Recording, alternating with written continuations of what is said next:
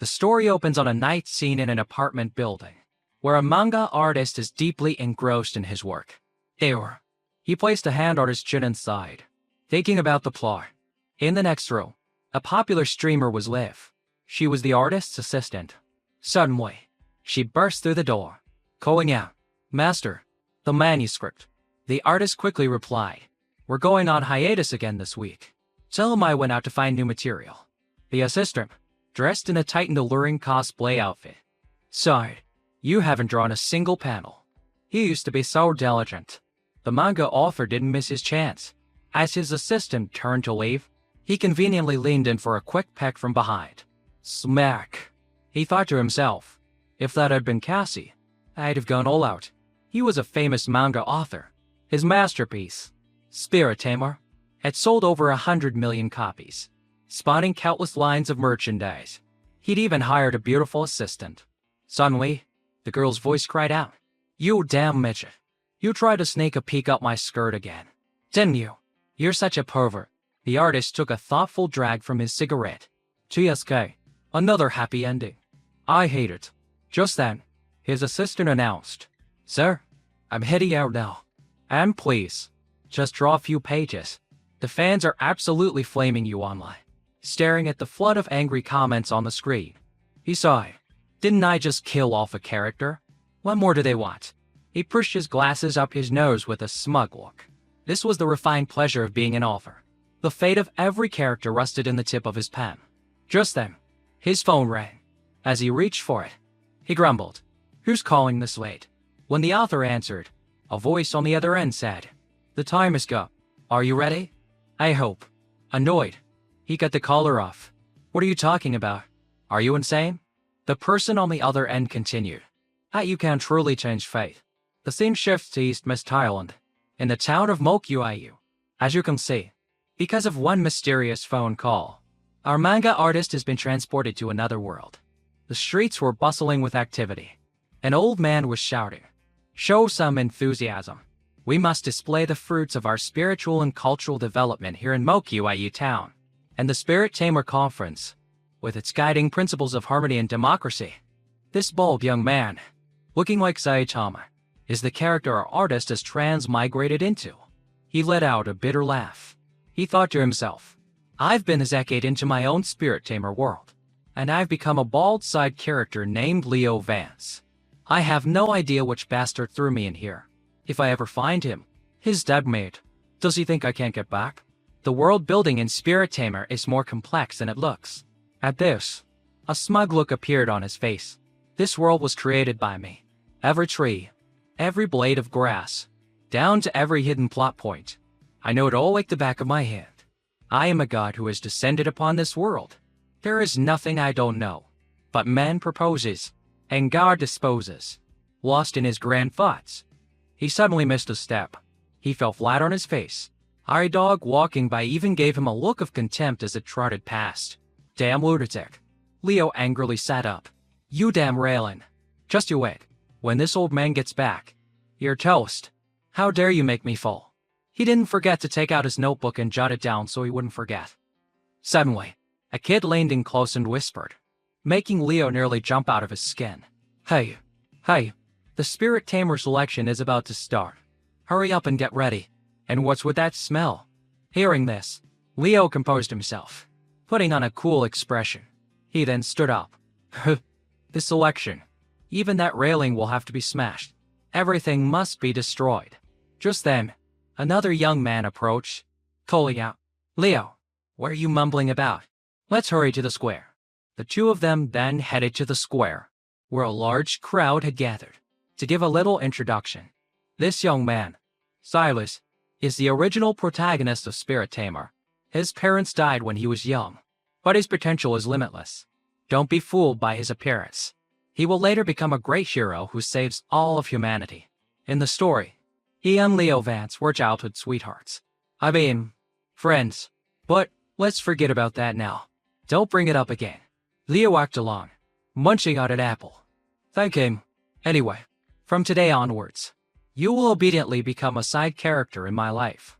Suddenly, Silas called out to Leo. Quick, look, They both saw an incredibly large and magnificent airship flying towards them. So, the day has finally come. The first major plot point in the manga, the new Spirit Tamer selection ceremony. On board the airship was a group of people wearing mysterious robes and masks. They were the examiners for this selection ceremony. Anyone who is 16 years old can participate. If they have the potential of a spirit tamer, they can hatch a spirit egg. The powerhouse who hatches the strongest spirit egg will become the chosen candidate to attend the General Assembly and take the final spirit tamer assessment. One of the examiners spoke with a disdainful tone. In a rundown village like this, the best they can hope for is to hatch a few weak, one-star spirits. Just as the starting horn for the competition blew, the crowd in the stands erupted, chanting the name Leo Vance. As expected of the village chief's son, like father, like son. Not long after the start, he managed to hatch a star spirit, a wind element winged tiger. Of course, according to the original story, Leo Vance successfully hatches a spirit. To be honest, having a spirit in this village is pretty good. But whatever. In the original story, he still chases after my spirit. Even the disdainful examiner had to turn his head to look. Leo Vance has a star spirit egg, and someone actually hatched it? Leo picked up the tiger. Well, since I hatched you, I have to take responsibility for my spirit. Can't just abandon you. Alright, let's give you a name. How about Big Fluff? The white tiger shook its head vigorously. Then, what about Tiger? How does that sound? The white tiger still shook its head adamantly. Leo was starting to get annoyed. Fine. Then I'll just call you Blitz Dumb Tiger. Suddenly, its eyes lit up, and it happily hugged Leo. You like that name that much? You really are a dummy. Just then, a commotion from the competition area drew Leo's attention. Everyone has finished hatching. Only Silas was still struggling with his star egg. Wasn't he supposed to be the most talented kid in the village? Guess we were wrong about him. From a distance, Leo watched Silas with a smug smile. At this moment, the examiner announced, time is almost up. Those who have not successfully hatched a spirit will be barred from participating for the next 5 years.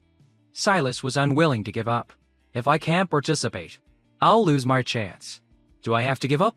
Suddenly, his eyes met Leo's bright, bald head from across the square. Ignoring the murmurs of the crowd, he focused only on that smile. As he, smiling, Leo believes in me. He's cheering me on. In reality, the author was just sneering. Damn, the more I look, the dumber he seems. Taking this as motivation, Silas focused his power to hatch the egg once more. Leo is encouraging me. I absolutely cannot give up. Leo and I promised each other we would become spirit tamers together. My power. I can't hatch a star spirit. It's too high a level for me. So, in the final moments, Silas switched to the fluffy egg next to him unsuccessfully hatched a spirit. A 0-star fuzzball. The audience was in disbelief. A 0-star fuzzball spirit? Is he crazy? They grow wild outside our village. Even the crows won't touch them. What can you even do with that? It would have been better to wait another 5 years. Leo stood watching with his arms crossed. In the original story, his first spirit was that cute little furball. In the world of spirit tamers, spirits are ranked from 0-star to 7-star. The higher the star level, the stronger they are. They are generally divided into wind, fire, water, earth, metal, wood, light, and dark elements, along with subsistence like venomous insect. Each level, spirits can obtain unique innate abilities and combat forms through training. Obtaining a high-level spirit from the start saves a lot of time and resources. After all, raising a spirit star level requires immense effort. Traitors. In luck, Leo decided to walk over and console Silas a bit. As Leo approached, the crowd immediately parted, making way for him as if he were a rising star. Someone even offered his daughter's hand in marriage. Another invited him home for a meal. This was what it meant to rise to the top in a single step. Leo walked directly to Silas, who was sitting dejectedly in a corner, hugging his fuzzball. Why the long face? Kid, I don't remember teaching you to be like this. Silas sadly petted his fuzzball. But, in a moment of panic, I chose his 0-star spirit. Leo roared with gusto. So what if it's 0-star? As a spirit tamer, you must remember this: there are no useless spirits. Only useless spirit tamers. Unexpectedly, these nonsensical words easily lifted Silas's spirits. He stood up, his resolve renewed. So that's how it is. I understand now. He's just like those legendary protagonists who need a hook to draw readers in at the beginning. In the opening, I arranged for Silas to get this piece of junk, but a protagonist always has to make a comeback. Leo picked up a hammer and smashed the unhatched eggs. These unhatchable eggs are the biggest cheat ability in the entire manga. They can purify a spirit's bloodline, yielding a divine fruit that boosts its growth potential. With that thought, Leo unceremoniously dropped Blitz into the slurry of broken eggs, making it thrash about wildly. Silas saw this and rushed over in a panic. Leo, what the hell are you doing? Is that how you treat your spirit? Leo just laughed and explained. Just because they couldn't hatch doesn't mean they're useless. They're a huge benefit to young spirits. He then lifted a bloated Blitz out of the mess. There's still a little left. Let your fuzzball have it. He thought, my plan still needs Silas. I should leave him a little of this cheat ability. The examiner announced the next phase testing the spirit's coordination. Competitors will form to person teams and battle each other. Leo clenched his fists. According to the setup, after bonding with a spirit, the master's physical abilities are greatly enhanced. And I'm the only one here with a 2-star spirit. With that, he brazenly challenged everyone. The crowd of 1-star spirit users was utterly contemptuous. Even if you're Leo fans, don't get too arrogant. What's there to be so smug about? Don't regret it if you lose. Silas watched, worried for his friend, but Leo was extremely confident. He patted Blitz's head and laughed smugly. Come on, you bunch of scrubs. All of you 1-star spirits. Bring it on. Silas panicked, thinking this was a bad idea. Wait a minute. Why are you all so half-headed? Leo remained smug. You fools. Let me show you the difference between a mortal and the chosen one. With that thought, Leo commanded Blitz to unleash Mystic Devour. The aftermath was obscured by a cloud of dust. All that could be heard were the pain cries of the victims. The examiner, who witnessed everything, had to comment. Leo Vance used his spirit's innate ability to control the battlefield and then launched his attack. A perfectly executed plan. After the dust settled, all that was seen were people and their spirits lying scattered on the ground. Leo and Blitz stood alone atop the pinnacle of victory. This is the power of a 2-star spirit. Circumstances forced me to be the strongest one here. The feeling of standing alone at the top. Looking down. It's so lonely. Silas was also stunned by the current power of his bold childhood friend. The audience sat with their mouths agape.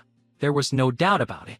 Leo Vance won the single ticket from Mokyu Iu Town and directly boarded the airship to the General Assembly for the final assessment. As for the protagonist, Silas, according to the original story, he didn't get on the airship.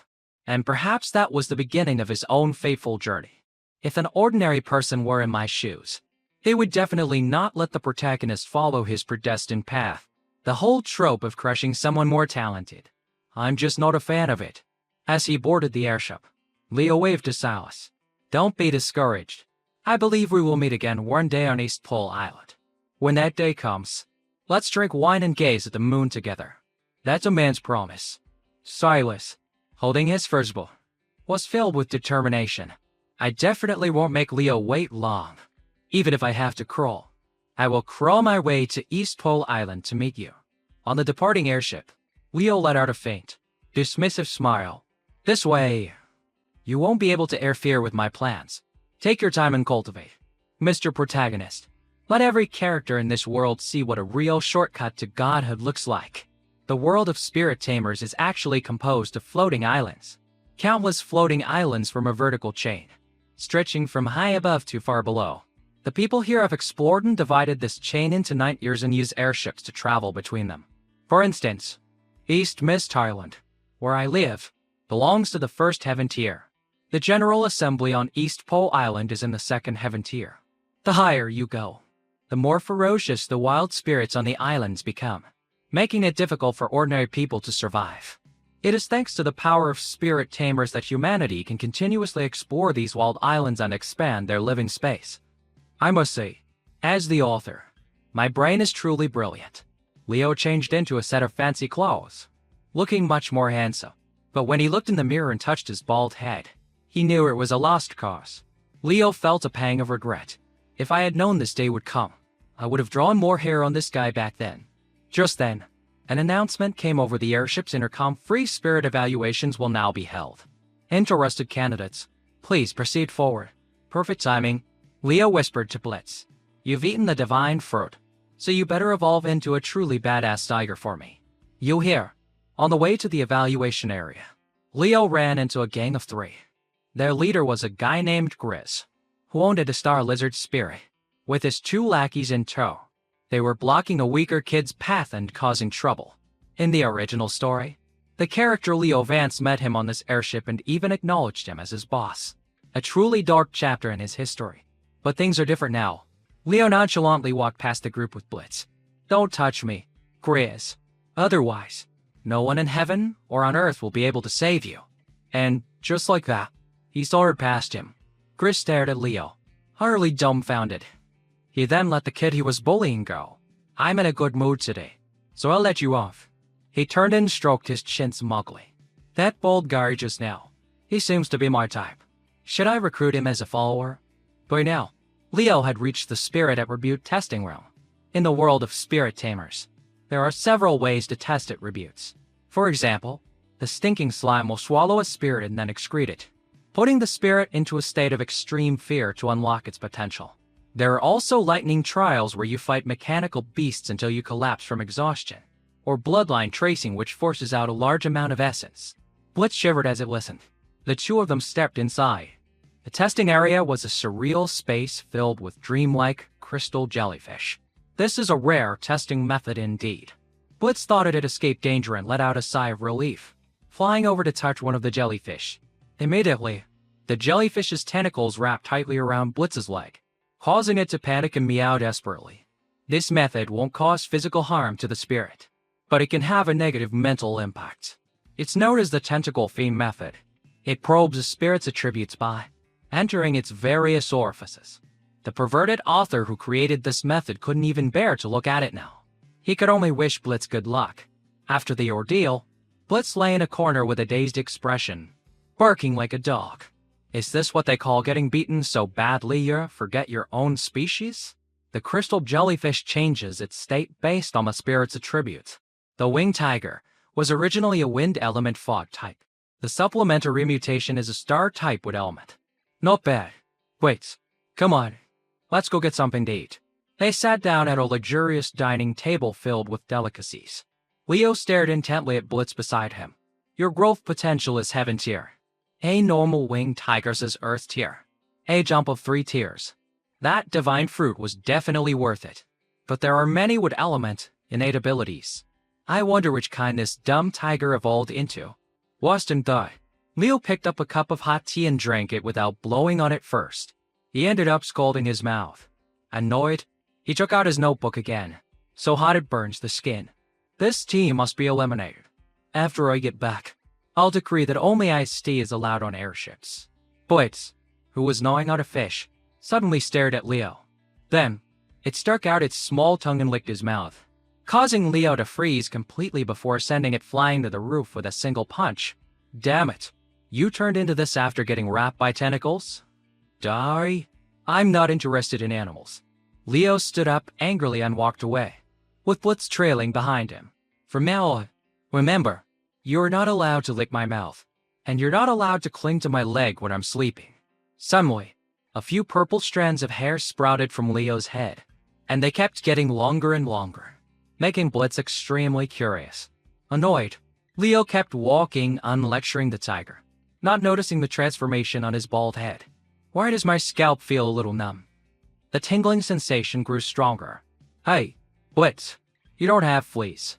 Dale, go take a bath. On his way, Leo bumped into a girl with glasses who was looking for the spirit testing room. She stopped him to ask for directions, but was instantly smitten by his handsome appearance and long, flowing purple hair. In her eyes, the scene suddenly became as romantic as a cheesy novel. Her face turned bright red.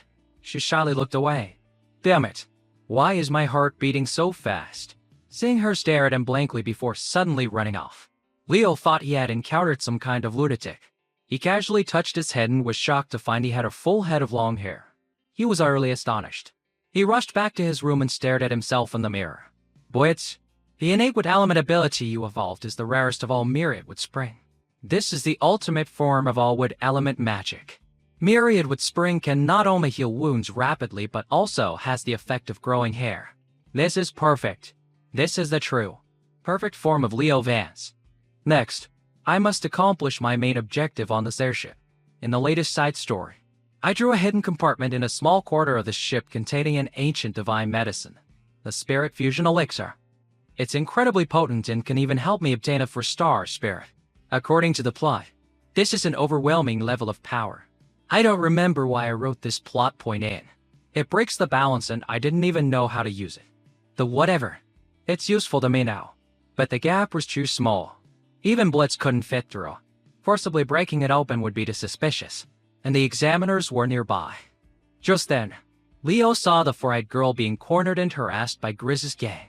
An idea sparked in his mind. He could be the hero who saves the damsel in distress and get the ancient divine medicine at the same time. So, Leo stepped forward, brazenly challenging the gang leader. "Hey, dude, you're in my way." When the girl saw him, her face turned red again. "It's him." Grizz was furious. "Hey, do you know who I am?"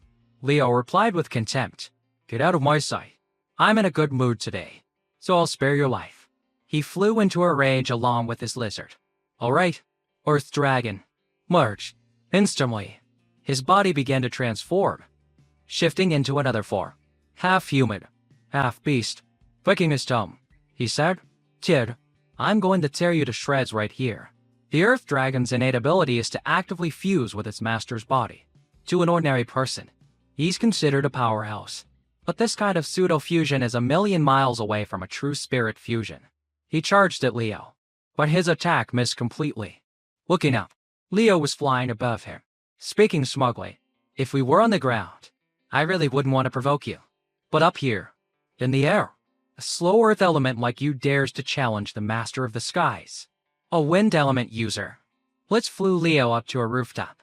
Without hesitation, Leo shoved Blitz's head into a smokestack on the airship. This created a thick cloud of smoke that enveloped everything. The ship's pilot thought they had flown into a cloud, so he quickly steered the ship away at an incredible speed. The sudden acceleration sent the passengers into chaos. The red-haired examiner sighed in annoyance. This batch of candidates really loves to make a scene. The poor lizard dug his claws into the deck to keep his balance. Suddenly, at that moment, Leo rushed in at the speed of light and delivered a knockout blow with his knee. He was knocked unconscious and reverted to his original form. Just as he was defeated, the airship stopped shaking. The fog also dissipated.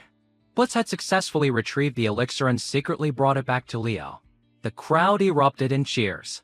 "Purple-haired hero, thank you for venting our anger for us. You're so strong." Leo crossed his arms and puffed out his chest proudly, even giving himself a new title, Lord Vance. "What I hate most are arrogant bullies." Just then, a female examiner standing high above called down. "Well said. That was quite a show you put on. But you nearly caused an accident on the ship. It wouldn't be right not to punish you.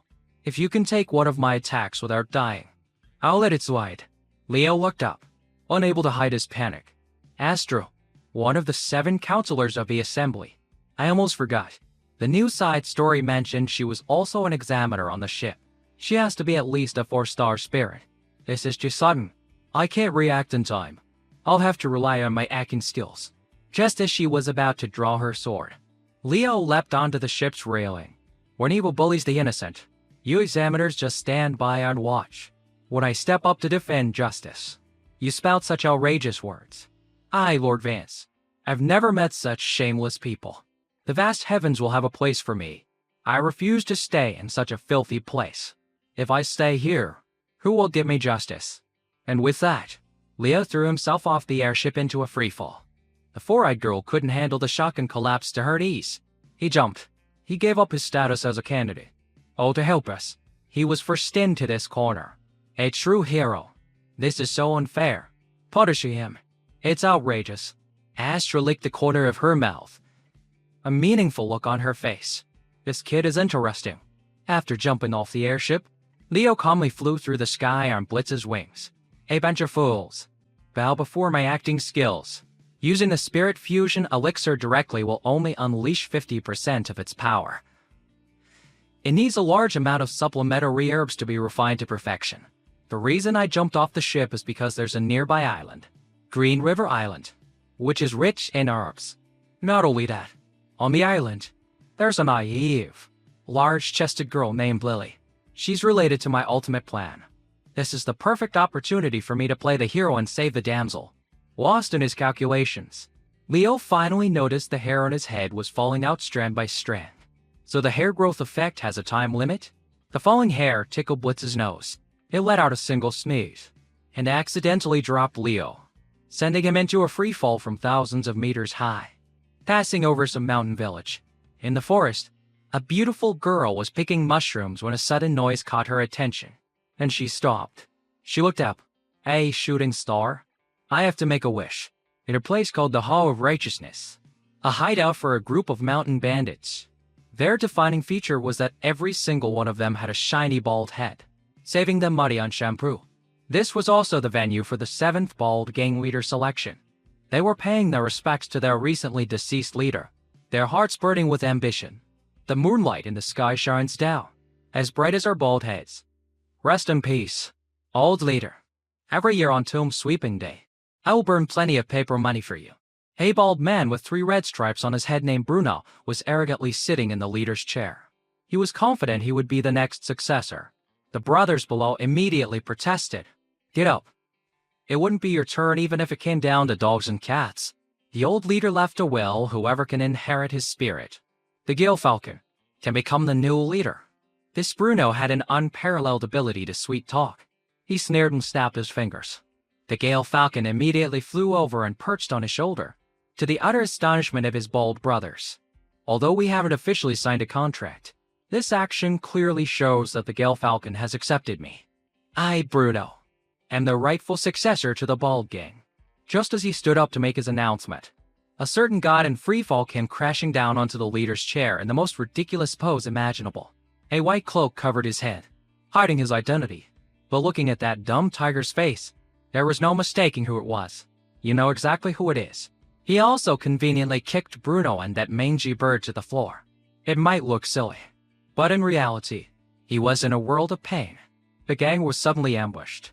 The Bald brothers, armed with wooden clubs, wanted to rush forward and teach the stranger a lesson. Hearing the name Bald Gang, Leo realized these were the mountain bandits who destroyed Lily's village in the original story. Perfect. I'll take you all out with both hands and win the loyalty of my #1 subordinate. So, Leo stood up and threw off the cloak. The sight of his glistening bald head blinded his new bald brethren. A friendly greeting. "Brothers, you're bald too? All bald men in the world are family. We must love and support each other." Who knew these bandits wanted to befriend other bald people? Leo was contemplating whether to have some fun with this. Then, the Gale Falcon woke up and furiously conjured a violent tornado. The Bald brothers panicked and urged Leo to run. The Gale Falcon is angry. "New bald guy. Run. Bald eyes don't fight bald eyes." Leo and Blitz's expressions suddenly turned menacing. "Just a spirit that hasn't even signed a contract dares to provoke me? You brought this upon yourself." Blitz spread its wings, and Leo, with 2 scythes in hand, flew up against the moonlight. A moment later, the fragrant smell of roasted bird wings filled the air. The golden, crispy skin glistened as fat dripped onto the burning firewood below, making sizzling sounds. Leo sat next to it with Blitz, fiddling with one of its feathers. He thought, luckily, this damn bird hadn't signed a contract with a new master yet. Otherwise, it would have been a bit troublesome. And so, the bandit brothers enjoyed a hearty feast. To be honest, we've been annoyed with this bird for a long time, but its meat is really delicious. Speaking of which, the Gale Falcon is dead. So who's the new boss? Bruno quickly seized the opportunity. "You guys are blind." He pointed at Leo, who was slurping a bowl of tea. "This new hero is the destined leader of our Bald Gang." With that, he knelt and kowtowed to Leo repeatedly. "Bald leader, may you enjoy heavenly fortune, live as long as the heavens, be glorious for generations, and unite the martial world." The other Bald brothers watched. Annoyed, he beat us to it again. As expected of that thick kind Bruno. Bruno thought his 300 years of ancestral ass-kissing skills would earn him favor with the new leader. But Leo sent him flying into a pillar with a single kick, knocking him out cold. But beside him, he even imitated the move. After the kick, he put on an innocent face. Oh, whoops, how strange. After eating that bird meat, my leg suddenly lost control. Sorry about that, he thought to himself. Even though you're a high commodity, I'm not recruiting sycophants. So Leo gave an order when he wakes up. Tell him he's on latrine duty for life. The other guys heard this and immediately agreed. Yes, Leo, the leader is so wise. And just like that, Leo started a new life as the leader of the Bald Mountain Bandits. Today was his official inauguration. From early morning, Leo had donned a dapper suit, even pinning a rose to it. How stylish. The bald underlings below stared in awe at their new leader and his close followers behind him. On their heads was hair. To Leo, being the leader of a bunch of mountain bandits didn't mean much. But he needed a lot of people to gather herbs. I'll make do with them for a while. To celebrate the new leader, many banners were hung outside the mountain fortress sharing the dream of long hair. Enjoying a better life. Promoting a culture of a harmonious mountain fortress. Leo stood on a high platform, instructing his underlings. The fortress will adopt a modern management system. Efficiency will be public, and everyone will work together. Let's ignite our passion, foster a spirit of hard work, and build a successful, vibrant fortress. Everyone was energized and excited, except for Bruno, who is miserable. Why do I have to clean the latrines for the rest of my life? And gradually, some of them started to grow hair. For example, this dude sitting on the ground, holding his long, flowing hair. Tears welled up in his eyes as he looked to the sky and cried. I have hair. My hair is thick now. Grandpa's grandpa. Can you see this? Your descendant with the hereditary baldness has finally grown hair. With hair, even his style changed completely, as expected of the saliva created by the leader's spirit. And so, they all resolved to work hard to grow hair and swore eternal loyalty to the leader. Near the Bald Gang's hideout was a village with many beautiful girls. They were washing clothes by a nearby stream while gossiping. Lately, those mountain bandits have been less active. I haven't heard any bad stories about them. Were they wiped out? As they were gossiping, a hand was placed on the shoulder of a woman named Mai. Excuse me, could you tell me where to buy herbs? She had just turned to look when she let out a few whimpers and fainted on the spot. The other women saw this and panicked, turning around. What did you do? Are you trying to bully us girls? But before them stood a group of handsome men who looked like they had stepped out of a storybook. These were the bandits who had grown hair. The young men shyly said, If you ladies know the way, please lead us. It's true what they say, teeth and hair are the roots of a person. It has its reasons. As long as you have hair, the girls will fall for you. Folks, any bald men out there, please get some of Blitz's saliva for treatment. The young woman, seeing the handsome men, completely lost their composure. They had to find a way to bring them home for a visit. Among the women was one with blue eyes and blue hair who looked very clueless and confused. She didn't understand what was happening and wasn't attracted to the long-haired handsome man. And then there was her unscientifically large chest. She was Lily. Lily was clumsy and awkward. Somehow, she fell into the water and got completely drenched. Leo was watching from a tree. Thank you. I don't know why I came up with a name like Lily. The type of person I hate most is a naive idiot living in nature. I really don't understand why I kept drawing her even in the side stories. But in the side stories, this foolish woman has a mysterious bloodline and extraordinary potential. I've already subdued the bandits, so I don't have a chance to play the hero saving the damsel to win her favor. I have to think of another way. After all, she can be of some help to me later. As he was deep in thought, a rock flew from somewhere and landed at his feet. Below was a 2-star wood element spirit, the mountain god golem. This little girl had the ability to condense and turn things into stone. It was trying its best to create small rocks to hit the fruit on the tree, but it couldn't hit a single one. Little Taro started to cry, only able to say a few words hungry. Want fruit? It looked quite cute. That large-chested woman had named this mountain god golem spirit Tara. It worked hard to condense rocks and throw them at the tree to get fruit, but not a single fruit fell. Instead, it got hit on the head by the falling rocks. It's no wonder an untrained spirit can't even master its own innate abilities. At this moment, Lily climbed out of the stream, Seeing Tara crying, she asked what was wrong. Tara ran over, waving its hands and pointing at the fruit on the tree. Lily knew right away the little one wanted to eat the fruit, but the tree is too high. We'll have to get more people to help pick them later. Tara said something to Lily, and she replied, "What? We do it together." At this, Leo was surprised. Who? What's the relationship between Lily and the spirit? Then he noticed something astonishing. On her hand was the mark of a spirit pact. So they've already formed a pact? This was a detail from the new side story.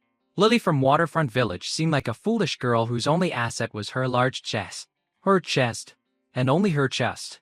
But she was born with an incredibly outstanding talent for befriending spirits. Even a star spirit, which was very rare on a first-tier island, was drawn to her and actively signed a spirit pact, thanks to the protection of the mountain god Golem. Wild beasts didn't harass the village, and it gradually prospered. But in the end, that latrine sweeper led the ball gang to destroy the village. In the end, Lily and the mountain god Golem were at home but luckily escaped death. Their whereabouts have been unknown since, at the time of drawing. This plot point caused a lot of controversy and even made the monthly rankings drop a few places. The forums were full of angry comments. She's clearly just a side character. At that time, I was about to write her out, but I vaguely felt that not drawing it this way would make me feel regret.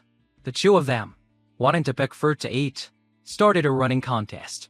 They activated a spell, and a rock wall grew from the ground, unexpectedly, because Lily didn't know how to control her spiritual power. She unleashed too much strength. In an instant, the two of them created a long stone ridge that split the fruit tree into, forcing Leo to order Blitz to fly him up quickly, or he would have been done for. This was the rare innate ability of the mountain god Golem, called Earth Inspire. Leo looked worried. That was terrifying. My ass was almost blown to bits. But now it's time for me to make an appearance. Let's go. Although he managed to dodge it, Leo was completely unaware that his pants had ripped right where they shouldn't have, revealing his sexy leopard print boxers.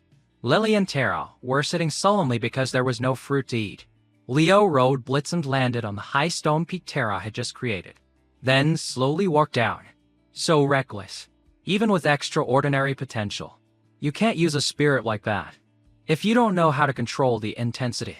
It's just a wasteful drain of spiritual power. With a little more agility, you could easily achieve your goal. Don't waste your talent. Leo was being so cool. He thought Lily would be sworn in. But when he turned around, he saw his dumb tiger had already found a soft pillow on the woman's chest and was nuzzling her relentlessly.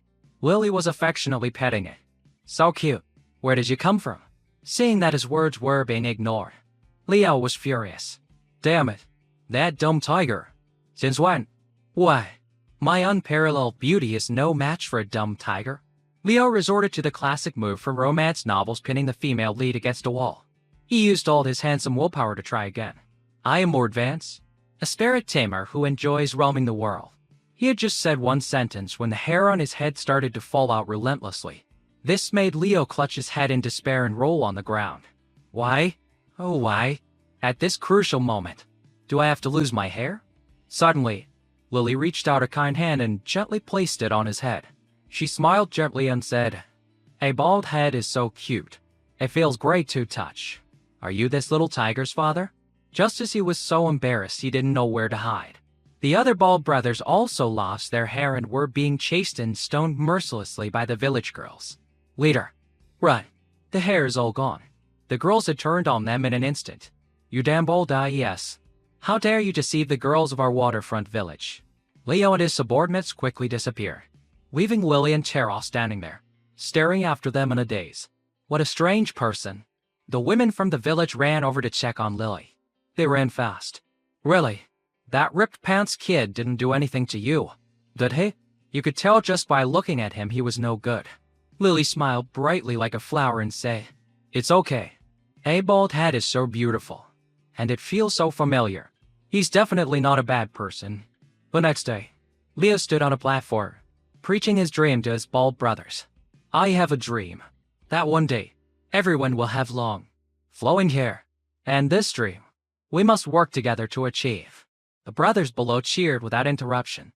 Suddenly, out of nowhere, the big-chested, blue-haired girl and little Tara also started cheering along. Leo thought, 7 parts helpless, 3 parts indulgent. She's here again. From that day on, Lily frequently came to the mountain fortress. Moreover, she brought delicious food every day. Fried fish today? Don't be so friendly. We are mountain bandits. A gang of extremely vicious mountain bandits. She also brought many low-level spirits who contributed a lot of effort to the mountain fortress. Furthermore, I discovered a detail that was never mentioned in the manga. Every time Leo, try to act cool in front of Lily, my hair always falls out at that exact moment. This woman isn't attracted to my handsome long hair at all. She only likes bald heads. There's definitely something wrong with her brain. Thanks to the help of the earth element spirits, the entire mountain fortress's appearance was completely transformed in just 1 month. It became more beautiful, spacious, and sturdy. Because of that, tomorrow Leo, will train your little Tara. Lily ran over, excitedly calling for Leo. It's time for me to go home. Tara, come here. Seeing this, Leo said, there's a training session tonight. The terrain here is suitable for. Before he could finish, Lily turned her back. Then please take care of it for me. I'm going home first. Leo was completely fed up. She left before I even finished my sentence. This woman is really something else. Does she trust me that much? The essence of 100 herbs is refined from many medicinal plants. I intentionally created a secret alchemy room. The most perfect version of the spirit fusion elixir will be ready tonight. Or am I mistaken? Leo sat thoughtfully on a chair, while Blitz gave Tara a piggyback ride as they played. In short, I feel like something is off. These two dumb spirits are so intimate and loving. Is this considered BL or GL? At that moment, Lily also returned to her village. But there was no one there. Suddenly, a voice called out from behind her. Miss, are you also from Waterfront Village? Lily turned around. It was the man who was once the protagonist. Silas. He smiled brightly and said, Miss, don't be afraid. I'm not a bad person. My name is Silas, a member of the Righteous Vanguard. Afterwards, Lily and Silas went to the market. There, they met many other members of the Righteous Vanguard, including a purple-haired girl named Vera, who was in charge of logistics. A tall, muscular uncle named Boulder, whom children inexplicably adored, and a young man eating grilled squid who seemed to be Alaric Moon, a new recruit whose hobby was eating. In the square, people were gathered on gossiping. This is the renowned Righteous Vanguard, who travel around upholding justice. Their leader is Captain Sterling, whose fame is widespread. He possesses a 3-star eagle spirit, the Radiant Falcon. The village elders stepped forward and asked, Honorable sirs, what brings you to our humble town? Sterling replied, Please, sir, don't be so formal. We are here to destroy the lair of the evil Bald Gang. Please rest assured. Everyone, the Righteous Vanguard is here to eradicate evil and protect justice. Just then, Lily appeared and corrected the, Please wait, Big Brother Vance of the Bald Gang and everyone in the gang. They are all good people. They are very kind. The villagers also agreed with her. Lily is right. Those people often help us villagers. Could there be some misunderstanding? Suddenly, the atmosphere changed, becoming tense. Boorish, green-haired member of the Vanguard stepped forward and grabbed Lily's wrist, interrogating her. You know those bandits? Are you their spy? Alaric Moon stepped forward and knocked his hand away with his sword. Do not be rude to a woman, the man said angrily. You milkshed. You still don't understand the rules of the Righteous Vanguard? Captain Sterling stepped forward to stop them. He bent down, picked up Lily's basket, and handed it to her. No more noise. Everyone, stop. My subordinate was rude just now. Please forgive him. But I have witnessed many tragedies caused by being too naive and trusting, leading to death and destruction. Therefore, only by eradicating the bandits can we have a better world. At the Bald Gang's fortress, Leo was still unaware of the impending disaster.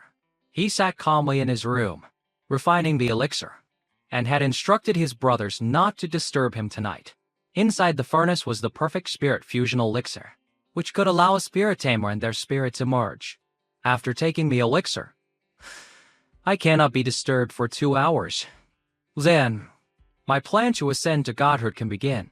In the treasure vault of the East Pole Island Assembly, there is a strange object called the Compass Chariot, which can detect all kinds of ancient ruins. This includes the legendary heaven, connecting tower, which can traverse myriad worlds.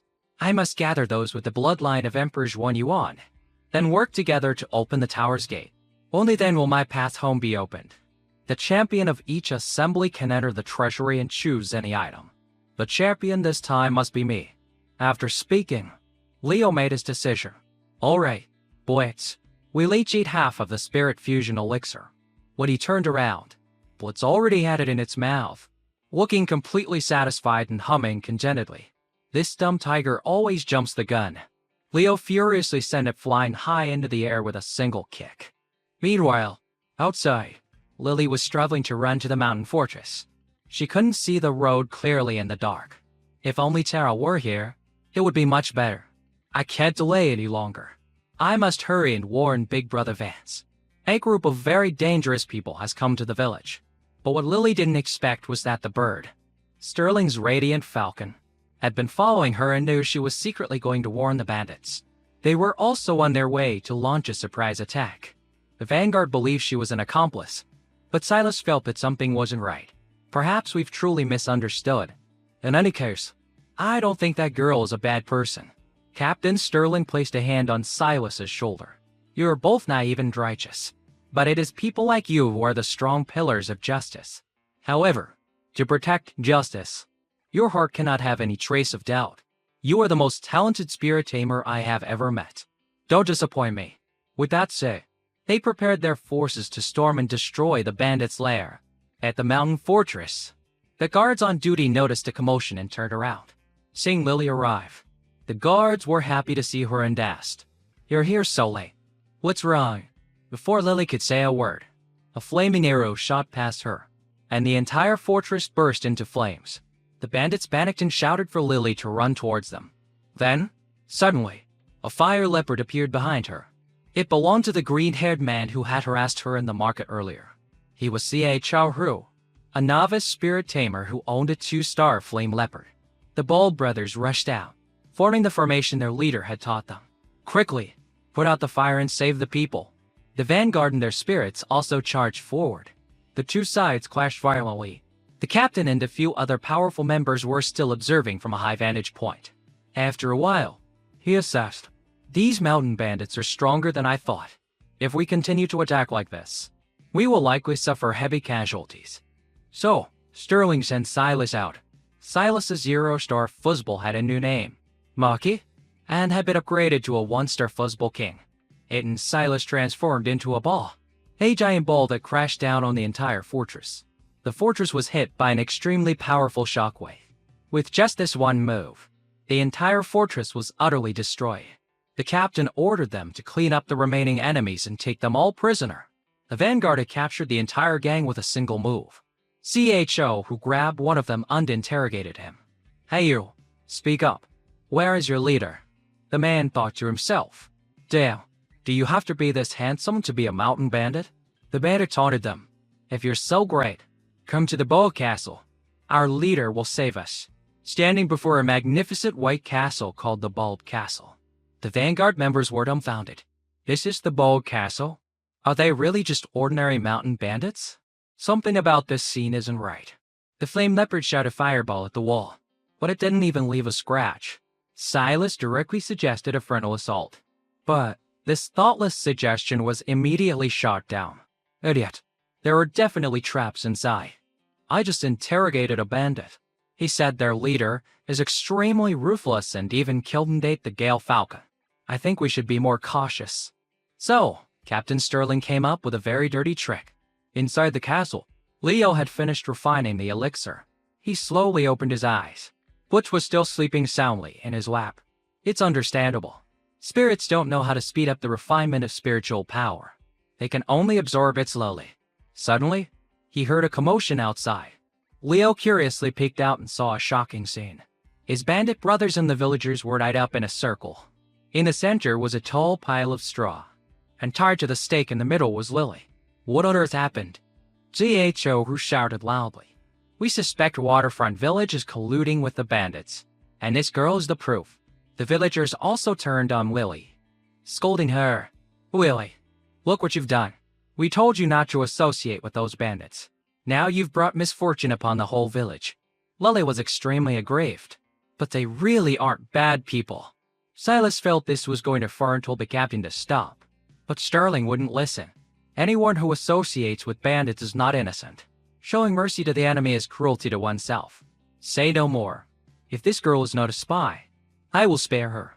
Silas began to question his entire existence. Is this really justice? Inside the castle, Leo started to panic. The script has gone completely off the rails. Silas is here. Lily is captured. The only thing that's changed is that the enemy is now the so-called justice side. Is this because I willfully changed this world? I've altered the script, leading to new plot points, causing everyone's fate to change once again. Blitz is still unconscious. Right now, I can't fight anyone. Luckily, I built this castle. They won't dare to rush in. I just have to wait. Just then, Taro ran out, wanting to save Lily, but was pinned down by a wolf. A member of the vanguard spoke up. What's this? Why did a spirit appear? Is it a wild one? Leo blamed himself. This is the consequence of my rash actions. A 3-star radiant falcon. Damn it. I just killed the bandit scale falcon.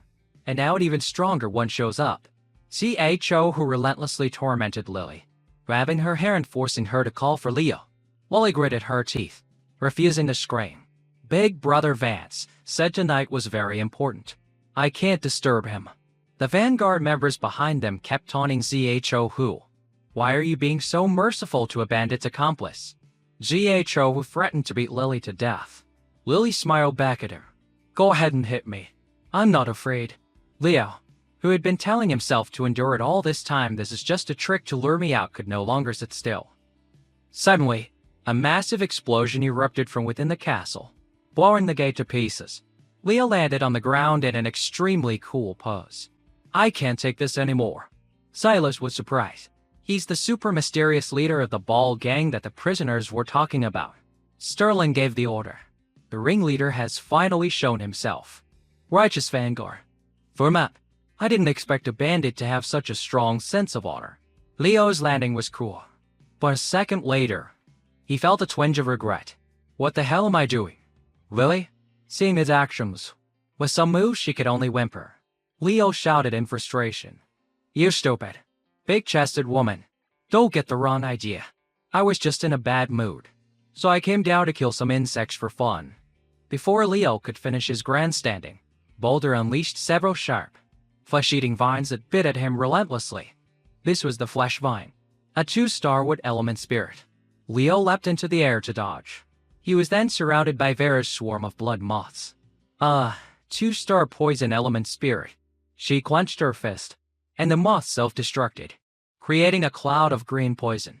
They thought they had hit him, but Leo still managed to escape. Alaric Moon drew his sword and charged from behind, seeking a duel. Loyalty styles her dark first form. Leo was startled and turned to look. Alaric Moon. No wonder he looks so familiar. He's also in the vanguard. According to the original story, his specialty is swordsmanship. He's considered the second protagonist of the story.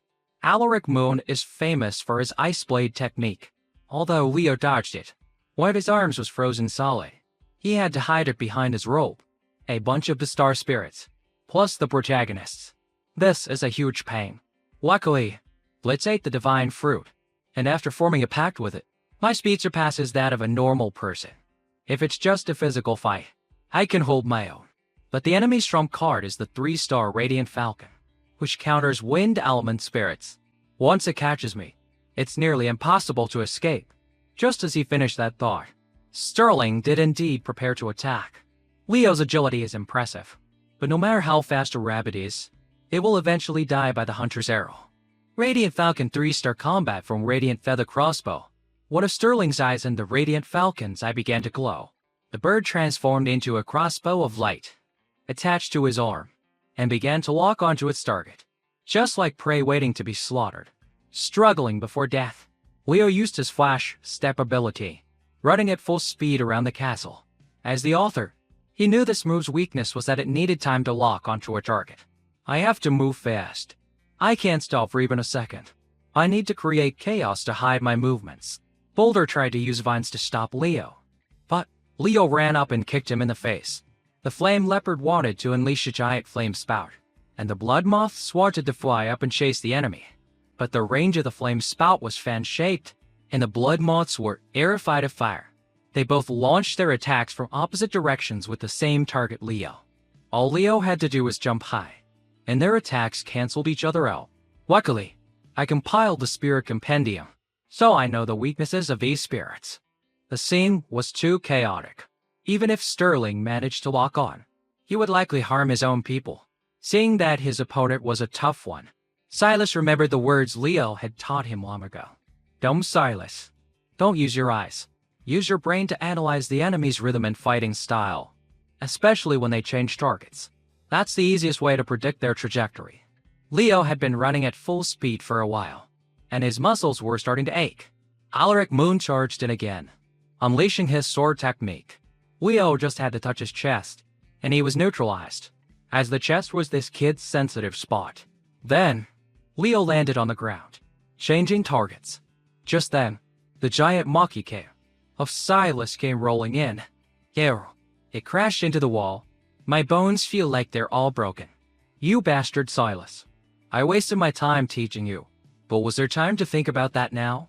Leo was slumped in a heap, and the Radiant Falcon had already locked onto its target. It unleashed its ability, Radiant Roar, a beam of light with immense power. It flew directly at Leo. It pierced through the castle, flying for miles on the other side. And just like that. Is this how it all ends? They thought Leo was turned to dust by that attack. Sterling ordered his men to find Leo's body and execute all the bandits. The handsome, bold men were right up, unable to believe their eyes. How could this be? The leader is gone just like that? Against an intermediate-level spirit tamer, we fundamentally stood no chance. Lily also cried in sorrow. But just then, a divine wind blew through.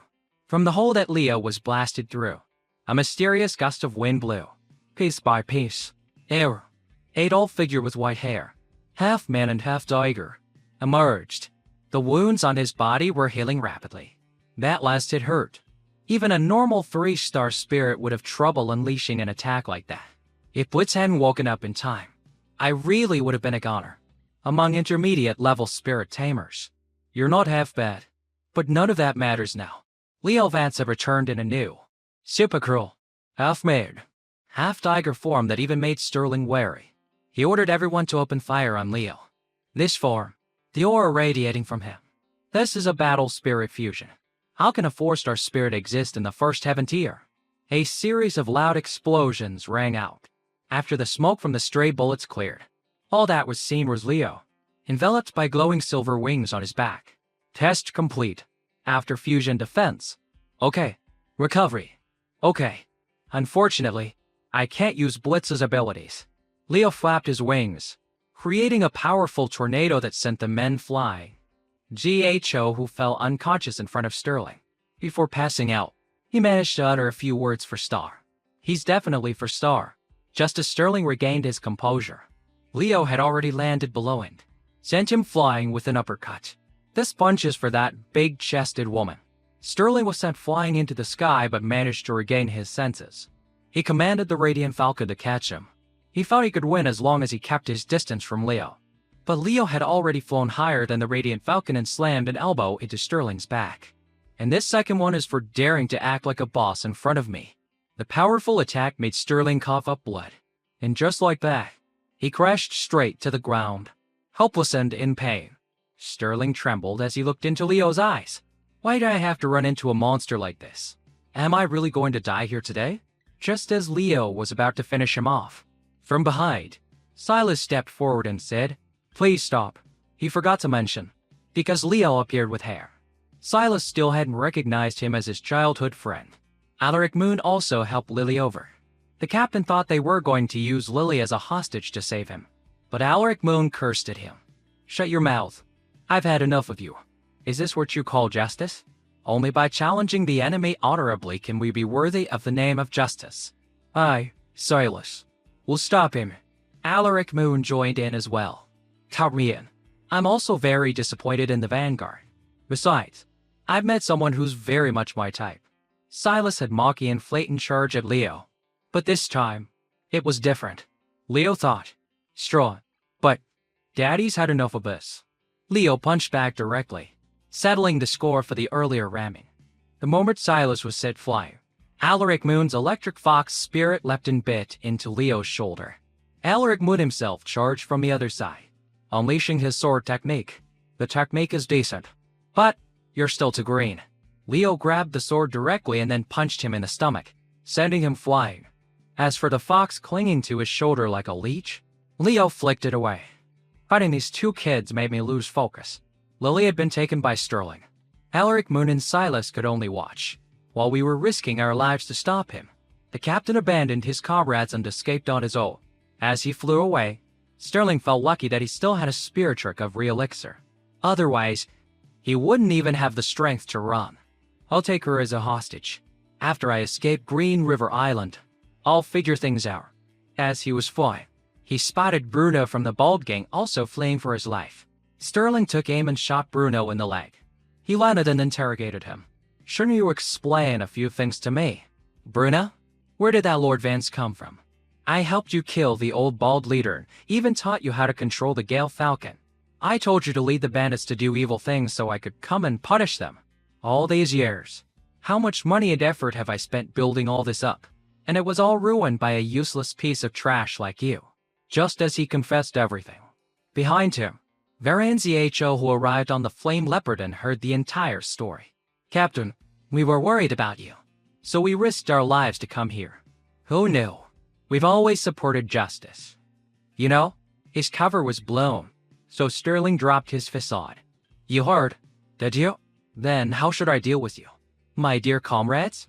The details are unknown. But he mercilessly finished off his two comrades. Now I have to deal with the whole village. I'll just use the excuse that a rogue for Star Spirit Tamer appeared, and we couldn't protect everyone. Just then, Leo arrived. What's this? You're not satisfied. So you're killing your own people for fun? Mr. Righteous Captain. Sterling pointed his weapon at Lily's head. You're here. As expected, those two wastes were useless. But I came prepared. Leo knew the hostage was his only way out, so he wouldn't dare harm Lily until the very last moment. So, Leo continued to exploit his wavering moments, slowly closing the distance. He was just a little closer to succeeding. But an unexpected accident occurred. Tara appeared out of nowhere and bit Sterling's leg, ruining Leo's entire plan. The distance still isn't close enough, but Leo still threw a punch. The arrow pointed at Lily's head got closer and closer, and in the end, Leo stopped his punch just short of her. Sterling's arrow grazed Lily's temple, drawing blood. He was sweating with fear, but had found Leo's weakness. He kicked Leo away. He then shot an arrow into Leo's leg, forcing him to his knee. With the hostage, Leo didn't dare to fight back. He could only endure each fiery blast from the other man. He was already heavily injured but still gritted his teeth and endured. Blitz is only at his star, relying on the residual spiritual power of the fusion elixir. This is already my limit. My recovery speed has slowed down a lot. Tarak rolled on the ground, trying to reach Lily. It was kicked away by Sterling. Just as he was about to deliver the finishing blow, Leo suddenly smiled. The packed marks on Lily and Tira's hands glowed simultaneously. A large rock suddenly shot up from the ground, impaling Sterling through the back. He never would have guessed that the hostage he had captured was also a spirit tamer. Just as Lily was in freefall, Sterling wanted to take her with him. But, error. Die. You hypocrite. He punched him straight in the stomach, a direct blow that could shatter mountains. He fell into the 18th level of hell. Both Sterling and his Radiant Falcon were dead. Only now did Silas's group arrive at the scene, thanks to a message from Vera's Blood Moss. Before she died, she sent a message with the insects, saying the captain had deceived them all. When the vanguard arrived, they only saw Leo carrying Lily and Tara, preparing to fly away. Below were the bodies of two vanguard members. So you finally caught up? You righteous members. The wounds were clearly made by the Radiant Falcon. If betraying comrades, assassinating teammates, and taking innocent people hostage is what you call justice, then for that kind of justice, this old man will kill whoever he sees. With that, Leo turned and flew away. I'll spare your lives. If you still want to die, come find me at the Bold Castle. Silas stood frozen on the spot, his fists clenched, trembling with anger. So we were the villains all along. If Big Brother Leo were here, he would definitely laugh at a fool like me. After flying for a while, Leo suddenly fell to the ground. His body convulsed in pain. Good thing I managed to act cool until the end. Only now can I no longer bear this pain. I never expected the aftereffects of the fusion to be this severe. Leo arched his back and vomited blood 3 meters into the air, splattering it everywhere. It splattered on Lily and Tara. Blitz also emerged from the stream of red, its eyes spinning. Scene change. This is Silas after that great battle. The vanguard disbanded, and everyone returned to their hometowns. Even so, Silas continued to search for his own brand of justice. Furthermore, this time he had a like-minded companion. Traveling with him was Alaric Moon. They wanted to find Lily to apologize, but couldn't find any trace of her. So, they set off towards East Pole Island. Maybe one day we'll meet again. When that time comes, we will honorably defeat the bald gang leader. At Sterling's grave, a strange, cloaked figure approached and said some strange words. He's dead? I thought you could become a candidate. On this first tier island, there's someone who can kill an intermediate level spirit tamer? Before my Malik or Bone spirit, not even a corpse can hide any secrets. After speaking, he took a sharp object from his bracelet and stabbed himself in the neck. His blood dripped onto Sterling's grave. Wake up, Sterling. Tell me who killed you. Sterling's grave began to stir. A hand reached out. My noble and beautiful master will surely be very interested. Scene changed to an airship. A loud voice called out, Lady Astra, urgent report from the council. An intermediate-level spirit tamer was killed on Green River Island. Lord Jackson hopes you will handle it. Rushing into the room, he saw not Lord Jackson, but a woman casually dressed in sleepwear, sitting on a chair reading a book. The sight made the subordinate shiver. On her leg sat a 4-star spirit, the Demon Blade Child. A weapon type, the woman sighed. Old Jackson is arbitrarily changing personnel again. I was just about to return to Overlord Island. Having a master who does whatever he wants is such a headache. The subordinate brought a wanted poster. She looked at the person drawn on it and was startled. Lord Vance, with a ferocious and beastly nature. His spirit is. It's him. The so-called great hero Lord Vance who was taught a lesson by old Jackson. On the first heaven ears over Lord Island, an airship from Green River Island was docking. At the port, a group of security personnel was screening everyone. As long as you weren't bald, you could pass. At this moment, a handsome young man with romantic purple hair was called over for questioning, not because they suspected him of being a criminal, but because this young man was coughing up an unusually large amount of blood. This was none other than our Leo Vance. Luckily, they don't have the latest wanted poster here. The aftereffects of the fusion are really severe. Even Myriad would spring. Can't heal it. If it weren't for that damn council suddenly putting out a wanted poster, I wouldn't have had to disband the bald gang and run to this place. Who knew that today? There would be a bustling martial arts tournament for marriage proposals here, and this event, as the offer. I have no damn memory of it. Leo Vance, with his handsome appearance, attracted a lot of attention. He even fanned himself with a paper fan like a true young master. Cherry blossom petals fell continuously in the wind. It was all for show. Lily, Terrell, and Blitz were scattering flowers along the road until their arms were sore, just for his grand entrance. What a waste of resources. And from now on, Leo will live under the name Master Vance. A moment later, at a restaurant, the group stopped to rest, looking no different from tourists. But the purpose of Leo's trip this time was to fully recover.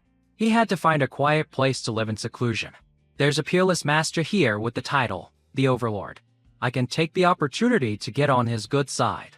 Then, getting the wanted poster removed shouldn't be a problem. Leo was being served water by the 2 cute spirits and the beautiful Lily, making many onlookers burn with jealousy. That kid is disgustingly handsome. He probably won't be able to do anything in the martial arts tournament. Damn pretty boy. A man with a braided ponytail standing by a pillar was also eyeing Leo. Just then, a bald man with thick lips came straight to Leo's table to cause trouble. Kid, don't think you can win the Overlord's daughter just because you're handsome. Let me tell you, her ideal man is a real man like me. Looks don't matter. When that time comes, the obsidian ablet as a dowry will be mine.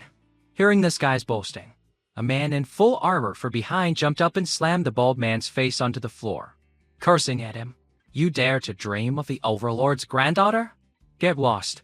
While scolding, He pointed at Leo's group and his eyes fell on Lily. In an instant, his heart skipped a beat. Oh my god, which noble family's daughter is this? Leo quickly put down his teacup and left with his group. The Overlord is holding a tournament to find a suitor for his daughter and is even using the obsidian ablet as a dowry. This plot detail doesn't seem right. The man in armor watched Lily leave with Leo. Really? What a beautiful name. It seems I won't be the only one participating in the tournament. Those who wanted to participate in the tournament had to gather on a remote island across the way. The path was difficult and a convenient place to set ambushes. The number of competitors was not small. The allure of the obsidian ablet was truly great. There's no shortage of masters here. It seems I still need to prepare carefully. Leo also squeezed through the dense crowd. Suddenly, he said loudly, "The Overlord has requested that we hurry on our way. He naturally has his reasons. The terrain here is complex. Anyone with a flying spirit has an advantage." The gullible crowd believed him. So, everyone with a flying spirit took them out and flew away, thinking they had it made. But the higher they flew, the more violent the winds became. In a flash, they were all blown away. Leo fanned himself and continued. They left before I could finish. If you choose that path, you must be sure you have a way to control those storm winds. As the author, what didn't Leo know? So, along the way, he kept giving hints. This river connects to all parts of the island. Using a water element spirit to go upstream, you can barely make it up. So, another group of people used sea lions and turtles to swim upstream. But in the river, they encountered a school of ferocious man-eating fish and got their butts bitten. Another path Leo pointed out was climbing the mountain. The cliff blocking the way isn't too high. Climbing over it should save a lot of time. That people still believed him this time was amazing. But the soil here was all soft volcanic rock. Only high-level earth element spirits could pass through. So, the quick-witted ones fell into the water and became fish food. Therefore, the Overlord wanted to tell us that if your strength is insufficient, walking is the best option. Whoever believed him was a fool. The group that had just been tricked by Leo, covered in injuries, blocked his path. Ted, you did that on purpose, didn't you? I knew you were no good. Leo just sighed softly. Blaming others for your own failures? How pity. Wouldn't it be better if everyone calmed down? I really don't want to hurt anyone. The group didn't waste any more words with Leo. Let's just fight. This time, Leo didn't even need to act. He let Lily and her spirit handle it. I've spent a lot of time training you all. Today is the day you show your teacher the results. Lily and Tara created a stone shield full of sharp spikes to defend against another's golem spirit. The clay golem was shattered by the sharp rocks. But then, a few mad bulls charged in and smashed the shield. Leo waved his fan, directing Blitz. It flapped its wings, creating a dust storm that blinded everyone. Tara slammed its hands on the ground. Ew. And in the end, a group of people was beaten miserably. Leo taunted them. What's wrong? You can't even defeat my handmaiden? Oh dear. I was born with a gentle nature. I don't want to hurt the weak. Wait for them all to charge up. Then use Mystic Devour to create chaos and escape in the confusion. Once a large-scale brawl like this starts, it will devolve into a huge mess. That way, I can eliminate a lot of opponents. The crowd, incensed, did exactly as Leo predicted. They all charged forward to gang up on him. At that moment, a polar bear in armor leapt in from nowhere, scattering the crowd. Seeing the 3-star spirit appear, they didn't even need to fight before they hastily fled. The man in full armor walked over, clasping his hands before Lily. I've arrived late and startled you. Yes, I am Shongyi. You can just call me Xiaoyi. Leo warily sized him up. Is this young hero also here to participate in the Overlord's tournament? The armored man waved his hands frantically. No, I just came to visit a friend. But since we're on the same path, let's travel together. That way, we can deal with situations like the one just now. Leo glanced at the polar bear licking its paw. It's a 3-star snow rock bear. Dealing with it would be a bit difficult. Just then, the group that had just fled returned, and they were being chased by a swarm of 1-star wild venomous bees. The armored man was terrified. We can only scatter. What this many? Even I can't handle them. Leo sensed something was off. This type of spirit rarely leaves its territory. Could someone have intentionally provoked the hive to lure them here? Leo flicked his folding fan, killing a strange, the star penetrator bug spirit. So, someone else wants to thin the herd. There's another smart person like me. On a cliff, a young man with glasses was watching. He was probably the one who orchestrated this. But under his foot, a mouse scurried past. The mouse dropped a small nail right under his feet. The nail suddenly exploded in a flash. There's another one. He thought, gathering so many people is really difficult. If you're going to be devious, I have to be even more so. At this moment, Leo shouted, "These venomous bees are extremely afraid of water. Everyone, just get past that waterfall over there and you'll be fine." It turned out the mouse belonged to the blonde-haired guy who had run first. The blonde guy, with the mouse on his shoulder, led the crowd across a bridge, unaware that the bridge was riddled with explosive nails.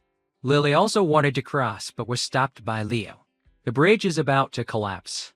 The entire bridge exploded into pieces. In that area now, only 3 masterminds remained. The guy with glasses used it to start Arc Element Spirit. The Penetrator Bug.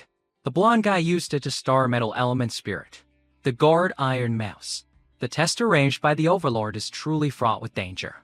Leo stroked Blitz's chin and introduced himself. "I am Lord Vance. To have survived until now can be considered fate. I wonder if you gentlemen would like to team up?" Before a guy pushed up his glasses. "Since Master Vance has said so, when you on, am willing to accompany you." The blonde guy laughed smugly. "Are you dodging? Love making friends the most. From now on, you are my brothers." The moment he called them brothers, he and Blitz charged at you, dodging to attack him. When you on, seeing this, also sent his Penetrator Bug to attack Leo. But the rock he was standing on had also been mined by dodging. After a period of evenly matched fighting, constantly attacking and dodging, Leo thought to himself, "Do I really have to fuse and kill them? Only to cough up blood again. How about we stop?" The other two happily agreed. But even as they said stop, they continued to flurry and fight wildly. "Have we stopped yet?" Lily and the armored guy watched from the sidelines, sweating profusely. Their bond is so strong. They must be best friends. Lily was so naive. Over here, they were still fighting. But it was clear none of the 3 were using their full strength. They were all probing each other. So, the 3 of them stopped. Leo spoke up. "I just wanted to cross the river. Your reactions were a bit over the top." Dodging explained. Dodging. Always put righteousness first. I just wanted to help my brother out a bit. It was Master Vance who was too hasty. It seems we've misunderstood each other. It's best we go our separate ways." With that, the 3 of them turned and walked in different directions. But they all had the same thought. "How can I let a dangerous person like you out of my sight?" They split up. But the problem was, all 3 had the same destination. So along the way, they had to be friendly brothers. Their faces and bodies were covered in injuries. Standing before a valley, none of the 3 dared to step in first, instead offering pleasantries to their opponents. The journey to this point has been arduous. Luckily, with the help of you two brothers, we've eliminated many petty individuals who wanted to take advantage. Through this mountain pass is the Overlord Sanctuary.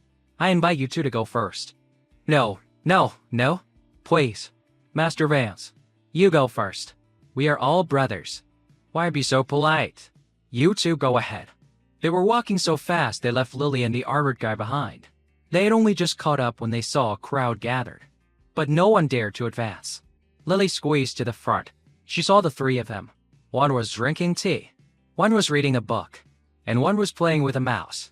The path ahead had a meticulously written sign: Tournament Assembly Point, 200 meters ahead. These 3 characters were all suspicious of each other, so none of them dared to go first. The armored guy cursed them. A bunch of despicable, shameless, cowardly villains. Miss Lily, you must stay away from them. Lily completely ignored him and waved at Leo. Leo put on a righteous and reasonable facade. The path is narrow. A gentleman like me must naturally yield.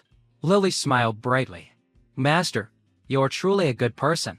Breaking the armored guy's heart. At this moment, the thick-lipped bald man from the tea house strode forward. The crowd immediately parted for him. Not because they were afraid of him, but because he stank so badly no one could stand it. The bald man thought they were respecting him, so he just charged forward. Seeing him go in without any trouble, the crowd also started to rush after him. The 3 masterminds remained calm and collected, refusing to move. The crowd had almost all passed, but they were still leisurely drinking tea, which infuriated the armored man. It turned out the trap here wasn't set by the three of them, but by this armored man. Seeing that the three were too cautious, he didn't wait any longer.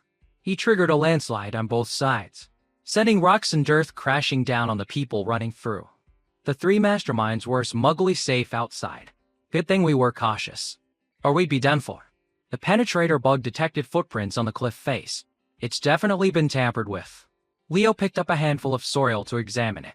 This cliff face is actually very sturdy. If someone didn't mess with it, how could it collapse?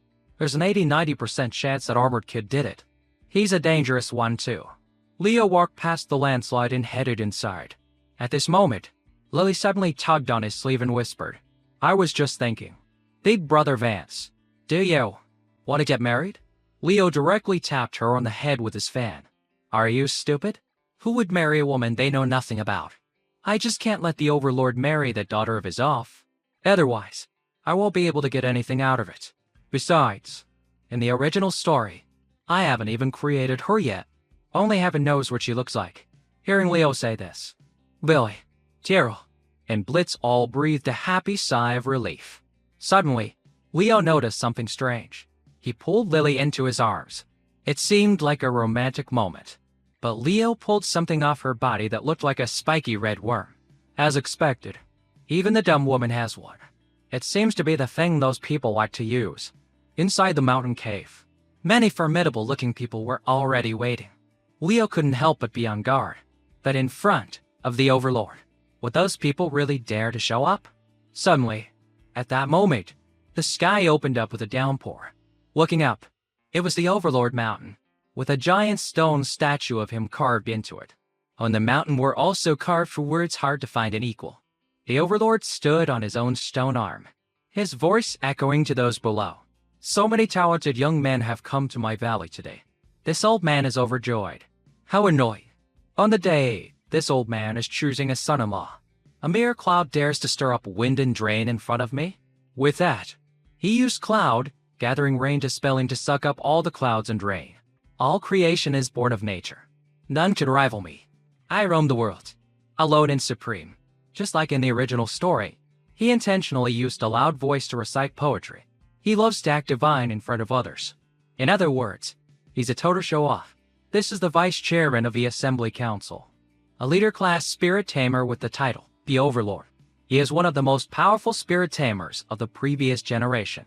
In the original story, the thing he values most is the air of a master. After clearing the rain, he clasped his hands behind his back and descended into the crowd. This old man has been in seclusion for many years. I didn't expect to still have some influence. For my little daughter's marriage, so many handsome young men have traveled far to this remote place. It truly makes it difficult for this old man to choose. The crowd below, each with a determined look on their face, wanted to show off their talents, hoping to catch the Overlord's eye. Just then, what caught his eye was a handsome, dashing young man. Leo fanned himself with his paper fan and recited a poem. "A mere mortal dares speak of rivalry? In this human world, I am utterly invincible, as expected of the Overlord." Those for words hard to find an equal carved on the mountain are truly lacking. Great Overlord, your reputation is illustrious. How can those for words be worthy of you? With that, Leo folded his fan. He took a cloak from Lily's hands and draped it over himself. It were for words invincible in the East. In my opinion, only these for words are worthy of the great Overlord. The Overlord saw it and was stunned. Invincible in the East. For so many years, why didn't this old man think of such a powerful title? Leo had planned this perfectly. It wasn't for nothing that he had the big-chested dumb woman so this. He then knelt and presented the cloak to the Overlord. "This is a gift from me to the Overlord. I hope you will not laugh at it." The crowd saw this and was furious. So annoying. I really want to kick him. Who knew that under that handsome face was such a cunning heart? The Overlord took the cloak, put it on, and pointed at Leo. "I've decided. Kid, you are the son-in-law this old man has always dreamed of." It was supposed to be a martial arts tournament, but in the end, this old man made his decision based on flattery and good looks. The crowd was, as expected, about to erupt in anger, but he who holds the power makes the rules. Leo had no desire to be his son-in-law. He just hoped for a little pity. so he let out a few coughs. But the script went completely off the rails, seeing his weak and sickly appearance. The Overlord did a complete 180. A true man should have his head in the heavens and his feet on the earth, with outstanding combat power. This sickly weakling can't possibly serve my daughter. My son-in-law must be a man of steel, not just a pretty face. With that, he pointed at the thick-lipped bald man. He thought his time to show off his strength had come, and he started flexing and posing like he was in a bodybuilder's competition. Without another word, the Overlord tested him with a knockout punch to the stomach, sending him flying into some statues. But, unexpectedly, the bald man managed to stand up without collapsing. The Overlord stroked his beard. Very pleased. Truly a man's man. This is the proof of my daughter's happiness for the rest of her life. The crowd clamored. Great Overlord, look at my muscles. Sir, I may be thin, but I'm very strong. Only Leo was heartbroken, sitting in a corner while Lily stroked his head. But let's not worry about the marriage proposal for now. In any case, I feel that the group in white robes carrying the 2-star heavenly feather snakes is very suspicious. After all, that thing has already appeared. At this moment, the armored man also began to act. He walked past Leo and Lily, heading towards the Overlord. She took off her helmet and put it on his head. The armored guy turned out to be a girl, and what's more, she was the Overlord's daughter. She was engraved. Her eyes theory, a martial arts tournament for a suitor, and you even used the obsidian tablet as a dowry. This news has already been published. You clearly know I don't like men. How did this turn into a Yuri story? The bald man's head was being chewed on by her panda. Suddenly, veins bulged all over the bald man's body, looking very strange. The panda opened its mouth and dropped him to the ground. Leo quickly pushed Lily back. Damn it, did I get caught in some kind of protagonist halo? Wherever I go, trouble happens. At this moment, the bald man's blood shot straight into the sky, and the others who came for the tournament suffered the same fate. Before they could even cry for help, they were all dead. Gouts of blood shot up like fountains. This was the blood sacrifice art of a severed spirit. They rushed towards the Overlord and created a blood cage around him. Only now did they realize that the red, sparky, worm-like thing from before was a blood sacrifice mark, directly draining blood from its host. And this was not the work of the tournament participants. It was caused by the group in white robes. Their leader was the guy with the braided ponytail who had been observing Leo's group at the tea house. He had a 4-star Heavenly Feather Serpent in its combat state. Heavenly Feather Great Serpent. The Overlord, in order to save the younger generation, didn't dodge and let himself be trapped in the red blood prison of the other group. The purple-haired guy faced the Overlord. It seems the Overlord has gotten old and compassionate. Or has the wound from that bite years ago still not healed? Leo cursed himself internally. Damn it, a 4-star. I shouldn't have been so lazy when I was drawing back then. No matter what a spirit's actual star level is, in its normal state, it should be in its newborn form. The Overlord's hands clenched into fists in anger, radiating killing intent. To use a blood sacrifice, slaughtering the innocent. For you to use such a forbidden art, your crime is unforgivable. Immediately, he tensed his body and created a powerful shockwave that rushed forward. The other group used the shields of the 8-clawed beast and the demon soldier, both 3-star combat forms, to easily block his aura. The braided man smiled. The Overlord is only this strong. Using a portion of the formation's power, we can indeed hold him. It seems the Overlord's essence that Master Nitong wants can be taken. All the participants were dead, leaving only Leo's group. Really? And those 2 cunning guys. When Yuan and Dajing were only able to keep their lives because their spirits warned them about the parasites. The Blood River Cataclysm formation. I thought these punks wouldn't dare to act in front of the Overlord. Luckily, my penetrator bug detected that nasty thing early on. No wonder Zumbiao kept warning me. But immediately, the group was noticed. They were surrounded with no way to escape. Leo thought to himself, the Blood River Cataclysm. This is the island-level formation that appeared in the Calamity of the Council arc. A large number of spirit tamers and spirits are sacrificed. The more there are, and the stronger they are, the greater the power of the formation. And the culprit who used this technique to destroy more than half of East Pole Island is the Organization of Severed Spirit Tamers, the Blood Cave. But the scale of this sacrifice clearly hasn't reached the terrifying level of the original story. Dajing clenched his fist. showing his spirit. What's there to be afraid of? Let's fight. He thought to himself. My Zhang Biao can't fly. I'll just let the four-eyed guy and the pretty boy die in my place. When Yuan pushed up his glasses, holding up a book filled with drawings of two men. Buy me some time to cast a spell. He thought, my penetrator bug's attack is too weak. I'll just let gold hair and purple hair be my meat shields. It's the perfect chance to run. Leo said solemnly. Let's fight together. Brothers, he calculated. I have to find a chance to sell out the Overlord. No, I'll sell out the four-eyed guy and the braided one. Then I'll escape with the dumb woman. The three masterminds all shouted, let's fight together. But each was secretly planning his own escape. This group was strong, but it was every man for himself. The Overlord removed his armband, revealing a red dragon tattoo. Ridiculous. Does this old man need a few youngsters to risk their lives for me? The reason this old man has been in seclusion for so many years is because after that incident, my spirit fell. You are all seeking death.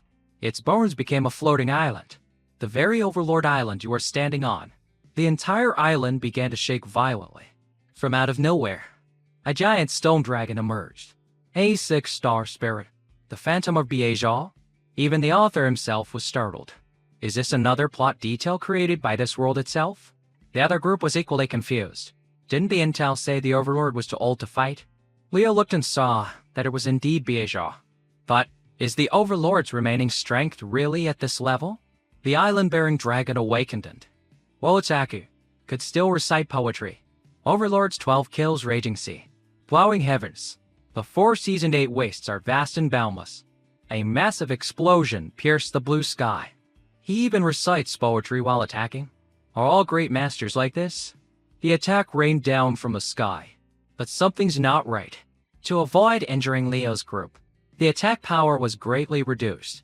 Furthermore, the blood prison hasn't broken, which means the blood river cataclysm isn't over. The Overlord gritted his teeth and put on a show. A bunch of insects. I can destroy you with a casual wave of my hand. This old man roamed the world with my 12 great kills. Invincible in the East. Kid, do you want to taste another one? The braided man was lucky to escape death only because his white serpent pulled him into the air.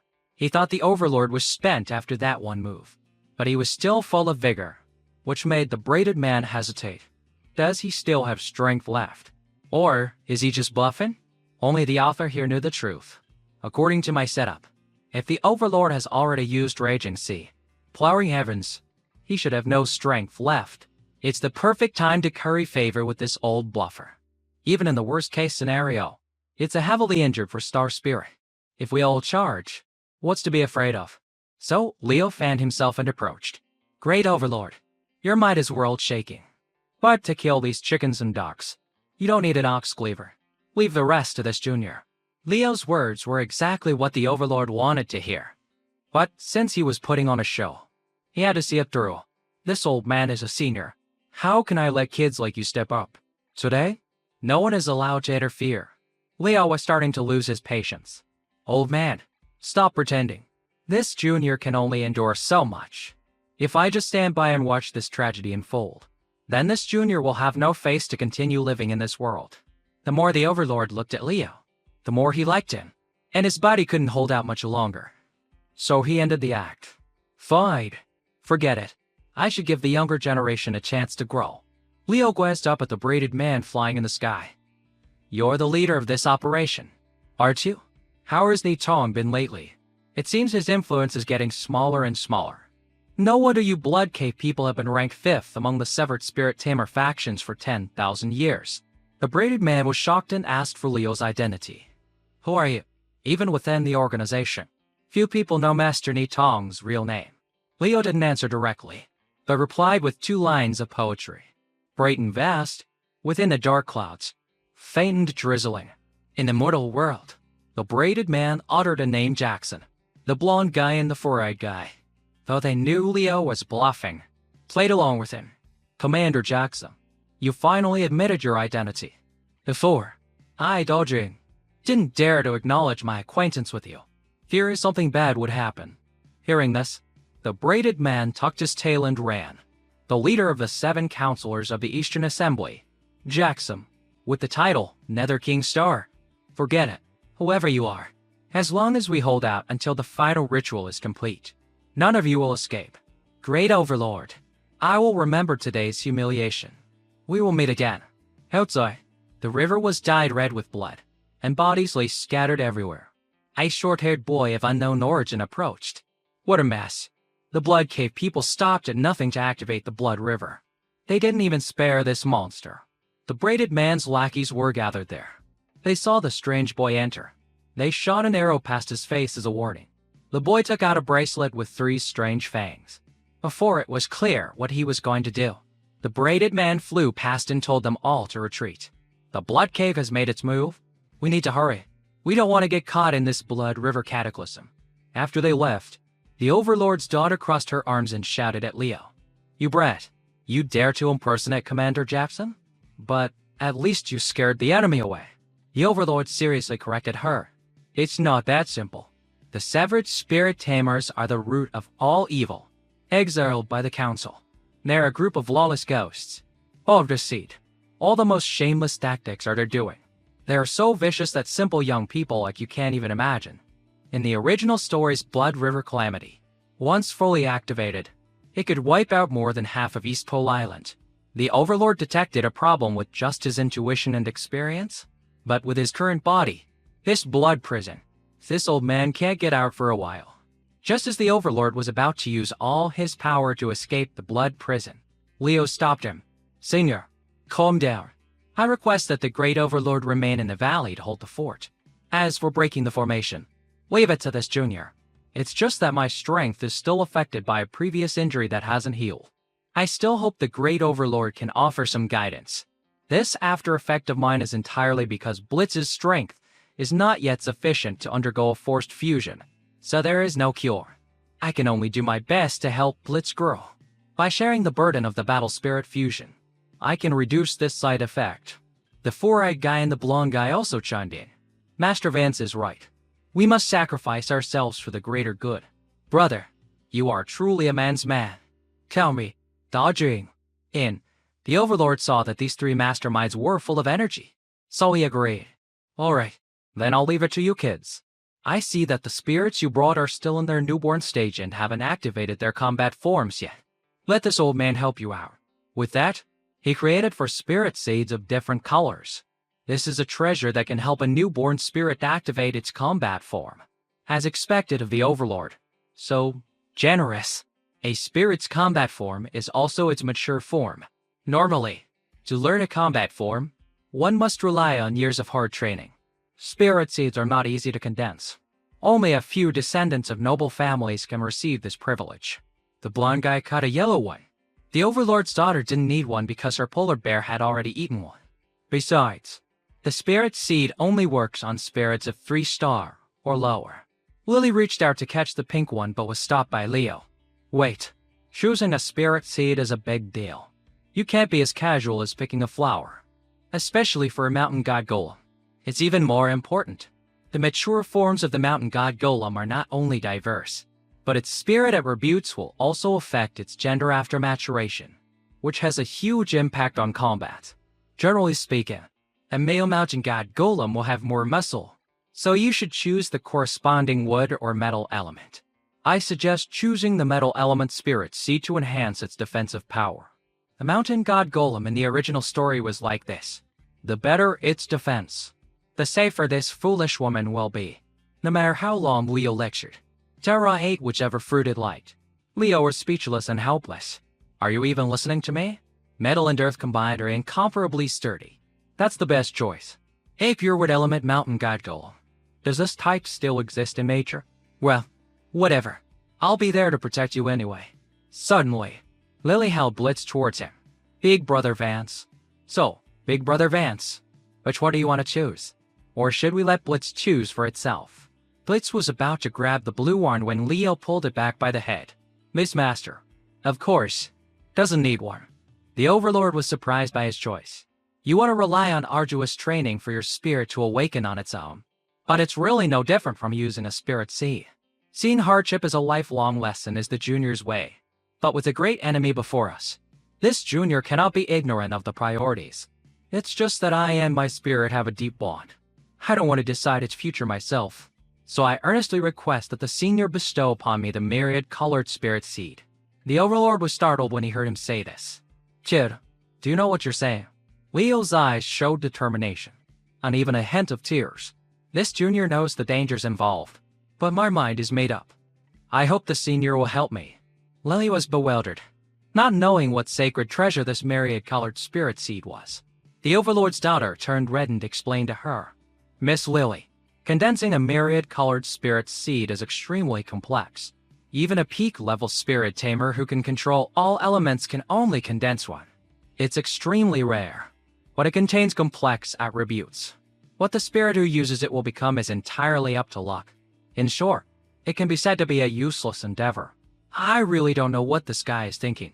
Not asking about strength, but about one's heart. The overlord agreed to condense a myriad-colored spirit seed for Leo. Leo held it in his hand. A myriad-colored spirit seed may seem like a useless endeavor, but when combined with a special spiritual aura, it can make a spirit evolve into an extremely rare type. Furthermore, on Overlord Island, there just so happens to be a valley of spiritual veins. According to the original story, that Silas Kid obtained this type of spirit seed, which allowed his fuzzball to evolve into a 5-part split combat form. Blitz has already eaten the divine fruit, and now with the myriad-colored spirit seed. What kind of form it will evolve into is truly something to look forward to. What it will evolve into is unknown. But what is known is that Blitz is getting smarter by the day. Seeing that Leo's hair was starting to show signs of falling out, it automatically stuck out its tongue and licked it. When licking wasn't enough, it directly put Leo's entire head in its mouth.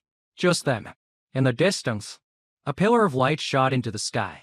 Oh no, the center of the formation has been revealed. There's no time to refine the spirit seed.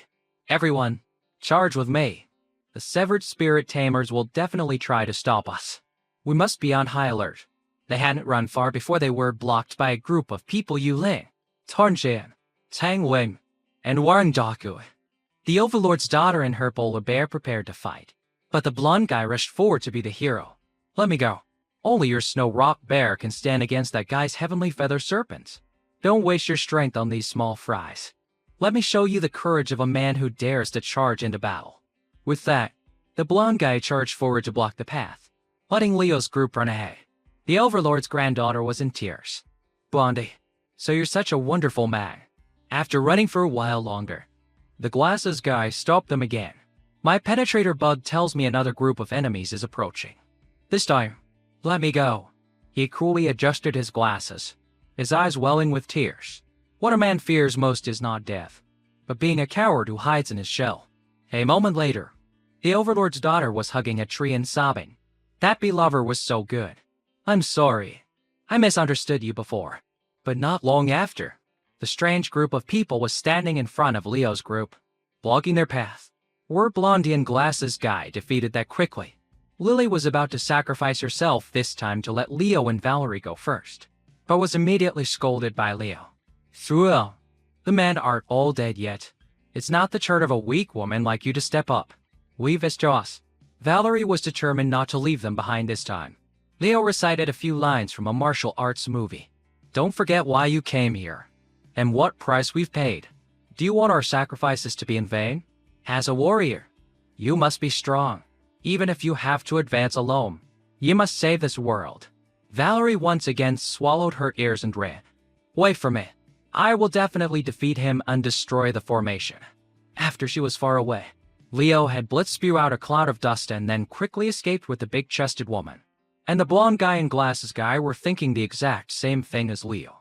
The obsidian apple. I have to give it up. Anyone who wants to risk their life is a fool. In short, I can't seek my own death. The three masterminds each ran in a different direction, unaware that a pair of red eyes was pursuing them, and the one the red-eyed person was chasing was none other than Leo Vance. At this time, Leo and Lily had arrived at a place with colorful flowers and an extremely rich spiritual aura. Let's take advantage of this time to quickly refine it. But the peace didn't last long. Leo ran into the strange short-haired boy who had appeared on Overlord Island. I finally found you. Lord Vance, what a beautiful body. The more I look, the more excited I get. Leo recognized the object in the boy's hand. The Malik or bone. A four-star spirit appearing in the village is one thing, But even this damn thing is appearing ahead of schedule? Are you trying to mess with me? Leo decided to probe the boy first. I've always looked down on you blood K people, but I didn't expect you to even find the Malik or bone. He slowly approached Leo. Your awareness is not bad. You even know about the Malik or bone. It's a pity that I have no relationship with those blood cave people. He saw Blitz and thought it was a 4-star slaughter tiger, so he wanted to witness its strength. If you like it so much, Leo said, and directly fused. The battle spirit threatened him for a moment. The boy maintained his fake smile from beginning to end. How boring. Why fuse directly into a battle spirit? But that's fine. It's a good time to test some results. With that, he took his bracelet and cut off one of his own fingers. This was the ability of the Malik or bone mentioned in the original story Desolate God Sacrifice. By sacrificing a part of his body, he could inflict several times more damage on his opponent. Leo was hit for times and coughed up blood, but quickly recovered. This kid's strength is at least peak for star. Plus, my wounds haven't healed yet. I can't keep up this facade for much longer. The kid laughed gleefully. That's a strong recovery ability. A slaughter tiger can evolve in this way, but it's fine. I still have 9 fingers. Then let's see if you can cut your fingers faster, or if I can make your brain explode faster. Lily saw the critical situation. Just standing there wasn't an option, so she and Terra transformed. Error. And punched him in the face. Taking advantage of the moment, he escaped with Lily. I shouldn't get entangled with this kind of combat monster. But when he turned to look, he saw Lily and Terror writhing in pain, their bodies glowing. Spiritual power overload. Damn, they just used the spirit seed and absorbed too much spiritual power. Their bodies can't handle it. Just then, the kid stood up, cracking his neck. The neck bone seems to be broken. I still have to wait a bit. Leo noticed his severed finger had regenerated. As expected, among the hung spirits, although the Malik or bone's combat power is very weak, it makes its owner immortal. Damn it, spiritual power overload isn't an injury. What's myriad which spring can't heal it. So, Leo made a bold decision and actively compromised with the kid. The ability of the Malik or bone can bring the dead back to life. It can effortlessly save the dumb woman. The kid looked at Leo with interest. You really know a lot more than that sterling guy. Now you've caught my interest. Then, let's make a simple deal. I help this little missy heal, and you join our organization. He dripped a drop of blood from the Malik, or bone, into Lily and Terra's mouths. Then he placed them in a cave to wait for them to wake up. Leo made a proposal to the immortal kid. Most people think the Blood River Cataclysm can only be used for destruction. But actually, this kind of formation that comes at a great cost has another use. Using a special technique to activate the formation's core can cause the sacrificed energy to safely flow back into the bodies of the spirit and spirit tamer. Do you want to try? It might even raise the Malik or bone's level by another tier. The immortal kid was interested. After all, it's just casually killing a few trash from the blood cave. Then, we have to hurry. If the formation core fully crystallizes, we'll be killed by the blood cave people. Then no one will survive. ABAXI is true. The braided man was condensing the formation's core crystal. When Leo and Malik rushed and undefeated the lackeys outside, this is the core of the Blood River Cataclysm. And they chose BAXIAs too. They really have no respect for the Overlord. If the Overlord still had his strength from back then, you bastards wouldn't be so bold. This formation core. These are all plot points created by this world itself. And there's a part of BAJA on it too. The braided man's face was grim as he faced Malikor. What are you doing here? Want to start a civil war? You should know that even your leader has to think twice when meeting Master Natal. Hearing the word leader, the kid's smile vanished, his face filled with killing intent. Shut up. How can a mixed blood like you even mention my noble and beautiful master's name? There wasn't much time for a war of words. Leo rushed forward and placed his hand on the formation core. Leaving the braided man for Malikor to deal with, Leo rested using the spirit seed in his fused state. Though he didn't know if it would succeed, there wasn't much time to hesitate. Leo bit the spirit seed and placed his hand on the formation core. It worked. The overflowing spiritual power. The blessed land of BAJA. Plus the Blood River Cataclysm. I've really hit the jackpot this time. With this kind of lucky coincidence, what will Blitz evolve into? It's truly something to look forward to. At the port, because of the Blood River Cataclysm formation, bodies lay everywhere. A blonde guy and the glasses guy had the same idea and ran here to escape. The two saw each other and started a verbal spat, each wanting to escape first. At this moment, a person riding a tiger flew to the ship. It was Drake Lance, the 19th ranked intermediate spirit tamer in the council's list. Along with his spirit, a 3-star slaughter tiger in its cloud-born beast combat form. The blonde guy and glasses guy clasped their hands and quickly changed their tune. Sirs, we came to participate in the tournament. This place was attacked by severed spirit tamers. The great overlord has unfortunately fallen. We bravely fought the enemy and discovered the core of the formation. So we risked our lives to rush out and report it. Drake Lance squinted at the two. Bravely fought the enemy. Risked your lives to rush out. This story is very suspicious. Seize them. Accompanying Drake Lance was another group, including a white-haired girl who strode forward aggressively. It was Dong Fang Qian, the Overlord's disciple. With enemies invading Overlord Island, she naturally couldn't just stand by. She knew her master was blessed and wouldn't die so easily. It's just that she suddenly felt an itch in her hands and wanted to beat up a few severed spirit tamers to relieve her stress. So, Dong Fang Qian ordered one team to blockade the port and another to search the entire island. The rest would follow her. Drake Lance rode his slaughter tiger, thinking to himself, according to those two kids, this time it was probably the Blood Cave. Dong Fang Qian, you can only be mine. Only you are worthy of my family's legacy, which has always been at the top. As for the blonde guy and glasses guy, they had been thrown into prison by Drake Lance. The blonde guy roared in indignation. Damn you. I hope you get bitten to death by that snake. The glasses guy sat next to him helplessly. That's Drake Lance of the council. He's ranked 19th on the council's list. Even though that snake is for star, it might not be his match. Why? Dodging. We'll get on that ranking list sooner or later. Wake up. Wait until your mouse is 3-star can beat a 4-star spirit before you talk. As they were talking, they didn't notice that inside the cell were 2 other young men, Eyeless and Dalaric Moon, who were also locked up here. Seeing the blonde guy and glasses guy fuming, Silas timidly asked, Excuse me, where is this? Haven't we reached East Pole Island yet? They said they were taking us to the council headquarters to cooperate with an investigation. But why haven't we arrived yet? Alaric Moon calmly fed his spirit. Same. The food on the ship is top-notch. It hasn't spoiled even after several days. At this moment, a girl's voice came from outside. The blonde guy and glasses guy found it familiar. A second later, Valerie kicked open the door. It really is you two villains. If I hadn't gotten lost and ended up at the port and seen the council ship, I would have never known I was tricked by you. These people's paths really do cross in narrow places. The two swindlers ran into the lost girl. On Leo's side, Malakar had let the braided man escape, but he himself was heavily injured in one arm. So he and Leo placed their hands on the formation. Corin slowly absorbed the spiritual power. At this moment, a tooth on his bracelet glowed, signaling that Lily had woken up in the cave.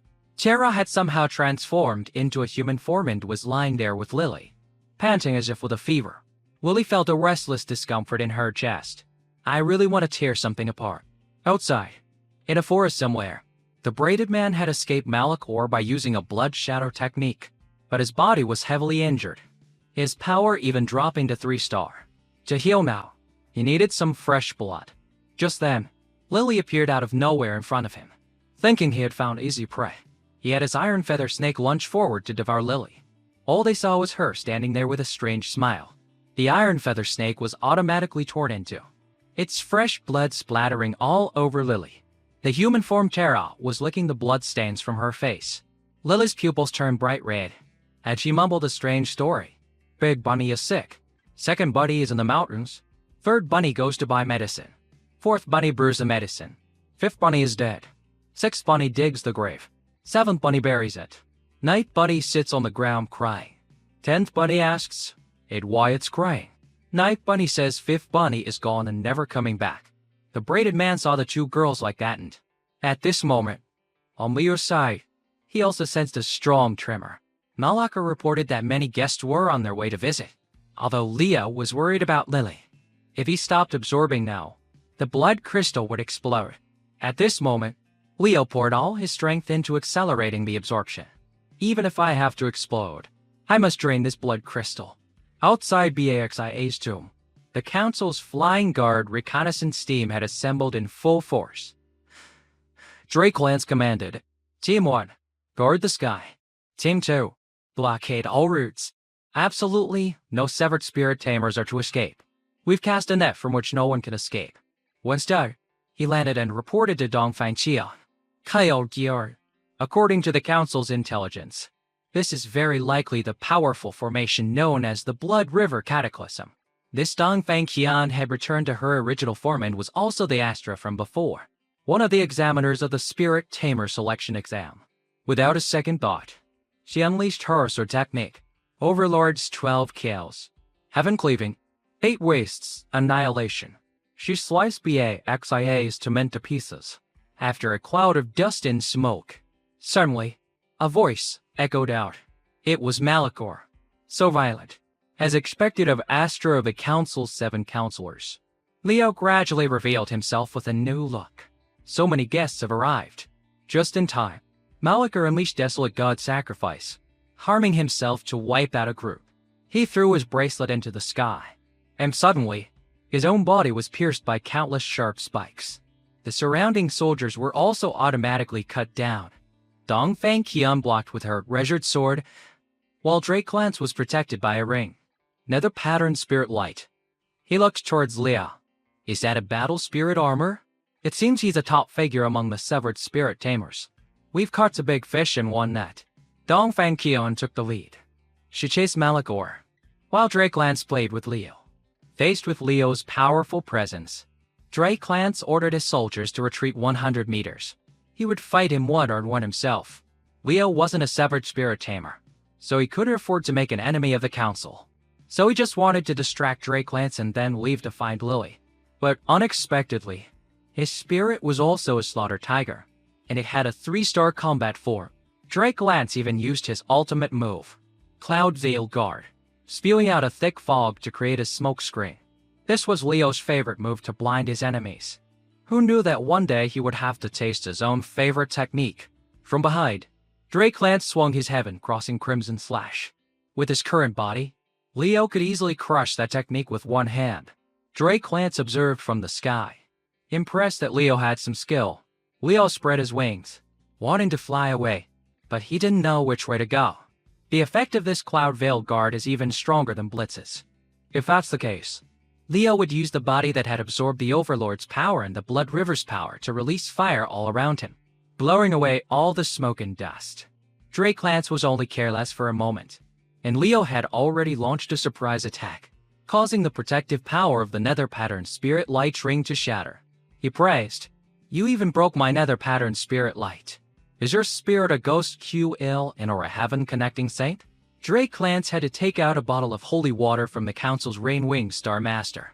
This bottle could increase a spirit's skill power by 5 times. The situation was critical. Leo still didn't know what had happened to Lily. He couldn't get entangled with this bastard any longer. So, Leo took out the Blood River power to scare them, saying it was about to explode. But, in reality, this crystal had already been half drained by Leo. The danger had long been averted. This blood crystal can only be used to scare people. With that, Leo controlled the blood crystal to fly high, its shape bloating as if it could explode at any moment. The group of Valerie, Silas, the blonde guy, and the glasses guy also inexplicably flocked to this place. Seeing the bloating blood crystal, Drake Lance didn't dare to make a move. Leo took this opportunity to slip away to find Lily. Just as he turned to look back, he saw Silas's giant Maki flying towards him. It opened its huge mouth and swallowed the blood crystal whole. "Even if I have to die, Silas, must stop it," Big Brother Leo once said. A man's intelligence can be low, his strength can be weak, but at a critical moment, he must absolutely not be afraid. Big Brother Leo, "I am not afraid." Maki swallowed it. He was having a headache because Silas had ruined his plan. But, from below, Drake Lance and his slaughter tiger shot out. A massive cannonball towards Leo. The blood crystal shattered. Leo also disappeared. Drake Lance picked up a fragment of the blood crystal. Furious, he got away. And that green-haired kid. He clearly only has a fuzzball. But he was able to cultivate such a rare ability? Once I find that brat, I must recruit him into the Lance family. Malachor, on the other hand, didn't see Leo. He told himself he had to complete the task his master gave him, so he actively raised his hands and surrendered to Dongfeng Qiu. Meanwhile, Leo was hiding behind a tree, his body having returned to its normal form. That hateful brat made me explode. I was directly forced out of my fusion state. I will definitely get you back for this next time. And that idiot Silas. Are you my childhood friend or my mortal enemy? You're an expert at ruining things. But this time, after exiting the fusion state, I didn't cough up blood, and Blitz has evolved into this badass 4. Is this armor inherited from BAXIA's power?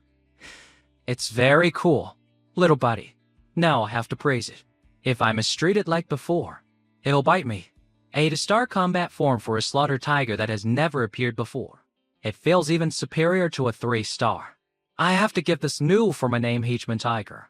First, let's revert to the newborn state. At this moment, strange red patterns suddenly appeared on one of Leo's arms. The spirit manipulating pact has mutated. The Blood River power. It seems Blitz and I have inherited the powers of the Blood River and Biejal, respectively. That's for the best. As long as I don't fuse, I'm still the suave and elegant Lord Vance. Tired to find the dumb woman. On the way to the cave where he had left Lily, there were traces of a battle everywhere. Leo found Lily's coat snagged on a high tree branch. Leo and Blitz quickly picked up Lily's scent. Find her quickly, if she's missing even a single hair. That damn snake. You're definitely not dying in peace. As he was rushing, Leo saw the familiar figure of a girl sleeping peacefully under a tree. Next to her was the braided man, who had been killed in an extremely brutal manner. Even if he was heavily injured, this guy still had 3-star power. If that's the case, it doesn't match the dumb woman's strength. Could Malachor have done something? Leo called out to wake Lily up. She opened her eyes, only remembering the events before her spiritual power went berserk, and nothing after. She even sat there sadly, feeling she couldn't help Leo at all. Leo stood up, there, and stroked Lily's head. Actually, you've helped me a great deal. After you fell asleep, this bastard came looking for trouble, so I killed him. The dumb woman's situation is a bit off. It's best not to let her know for now. Blitz handed the card to Lily. Leo fanned himself with his fan, which had 4 words written on a triumphant return. The crisis has been averted. We should return to the Overlord's Valley. Returning to Overlord Island, Malachor had been captured, bound tightly by enchanted chains, and was being escorted onto a ship. He saw Leo standing nearby. He still smirked devilishly at Leo. Now that this guy is captured, he won't sell me out. Well, hey, something's not right. And the matter with the dumb woman, there's no way to get close to him right now. Lost in thought, Drake Lance approached and called out to Leo. Lord Vance, I understand your situation. You killed the general of the Blood Cave, performed a great service, and have the Great Overlord as your guarantor. Therefore, your wanted status will be revoked. In the original story, this character wasn't created, but the Lance family is a powerful faction in the council. Drake Lance lowered his voice and added to Leo. And this is a bit embarrassing to say, but I'll say it anyway. How about you break your pact with the Slaughter Tiger? I have a bad habit. I hate sharing the same type of spirit with others. Something I like. If I can't have it all to myself, it's really frustrating. The 2 handsome men, 1.9 meters tall, faced each other with sparks flying. It's a tiger too, but Leo's tiger me was. This tiger is one of a kind. Leo smiled in reply. That's really not a good habit. You should be careful, or someone might break your legs. Drake Lance patted his little tiger's head. It's just a suggestion. A spirit tamer apprentice like you would have to strive for at least another 10 years to match me. Think it over. You can find me anytime. I'll take my leave now. Leo smiled politely at her. Take care, Lord Lance. Be careful on your way out. Don't trip. Leo thought to himself. If I get the chance, I'll definitely kick that arrogant face of yours a few times. Silas and Dalaric Moon decided to follow Drake Lance to East Pole Island. Silas couldn't help but glance at Leo. He feels very similar to him. I really want to befriend this Lord Vance. It's strange. We were clearly enemies before. A soldier was reporting to Dongfeng Qiu. We still haven't figured out why the Blood Cave attacked Overlord Island and activated the Blood River Cataclysm. We've captured Malachor. When we return to the council, we must interrogate him thoroughly. Leo's figure caught her eye. Isn't that the kid who jumped off the ship? With Master's ridiculous marriage tournament. Was he the chosen one? Or should I just kill him first? Why is such a beautiful woman so violent? She's just my type. Kasi. After the airship departed, at the statue of the Overlord stood there sighing. It's getting harder and harder to manage things. Wasn't this supposed to be a selection of talent? This old man almost lost his life. Although Kian is my disciple. Our bond is like father and daughter. This marriage matter, your master will definitely not give up on. Just then, Leo and Lily came to see him about something. Great Overlord, there are no other ships at the port. May we stay for one night? The Overlord was overjoyed to see Leo. Little brat, this old man was just regretting not being able to discuss a few moves with you. He thought they were talking about fighting. But it turned out they liked to pose together. The two stood on a cliff, looking into the distance and discussing things. The so-called aura is having a heart that is higher than the heavens. The feeling of passion in your hands, and you have to have cherry blossoms flying around. The gentle demeanor of a young master. Only then is it truly perfect. In the council's celestial prison, Malachor had been brought here for confinement. The guards kept hearing strange noises. They peeked into a cell, unable to believe it. Even in here, he was still smiling. Could this guy be plotting something? Scene change. To the second heaven tier's East Pole Island, the headquarters of the Assembly Council. Because it hosts the Spirit Tamer competition every year, it is known as the starting point of Spirit Tamers. Leo, along with Lily and Valerie, had arrived here by airship. Leo looked at this floating island with a sense of accomplishment. Back when I was drawing East Pole Island, I often had my assistants add more background details. The result is really not bad. Lily was excited wherever she went. The buildings are all so tall. This place is much more bustling than Waterfront Village. In the city center, there were many food stalls. At this moment, an announcement about the council's blacklist attracted the attention of many people, and among them was Leo's group. The news broadcast showed an image of Leo in his battle spirit fusion form with Blitz, absorbing the blood crystal. This person is one of the masterminds behind the attack on Overlord Island. His estimated strength is 4-star. His identity and whereabouts are currently unknown. His temporary cod name on the blacklist is Crimson Demon. Leo heard this and almost choked on his water. Although I thought I might make the blacklist. What kind of ridiculous name is this? In my design, the first and second tier islands are as different as the countryside and the city. This place is the most advanced island. Leo took the two girls into a fashion store. The rich man took out his gold card and let the two of them choose whatever they wanted. Whatever you like. Albedo. Then they all went out for a stroll, looking no different from a date, although she was wearing a designer outfit. Lily loved a cheap flower wreath she bought for 1 coin. She's really an easy woman to please. Next, we have to go to the council headquarters. There are some things I need to start planning. In a certain alley, a ragged old man was selling a very popular item. It's all sold out. The largest bald gang on Green River Island has gone bankrupt. The bald leader was a playboy who squandered everything, racked up billions in debt, and ran away with a girl. We had no choice but to sell the Tiger brand hair growth tonic. That was confiscated. The original price was 180 coins. Now it's only 10 coins a bottle. Silas and Alaric Moon also appeared here and squeezed in to buy a bottle for Leo. Maybe Big Brother Leo can use this. You keep mentioning that name. Leo, can we really meet him? Silas said firmly. Yes. We promised each other. We will definitely meet at East Pole Island. At the East Pole Council headquarters. Thanks to the obsidian tablet that the Overlord gave him, Leo went straight to the headquarters to meet with the high-ranking leaders of the council. The holder of the obsidian tablet can act on behalf of the Overlord at the council. No one dares to disrespect them. He even brazenly became the special envoy of the Hegemon of the Heavens. Spirit Tamer apprentice Leo Vance sat at a table full of major figures. These included the chairman of the 7 counselors, Du Ji-Yuan, the Spirit Tamer with the title Commander Jackson, Lord of 4-star Heavenly Emperor Spirit.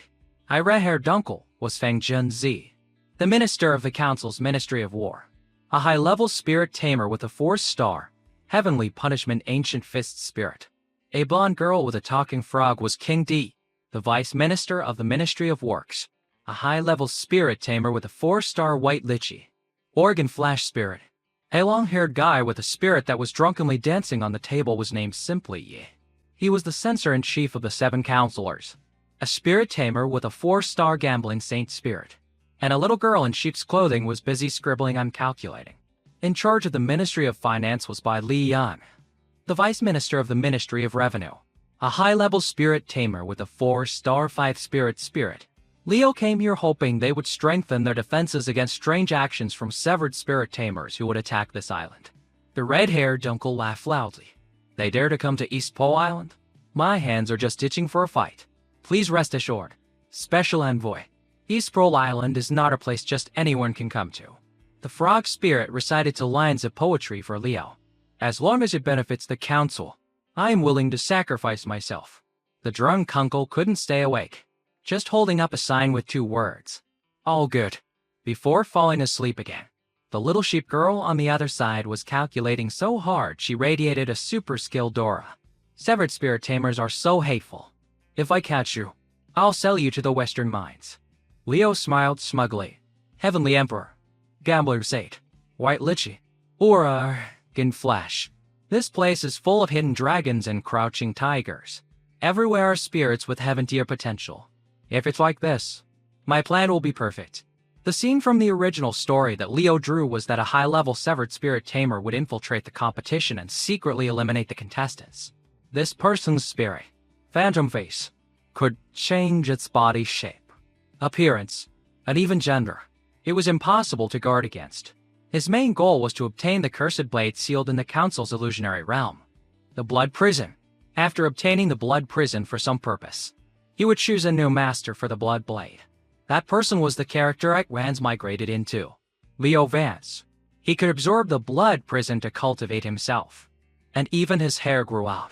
Leo was seduced by the power of the Blood Blade, fell into darkness, and became a demon. In the end, he became enemies with the protagonist, Silas, and they fought to the death. But now it's me. The evil power of the Blood Prison is not without a way to overcome it. I must obtain. As for the Phantom Face, to snatch the Blood Prison from me, I must borrow the Council's hand to eliminate him. So, Leo used his status as the Overlord's special envoy to request that the Council allow him to serve as an examiner for this competition. Jackson and the others agree. So, Leo received the examiner's badge. When he came out, he saw only Lily waiting for him. Valerie had rushed off to find her big sister, saying they would meet again at the competition. Leo had urgent business and had to leave, so he told Lily to go participate in the first round on her own. But the hallway they were standing in was being filmed in an observation room. In that room, Drake Lance had been appointed by the Council as one of the examiners. He was inviting the 3-star Spirit Rain Wing Star to temporarily sign a contract to assist him as an examiner's assistant. Rain Wing Star is a spirit specializing in examinations, tasked with assisting examiners. The little thing's eyes were glued to Leo's image on the screen. Completely dazed. Young Master Lance, half an instant ago, I might have agreed with you. But now, I have found someone who fits my aesthetic. In the outskirts of East Pole Island, as Lord Vance the Examiner, I can have a chance to enter the illusionary realm to find the Blood Prison. And with the identity of Leo Vance, I can smoothly participate in the competition and win the championship. Leo had returned to his bald form. Not only can I get the Compass Chariot, but I might even get a spot on the Council's ranking list. The disguise is complete. Let's go. Wait, let's meet up with the dumb woman. In the square where the first qualifying round was held, a strange, giant stone pillar was erected. Silas and Dalaric Moon looked around and saw many familiar faces. The blonde guy with the mouse, the glasses guy who liked to play with insects, the stinky bald guy, and the blue-haired girl, Willie. Lily held two registration forms, one for herself and one for Big Brother Vance. She carefully instructed Tara. Remember what Big Brother Vance said. When you see him, you have to pretend you don't know him. At this moment, Silas ran over to talk to her. Miss Lily?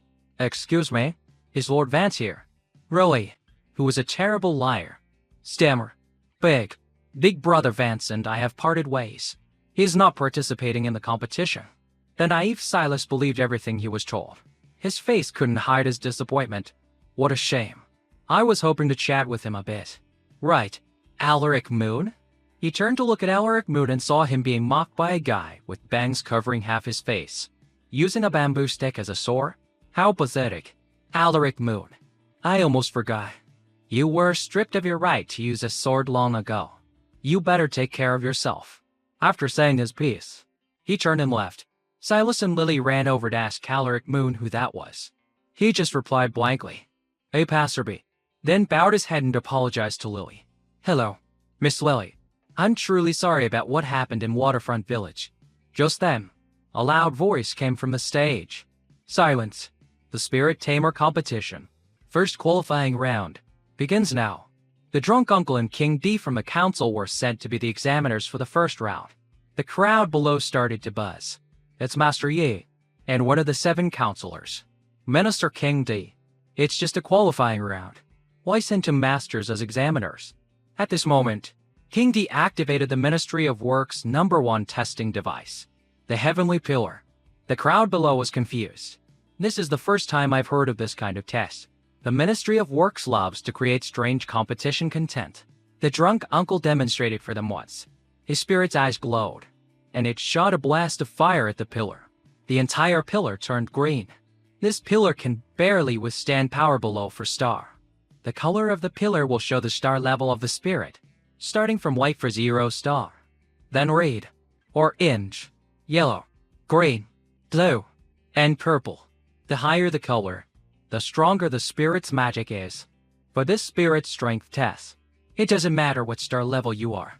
As long as the color reaches the specified mark, you are considered to have passed.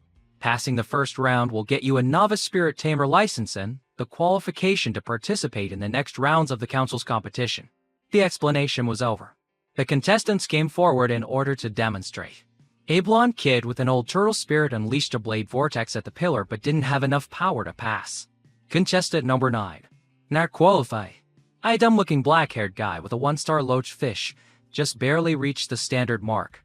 At this moment, a fat guy with a giant stone golem stepped forward. He was full of confidence. But when he performed, the pillar only turned yellow. A whole kilometer away from the standard mark, the fat guy collapsed in pain. How could this be? My family worked so hard to help me sign a contract with a 3-star spirit, and I can't even pass the qualifying round. He then went crazy in front of the examiners. Why did he, with a 1-star spirit, succeed, while I have a 3-star? There's definitely something fishy going on here. The crowd also started to protest. That's right, a 1-star salted fish can pass. But a rock golem has a lower score? How is that possible? The drunk uncle picked a booger and flicked it at the fat guy's head, sending him flying several meters and knocking him unconscious. A strong person's boogers are also strong. This uncle plays dirty. The newcomers these days are getting worse and worse. This isn't a pay-to-win game. Since when did star level represent everything? How to manipulate a spirit, cultivate its skills and potential, and the bond between a spirit and its master, these are all lessons a spirit tamer must learn. Just a contract, even with a high star level, is just a weak chicken. Silas, standing below, realized that what this master said was the same as what Big Brother Leo had told him before. At this moment, the announcer called, "Contestant number 27. Lily, please prepare for your test." Lily and Tara stood on stage, shy and embarrassed. So many people are watching. I'm getting nervous. I wish Big Brother Vance were here. Tara, I'm so embarrassed. The crowd immediately got angry. Why are you just standing there? Can you do it or not? Stop wasting our time. Under pressure, Lily controlled Tara to unleash Rockful Forest, shooting a series of sharp rocks. But instead of hitting the pillar, it aimed at the 2 examiners and the other contestants, which was even more terrifying. The drunk uncle and King D felt it was a pity for Lily. The power isn't bad, but the accuracy is too poor. What a shame. At this moment, the announcement came. Contestant number 27. Lily did not hit the heavenly pillar. Lily was flustered and on the verge of tears. Suddenly, her pupils turned red. I really want to do with Big Brother Vance what lovers do. Lily and the human form Tara both reached out their hands to control. The rocks from before suddenly moved undraped tightly around the pillar. The heavenly pillar was about to surpass the standard mark. Lily has achieved an excellent test result. The crowd and the drunk uncle were extremely surprised. A second attack? She can manipulate rocks to this degree. This is the 2-star combat form of the mountain god golem. Uprooter, a rare pure earth type. But where did that strong killing intent come from? Is it a mutation? Hearing the announcement that she had passed, both Lily and Tarot dreamily returned to their original forms, not remembering a thing. At this moment, it was Alaric Moon's turn. He quickly swallowed an apple and went on stage with a silver wolf. His fox transformed into a large snow tiger. It's the star combat form, the white jade fox. Excellent test result. After the test, his stomach started growling loudly. He really had a foodie soul. The announcer called, "Contestant number 39. Please begin." Suddenly, the guy who had harassed Alaric Moon earlier cut in line and ran up to show off his power, slicing the entire heavenly pillar in half. Outstanding test result. Getting a slightly better result than a bunch of scrubs, and you're satisfied. This is the result someone from the Moon family should have. He was Kalen Moon, from the same clan as Alaric Moon. After showing off a bit of strength, he always acted superior and insulted others. A certain girl number 39 was aggrieved. "Why did you cut in line? I'm number 39. The drunk uncle and King D did not approve of Kalen Moon's actions. They immediately pulled him aside for a lesson.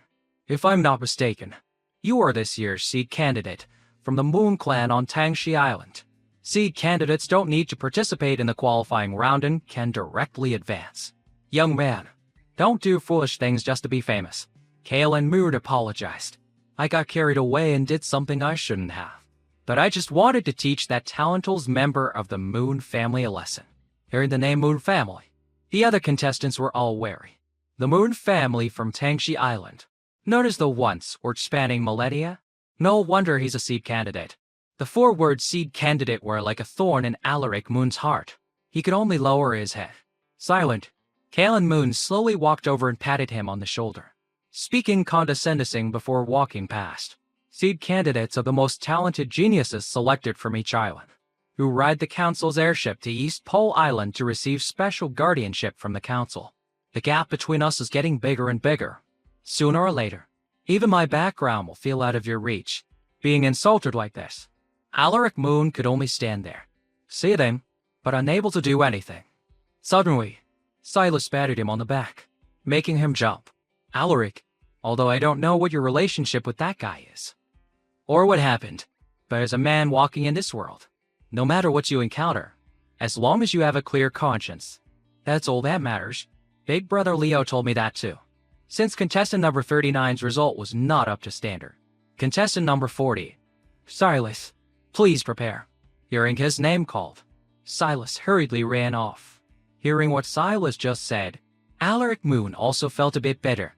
He reached out and stroked his spirit. Silas is really different from me. There's no darkness in his heart at all. Seeing that Silas's spirit was a 0-star fuzzball, the crowd below once again started to jeer. The fuzzball got mad and split into many clones. They all used their tails to spin on their heads, forming sharp saw blades. This was the new ability the fuzzball evolved after eating the blood crystal, Heavenly Star Burial. The fuzzball S flew in on attack, blowing up the heavenly pillar. The two examiners were intrigued by this kid. Although I've seen many battles, raising a 0-star spirit to the star is truly rare. It reminds me of a very interesting legend. The fuzzball has a very special bloodline. If its potential is outstanding enough, it can evolve into a top-tier spirit. But it's just a rumor. No one has ever succeeded. But this contestant might be a promising candidate this year. Excellent result.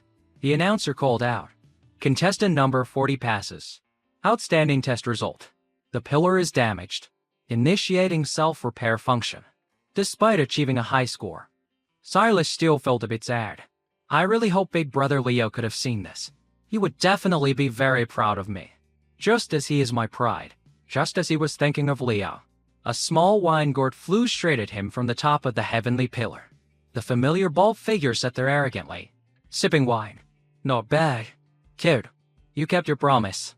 When we meet at East Pole Island, we'll drink a cup together. Big Brother Leo, I finally met you. The announcer called out. Contestant number 41. Leo Vance, please prepare. Leo drank his wine and recited 2 lines of poetry. Today we meet again. Let's raise a cup together. When I'm drunk, I'll roam the 10,000 mountains of East. Alaric Moon looked at the bald man and couldn't help but admire him. As expected of the Big Brother Leo that Silas admires, He truly has an extraordinary presence. Lily signaled Tara to pretend not to know Big Brother Vance. The announcer once again reminded contestant number 41. If you continue to not act, you will be considered to have forfeited. This Leo Vance was too much of a show-off. Someone in the crowd below wished he would fall to his death to stop being an eyesore. Leo threw away the wine cup in his hand. Woods transformed into the massive and super cruel Hegeman Tiger, scaring everyone. A Slaughter Tiger has this combat form. I've checked half of the spirit records, and there's nothing corresponding to this. How did he raise a Slaughter Tiger to a completely new combat form? If I get the chance, I must talk to him. The Hegeman Tiger spread its wings and shot a barrage of wind blade flurry. Error. The color of the pillar just barely passed the standard mark. What a show-off. I thought he was so strong. Turns out he's just so-so. Someone below started calling Leo trash. At that moment, the pillar made a cracking sound, making everyone look up in shock. Test complete. Severe damage predicted. Then, the heavenly pillars started making cracking sounds, and more cracks appeared. And finally, it was sliced into small pieces of rock, and Leo walked out from it like a guy. The crowd didn't dare to make another peep. Whoever just called him trash. Slap yourself. Silas ran over and hugged Leo tightly. Big Brother Leo, I've been waiting for so many days.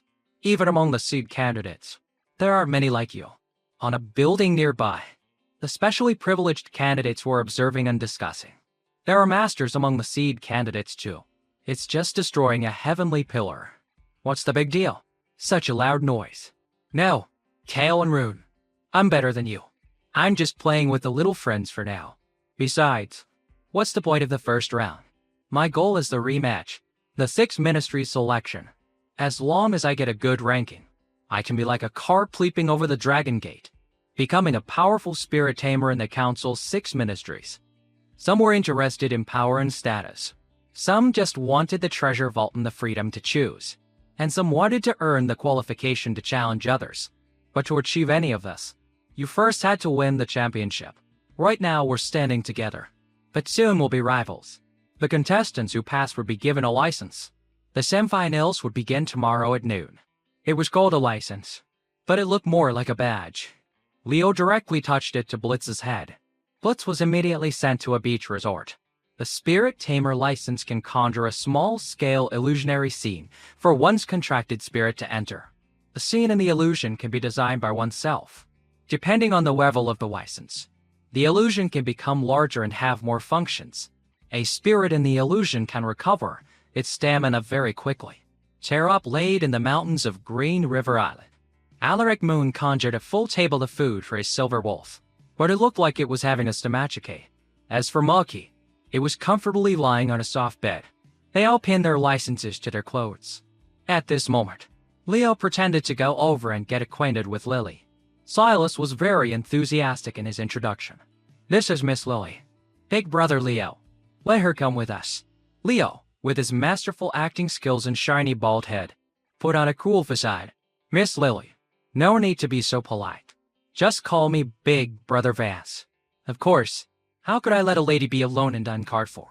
In the evening, Alaric Moon was in room 3A, and Lily was in room A. Everyone went to their own rooms. Blitz also left the illusion and returned to Leo's shoulder. Compared to the illusion, I still prefer to be with my master. Suddenly, Silas called him back, inviting him. Let's sleep together tonight. It's been a long time since we've seen each other. I really want to talk all night. In the room, the two of them had a few drinks and chatted, but from beginning to end, it was only Silas drinking, getting drunk, and talking nonsense. That Lord Vance is really amazing. Of course, he definitely can't compare to Big Brother Leo. On Green River Island, I used the technique Big Brother Leo taught me and almost defeated Lord Vance. Then, on Overlord Island, the severed spirit tamers were extremely cruel. But Big Brother Leo once taught me that a man must stand tall. So Maki and I charged in together. In the end, after Maki swallowed the blood crystal and took a nap, it leveled up to 2-star. This idiot Silas, when he's drunk, he spills everything. As expected of the protagonist, his progress is astonishing. But the more I listened, the more I want to beat him up. He's ruined quite a few of my plans. Really, in the next room, suddenly felt very lonely. Tara's room is so lively. Big Brother Vance and Silas's relationship is so good. In short, it feels like Big Brother Vance has been stolen away. Strange. Why do I feel so upset? I really want to find something to vent on. Lily's pupils once again turned red. At night, two defeated guys who had gotten drunk were staggering down the street when they were stopped by Lily and Tara, whose eyes were, "Wait, sirs, please stop. I can't sleep. I suddenly want to draw bunnies. Can you help?" On the balcony, Leo called out, "Hey, dumb warbit, what are you doing in the middle of the night?" Interrupted by Leo, Lily and Tara returned to their normal forms. She didn't even remember why she had gone outside. Lucky for those two drunk guys that Leo saved them. Her pupils turn red. Her personality changes.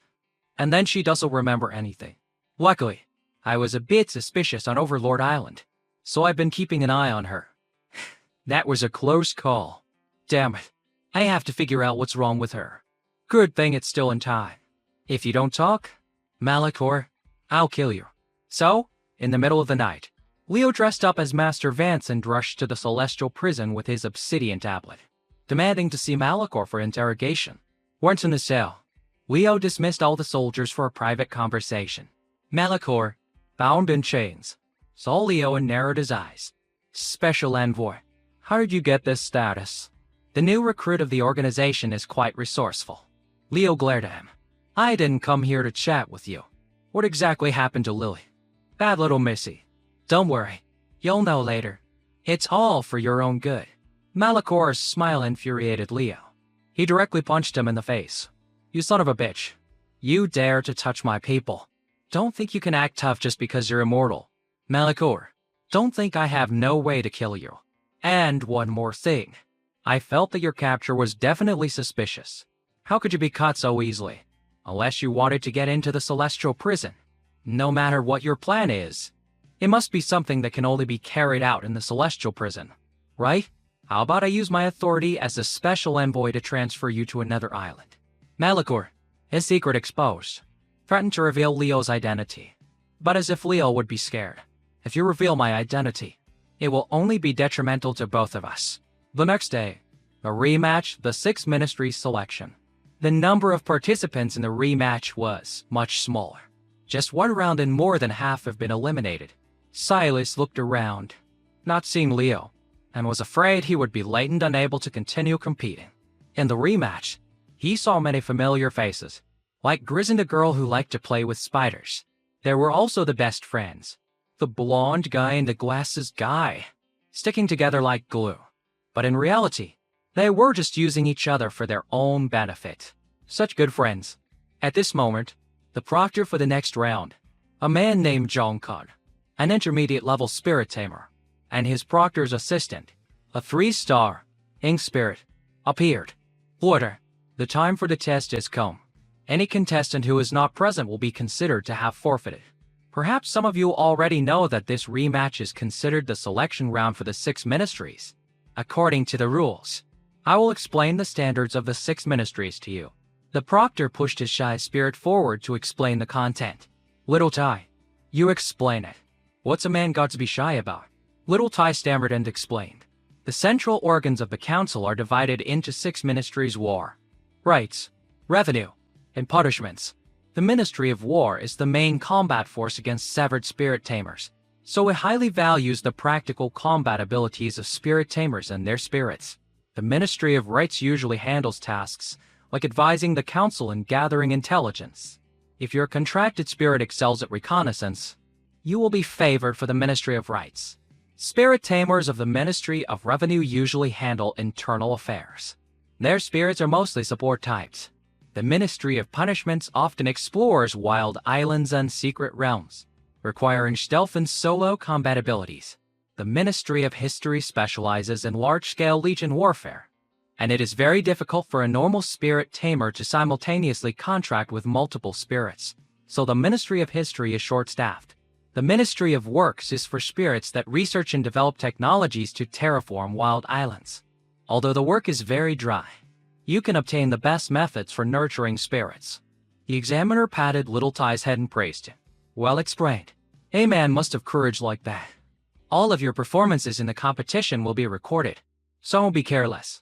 Prepare for the first part of the rematch individual reconnaissance, conducted in an illusionary realm set up by the great Sea Emperor God. At this moment, they were transported into an illusionary realm with dark clouds and lightning. In the sky, a giant owl was staring down at them, making everyone's hair stand on end. Isn't that the peak-level spirit left behind by the former council chairman to guard the council? The Sea Emperor God. It's what keeps severed spirit tamers from even daring to set foot on East Pole Island. Then, suddenly, a contestant's whole body lit up and then disappeared. Contestants, do not panic. This is the normal procedure for entering the illusionary realm system. When it was Silas's turn, he also lit up. But looking around, he still couldn't see Leo. At this moment, Leo had become Lord Vanson was in the observation room watching them, and the rain-winged star was flying around him, its eyes shaped like hearts. Who knew that the temporary assistant examiner I contracted with would be the rain-winged star? A dual-type water-wind spirit that loves to collect treasures and is a super strong support. The characteristic of this type of spirit is that it is extremely lustful and will only choose handsome young men and women as its masters. Furthermore, once it meets someone more handsome, it will immediately abandon its old master. The contract is useless. Its loyalty is entirely judged by looks. Whatever. Using my looks to command the rain-winged star will make things easier. Let's go. Dragonfly. The rain-winged star was ecstatic. As long as you're handsome, you can call this servant whatever you want, and this servant will be willing. Recalling last night in the celestial prison, Leo got the antidote from Malachor. Then, he cut off his own hand. The hand immediately melted into a puddle of goo and transformed into a blood compass. This was the deal between them. In this competition, Leo had to help him find a special illusionary realm. Take this. Once it glows, you found the target. You just need to come back here and tell me the location. Intentionally getting caught was because the center of the council is the celestial prison. This gives you a chance to infiltrate the illusionary realm. The most dangerous place is the place the council is most lax about. But now that you're here, things will be even easier. I will test the antidote first. No problem. And don't you break your promise. Otherwise, don't blame me for revealing your identity. Malachor's plot to infiltrate the illusionary realm definitely has some trick to it. I have to calm him down first.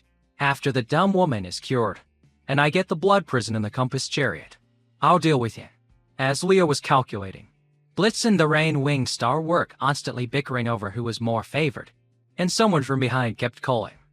Your Excellency, Special Envoy, please wait. Your Excellency, Special Envoy. Lord Vance was annoyed. Leo turned around impatiently. Who is it? So annoying. Can't you see I'm studying the illusionary realm? When he turned, he saw it was Drake Lance. He proactively offered Leo his card, on the condition that he give up the Great Rain-Winged Star. With this card, you can choose any treasure from the Lance family. Think it over. Lord Vance.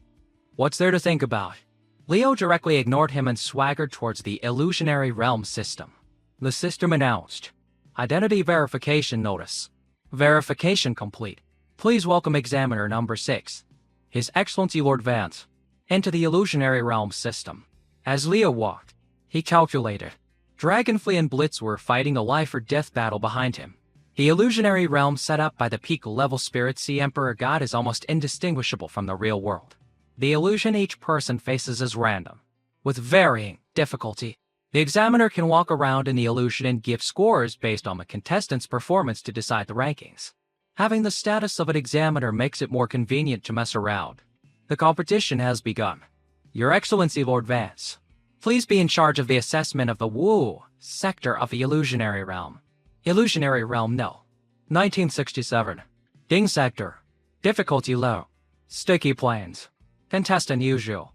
To store Fog Cat Spirit. Being sent to a low difficulty level was clearly good luck. The examiner in charge of the Ding sector was Valerie. The girl with glasses, usual, was surrounded by a group of sticky monsters, afraid to move.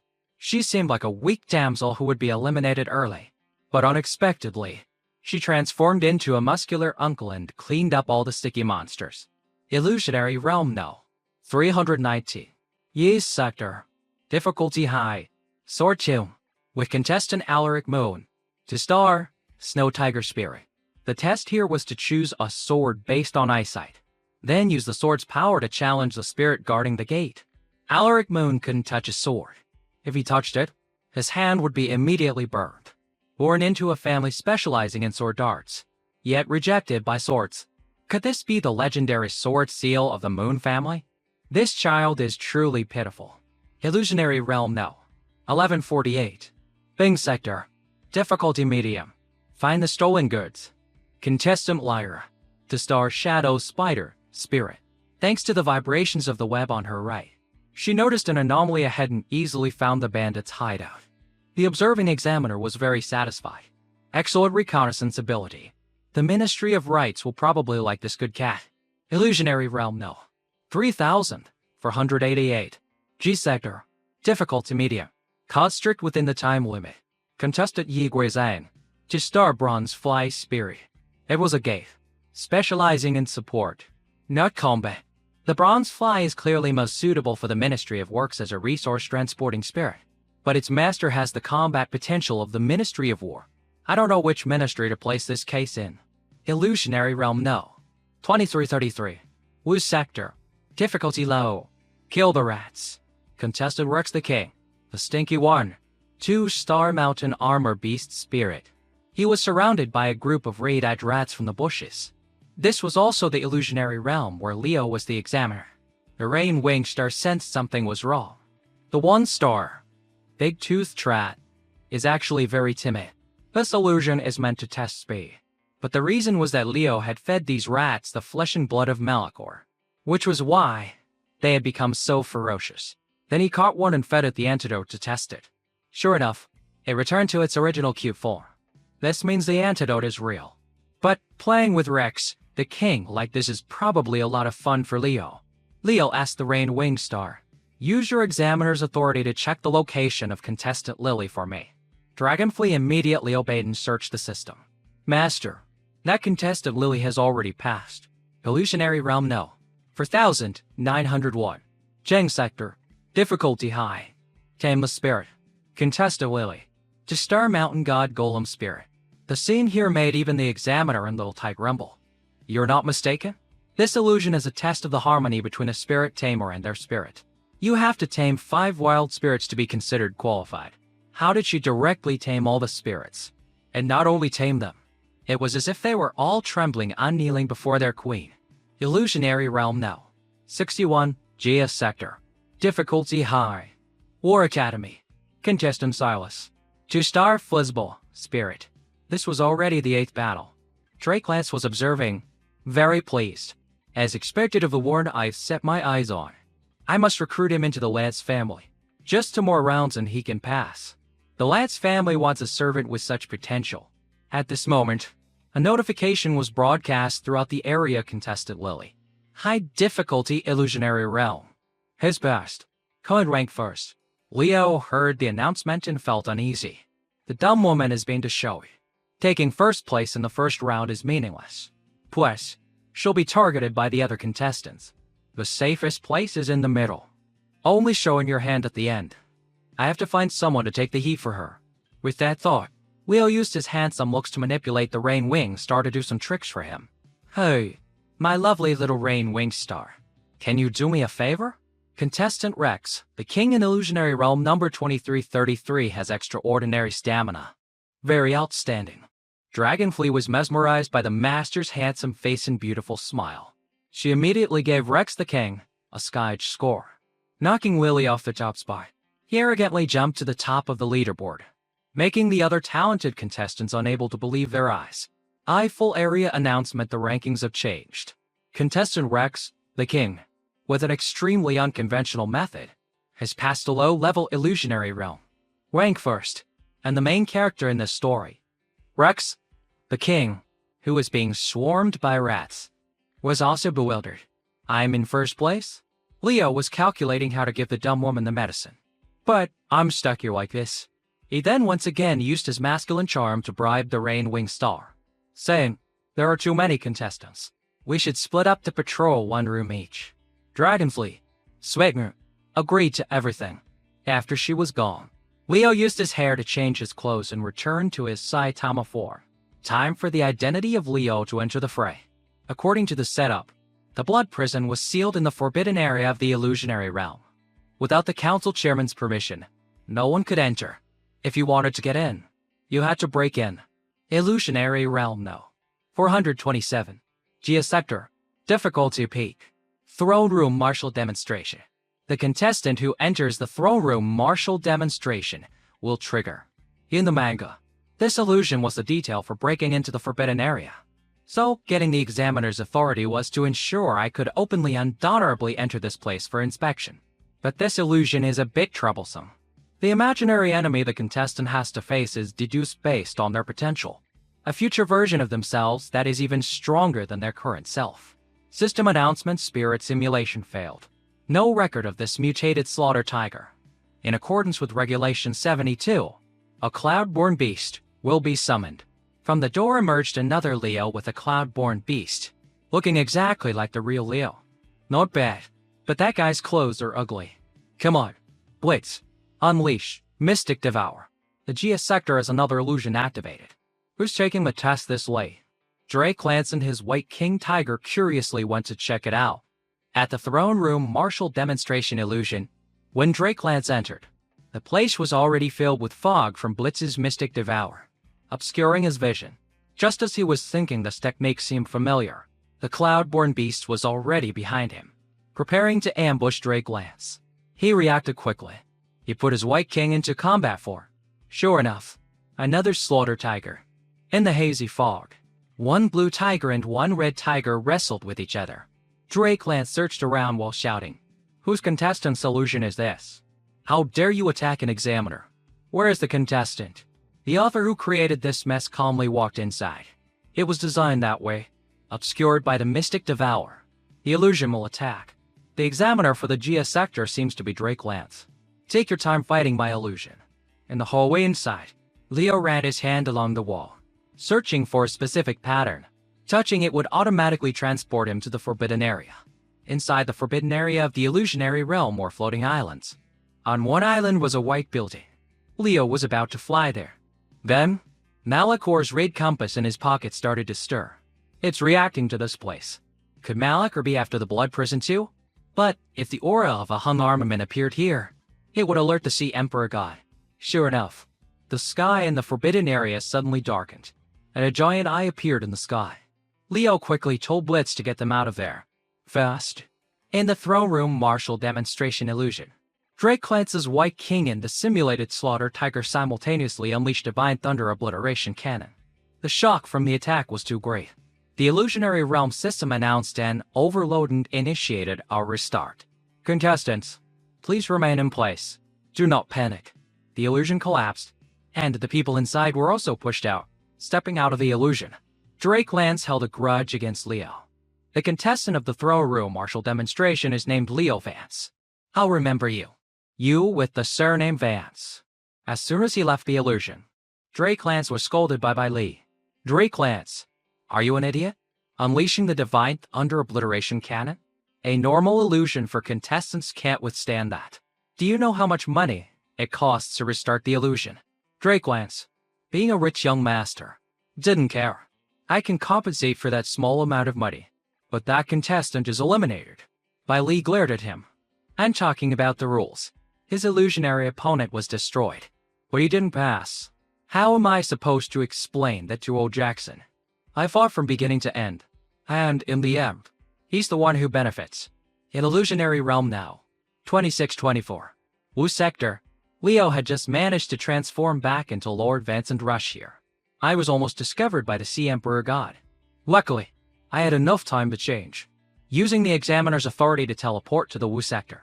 I can't get close to the forbidden area for a short while, unless I wait until the illusion inspection is over, when the Sea Emperor God is maintaining the entire system. Leo crushed the compass in his hand. I was almost killed by that bastard. The commotion just now was clearly not just for me to pinpoint the location.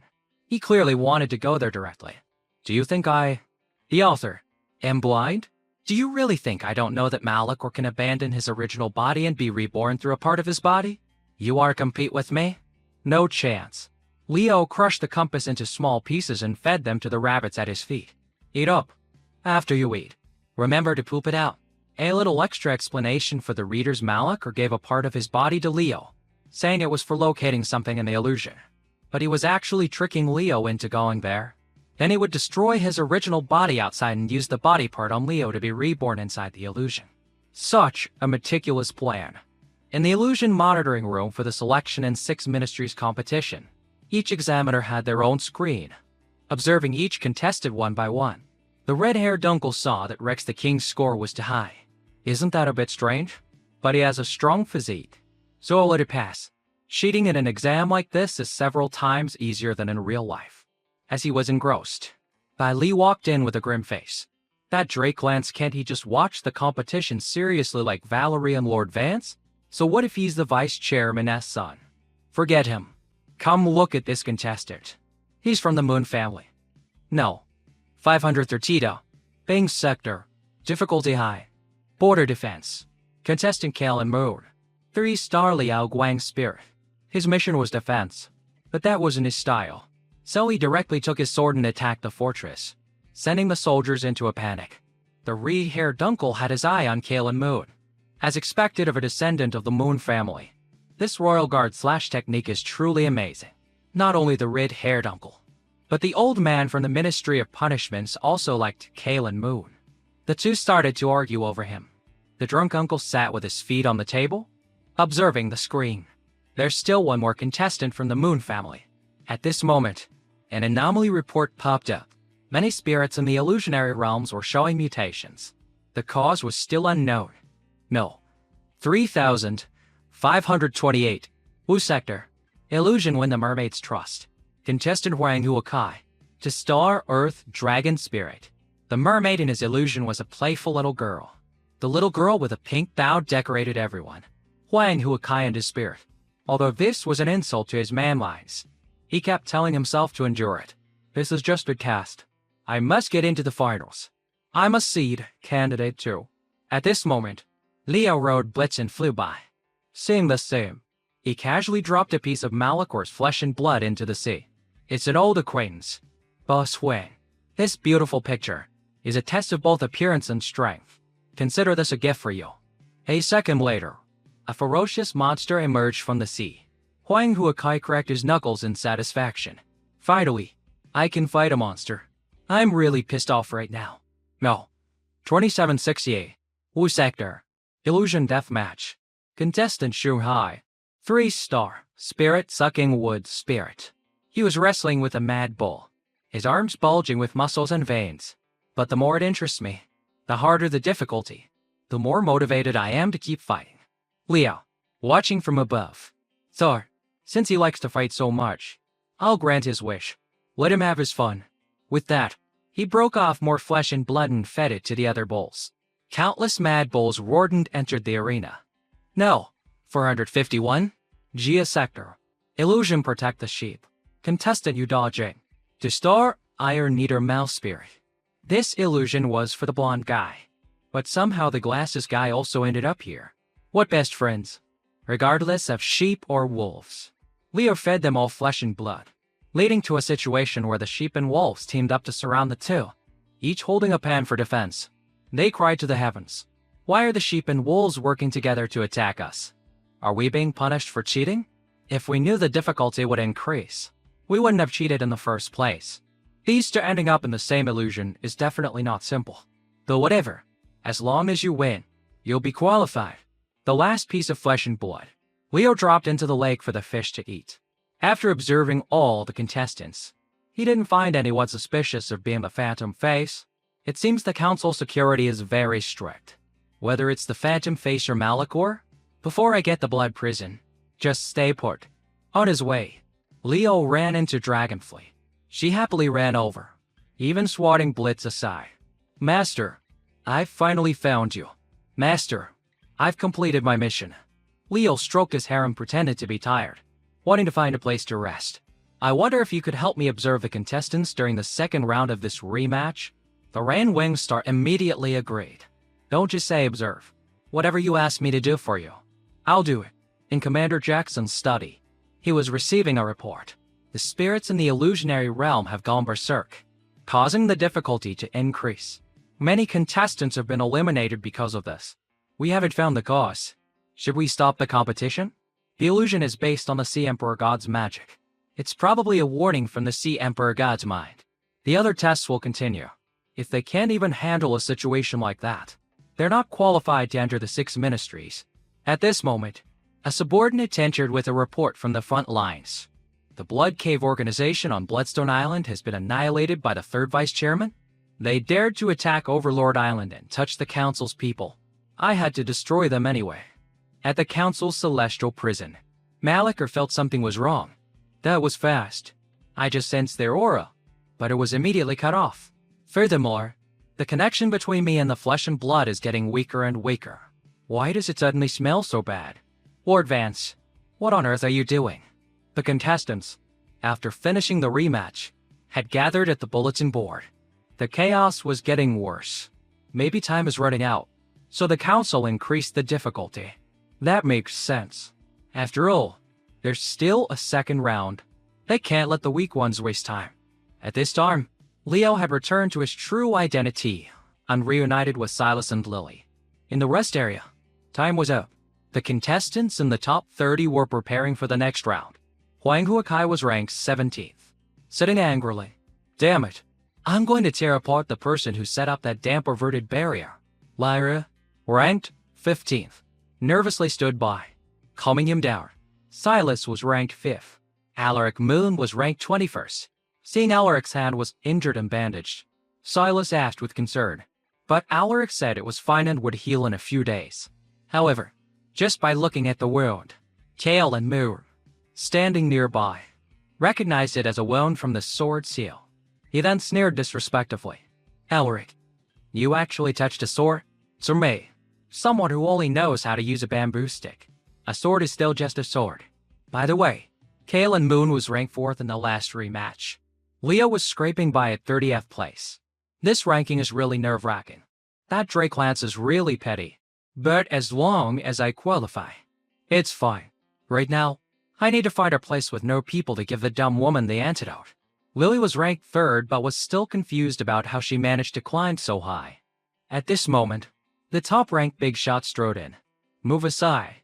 The number 1 boss has arrived. Rex the King had somehow gotten a shiny yellow fur coat and draped it over himself. As he walked in, he said smugly, "A little humility. A top master is usually very down-to-earth." Following Rex was the blonde guy, ranked 18th, and the glasses guy, ranked 19th. These two were using the strong to support themselves again.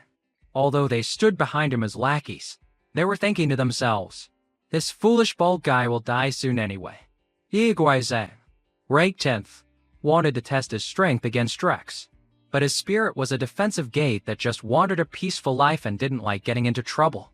Shumhai, ranked 8th, and Ember, ranked 7th, were both annoyed that they had to stand behind this bald guy.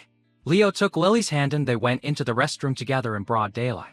At this moment, a guy, in a robe and a full mask, brushed past, catching Leo's attention. He was Jester, ranked 2nd.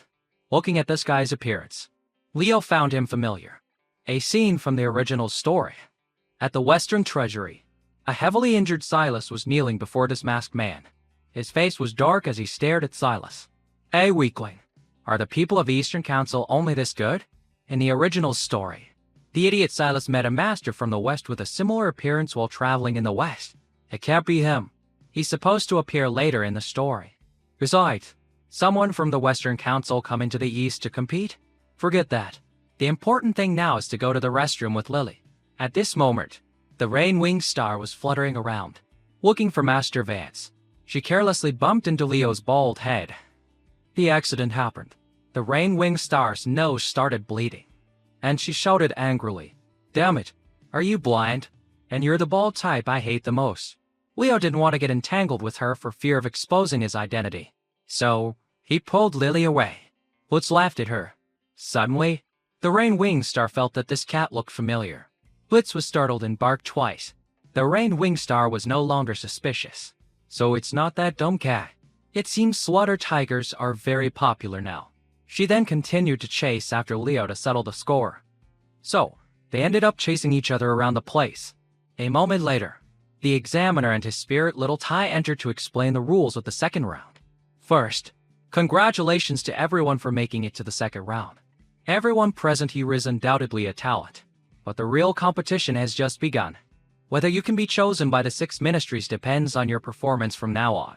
An outstanding spirit tamer has never been someone who only knows how to fight alone. Therefore, this second round will be arranged in a team battle format. 3 contestants will be divided into a blue or a red team and will fight with other teams for 1 hour. The winning team gets 3 points each, the losing team gets 1 point, and a draw gets 2 points. In each match, the members of each team will be randomly assigned. After 5 matches, the 4 people with the highest scores will be qualified for the final round. Those are the basic rules. Figure out the rest for yourselves. This also means that your teammate this time could be your opponent next time. Not only do you have to win, but you also have to protect your teammates. With that, I declare the team battle officially begins. The clock is ticking. Getting entangled with the green dragonfly meant Leo had no time to give the dumb woman the antidote.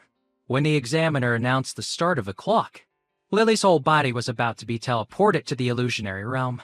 She urgently said, "I need to go to the restroom quickly." Seeing that Lily was about to be teleported, Leo's eyes widened in panic. "Damn it, I'm not going to make it." Blitz proactively snatched the bottle of antidote from Leo's hand and flew towards Lily, wanting to give it to her. But it flew too fast and crashed into her enormous chest, getting teleported along with Lily. Just as she left, Leo also started to glow. "Blitz, I'm counting on you. But this time, I'm in big trouble." The Rain Wingstar saw him being teleported without his spirit and stared after him with wide eyes. A second later, Leo was teleported to the illusionary realm. System announcement: first round of team battle begins. Map: Illusionary, Underground Labyrinth City. Leo has been assigned to the blue team. Everyone was sent 2 different parts of the illusion, so the key to this match is to regroup with my teammates and create a situation where we can outnumber the enemy. I have to stick to the main plan. If I get eliminated, I won't have a chance to get the Compass Chariot, which will affect my future plans. I absolutely cannot fail. After Blitz learned its combat form, I, as its master, have become very sensitive to the wind. This is really useful at times like this. Thanks to the sound of the wind, Leo detected movement behind a wall. Based on the air vibrations, the opponent is 50 meters away. There are 3 of them. No, it's 1 person into spirits. The air currents around that person's upper body are fluctuating violently. Their chest is swaying. A large chest with 2 spirits. Isn't that the dumb woman? Or meeting in the first match? I'm so worried. I wonder if she took the medicine. If we have to fight intensely, her aggressive nature will erupt, and she'll be mistaken for a severed spirit tamer. Assuming the person ahead was Lily, Leo happily ran towards them to regroup. But unexpectedly, the opponent was a fat guy who also had a large chest. Named Yan though, wow, from the red team, ranked 13th. He had the 2 star spirits, the male and female battle puppets. Bumping into him, Leo, though he had no hair, felt his hair stand on end. Why is this fat guy's chest so big? Yanluo was walking and munching on bread, bored because he hadn't met any blue team members yet, when he ran into Leo here. He had his 2 spirits chase after Leo, forcing him to run for his life. But luckily, the master of these spirits is a fat guy who can't keep up with my speed. I have to find my teammates quickly. As long as we coordinate well, plus with my knowledge of spirits, victory is in my grasp. Up ahead, he heard the sounds of 2 people fighting. Leo was very hopeful he would meet someone from the blue team. He did meet them, but the 2 were none other than Grizz and the girl with glasses. Yuju still held a grudge from the time on the airship when Grizz and his gang had bullied her. Now that they met here, they were fighting to settle the old score. Just as they were about to fight, they saw Leo running over. Yuju told him to be quiet. After I deal with him, we'll cooperate. Grizz saw Leo and was very interested. Balde, I like the look of you. After I finish off this woman, I'll take you to the pinnacle of glory. Only Leo was speechless. Are you kidding me? At this moment, the fat guy also caught up, and another guy appeared. Han Yi-han, ranked 11th. Red team, 2 star spirit. The red team is still missing 1 person, but This Onihan had already memorized all the data and rankings of the contestants in the second round before teleporting. The ones in front of us are all ranked below us, especially this hopelessly weak Baldy. Grizz and Yuju were forced to set aside their personal grievances to fight the enemy. But because of their feud, their coordination was terrible, and they kept arguing. Leo quickly calculated. The fusion of the Earth Dragon is a disadvantage. The difference in strength in the lower star stages is very obvious. The mist released by the Fog Cat is very effective in a confined space. If they cooperate well, those guys are definitely not their match. I have to think of a way quickly. In the original story, although Grizz is a scumbag who likes to bully women, he has one weakness: he takes very good care of his underlings. Leo pretended to be pitiful and flattered him. Big brother Grizz, your little brother can't hold on much longer. Let's take out the opponents first, then we can have our internal strife. Forget it. As long as you call me Big Brother, you won't have to suffer. As for Yuju, if I remember correctly, this girl is a clean freak. If she encounters something dirty, she'll transform immediately. So, Leo rubbed his hands in the mud and touched her chest. The two immediately switched to their combat forms. Let's fight seriously. I can't lose face in front of my newly recruited little brother. Wash your hands before you touch me, or I'll crush your brain. In the illusionary map team battle, 8 Flower Garden, Lily was teamed up with Yi Guizhang, ranked 10th, Handu Simeng, ranked 29th. Thanks to Blitz's help, Lily helped her team win a fierce battle. After the fight, Blitz's head was spinning. Lily felt guilty. Little tiger, you've worked hard. Without your master here to replenish your spiritual power, using abilities is very draining, right? Blitz dropped the bottle of medicine in front of Lily, but because she didn't know what it was, she refused to drink it. You want me to drink it? Thank you, little tiger. But I'm fine now. I hope I can meet Big Brother Vance in the next match so I can return you to him. Back in the illusionary map team battle Underground Labyrinth City, Han Yihan was a spirit tamer specializing in formations. The formation he cast captured the 3 blue team members in one go, securing 3 points. Leo was also tightly bound by his formation. Spirit tamers are divided into many schools based on their spirit's fighting style. Among them, spirit tamers who are good at setting up formations are known as the formation school. Although this guy is physically weak, once he sets up a formation, he's a real headache. 2 against 3, and we still won. It seems our chances of being selected by the council are very high. That Baldy is as weak as they come. Grizz anxiously urged Leo to bring out his spirit. Even if it's weak, you have to fight. Otherwise, we won't have a chance to win. Leo wanted to, but Blitz had unfortunately gone with Lily. Without it here, Leo was completely useless.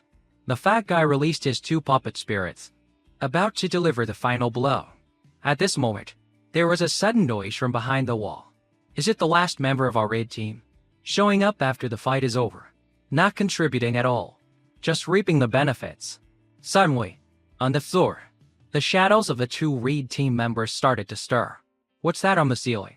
Lyra, her eyes red, and her shadow spider ambushed them from above, unleashing Shadow Handhunt.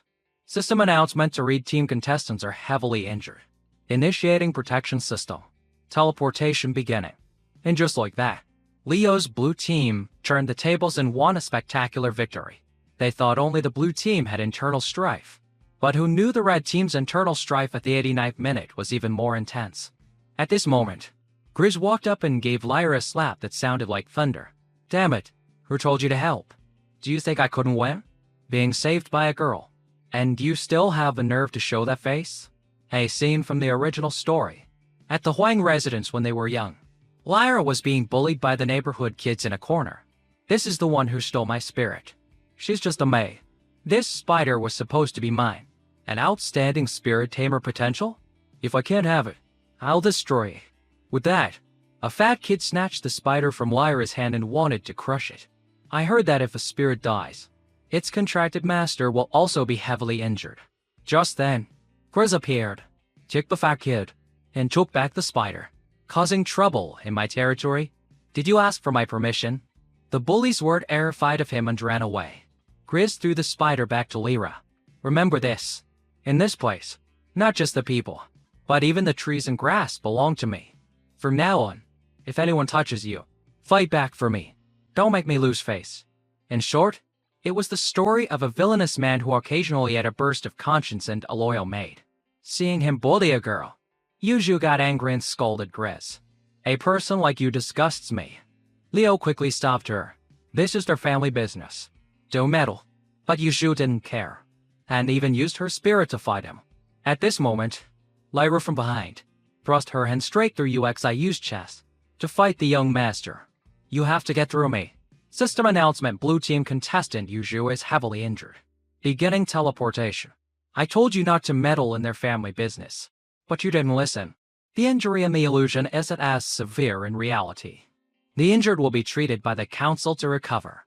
At this point, Grizz couldn't take it anymore. Damn it. You acted on your own to help me again. You think you're so great? Then fight me. If you lose, the whole team loses. That's Grizz. Setting a condition like that. If he loses, Leo will be dragged down with him. When Leo tried to intervene, he was glared back at. Poor me. Without Blitz, I'm basically useless. The two of them moved to a fighting stage high up, with a sea of boiling lava below. It was called a duel, but only Grizz was attacking brutally. Lyra, no matter how bruised she got, was determined not to fight back against her young master. To force her to fight, Grizz had to add another condition. If you lose this match, I'll kick you out of the Huang family. Faced with this unreasonable demand, Lyra finally agreed to fight. She had her spider shoot a web to wrap around his hand. Grizz stomped his foot hard on the ground, and the web snapped, but the fighting stage also started to crack more and more. Leo stood outside, observing with his arms crossed. This Lyra, in the original story, was just an unremarkable character. But in this world, she's so outstanding. A moment later, Grizz had cornered her. Finally, I've got you where I want you. Remember, as a woman, you should always stand behind a man. You hear? Lyra slowly stood up and bowed her head to apologize. Lyra dares not to fight the young master, but I also don't want to leave the young master. It's all my fault. To resolve the nightmare curse, using the power of Grizz's fusion to break the surface, while at the same time using the stickiness of the web to temporarily keep the surface intact. After the web is dissolved, the surface would shatter, and he would fall into the sea of lava without any defense. System announcement: Blue team contestant Grizz is heavily injured. Beginning teleportation. Lyra clung to a web, sticking to a rock, and looked down, crying, I'm sorry, young master. From now on, you can hit me however you want. Then Lyra walked over to Leo. The young master said that whoever loses, the whole team loses. To fulfill my promise to the young master, I will do my best to fight for real. Leo automatically raised his hands in surrender. Because I know that in a solo fight like this, she has the upper hand. I'm so unwilling. I have to meet up with Blitz as soon as possible. Lyra looked disappointed with Leo. I was hoping you were a master. If you were so strong that I couldn't beat you, that would be great. Then I wouldn't have to betray my promise, and the young master could still win. Why is the weakest one the one who survives until the end? In the rest area, the contestants had 15 minutes to rest. So, let's look at the current scores. Leo looked at the leaderboard with a melancholic face. Rex the King. Current points 1. Jester. Current points say. Bueli. Current points say. Leo Vance. Current points 1. Has the dumb woman already started the second round? Blitz, isn't he reader? It seems Lily still hasn't taken the antidote. This is troublesome. If I lose again, all hope for the council's treasury will be lost. Only the council chairman and the ministers of the 6 ministries can open it now. Breaking in is impossible. I can only win the championship. And not only do I have to win, I have to hunt down those with higher ranks and prevent them from winning. There's no other way. No matter if I meet the dumb woman again or not, I have to win. Time is up. The second round of team battle begins. Teleporting. Illusionary map: Black Dragon Mountain Range. I seem to remember this illusion being mentioned in the collection of settings. This time, Leo was on the red team, and all the members didn't have to search for each other but were actively teleported to the same place. Leo's two teammates this time were Amber, 3-star Fire Spirit's Peril Spirit, current points say, and Lyra, 2-star Shadow Spider Spirit, current points say. We meet again. What a narrow path for enemies. This round. Why am I on the same team as Lyra? Ember looked at Leo with an interested eye.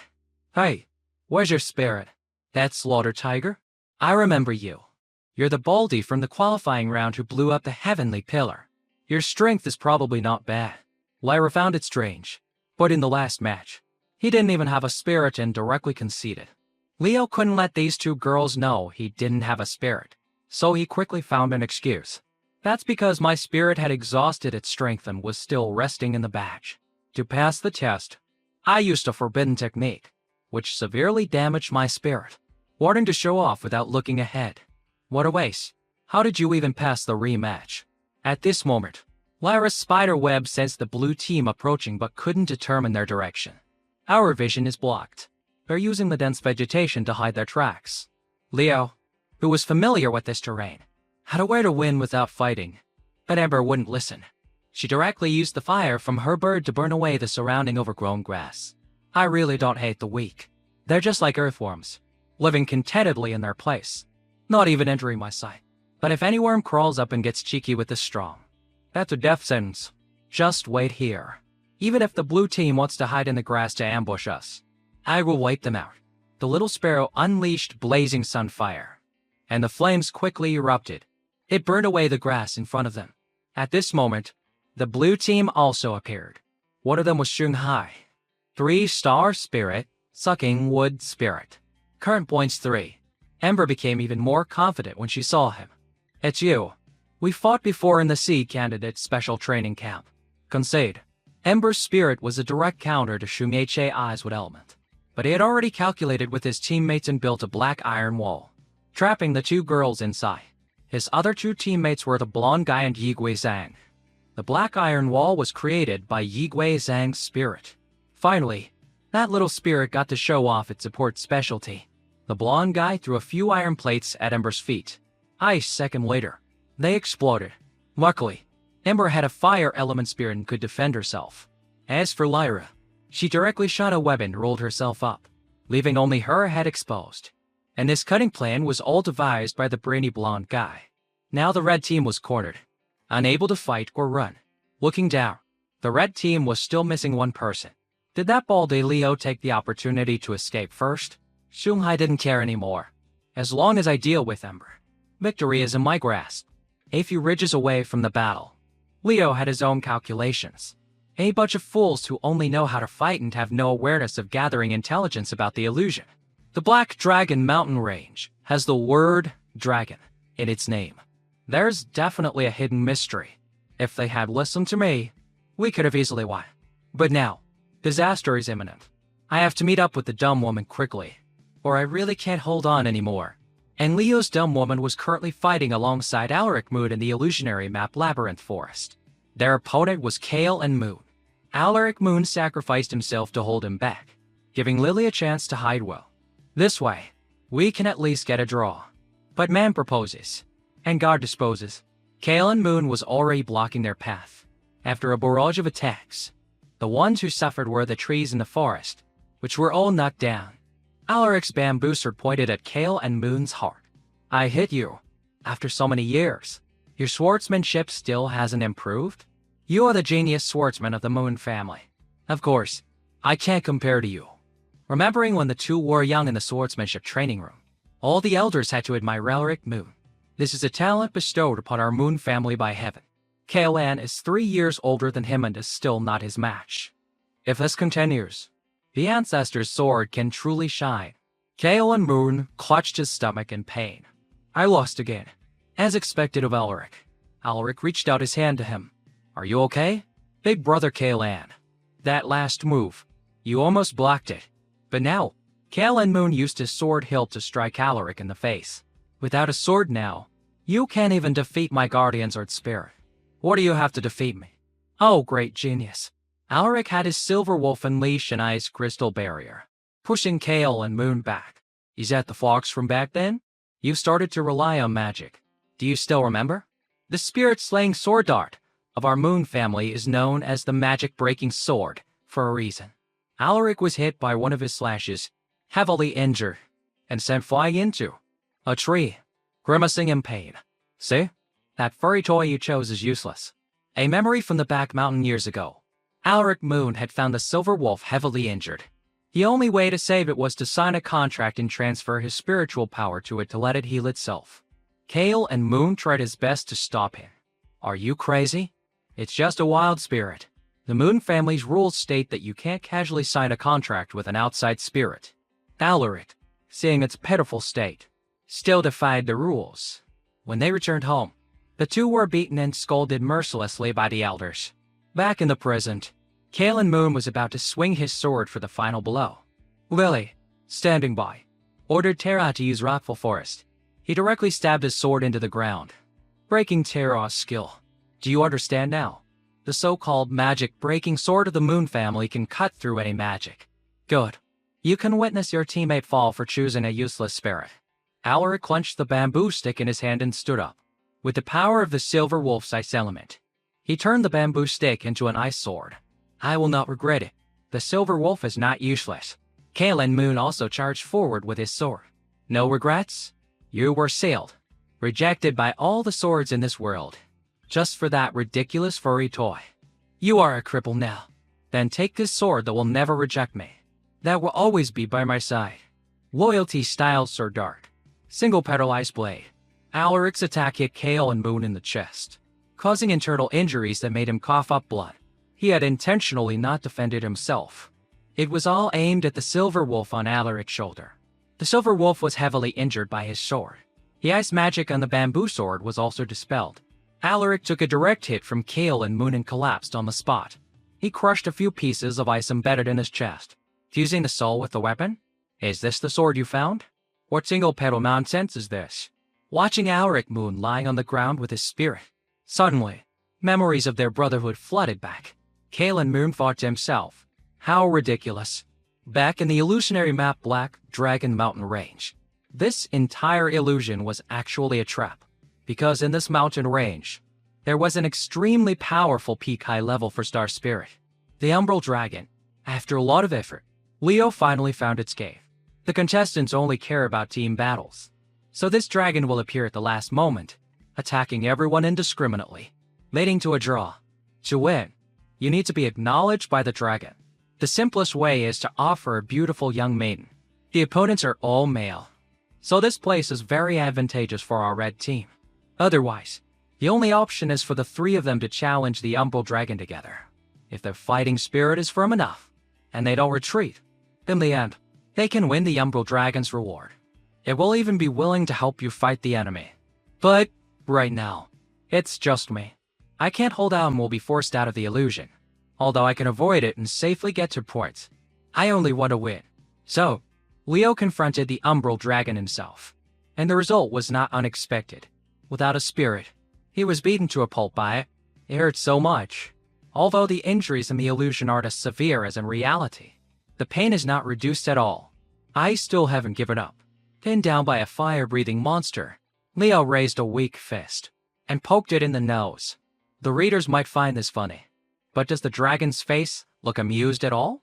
It furiously flapped its wings, blowing Leo into a corner. Although Leo had lost a lot of blood, he still managed to crawl up and challenge it. Hey, you big OAF. Don't stop. I'm still standing here, challenging you. If you can't kill me, then you admit defeat. Faced with these words and his determined expression, the dragon seemed to be persuaded by Leo. Back at the battlefield, Ember and Lyra were idly bound by Shunye Che-I's vine spirit, with no way out. The vines were also constantly absorbing the spiritual power of the two girls and their spirits. Even though she was captured, Ember was still very defiant. Damn it, you damn blue team. And that baldy who ran away. I won't let you off. Yi Guizhang and the blonde guy saw that Xunghai was just fooling around. He could have ended it long ago. Why does he need to absorb their spiritual power? Shunye Che-I's spirit sucking would can steal other spiritual power and store it for the master to use at any time. Thank you all. This way, I won't have to worry about the next match. But his smugness didn't last long. At Emerald, for Star Dragon appeared and wiped out the three blue team members. The red team suddenly turned the tables and won in the end. Although they had won and gotten 3 points, Ember still held a grudge against Leo. In a battle between the strong, winning and losing is normal. But I really can't stand that mixed blood mutt. There are still 3 matches left. Don't let me meet you. Otherwise, I'll let you know that dogs are only fit to eat shit. Oh dear. A girl shouldn't be so foul-mouthed. Poor me. Secretly doing everything behind the scenes and still being mercilessly cursed by a Dripe. Leo lay exhausted. He heard the system announcement all blue team members are heavily injured and have left the illusion. Red team wins. Leo smiled in satisfaction and raised his hand to the sky. Finally, we won. Scene change illusionary map. Labyrinth Forest. After Alaric was defeated by Kale and Moon, only Lily was left, hastily fleeing. But after running for so long, she was out of energy. She hid behind a tree, her heart in turmoil. Kara and Blitz were also so exhausted they lay on the ground, motionless. Kale and Moon, sword in hand, was getting closer and closer. Lily anxiously wondered, what should I do now? Suddenly, a voice from the depths of her mind, her second personality, spoke. If you can't do it, let me. Here. Unfortunately, Kale and Moon had already appeared before her, radiating killing intent. I'm not in the mood to play with you anymore. Let's end this boring match. Blitz stood up straight, spreading its arms to shield Lily. But without its master here, Blitz was no different from a normal tiger. It was quickly knocked aside by Kale and Moon. Kale and Moon showed no mercy, directly piercing Lily through the chest. The bottle of antidote in her hand also fell to the ground and shattered. Lily was stunned, but the second personality appeared and whispered in her ear. Relax. Don't resist me. This way, you will have enough strength to protect the ones you love. Leave the rest to me. So, the second personality emerged and took control of Lily. She turned her head and smiled at Kale and Moon. For some reason, the sword that was piercing her chest also disappeared, and Kale and Moon was forced to his knees by some unknown force. Lily slowly disappeared before his bewildered eyes. What just happened to that woman? After the match ended, Leo was teleported to the infirmary. Here, the nurses used healing flowers to treat the contestants. When the treatment was complete, a purple flower would bloom on the patient's head. Just by plucking it, the patient could move normally, though the feeling of plucking the flower was a bit painful, like having a hair pulled out. The nurse, while plucking the flower from Leo's head, grumbled, "You contestants are really reckless. Although you won't really die in the illusion, the pain is not reduced at all. If you exceed your tolerance, your spirit will be severely affected." Leo Vance currently has 4 points. Anyone would want to win easily if they could. At least I won 1 match. If this situation continues a few more times, I really can't take it. The next match began. Leo was sent to the illusionary map Gusty Archipelago and was once again on the red team. Entering a windy archipelago type illusion. I'm most afraid of a map that's purely for combat. I hope my teammates are strong. As soon as he arrived, a foul smell filled the air. Leo quickly covered his nose and looked around. What's that smell? Is there poison in the air of this illusion? No, it's not that. On a nearby rock, Rex the King, who had 4 points and was also on the red team, sat with his chin in his hand, thinking, as the strongest person, with my amazing power, how could I lose a match? This overwhelming smell was coming from him, being assigned to a windy illusion. The smell spread everywhere. He stood up and reached out a hand to Leo. It seems this time I have to be serious. Teammate, try to keep up with me and let's win. Although he was stinky and weak, Leo had finally met a teammate willing to cooperate. At this moment, the system announced, Semang, red team, and Jihu, blue team, are unconscious due to special reasons. They will not be appearing for now. Leo and Drex the King were both startled. 2 people taken out right at the start, and for special reasons? Suddenly, a dark shadow appeared behind them. Leo turned around and found himself in a luxurious mansion with many people. Maids were lined up on the stairs, rolling out a red carpet. Above, a portrait of himself was hanging, wearing a beast fur robe, and his current self was dressed as he was when he was at home drawing manga. Lily, dressed as a maid, ran over and called him young master. The publisher just called. The young master's manga has won a major international award, making Leo's eyes pop out. After Lily, Blitz also transformed into a person dressed as a maid, bringing a large stack of papers. Young master, the assistant team has finished the drawings for next month, the month after that, and the month after that. Even worse, Silas also turned into a girl and cooked lunch for him. Master. He was so scared his hair stood on end. He couldn't take it anymore. Shut up. All of you. This is horrible. Get out. This is probably an illusion cast by a spirit. If I can't get through this, would I be trapped? It directly attacks the psyche, creating an illusion of what the opponent desires most, making them sink into the dream and not able to escape. So this is what I desire most. A famous life. Becoming the most respected manga author. Furthermore, I don't have to draw myself. I can be lazy. Even lazier. And living alongside the friends I cherish forever. How annoying. To break this illusion, I have to make the creator of this illusion and myself feel disgusted. Cut the mental connection. Normally, I would need the help of teammates. But my teammates are unreliable. I can't do anything. My real body can be attacked at any time. The only thing that can simultaneously horrify both my and the enemy's psyche is this. Leo directly pulled out a chair and dipped his pen in ink, scribbling away. Meanwhile, Rex the King was dreaming of signing a contract with a 7-star spirit. The creator of this trick was a guy named Morpheus from the blue team. He had 5 points and possessed a 3-star illusion cage spirit. Fighting those who only know how to kill is best done by slowly playing with their minds with illusions. Getting a powerful spirit. What a simple dream. But, what is this baldy doing? And the design and props in this room are so strange. He curiously zoomed in to see the picture Leo was drawing. A young boy and a hairy uncle were in a very compromising position.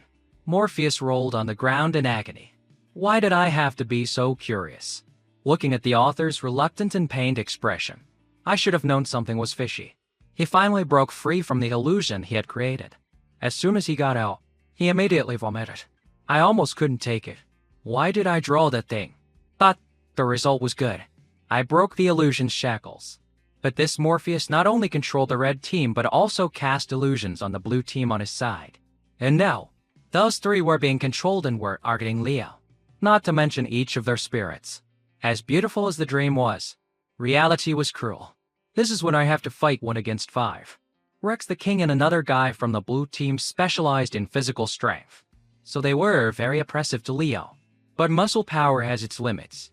Even worse, Morpheus was standing high above, clapping and mocking him, on a nearby floating island.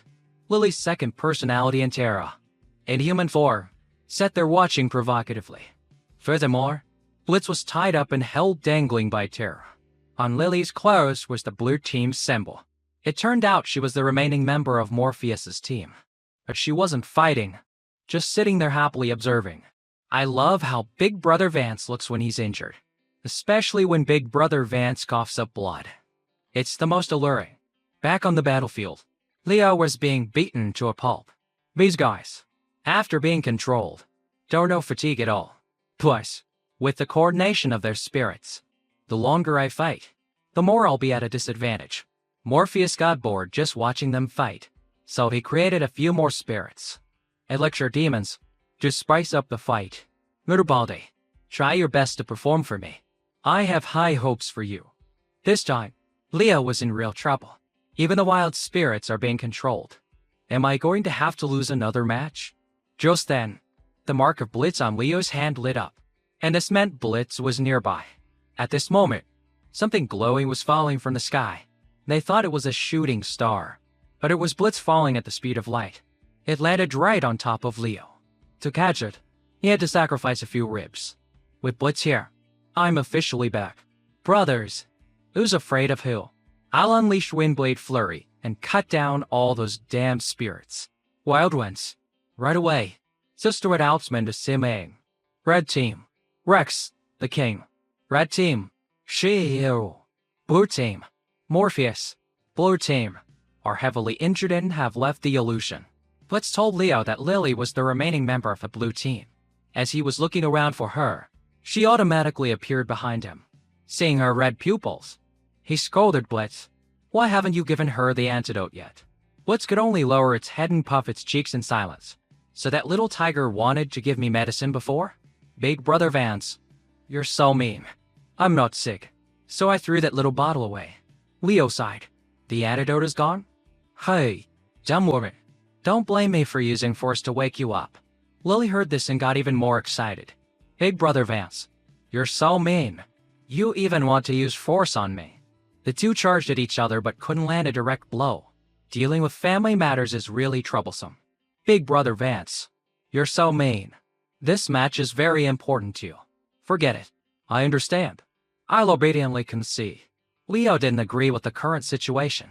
I don't know what kind of chaos this woman will cause next. It's best not to let her out of my sight. But, because Lily had conceded, the system began to teleport her out of the illusion. All this time, Leo had felt something strange about Blitz. Why did it keep its mouth shut so tightly? Could it be holding the antidote in its mouth? Blitz quickly returned to its normal form, puckered its lips, and flew towards Lily and gave her a passionate kiss. After Lily, it moved on to Tara. This Blitz really knows how to take advantage of a situation. The dumb woman had also returned to normal. She rushed over and hugged Leo. The little tiger kissed me? Big brother Vance. My first kiss. Leo gently stroked her head. Later, I'll help you discipline Blitz. Fidel, just rest. Lily was forcibly removed from the illusion. The third round ended. Red team wins. In the infirmary, after a quick check, they found that Lily had no injuries. Just that her spiritual power was overly depleted, causing her to faint. They could only wait for her to slowly recover. But this young lady will have to withdraw from the competition. Hearing this, Leo also breathed a sigh of relief and left. Blitz was in extreme pain in it, but from just being tested by Leo for daring to kiss his wife. As he walked, he thought, according to the current scores, getting into the top four is still a bit difficult. Later, I'll have Blitz lick me a bit to turn into Lord Vance. Then I can use the examiner's authority to adjust the match order. As he was walking, Amber saw him. She was still angry because of the previous match. He had abandoned his teammate and run away. So she shot a flame at him. Leo didn't even need to look. He could easily block her flame. The system issued a warning: fighting is prohibited in the rest area. Contestants who fight will be disqualified. Isn't this the young lady who was tied up in the previous match? Your spirit is finally recovered. So you're starting to talk big, right? Even with a spirit. You have to remember one thing: dogs can only ever eat shit. There are still 2 matches left. Don't let me meet you. Blitz and Leo were furious. You don't have to wait long. You can meet me right away. And in the next match, I'll show you how formidable I am. 4th match, Illusionary Map Bridge Combat. This type of illusion is my favorite. It can save a lot of time.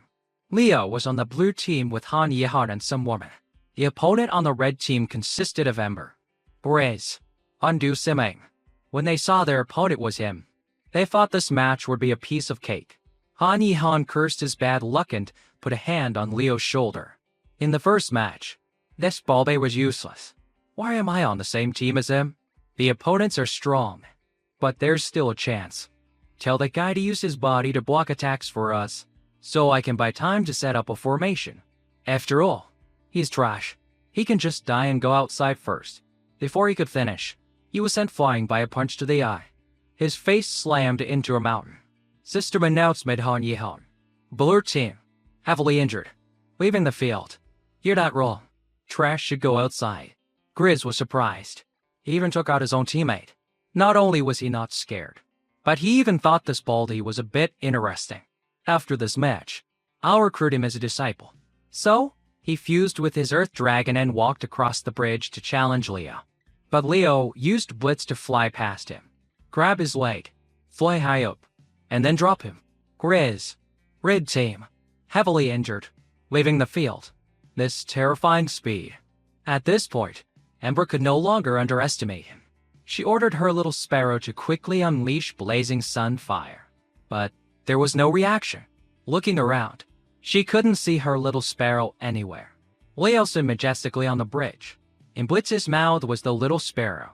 Sorry, my cat likes to play with birds. So, how should I deal with you?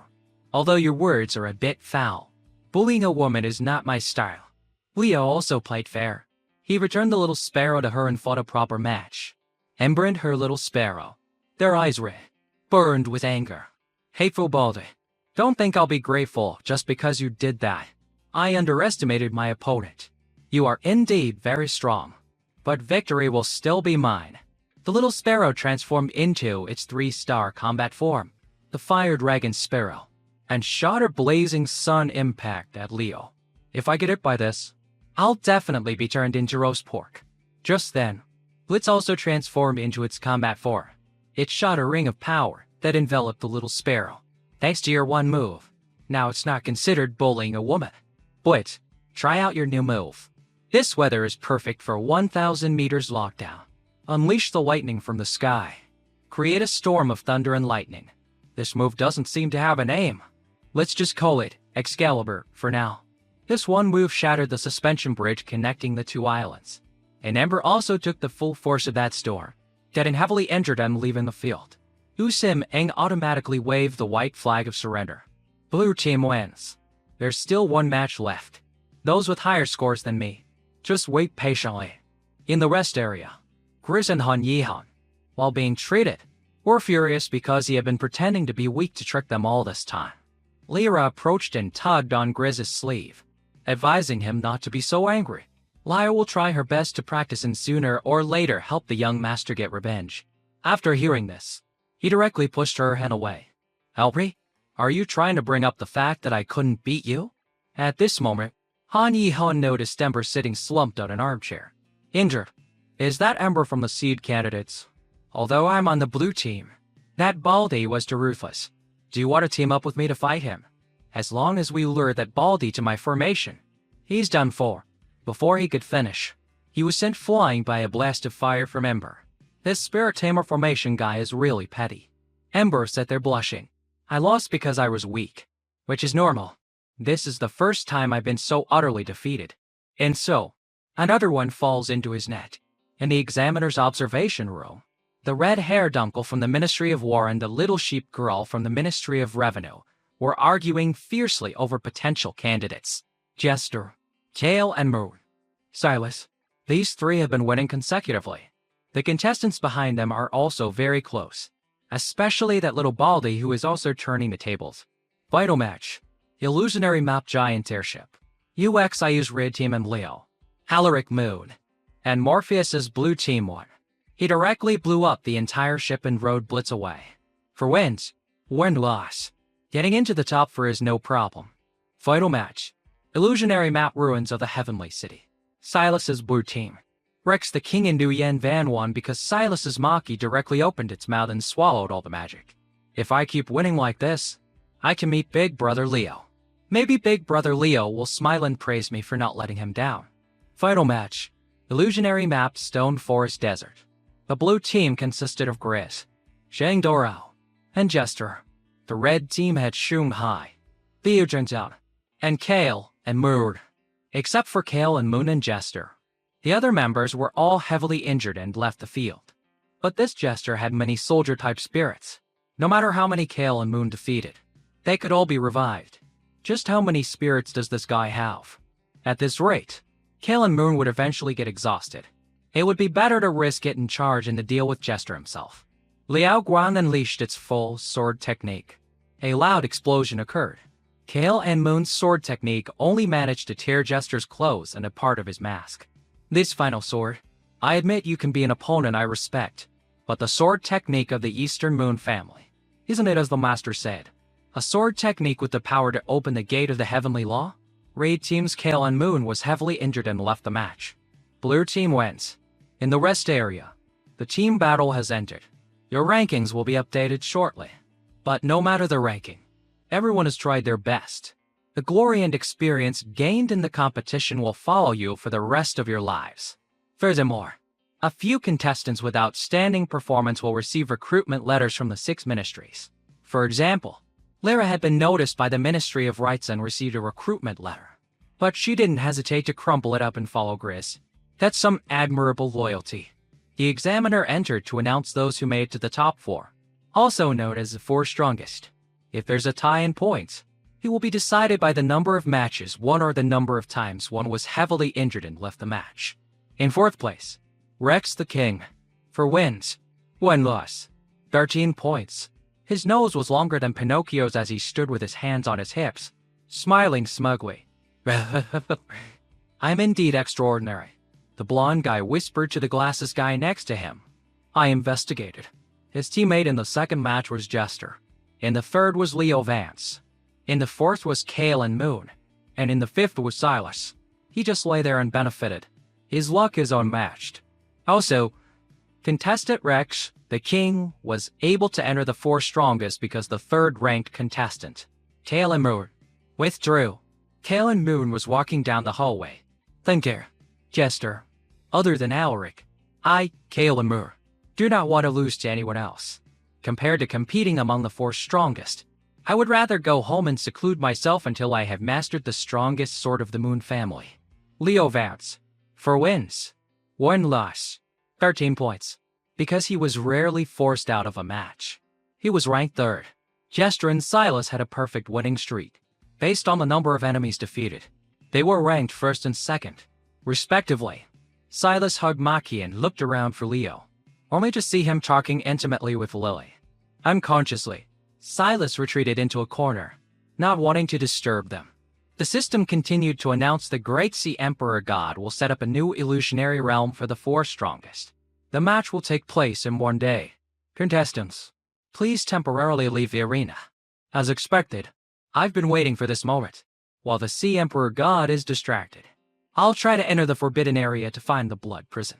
Leo seemed to have seen Silas just now, but now he couldn't see him anywhere. Silas hid behind a pillar, peeking at the two of them. I don't know why I have to be so sneaky here. I clearly wanted to go congratulate Big Brother Vance on advancing. Miss Lily and Big Brother Leo.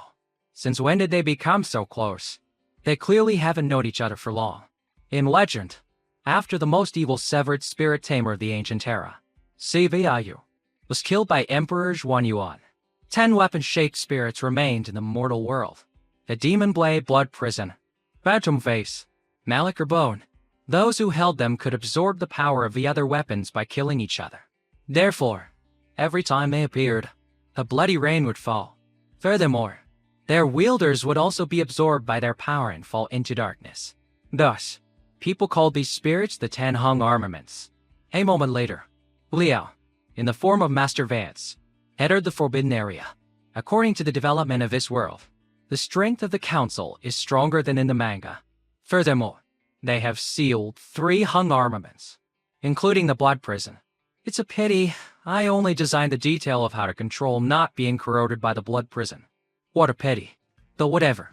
Having many of these hung armaments is not necessarily a good thing. Being able to wield the blood prison, which is most suitable for me, is enough. After the former council chairman passed away, the Sea Emperor God could only barely control the council. So building a peak-level illusionary realm for the 4 strongest match would distract the Sea Emperor God. Now, as long as I can solve the defensive formation, I'll have a chance to stir my plan. The power of the formation was too strong. Just bringing his hand close, he was already being corroded by its power. I could only rely on my physical endurance to charge in. Blitz. Later. Use your Myriadwood Spring to heal my wounds. Just then, at the door, Melok entered. Staggering, his body covered in wounds. As he entered, he mumbled like a zombie. Lord Vance, you're so cruel. Give me back my flesh and blood. I hate you. Blitz was so terrified his fur stood on end. But Leo Vance just calmly asked how he had managed to escape. Malacher tilted his head, his eyes narrowing into a grin. Not scared? My initial goal was to get caught and thrown into the Sky Prison on purpose. From there, I could openly enter the central territory of the East Pole Island. The more dangerous it is, the more convenient it is for me to find a chance to infiltrate the illusion system. No matter how much flesh and blood I have to sacrifice, I thought you might be the one to help me save some of that flesh and blood. Leo Vance didn't know what this guy's intentions were. Was he also after the vicious weapons? Or did he want to nip the masters of the other vicious weapons in the bud? He placed a hand on Blitz's head, ready to fight at any moment. Seeing how tense Leo Vance was, Malik chuckled. Don't be so serious. I didn't come here looking for a fight. Right now, I am both moved and filled with sorrow. My family has been imprisoned, sealed away. Their wails of anguish seemed to echo in my ears. Malacher walked towards the formation, tears streaming down his face. I will save you all right now. I won't make you wait any longer. Is he really crying? Since when did the vicious weapons, who slaughter each other for power, become a family?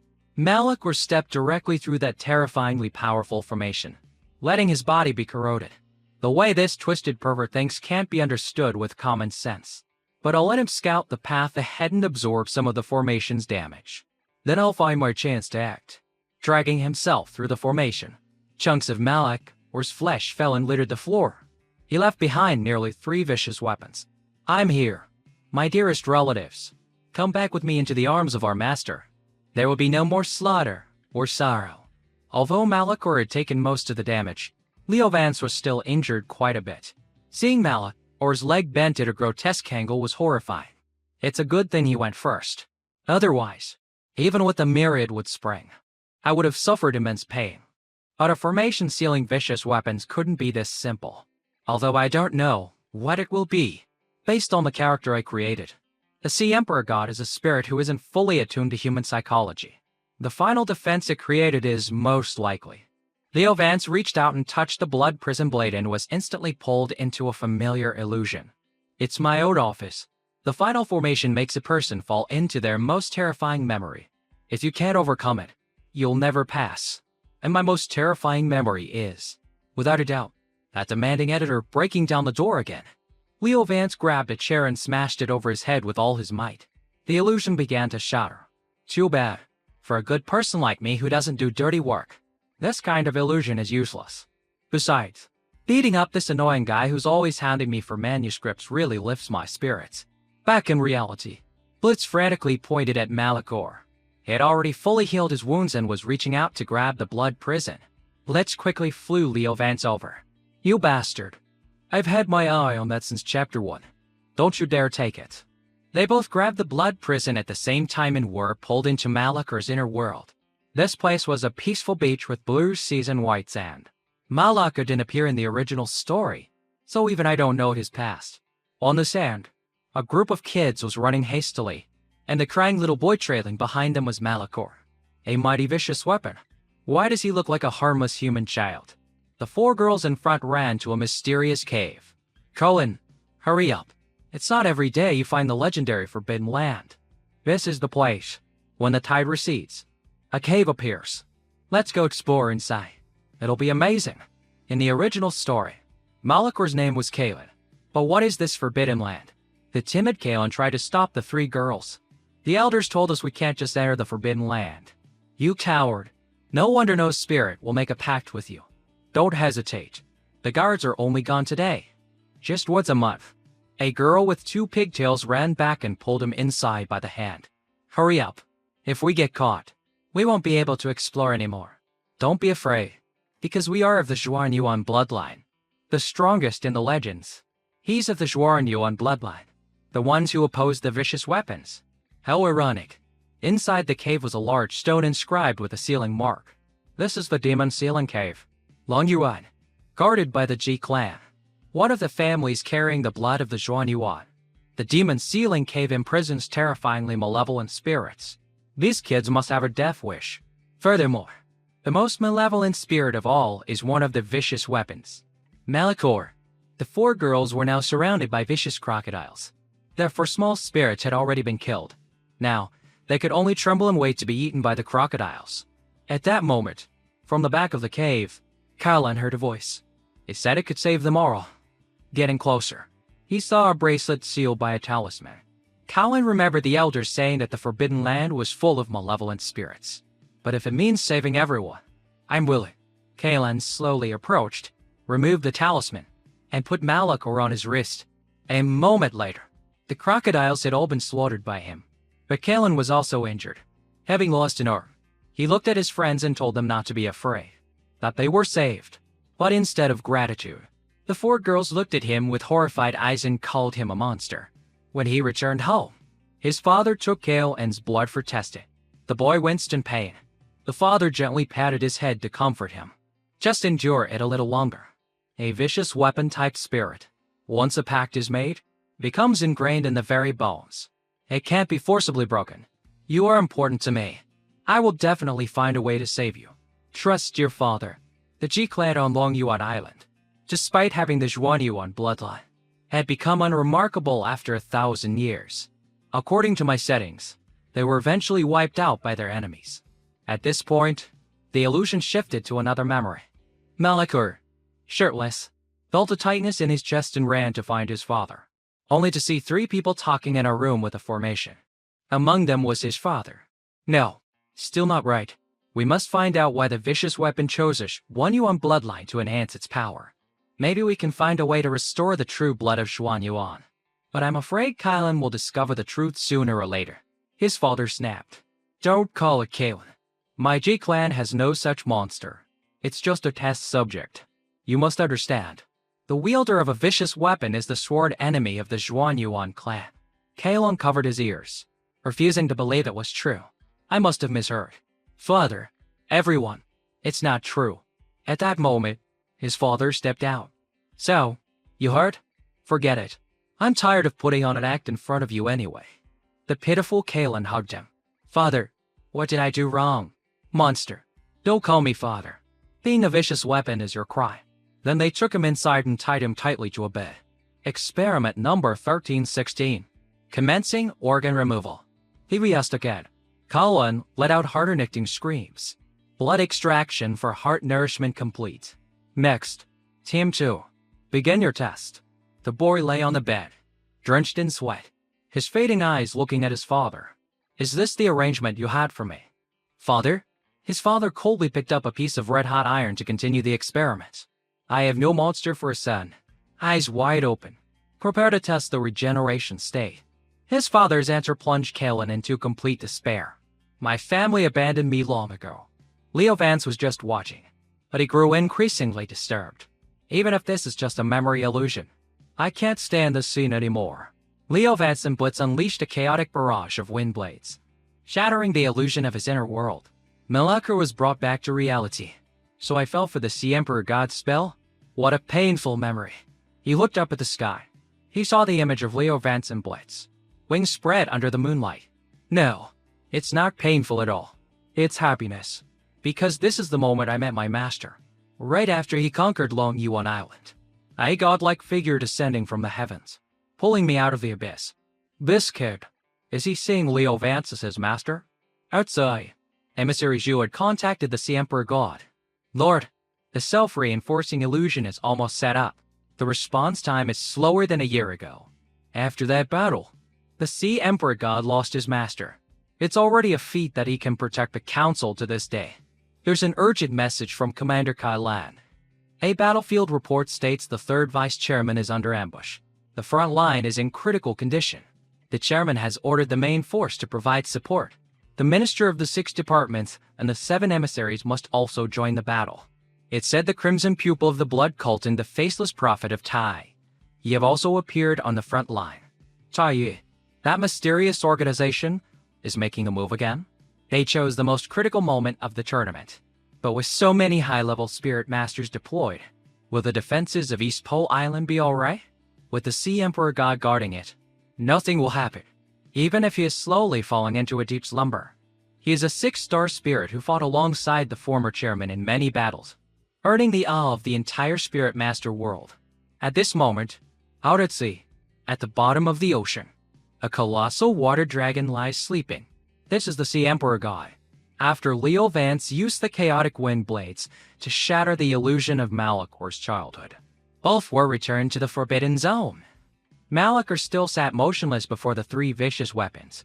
His eyes were dazed and vacant. What a mentally fragile kid. It's understandable. Given he has a past he doesn't want to remember. The bald protagonist didn't care and told Blitz to use Myriad with Spring, while he himself gripped the blood prison idly. The blood prison's evil or tried to invade his soul. Leo Vance strained, the marks of the blood river first appearing all over his arm. Bring it on. I'll show you who the real master is. He used the blood river forcing Myriad with Spring to suppress its power. At this moment, the other 2 vicious weapons also radiated an evil power, resonating with the blood prison. As expected, the plot has changed, and the difficulty has increased. The 2 vicious weapons are resonating under the control of the blood river force. Leo Vance was still just a bit short of the power needed to control it. When a vicious weapon is sealed, its evil aura will be reduced, and it will return to its initial crystalline state and fall into a deep sleep. At this point in the original side story, it was stated that the blood prison's evil aura would be almost completely eliminated, allowing a chance to force a pact. Now there are 2 more blades, So is the sealing power not strong enough?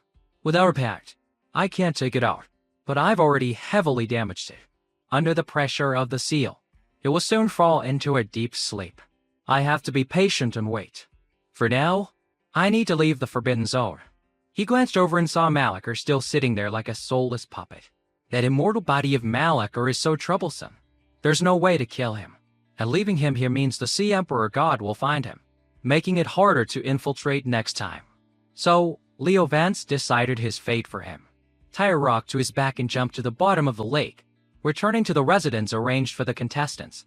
Willie, Silas, and Celine were sitting at the dining table. They were eating and playing with Maki's little fluff balls. This fluff ball is really prolific.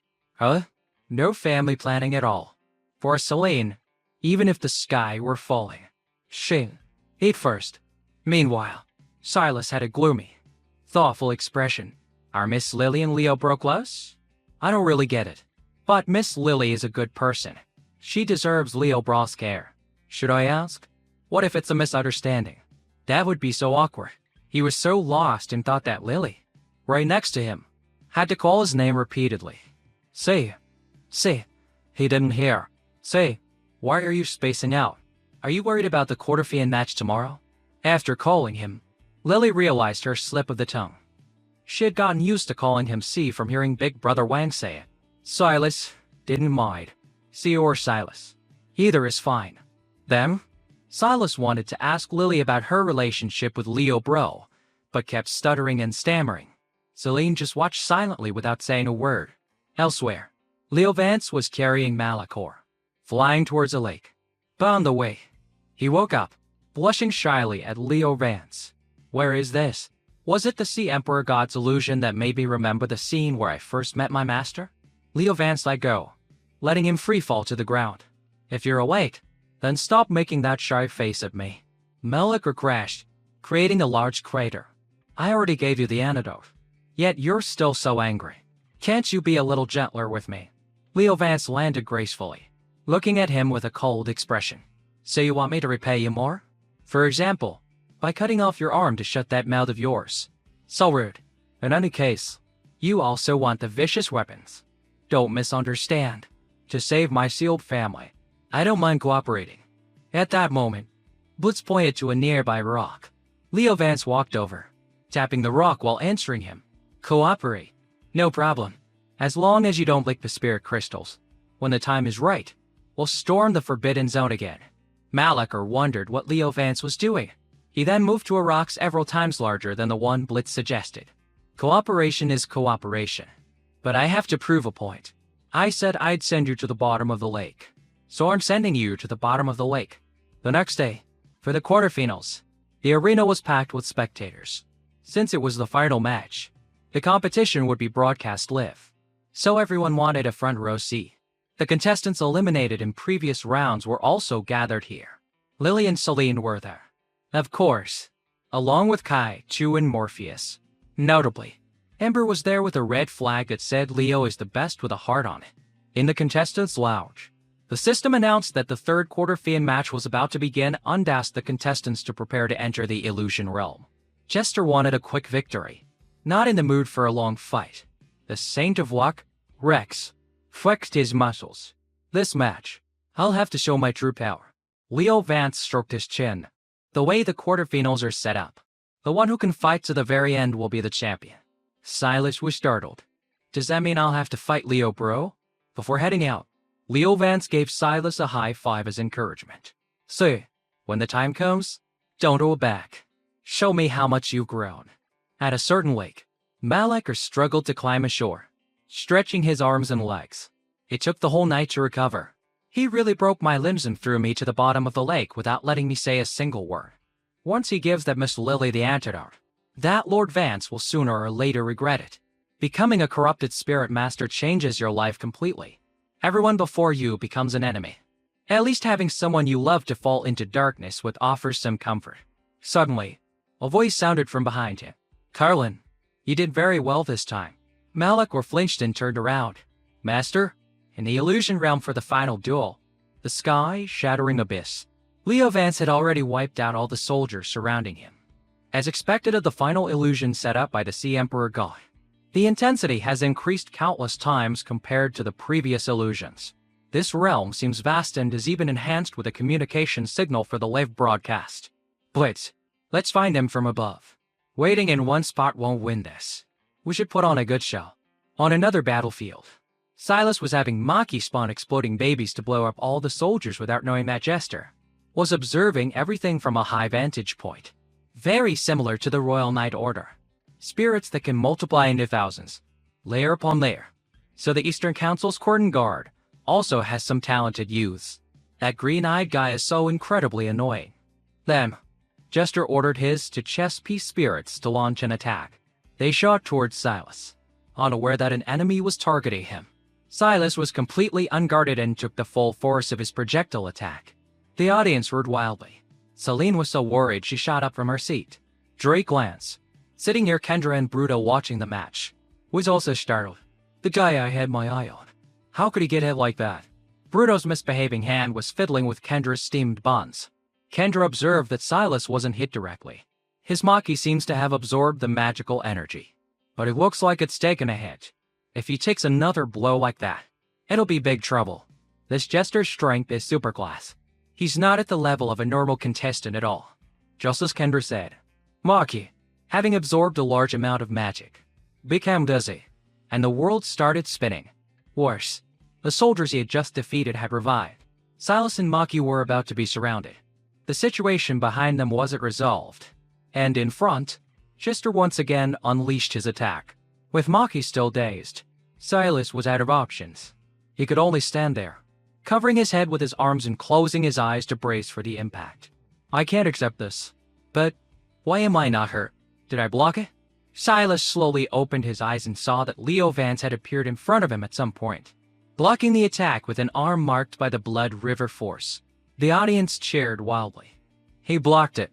It's the third contestant, Leo Vance. He feels even stronger than Silas. Lily happily hugged Tara, making the little spirit gasp for air. Celine and her Silvercrest also breathed a sigh of relief. Thank goodness big brother Leo arrived in time. Seeing Leo Vance appear so coolly, Ember couldn't contain her emotions, jumping on her chair and waving her flag frantically. Kendra also looked at Leo Vance with great interest. The adjudication office. It's been a long time since we've had a newcomer, hasn't it? I quite like this kid. Should I make him an emissary? Hearing her say that, Bruno and Drake Lance, though with different thoughts, shared a common goal. Sis, did you just use the word like for that smelly bald guy? The adjudication office is an independent body outside the 6 departments. If he really joins, there will be no way to torture that bald guy in the future. That Jester guy? You better try harder. Inside the illusion realm, Blitz was licking Leo's arm to heal his big brother. The arm can't move anymore. That last blow was really a bit too much. Silas saw Leo get hurt and blamed himself.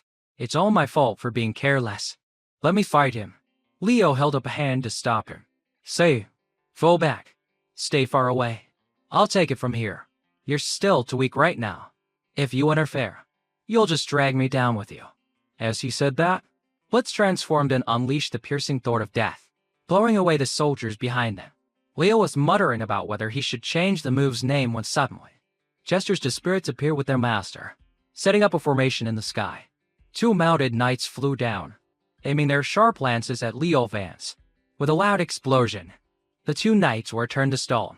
In Leo Vance's hand was the head of one of the knights. Sorry to ruin all your hard work. Not bad. As expected. This is a 4-star spirit, the Royal Knight Order, and its master is someone who only appears much later in the original story. Jester looked up at Leo Vance. You're not bad either. You've awakened a fighting desire in me that has long been forgotten. So you really want to fight me? Finally getting serious. Are you? If that's what you want, then let's fight. This Jester is the youngest councilman of the Western Council, the Great Knight of Golden Radiance, Halden Ray. He sealed his power in the spirit, sealing gauntlets to deliberately hide his strength and come to the Eastern competition? You've gone too far. I can't beat him without fusing, but that would expose my identity. This is trouble. The best way is to inform the council, but to not personally test the skills of a Western expert. I just can't accept that. Seeing the two of them about to clash, Silas stood below, clenching his fists with determination. Leo bro is right. I can't handle this level of combat. But I can't accept it. I've obviously tried so hard. But from the very beginning, I haven't been able to catch up to Leo bro. If this continues, I can only watch his shadow from behind as he leaves me far behind. I absolutely cannot let that happen. I will definitely stand shoulder to shoulder with Leo bro. I can't let him protect me forever. On Jester's side, he was summoning his queen chess piece. Leo Vance also instructed Blitz to prepare. Grade 8 transformation, triple power, mist devouring hand, chaotic wind blades. Just then, from behind, Silas let out a furious roar. He and Maki King charged forward at the speed of a falling meteor. Leo's eyes went wide. His jaw dropped. Holy crap, what the hell is that idiot Silas doing? Maki charged at the speed of light, smashing through Jester's chess pieces and soldiers. Silas held on tight to Maki's back. Leo bro never stops moving forward. Leo bro never stops getting stronger. How can I just stand still in one place? But releasing so much power at once. Maki quickly ran out of spirit energy and fell, sending Silas flying. At that moment, Jester's the Flying Knights aimed their spears at Silas. Leo Vance reached out a hand to block, then blew the two knights away. I told you, fighting requires teamwork. Then let's fight together. Let's show the bastard the power of our combined strength. Leo Vance looked up at Jester above and dragged his brain. This guy's spirits will keep reviving as long as their master isn't dead. Twice. I remember his strongest trump card is the queen. What was the queen's ability again? It's been so long. I can't quite remember. Suddenly, Silas from behind picked up a spear from the ground. He stabbed Leo right through the chest. Leo Vance slowly turned his head to look, then collapsed. I remember now. His queen can forcibly control another person's spirit energy for 3 seconds. I was to care less. And that one move injured me badly. Blitz relentlessly licked him to heal his wounds. While Silas, after stabbing his sworn brother, collapsed to the ground. Jester gloated. Well done. Wait, while wearing the spirit, sealing gauntlets. I wasn't sure I could control you. So, I had to use the queen. Luckily, your teammate was right behind you. At that moment, Silas's whole body lit up. His eyes filled with indignation, releasing a massive amount of spirit energy. Unforgivable. How could you make me harm Leo bro? The spirit energy in the illusion realm set up by the Sea Emperor God was being absorbed by Sea and Maki. Is he having a direct power-up? This level of spirit energy means Maki is about to level up to 3 stars. A spirit star increase signifies a purer bloodline. The more violet the bloodline, the harder it is to level up. Because I nurtured Blitz into a new form, the difficulty of his star up increased even more. He's still stuck at 2 stars. But to have that idiot Silas break through to 3 stars first is really annoying. As expected of the protagonist, blessed by the halo of destiny, he even accidentally got the Sea Emperor God's spirit energy. After leveling up, Maki transformed into the shape of a whale. 3-star combat state pagoda mirror Maki whale. Maki released a school of smaller versions of itself below to pinpoint the enemy's location. A few mini Machas swarmed around Jester like flies, refusing to leave no matter how he shoot them. They quickly transmitted the information to the big Maki above to fire a cannonball. A blast with immense destructive power. A defensive line formed by the soldiers couldn't withstand this one move. All of them were blasted to pieces, unable to regenerate. Jester's mask was also shattered. He raised a hand to cover his face. The Royal Knight Order. They don't even have a chance to regenerate, even though they're just fakes. Getting blown up like this feels just like that sky-shattering southern battle. How did a monster like this appear in the east? But firing a shot like that kid Silas' spirit energy must be depleted. Leo Vance supported Silas and Maki, flying up to Jester. Still want to hide your face? Take off the spirit-sealing gauntlets and fight me with your full strength. Today, if I don't beat you until you call me Daddy, I'll stop writing the character for King. Drake Lance, Kendra, and Bruno, after seeing Jester's true face, all showed expressions of disgust. Even though I hate that bald kid, I'm on his side. Registration is the responsibility of the rights department. Are you blind? All positions temporarily suspended. For us in the East, the most hated enemy isn't the corrupted spirit masters, but the coward who fled the sky-shattering battlefield. causing the former chairman to be gravely injured. Deploy the flying fish guard. If you don't explain yourself, you'll be executed on the spot. Inside the illusion realm, the system announced, the quarterfinals are temporarily suspended. Jester's identity was exposed, and he was being teleported out. Before he left, he said one thing to Leo Vance. You still have one last trump card you haven't used, right? If you get the chance, come to the West. We'll have a real fight. Jester was teleported to the gateway of East Pole Island.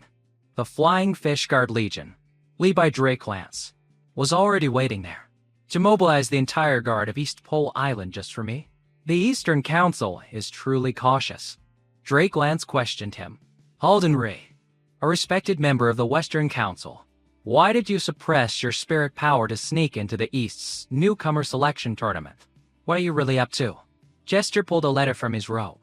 I just wanted to see the talent of the East, and my hands got itchy. That's all. It was just for the sake of exchange. Also, I am under orders from the Western Council's chairman, as a special envoy, to deliver this handwritten letter from him. Please deliver it to the Eastern chairman. If you wish for an audience with the chairman, then go to the Eastern front line on Triple Heaven Island. You are not welcome on East Pole Island. Don't make me angry enough to deal with you. Once I'm at the Eastern front line, I'm sure the chairman and Commander Kylan will give me a warm welcome. The airship then took Jester away from East Pole Island towards Triple Heaven Island. Standing on the deck, Jester stroked his chin and thigh. That guy is Drake Lance. Is he an idiot? In one sentence, he revealed that the entire main force of East Pole Island is on the front lines. How can someone so stupid be the commander of the Flying Fish Guard? It's a good thing I'm not an enemy. Furthermore, I think I sense the aura of a vicious weapon. The Faceless Prophet of Tai Yi, and also Malachor. East Pole Island has no top experts in residence. Plus, they don't know what the vicious weapons are plotting. How interesting. The best kind of chaos is about to break out. A weakened Eastern Council is what best suits the interests of us in the West. Silas passed out from excessive spirit energy depletion. In his hazy unconsciousness, he dreamed he was in a dark place without a single ray of light. Confused, he saw the figure of Leo Vance, hands in his pockets, just walking straight ahead. No matter how much Silas shouted or chased after him from behind, Silas couldn't close the distance between them. Then he startled awake in reality, only to realize he was lying on Boots's back, with Leo Bro still by his side. Having just woken up, Silas was already worried about the wound he had inflicted on Leo earlier. Leo replied nonchalantly, "This is an illusion realm. It's an injury, not actual death. As for that Jester guy, he was disqualified for breaking the council's rules. You just passed out from spirit energy exhaustion. After we get out, a few days of rest will fix you up. Since Jester has left the match, and the idiot Silas is half paralyzed, victory is surely mine." But why hasn't the match ended? I feel like I've forgotten something. On another side of the illusion realm, Rex had been lost since he entered, so his whole body was still clean without a single scratch. This was also the reason Leo hadn't won yet. Rex was walking alone in the opposite direction, thinking everyone else was trembling before his power and didn't dare to show up. Suddenly, he noticed a crack appearing in the sky. There was one where Leo and Silas were too, and the crack was constantly growing larger. The illusion realm seems to have an enemy. Is the match still going? How ridiculous. This is a top-tier illusion realm created by a peak 6-star spirit. Leo shouted for the proctor, but no one answered. Suddenly, the sky started to tremble. At this rate, something must have gone wrong outside. In the arena, the spirit mirror was no longer broadcasting. The screen was just pitch black, causing the audience to clamor loudly. Suddenly, Lily's chest started to ache more and more for some reason. Kendra also didn't know what was happening. Lord Sea Emperor God, why did you suddenly cut off the illusion signal? Her little spirit, Toy, couldn't connect with emissary Zhu either. They had already sent Pixie to request an audience directly. The dragonfly flew off, grumbling, so bossy, ordering people around again. I'm busy looking for my master, you know. But the scene outside startled her. The sea surface was covered in golden blood. The residents of the Sea Emperor God showed signs of a struggle. An enemy has infiltrated. He's been injured. Why couldn't we hear any commotion outside? Pixie frantically rummaged through her belongings. I have to inform the council quickly. Where is my communication beat? At that moment in the arena, an uninvited guest appeared, stunning everyone. Drake, Lance, and Bruno's faces turned pale. Kendra assumed a battle stance. Impossible. Absolutely impossible. The flowing golden blood is the heart of the Sea Emperor God. And that face, it's clearly the former chairman, who passed away long ago. Why can a dead person appear before us? And moreover, attack the Sea Emperor God and release the seal on the 3 vicious weapons? Inside the illusion realm, Leo, Vance, and Silas wandered around but couldn't find a way out, and they had lost contact with the outside world. The rate of the illusion's collapse was accelerating. This wasn't the beginner-level illusion used for contestant training. After it completely collapses, if we're really pulled into the void, our minds won't be able to withstand that kind of impact. We'll either die or become vegetables. What on earth happened outside? In the arena of the East Pole Island Council, the former chairman was suddenly revived. He stole the heart of the Sea Emperor God, released the 3 vicious weapons, and attacked the arena, leaving it in ruins. The audience fled in panic. That man could use the heart's power to cast the spells of the Sea Emperor God. Everyone's spirits couldn't withstand it and were knocked unconscious from the shock. Right now, only Kendra's key cultivating spirit was unaffected. Her spirit was the very sword in her hand. Heaven's slicing blade arts. Ascending guard level. A beautiful move. But unfortunately, the attack was ineffective. Kendra stood on top of a tower. Show yourself to me, faceless prophet of Tai. To transform into someone, you must have a part of their body. How did you obtain the remains of the former chairman? What did you do to him? The faceless prophet no longer bothered to hide. With just a sliver of bone, I can become someone else. Even the Sea Emperor God couldn't tell the difference. You really should have seen the look on its face. It didn't realize until its heart was being ripped out. As for those remains, most of them had been crushed to dust. He said to the 3 vicious weapons, being sealed for so long, you must be hungry. Go, nourish yourselves with a large amount of fresh blood. Go kill. Go plunder. Afterwards, I will find suitable masters for you. 2 of the vicious weapons targeted the audience, attacking relentlessly. There were still many people inside the arena who hadn't evacuated. If this continues, this whole place will become a sea of blood. Among the 3 vicious weapons, only the blood prison didn't fly down to attack. Among the 10 vicious weapons, you are the strongest. A sea of blood like an abyss. A divine might like a prison. If you fully recover, even I would have to steer clear. So why aren't you going on a killing spree to restore your power? Inside the illusion realm, Silas was growing desperate. If we can't find an exit, we'll really be pulled into the void. Leo bro, are we going to die? If so, I'm really happy to have had a big brother like you. Leo told him. Cut it out. Save that kind of last words crap for 60 years from now. I still have one last resort. See, don't panic. Blitz, you smear it with spraying. The system announced emergency override, acknowledging request from Proctor Lord Vance. Activating exit channel. Silas stared blankly at the person in front of him. How can that be? Leo Bro and Lord Vance are the same person? The system identifies proctors by facial recognition. It only works if I have long hair. I'll have to find my clothes again. Please keep this a secret for me. I didn't want to reveal this identity, but if I can't even trust you, see, then there's really no one left to trust. Outside, the 2 vicious weapons were on a rampage, causing countless casualties and destruction. The Eastern contestants also stepped in, helping the people escape quickly. But the evil aura from the 2 vicious weapons was too strong. This couldn't go on. Kaitu's spirit, absorbing tree wrapped around one of the vicious weapons, trying to drain its spirit energy, disguised arrogant. As a result, the vicious weapon shattered the spirit, absorbing tree and stabbed straight through him. Kaitu slowly stood up, his eyes blood-red. He had been possessed by that vicious weapon and turned to attack his own comrades. Not everyone can be the master of a vicious weapon, but his talent isn't bad. He can probably hold on for a little longer before his lifeblood is completely drained. The blood prison remained placidly beside the faceless prophet, not moving at all. Kendra leapt high to attack the faceless prophet from behind. She struck him, but it did no harm. As this wasn't his real body, this is the Sea Emperor God's spell, Mirror Image Doppelgant. As expected, with the heart, he can use its master's abilities. The faceless prophet ignored her and started talking to the blood prison. Blood prison. To think that after being sealed for so long, you still retain a sliver of your own consciousness. After speaking with the blood prison, the faceless prophet understood its wish. The blood prison is severely damaged. Its consciousness half awake, half dreaming. Its words unclear.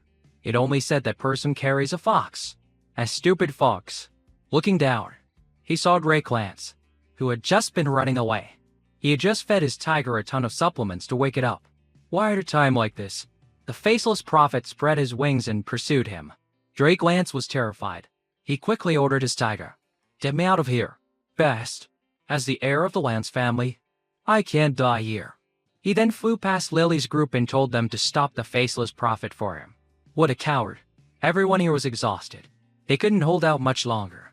At that moment, the faceless prophet flew in front of Lily. He used his power to grab her by the neck and lift her into the sky. Surprising. A Xuanyu on bloodline of considerable purity.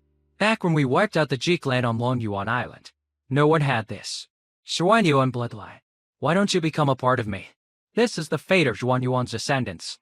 Choked to the point of suffocation, Lily's face turned purple.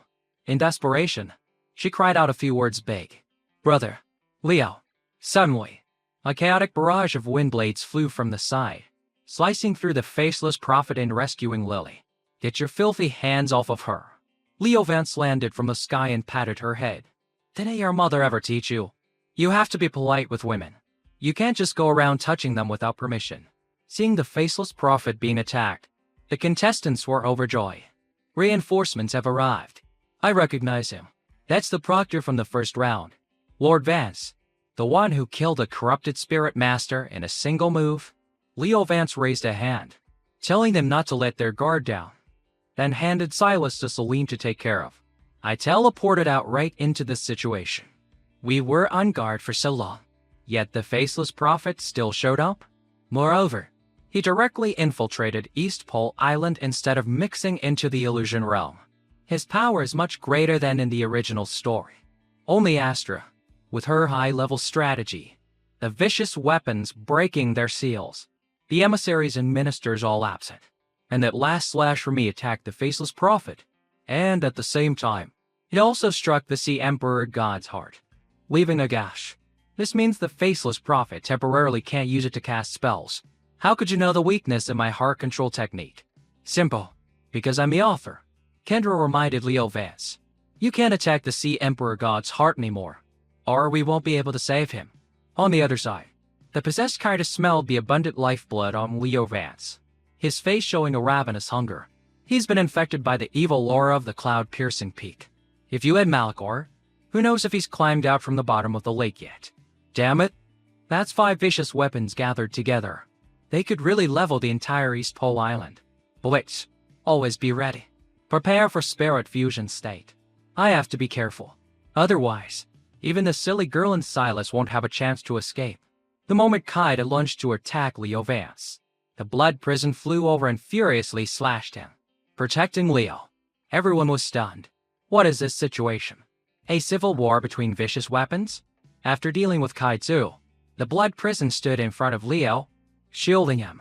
The faceless prophet finally understood. The weapon chooses its master. So the one the blood prison chose is you. You haven't even made a pact, and it's already protecting you. You truly are a born master of vicious weapons. Come, take it.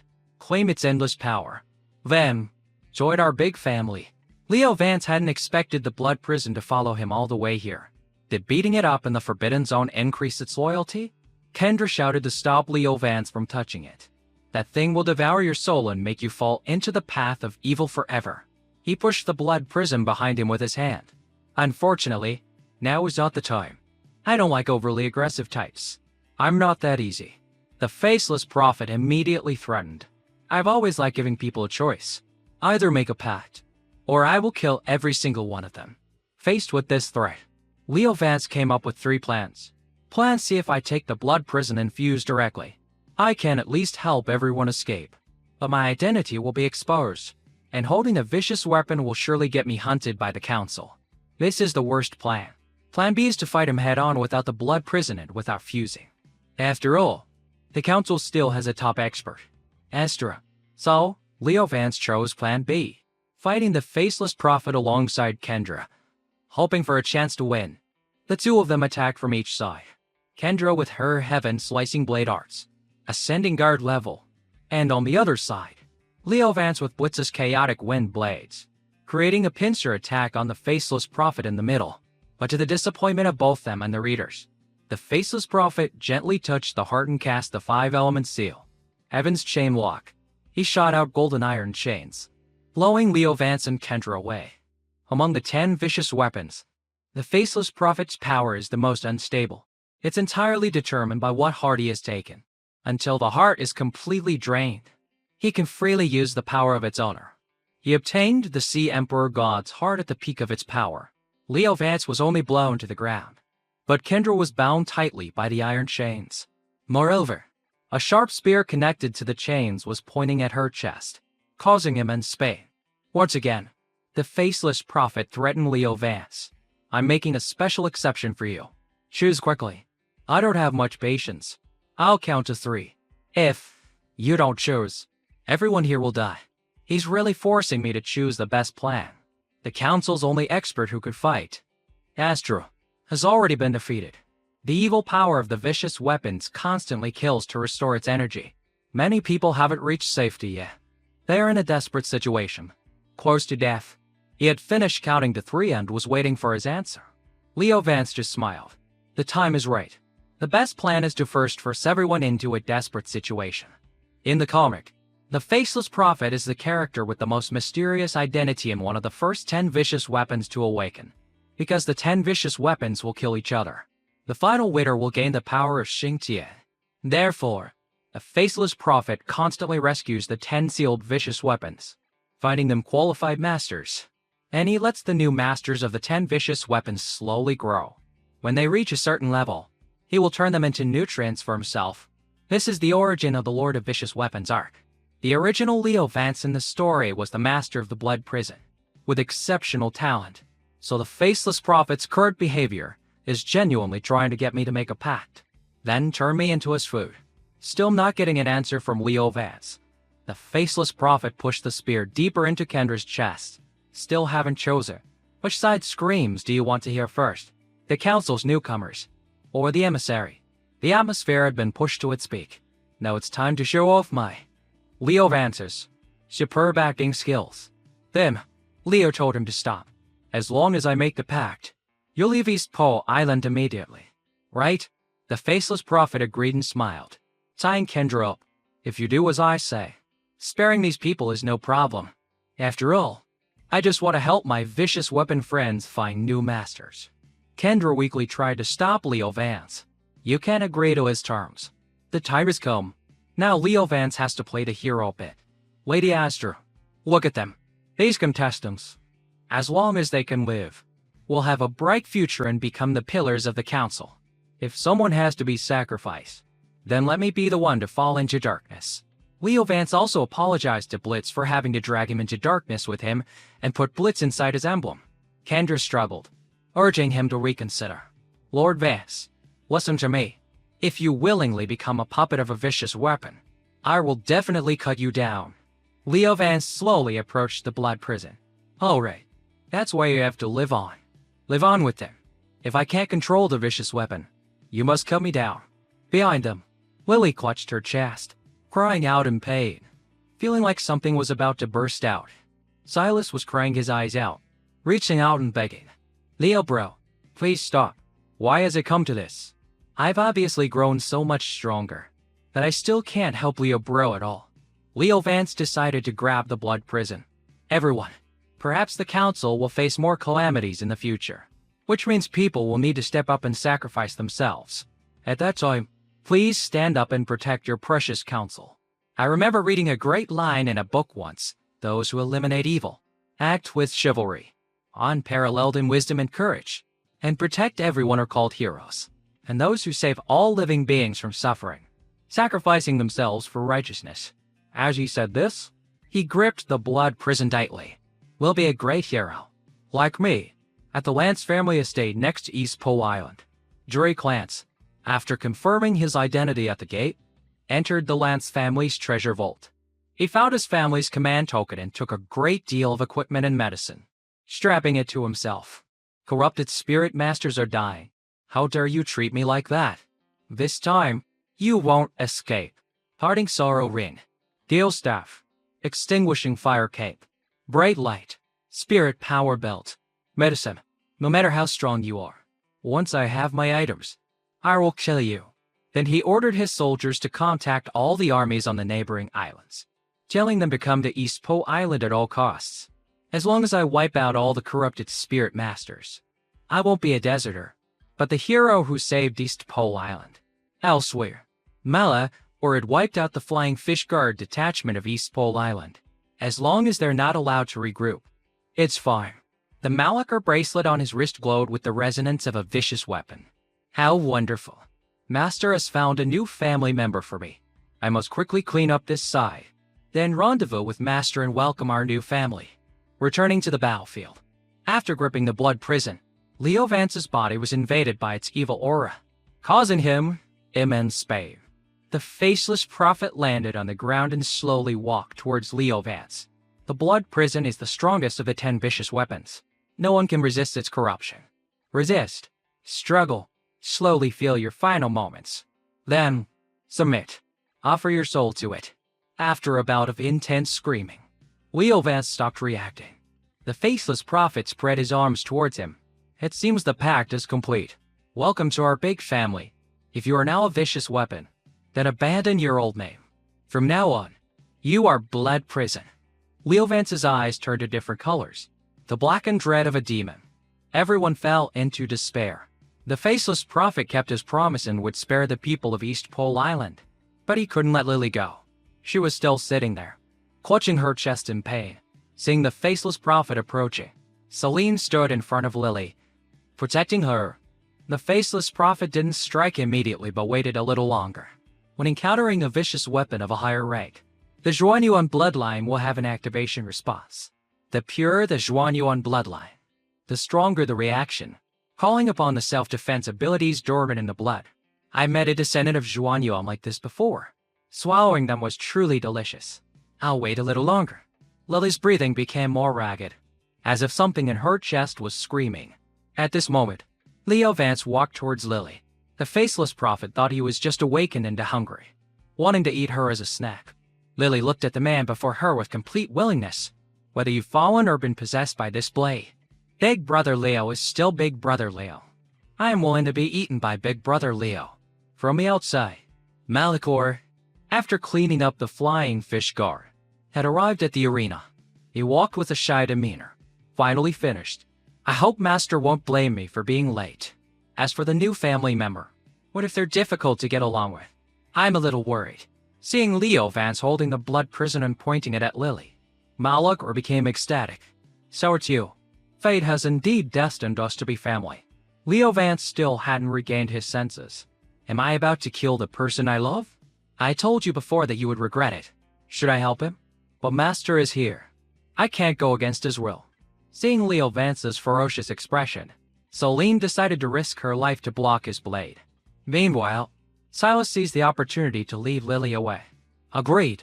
I'll take Miss Lily to safety and then come back to save Leo bro. No matter what it takes.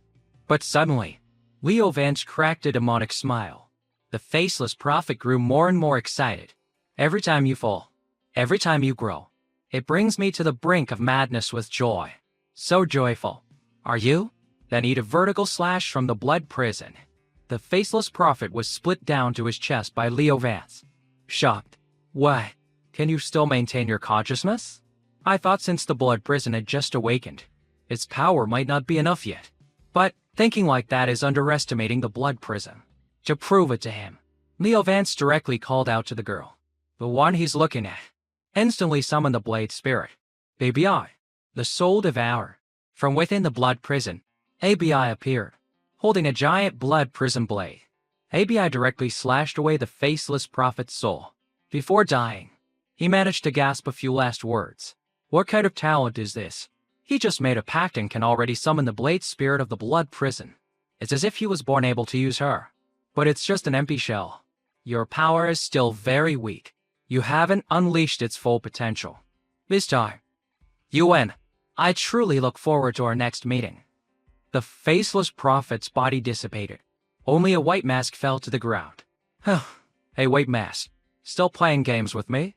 Don't think I don't know the faceless prophet has one main body and two subordinates. 3 is 1. Slicing one of your identities has heavily wounded your core energy. Next time, I'll definitely kill your real self. The matter was settled. Cheers erupted from all around. Long live Lord Vance, the pride of the council. Not only was he not corrupted, but he also tamed the blood prison. I can't believe our Eastern Council was saved by him. Ember was once again moved by Lord Vance. Just a second ago she liked Leo, and the next second she's fallen for Lord Vance. What a player. Lily's chest was still in intense pain. She trembled, pointing a finger at Leo Vance. At this moment, Leo Vance approached the white mask. Vicious weapons are extremely hard to destroy. They can only be sealed to eliminate their evil aura. Basically, I need to find him in her pit to throw this in. Suddenly, from behind, Malakar screamed. His eyes were blazing red. What the hell are you doing? Damn it. How dare you treat my master like that? Get away from my master. And then, he unleashed the wild god's sacrifice, pushing Leo Vance away from the mask's vicinity. Although I've thought about the relationships between vicious weapons, it's hard to imagine one vicious weapon calling another vicious weapon master. And that master is the faceless prophet. Malakar hugged the mask, crying incessantly. Master, it's okay. My master, I won't let anyone else harm you. Leo Vance approached him, holding the blood prison. If you and the faceless prophet are on the same side, then you are my enemy. It's a pity. I thought for a moment we could be friends. He talked tough, but Leo Vance was also about to lose control of the blood prison's evil aura. He had to think of a way to end this quickly. At this moment, Malakar forcibly released the true spirit of the vicious weapon. The bracelet turned blue. It grew into a large, spine-like ring behind Kaelin's back. An insignia also appeared on the kid's forehead. Malakar, Master, that year, your wings spread wide and brought me out of the bottomless abyss. So this time, let me bring you home. He then let the other 2 vicious weapons escape first. We'll meet again if fate allows. Then he stepped forward alone, wanting to fight Leo Vance. Leo looked at him with some caution. The stored blood energy of the blood prison was used to release ABI and kill the faceless prophet. If I fight tricklessly now, I'll be at a disadvantage. Silas could feel the heavy evil aura being emitted. So this is the combat state of a vicious weapon. My chest is trembling a bit, but there's a warm energy protecting me. Suddenly, Terra hugged on Silas's sleeve. Looking over at Lily, he saw her whole body glowing as if she were about to explode. Miss Lily, what's happening? It's a critical moment. I can't disturb Leo, bro. On the other side, Leo called Blitz out from his emblem. Malakar, you'll release your true spirit. Even your soul will be damaged. So what exactly are you freaking out about? For my master, Kaelin is willing to do anything. What's a little bit of soul contribution? A giant white emperor beast grew from under his feet. Blitz wasn't very compatible with the blood prison's remnant power. The two couldn't fight together. But in this situation, he had to endure. Then again, Malakar is maintaining a combat state at this level, really willing to risk his life and offer his soul for a mere clone of the faceless prophet? Kaelin is being so reckless just because the faceless prophet saved him from hell. That's why this kid calls him master. How interesting. You're truly a person of sentiment on righteousness. It turns out the master, in this guy's heart, isn't the faceless prophet, but that specific identity. When an identity returns to the main body, they maintain a certain degree of independence. This situation is completely different. With that, Leo Vance landed on the White Emperor Beast and proposed a deal to Kaelin. If we keep fighting, by the time the Eastern Council's reinforcements arrive, you won't be able to escape either. I'll let you go. The next time we meet, you have to agree to 3 of my requests. What do you think? When the faceless prophet returns to his main body, there's going to be a great show to watch. Although Kaelin wanted to avenge his master, just as Leo Vance said, what's the point if he can't get revenge and gets himself captured? So he agreed to act with Leo Vance. The 2 sides pretended to charge at each other. Leo Vance feigned weakness and was sent flying by Malakar.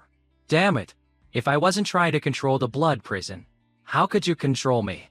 Lord Vance, you've hurt my master. I will definitely repay this debt. But I'll accept this favor from you.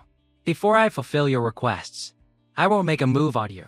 After saying that, the White Emperor spread its wings and flew Malachor away. Leo Vance feigned a challenge. If you've got guts, don't run. Come back here and fight me. Kendra stopped him. East Pole Island is heavily guarded all around.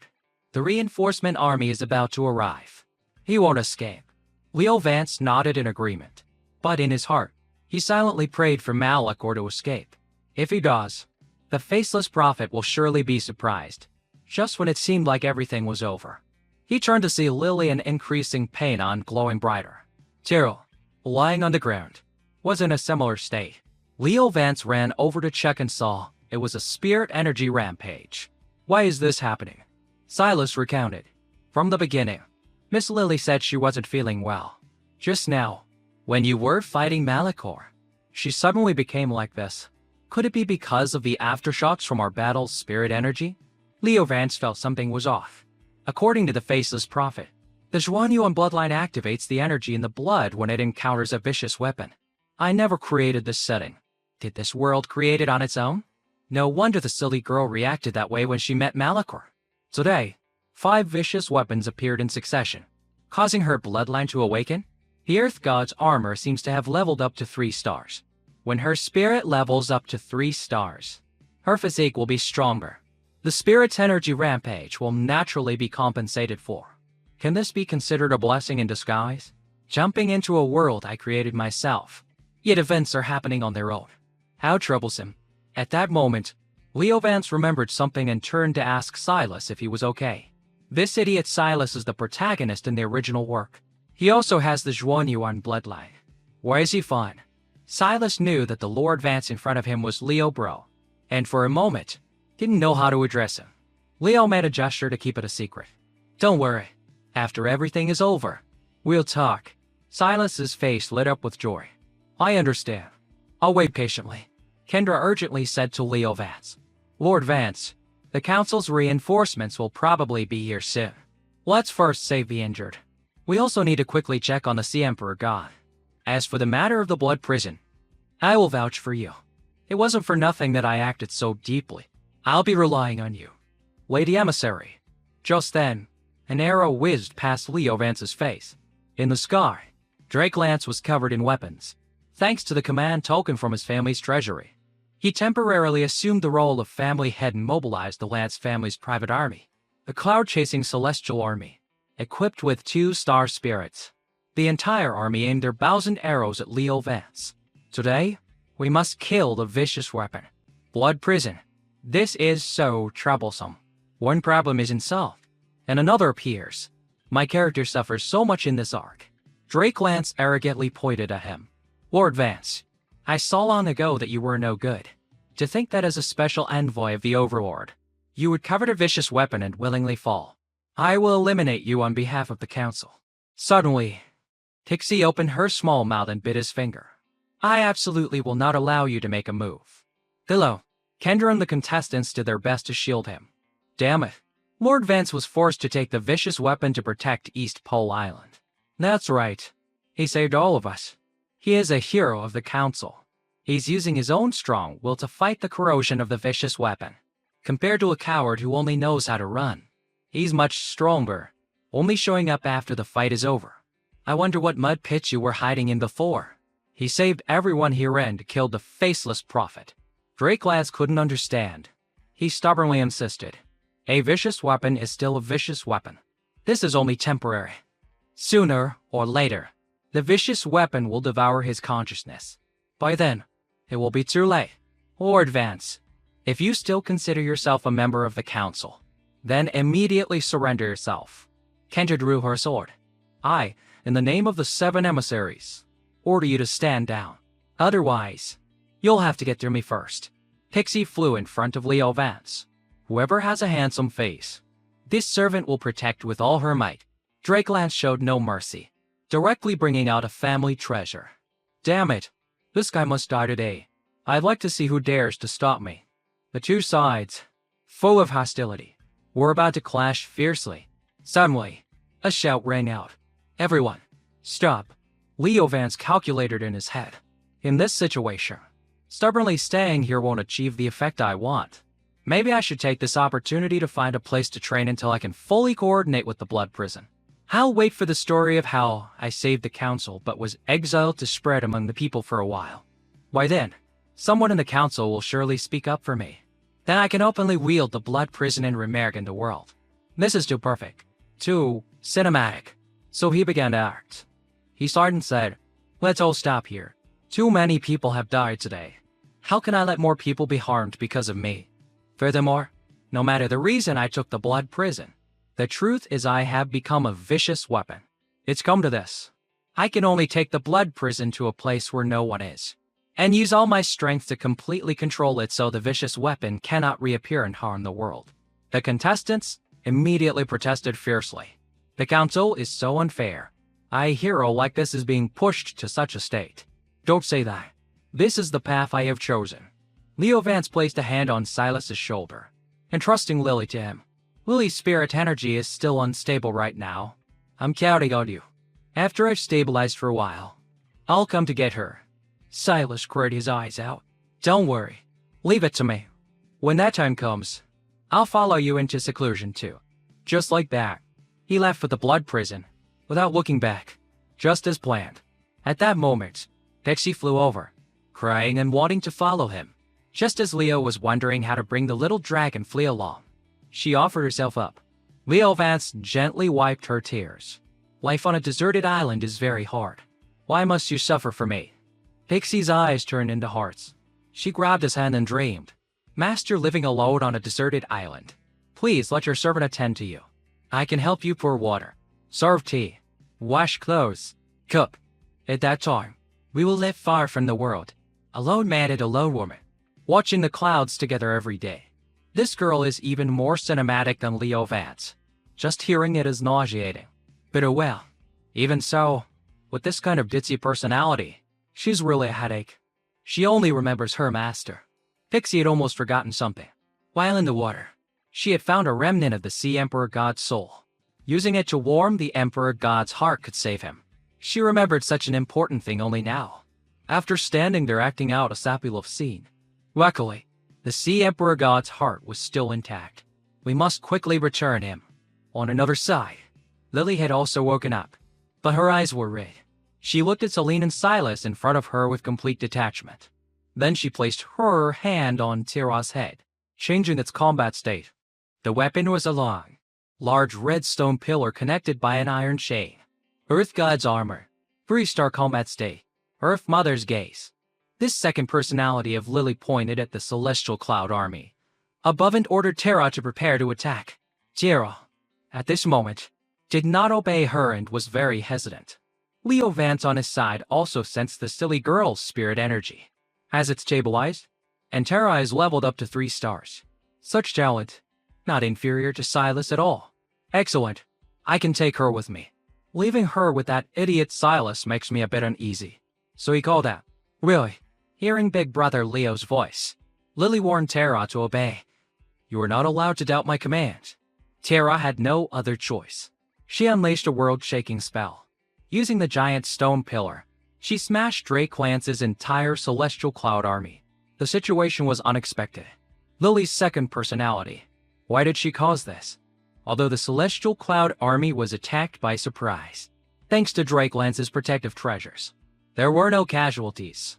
They all quickly regrouped and reformed their ranks, and fired arrows at Lily. Facing the dangerous situation, Lily calmly ordered Tara to make the stone pillar even stronger, and coated it with another layer of rock. Wipe out this entire army. The number of injured after this one move skyrocketed. One move has crippled the Celestial Cloud Army's fighting capability. What a monster. Leo Vance, along with Kendra and Bruno, quickly moved the injured out of the danger zone. The silly girl is unmocked? I can't let this situation get any worse. If not for Drake Lance's protective items, the Celestial Cloud Army would have been completely annihilated. And young Master Lance was knocked from his tigers back to the ground by this one move. His face, covered in dirt, like a beggar. My divine firmament disc. My dark rune spirit light realm. You destroyed my secret grave protective items and knocked me off my white king. No one has ever dared to humiliate me like this. And that's not all. Young Master Lance. Tara, feeling the last blow was too light, gave him another one right in the face, breaking his nose. As Drake Lance was struggling to get up, Terra had already brought the stone pillar down from the sky. If this hit, he would be no different from a peanut being smashed in a mortar. Luckily, Leo Vance arrived in time to block it, saving his life. But in doing so, he was injured to the point of coughing up blood. Terra was extremely remorseful. Leo Vance cursed this useless human rankings. When I drew it, he wasn't this pathetic. He can't even beat Terra. No, I have to save him. The Celestial Cloud Army soldiers now ran to their young master's side. Worried, Drake Lance, instead of being grateful, turned and yelled at them. So many of you, and you can't even protect me. What's the use of raising you all? This isn't over. My Lance family is not short of experts.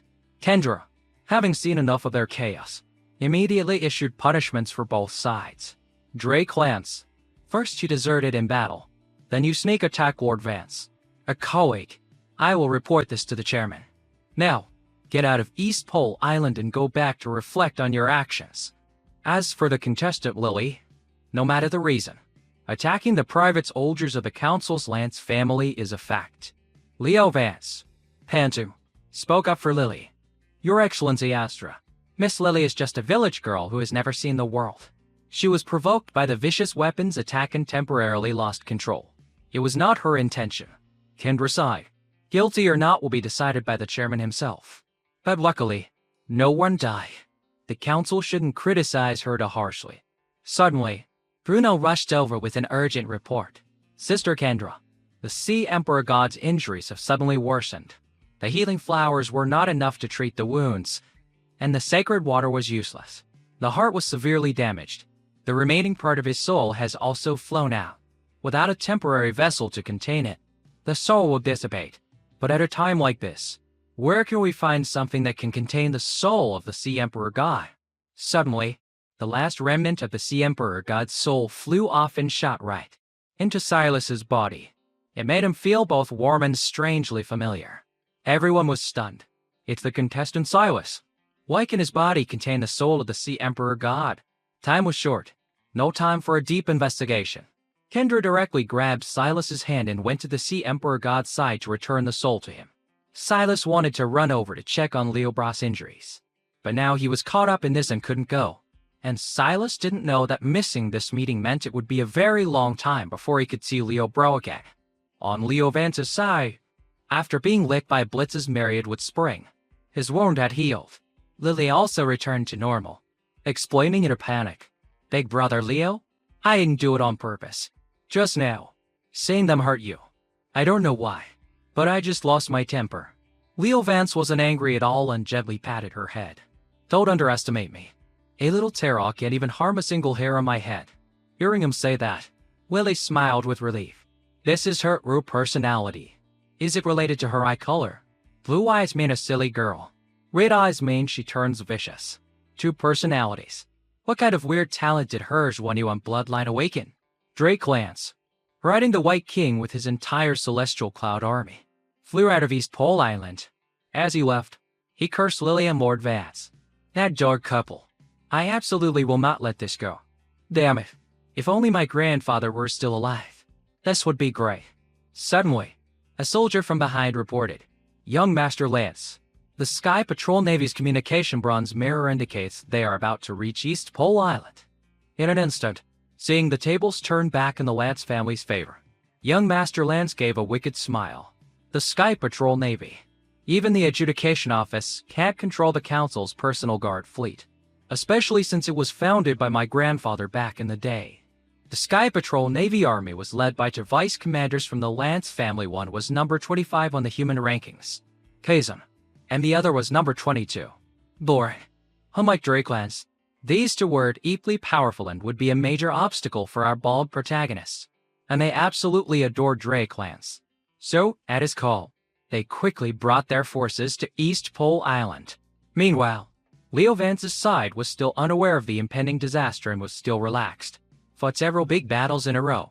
My spirit energy is almost completely depleted. I can't touch the blood prison, or I won't be able to resist its corrosion. For now, I'll use the emblem to contain it. He turned and saw Illy staring blankly at the sky. Leo looked up as well. It turned out to be the Council's Sky Punisher warship. Just when he thought they were here for reinforcements, he only heard Lily scream two words. "Get back." She ran and pushed Leo Vance to the side. From the warship, a large cannon fired right where the two of them all were, near the Sea Emperor God's residence. Kendra heard the loud noise and recognized the explosion as the main cannon of the Sky Punisher warship. A cannon firing on East Pole Island? Who gave them such audacity? The urgent task now is to treat the Sea Emperor God, the Sky Patrol Navy. Those Lance family thugs are getting more and more outrageous. The warships gathered more and more densely, constantly arranging themselves into formation. The common people below were in a panic. Why are cannons firing again? It seems the one being attacked is Lord Leo. On what grounds do they dare to harm the hero who saved the council? The Celestial Cloud Army also rode around on horseback. Warning: unrelated personnel. Leave quickly to avoid accidental injury. Just got kicked off East Pole Island by the emissary, and now they're finding an excuse to come back. So shameless. Drake Lance ran up to the warship, complaining to his two uncles. I have never been so humiliated in my life. Third uncle, fifth uncle, that dog couple must die today. Daring to offend a junior of our Lance family means they must die. Of course, but this Lord Vance is said to have some connection with the undying Overlord. Let's give him a chance this time. If he doesn't know what's good for him, then kill him too. Our Lance family is powerful. We gotta know one. The cannon blast earlier was blocked by Lily and Tara, so Leo Vance was temporarily unharmed. But the two of them, especially Tara, took a direct hit and were lying unconscious. Blitz was actively licking Tara to heal her. Leo Vance was boiling with rage. Damn it, you dare fire on me and the silly girl? The only ones who can come to East Pole Island now are the Sky Patrol Navy. And it's the Lance family. In the original script, they were designed as a whole family of brainless idiots to cause trouble for that idiot Silas. Now they brought this evil upon themselves. This silly girl. Why did she have to stand in front of me? General Boren used a spirit mirror on the warship to speak down to the border. The Sky Patrol Navy, under the orders of the Vice Chairman, is here to execute the criminal Lily for attacking the Celestial Cloud Army. That last shot was just a warning. Lord Vance, you should leave quickly and not interfere. Leo was furious. What a joke. The Celestial Cloud Army didn't lose a single life. Don't be ridiculous. What council law has that kind of crime? Trying to reason with these people is useless. General Boren declared. In the council, my Lance family asked the law. I say she dies today. She won't live to see tomorrow. Leo Vance used Kendra as a shield. The emissary, Lady Astra, said she would only receive a light punishment. But to the Lance family, even Commander Kylan's words were useless, let alone a mere emissary like Astra. Helpless, Leo begged him. Please, considering the merit I just earned by eliminating the rebellion for the council, let me take her away. General Boren cursed directly at Leo. Get the hell out of here. In my eyes, what part of you is considered meritorious? Don't push your luck when I'm being polite. If you're going to say that, then fine. Blitz brought Tara over, and he told Lily to recall her. Then he directly picked Lily up. This attitude from Leo Vance was a choice to confront the Sky Patrol Navy. They called Lily a demoness. From a village girl, uprated to the bald protagonist silly girl, and now crowned a demoness. Lily's progression is really fast. The warships in the sky opened fire on them. But this cannon fire was just a backdrop for the bald protagonist's identity reveal. In front of everyone, Lord Vance transformed into the Blood Fiend. Some people won't listen to reason. They take politeness as weakness. You brought death upon yourselves, so don't blame me for not being reasonable. Demoness and Blood Fiend. I'll kill them both. A harmonious couple can even drain the Eastern Sea.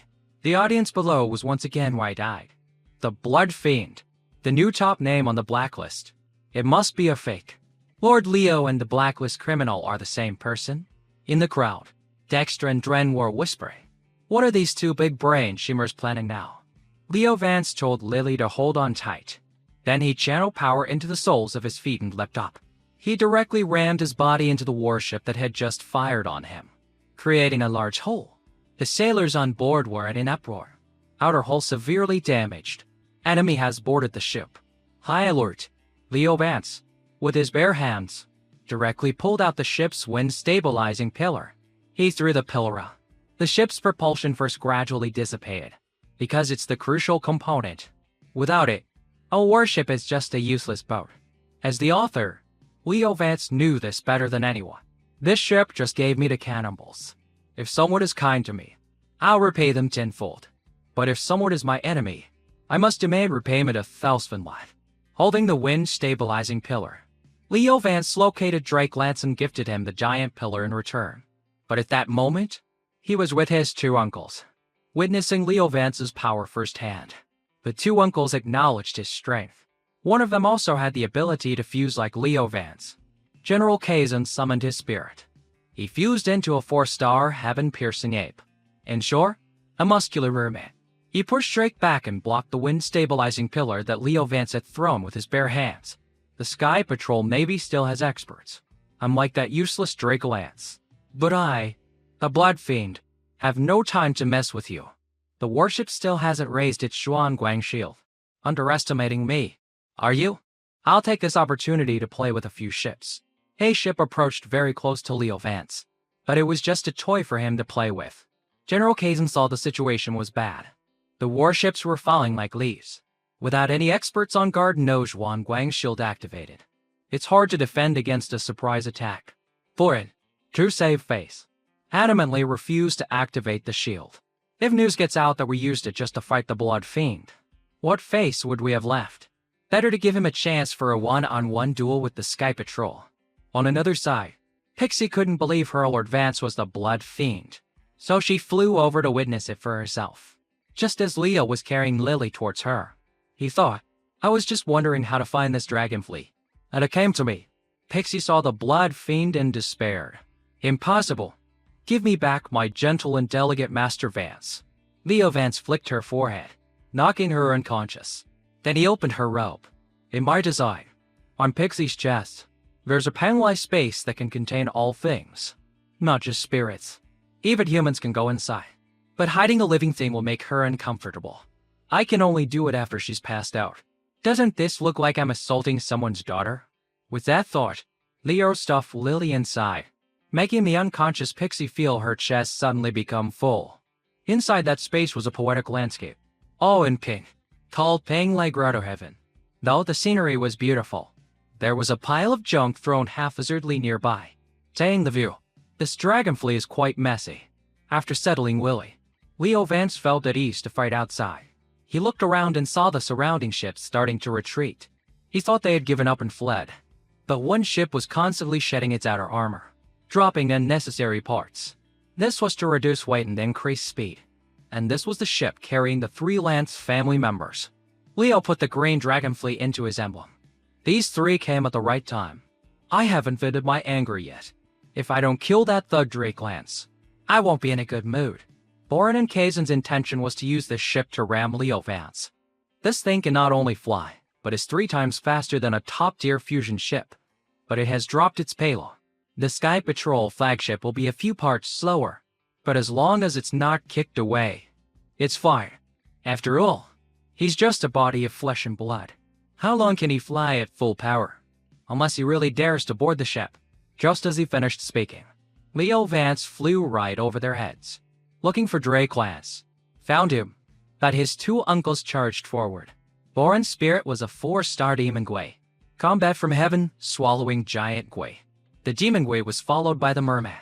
A head-on fight is definitely not possible. Luckily, Leo Vance wasn't out of tricks. He released a red, different-colored mist-devouring hand, covering the entire warship's line of sight. Drake Lance was terrified. White King quickly used the Divine Punishment Demon-slaying cannon. Just then, Leo Vance appeared in front of him. He delivered a powerful punch. The whole ship shattered. Young Master Lance, even calling for your father is useless now. I let you destroy the armor plating. Now even the helmsman can't stop me. The Sky Patrol flagship was about to fall. Kazan and Boren were still struggling in the red mist. Leo Vance grabbed Drake Lance by the head and dragged him. His whole body had 16 wounds, and one of his ribs was broken. To be able to handle the human-ranking experts at once is already a great effort, but it's worth it. A true man's revenge shouldn't wait until tomorrow. My thoughts are clear. The helmsman kept sending messages. Sky Patrol flagship has lost buoyancy. Retreat immediately. Board and Kazan were still spinning in the inescapable red mist. Helpless.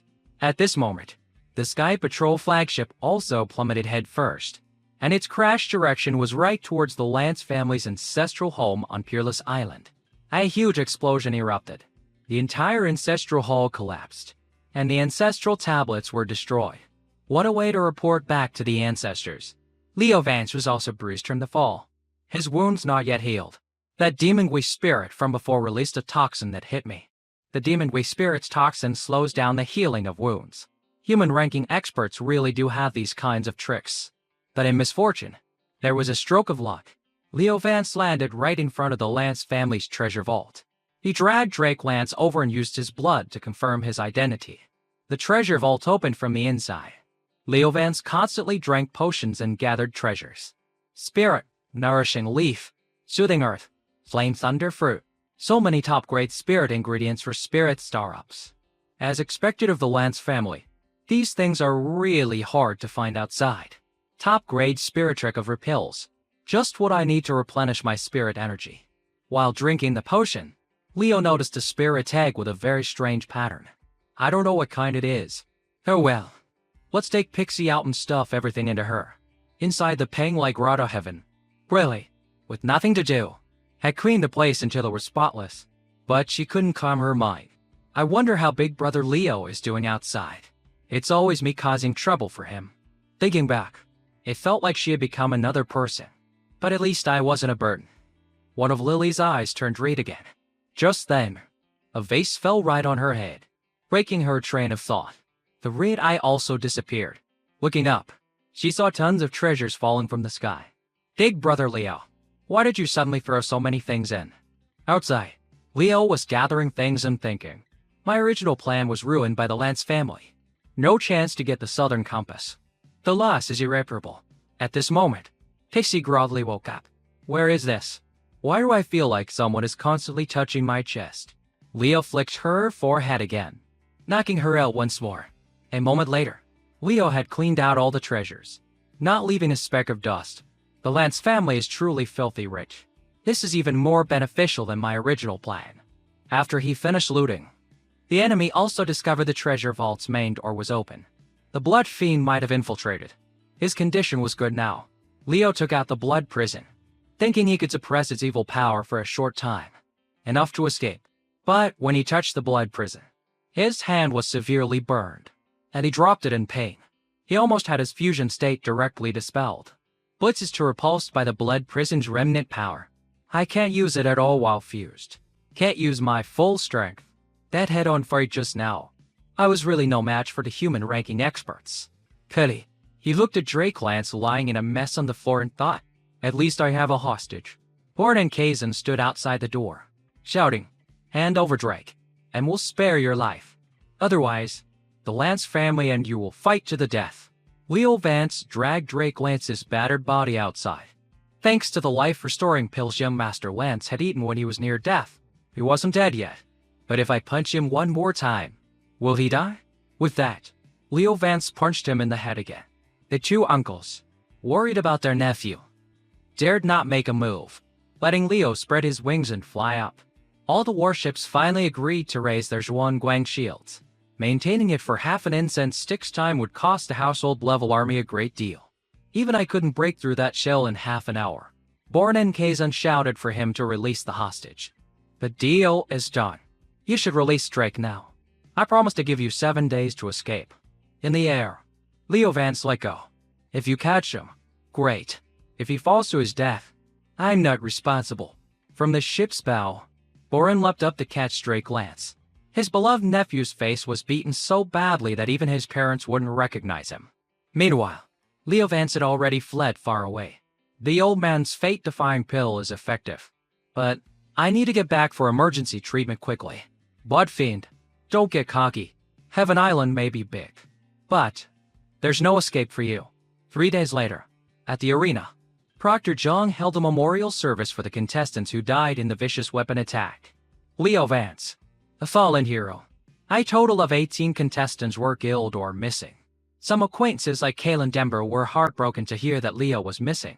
In addition, the Blacklist Blood Fiend, alias Lord Vance, infiltrated the grand examination. Although his intentions are unknown, he saved you all during the vicious weapon attack. Although the first vice chairman, Lord Lance, has personally issued a kill order, the other contestants were furious. The proctor is right. I was there at the scene. The Lance family is always extremely arrogant. My life was also saved by him. But everyone, as new spirit masters, you contact rashly. The high-level council will eventually come to its own conclusion. Silas sat above, clenching his fists. Celine gently placed a hand on his to comfort him. I know about your relationship with him, but it's not convenient for me to ask much. Persevere. No matter what you want to do, you must stay in the council. After all, the opponent is the Lance family. Silas was unwilling. When I reached the Sea Emperor God's side, I had already passed out. In my subconscious, I had a direct conversation with the Sea Emperor God. Your injuries are severe. I can only meet you through a dreamstick. How nostalgic. You're so much like my previous master, both with true Zhuanyuan blood. No wonder you could contain my remnant soul. The vicious weapons have emerged, and the world is in turmoil. My spirit energy can conceal the aura of your true Zhuanyuan blood. After all, you are still awake now. I will let your original body recuperate. I don't know when you will wake up. To prevent any accidents, I will pass on to you the 5-element seal. This is my previous master's world-shaking spirit law. Calm your mind and cultivate in the dreamscape. Grow up quickly, my last disciple. Why, when I woke up, had everything changed? The proctor called Silas's name to step onto the stage. Recommended by the 7 emissaries Lady Astra, Silas will join the adjudication office and become a probationary council emissary. He thought to himself, I become a professional spirit master as I wished and was even taken as a disciple by a 6-star spirit. But I'm not happy. I even have the impulse to go find Leo Bro. But Celine is right. Only by staying in the council will I have a real chance to help Leo Bro. At the military port on East Pole Island, Dexter and Ren went to find a ship captain, expressing their sincerity in wanting to join the Sky Patrol Navy. We heard the Sky Patrol Navy is hunting the Blood Fiend. The two of us hate evil like a personal enemy and are willing to contribute our meager strength. Seeing these two full of enthusiasm, and since no newcomers wanted to be Navy sailors, the captain made an exception.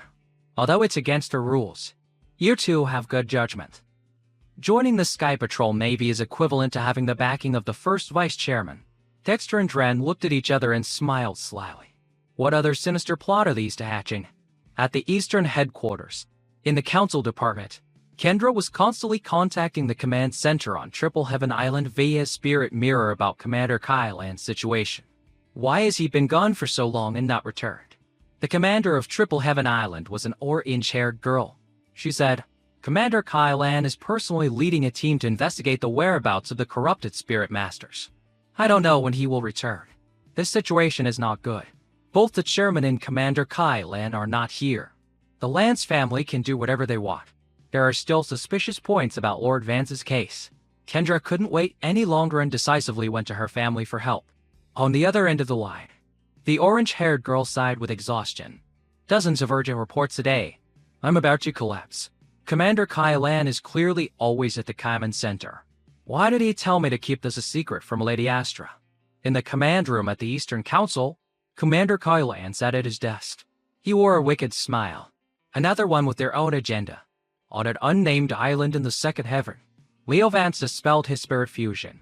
Returning to his bald appearance, he was trying to persuade the Green Dragonfly. Change the temporary pact to an official one. Pixie would never agree. Putting aside the fact that the handsome Master Vance is the Blood Fiend, he turns out to be a bald guy, the type she hates the most. Her loyalty dropped from 100 to negative infinity. Who could accept such a harsh and cruel reality? But then again, you're actually very tired, right? Fused and flying for 3 days and 3 nights. Only now can you rest a bit. Whether human or spirit, the body has its limits. Just let me go back, and I can still help you. These words wouldn't even fool the big-brained Leo in his dreams. Besides, all my treasures are on you. Forget about it. At this moment, Lily and Tara, who had been foraging in the forest, returned with a pile of fruits and vegetables. Silly girl. Well done. I'm thirsty and want some fruit. Lily, always feeling guilty, apologized.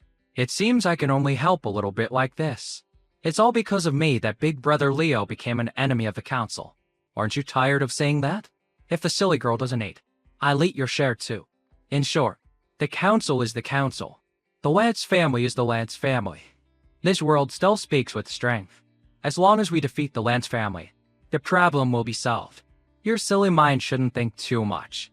Besides, I gained a lot this time, Leo said while taking a recovery pill. Hearing the gentle words he had for Lily, Pixie also felt warm, but sadly, he was a damn bold guy. At this moment, Tara rushed in with an urgent report. Outside, the Sky Patrol Navy's warships were arriving in droves, and they had all activated their Zhuangguang shields. The situation was dire. Flew at full speed for 3 days and even changed to my bald identity on the way. The silly girl was also hiding in the Penglai space. How could they still find me? Leo turned to look at Pixie. She was sweating bullets, holding her head with both hands, her eyes sparkling pitifully. Please don't knock me out, okay? Just let us hide inside directly. I'll endure it a little. Seeing this, Leo's heart softened, and he didn't knock her out again. He prepared to put Lily inside.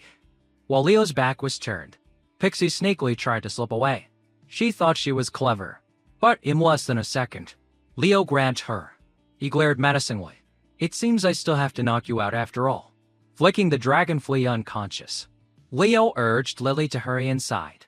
But this time, Lily vehemently refused. Don't think I don't know. My whole bottle of recovery pills is almost gone. Big Brother Leo is very tired. Right? I can't just hide in safety. I will go in. Even if I die, I can fight too. Leo sighed and hugged her. I understand. I understand your feelings completely. Let's fight together. With one arm, he held Lily in his embrace. But with the other, he held our Pixie, sneakily putting Lily inside. But I meant let's fight together next time. Oh duh.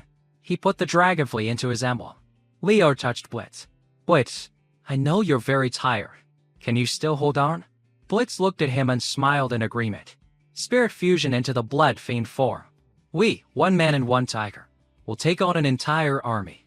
The winds and clouds of the world stir. This is actually quite addictive. Leo fused and charged out. The formation was large, but things weren't as easy as he thought. The moment they saw Leo's face, all the warships activated their Zhuangguang shields. Cannonball hit Leo. It was very painful, but still not enough to take him down. The warships didn't give up. If one shot doesn't kill him, then fire 10, 100. We have nothing but resources. This is it. Countless ships were gathering energy to fire. This time, Leo was in real danger. The warship's Zhuangguang shield must be continuously attacked to be broken. Otherwise, it will immediately recover. Can't slow down. Blitz, give me more power. Leo flew out of the Zhuangguang shield's range. But what Leo didn't expect was that the two Lance family members were using something he had always been looking for: the treasure. The Southern Compass, which could accurately pinpoint the location of the person they wanted to hunt. Wherever the Southern Compass points, just follow that direction, and you'll surely find the target. It's pointing northwest, which means Leo is there.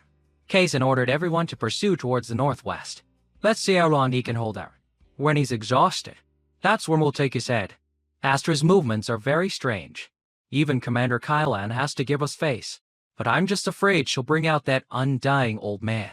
On Overlord Island, Kendra and Bruno ran back to ask the Overlord for help. The Overlord was still wearing his robe with the 4 characters invincible in the east, looking up at the sky. So, my young friend Vance has become the master of a vicious weapon. The guard of the Blood Fiend?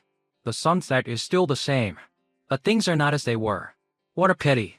Holding a vicious weapon. Enemies everywhere. A battle that shakes the heavens and the earth. Truly full of spirit. Should this old man find him for a joint battle? What time is it? And this old man is still standing there composing poetry? Kendra and Bruno pulled out their spirits and gave him a good beating. After a cloud of smoke and dust, the old Overlord finally got serious. About the Blood River. This old man can indeed guarantee for young friend Vance. But those little brats from the Lance family, why would this old man need to personally deal with them? With that, he threw a command token to Kendra. Use this to contact your second senior brother who is guarding the front lines. Tell him to show his face. Whether you can make it in time depends on young friend Vance's fortune. In the northwest of the second heaven, just as Leo arrived to hide, the warships had already gathered and set up their Zhuangguang shields. I'm being chased again. How can they predict my flight path so quickly? And there are even more warships now. Has the Sky Patrol Navy deployed all its fleet stationed elsewhere to come here? Leo drank a whole bottle of strength-enhancing elixir, Super Blood River Mist style. The raid mist obstructed their vision, so the warships couldn't use their Zhuangguang cannons and just fired randomly to blockade the area. Furthermore, the Iron Chain Formation. This is the Sky Patrol Navy Zhuangguang Formation. The gaps between ships are connected by spirit chains, not only blocking the path, but also allowing them to shear damage. Taking advantage of the blood mist, Leo rushed to destroy one ship first. But its Zhuangguang shield was too tough. Even with all his strength, Leo couldn't break it. Instead, his position was exposed. Unfortunately, he took a cannonball hit. If he's careless like this and the blood mist disappears, he'll be big trouble. On one warship were the two big-brained Shimers, Dexter and Dren. They snuck up behind the captain, knocked him out a few times, and then began their play. We must seize this opportunity to get promoted and rich. Otherwise, our losses will outweigh the gains. Then, the ship of these two Shimers accelerated forward, also notifying the surrounding ships. The Titanic has received orders to advance to the front line to replace troops. The captains of the other warships found this name very strange. The new captain seems to have studied abroad in the West, so he changed the name to a Western one. In the Red Blood Mist, even the Kazan brothers couldn't do anything.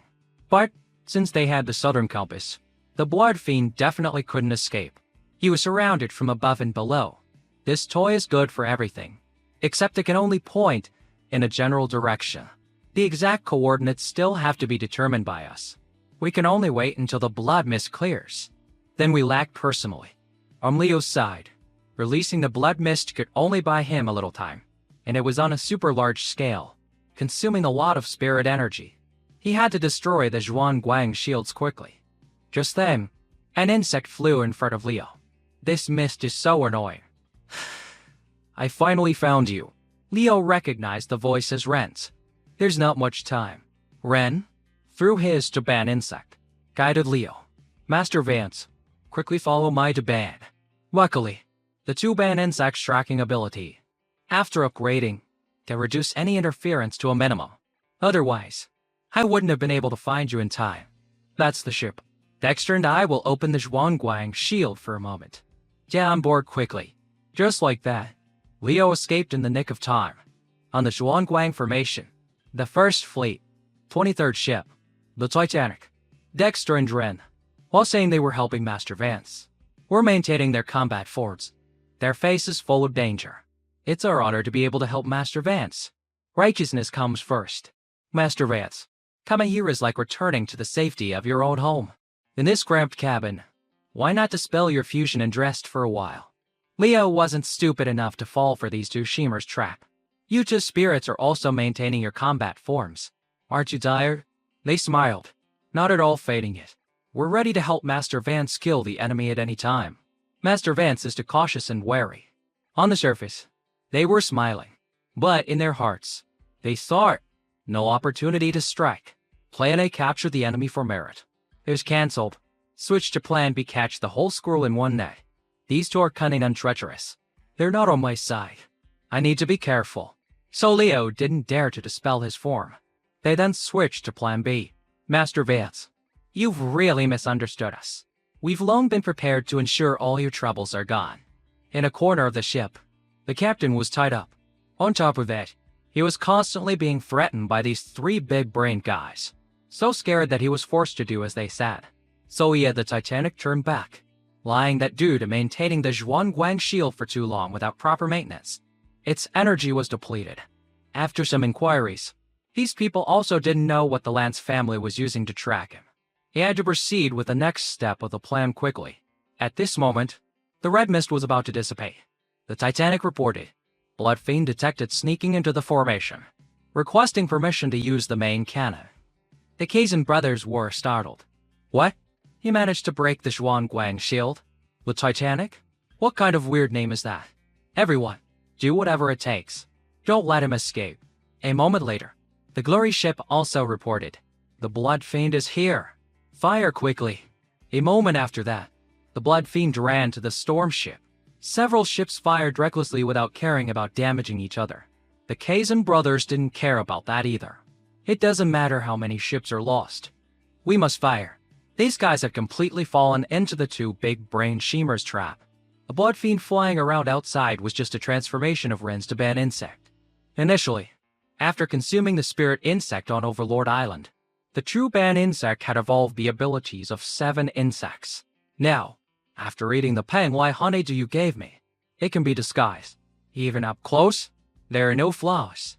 Knowing Leo had stolen good stuff from the Lance family, Dexter and Duran tried to get a piece, but the stingy Leo said he had used it all up. During this conversation, the captain, while steering the ship, was chanting in his mind, "I hear nothing. I hear nothing." The fake Blood Fiend flew around for a while, then let the Titanic fire the decisive shot, shooting down the Blood Fiend onto a deserted island. Kazan praised the captain of the Titanic. "I will remember your great contribution." Dexter and Ren stood behind with sinister looks. The captain was scared out of his wits and had to cover for them, even recommending them for merit to Kazan. "1,000 thanks, Vice Commander." The 2 new sailors, Dexter and Dren, of my ship were the first to spot the Blood Fiend. They also fought bravely many times. Kazan praised them highly and promised a great reward upon their return. The grand scheme was a success. Leo also took advantage of the gap between the Navy on the deserted island to leave. Take care on your journey. There will be a chance to help you next time. Initially on Overlord Island, we fought alongside Lord Vance. Now, all suspicion has been cleared, and we've even gained benefits. In the future, you must also protect us. Captain, sir, if we can't catch the enemy, we'll switch to cooperating with the enemy to make a profit. Who can compete with these two? On the deserted island where the Titanic had fired its final shot, Kazan stepped down and picked up a few fragments to examine. He immediately realized it was an insect transformation. He still got away. The southern compass indicates the Blood Fiend is continuing to flee rapidly to the west. So, heavily injured and still flying at high speed, he definitely won't escape the encirclement. Or unasked Dexter and Ren, "You are sailors of that ship. What's its name? From now on, you are promoted to Navy officers." The grand scheme was a success. At the East Pole Island headquarters, Silas was determined to request leave from the island to investigate the Lord Vance case, but they adamantly refused. "Because the Sea Emperor God is recuperating in your body. For safety, you should stay at the headquarters. I heard that for Lord Vance's sake, you've been running around all the departments these past few days. Such a spirited young man. Lord Vance is no friend of yours, nor an enemy. To go to such lengths is truly enthusiastic for the common good. Don't worry. We seniors will think of a way to help clear his name." Silas was full of frustration, unable to speak out. "No friend, no enemy. He's clearly the closest person to me. The difficulty is being in the council, unable to personally confirm Leobrow's safety. From start to finish, I can't be at ease." On Starfire Island, part of the Second Heaven, this was an island controlled by the Bai family. Leo, in his Lord Vance form, along with Lily in a cloak, came here to take refuge. On this journey, with that lingering spirit hot on our heels, we've circled around and consumed a lot of pills and items, but we've finally reached this place. If I am not mistaken, the Lance family must be using the Southern Compass to locate me. Luckily, I know the Southern Compass's positioning method like the back of my hand.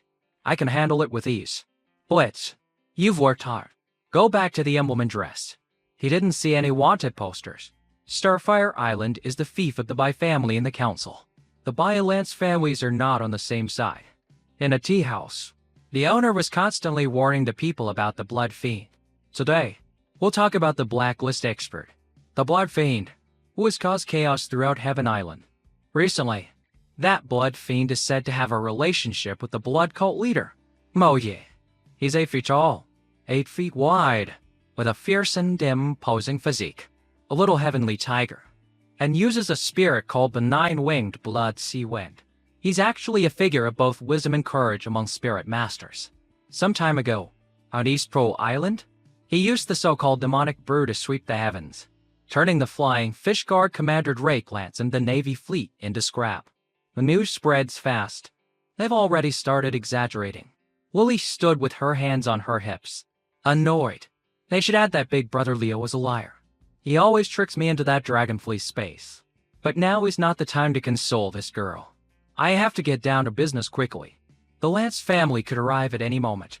Unfortunately, while being tracked by the Southern Compass, I can't use my bald identity.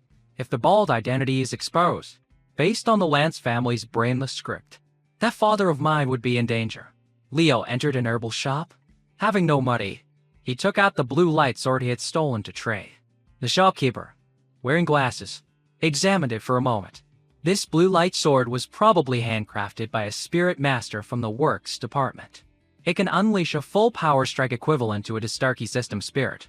But the top-grade spirit trick of her pills the esteemed customer wants to trade for strategic materials of the council.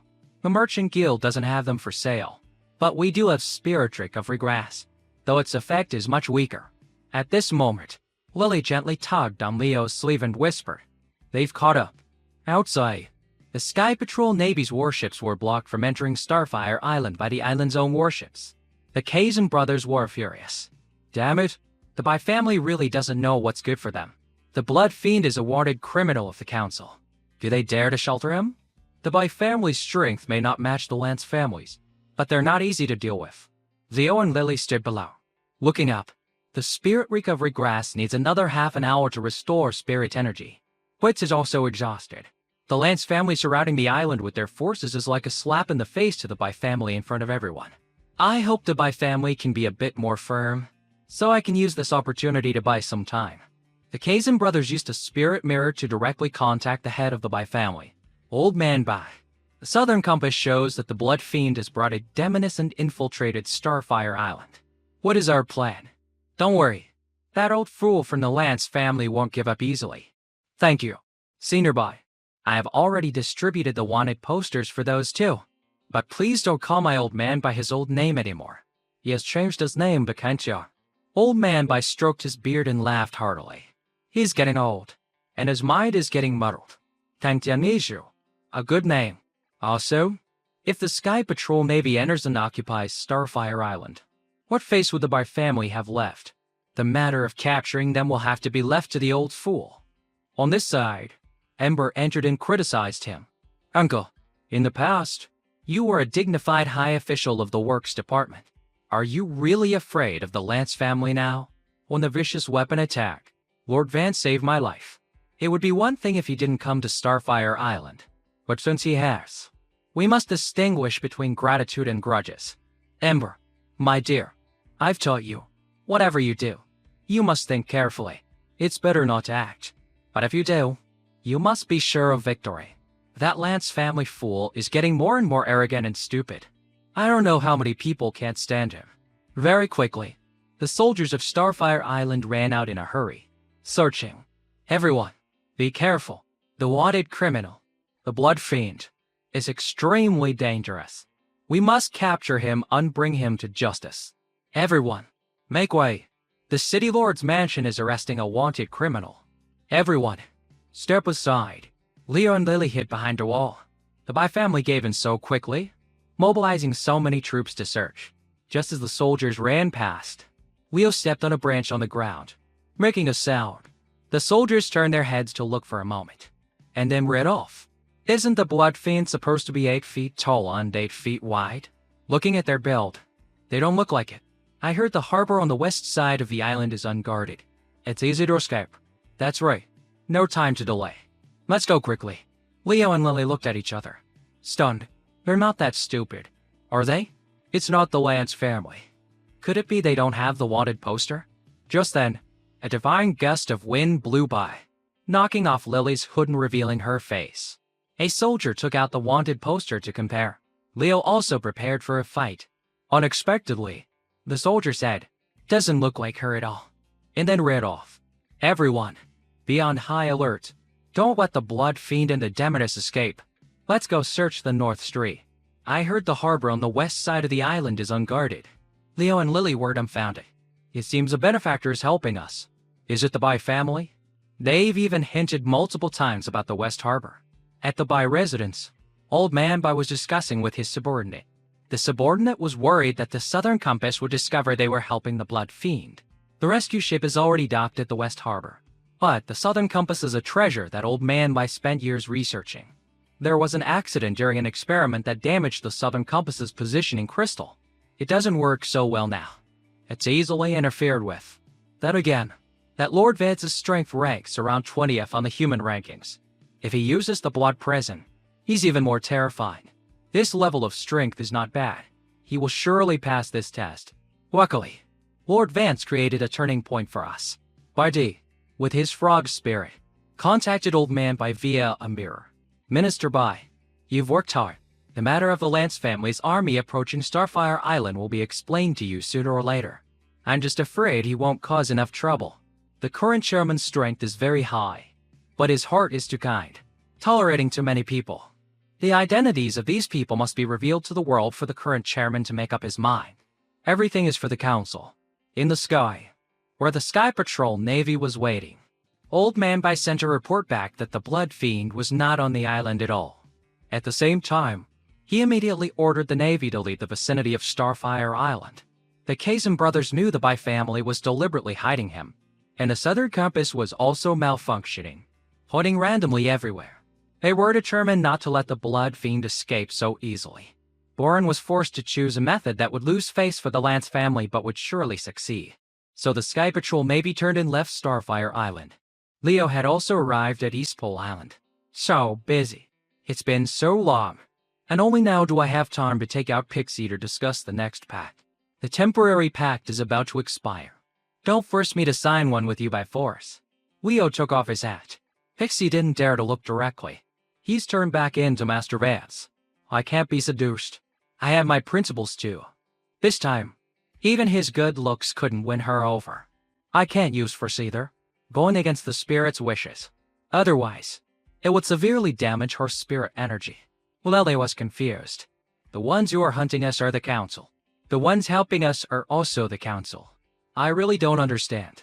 Just then, there was a knock on the door. Leo stuffed Pixie into his emblem.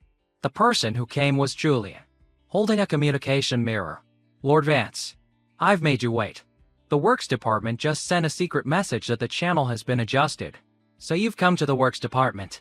With this battle record, you should be in the military department. It's for family reasons. It's a long story. He connected the mirror, and the spear attacks of King appeared. Can you hear me? Miss Lily is here too. In short, the situation in the council is very complicated right now. You must leave the council's sphere of influence immediately. I understand. I've felt it very clearly on this journey. There are two opposing forces within the council.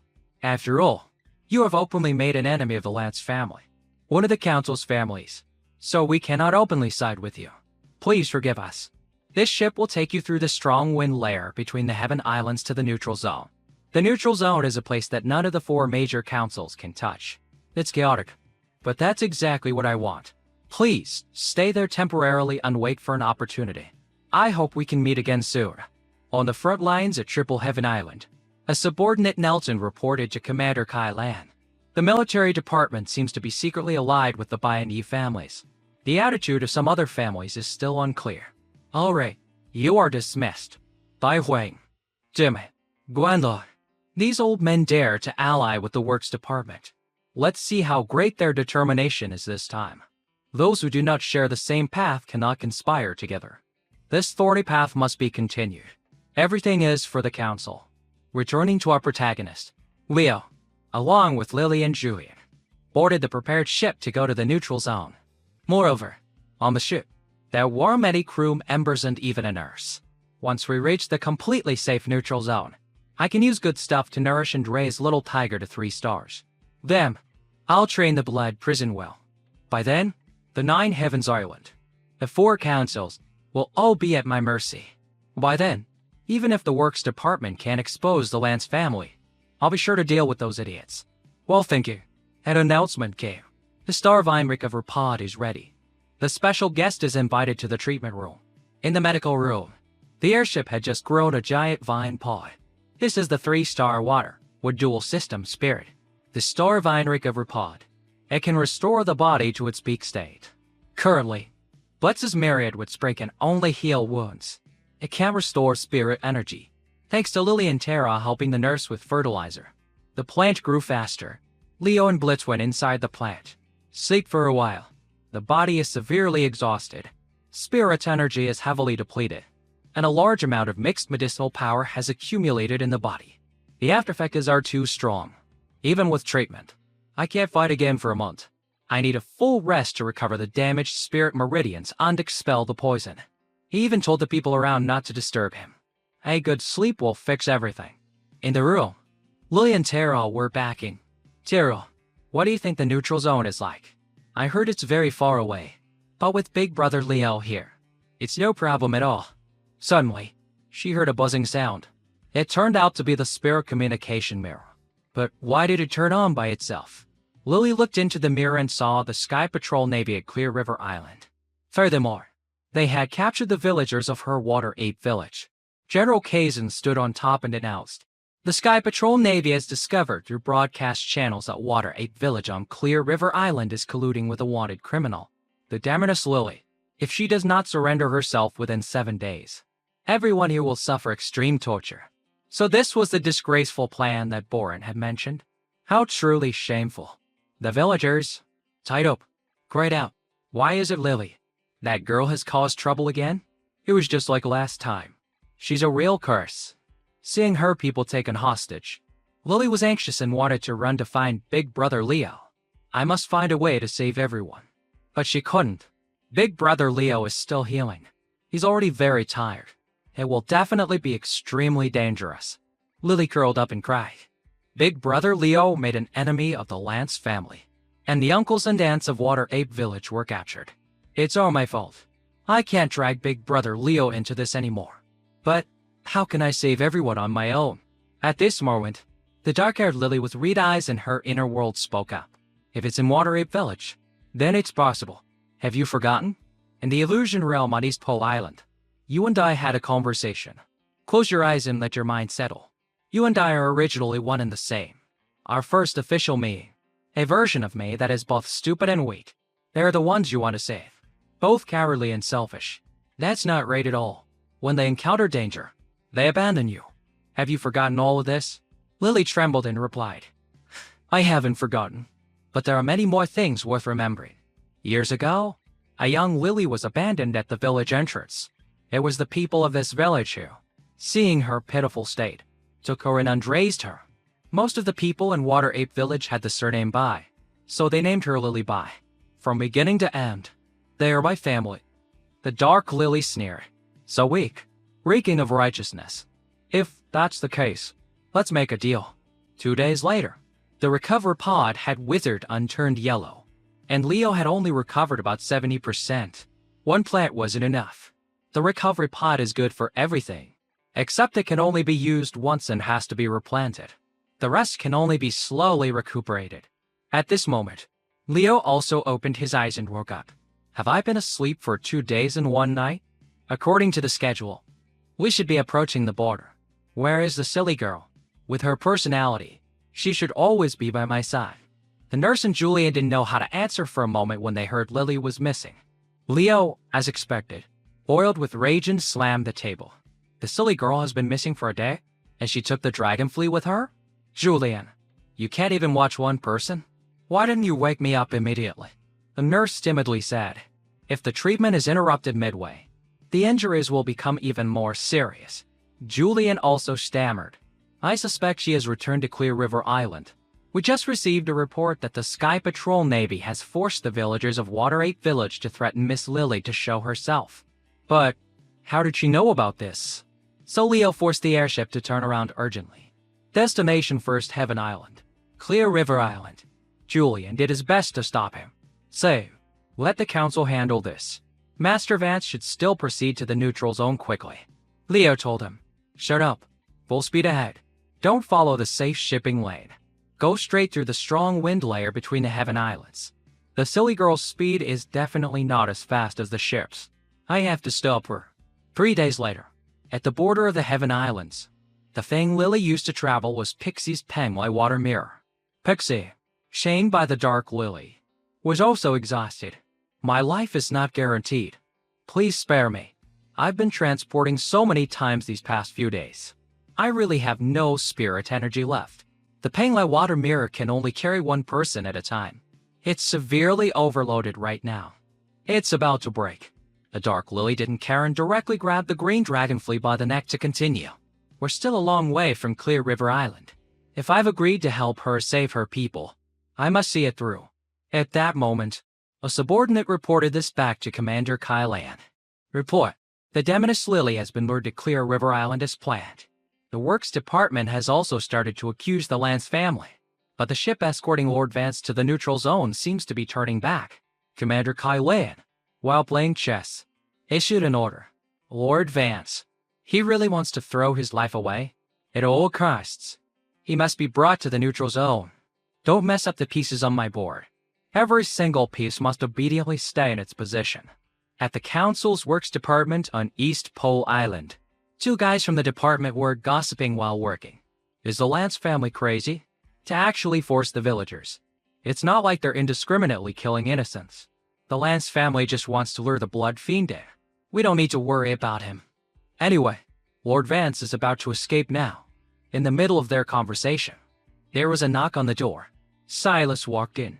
Isn't this the prodigy of the Sea Emperor God? Are you here to collect your top for prize from the selection tournament? Just then, another person from the Works Department rushed in with an urgent report. Bad news.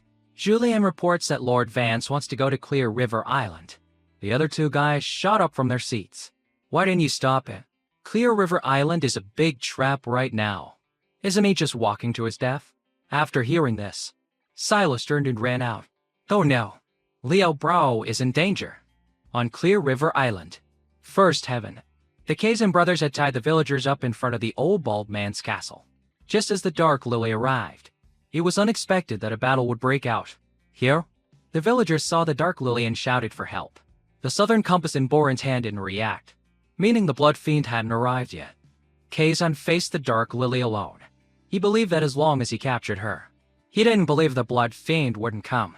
Standing on a tree, the Dark Lily knocked Pixie unconscious and stuffed her into her chest. Kazan fused with his bull and confidently threatened the Dark Lily. Demoness, surrender yourself. How foolish. Daring to come before me alone? The Dark Lily asked him in a loud voice. Do you know where this is? This is Water Ape Village on Clear River Island. This is the hometown where I grew up, and also the place where Taro was born.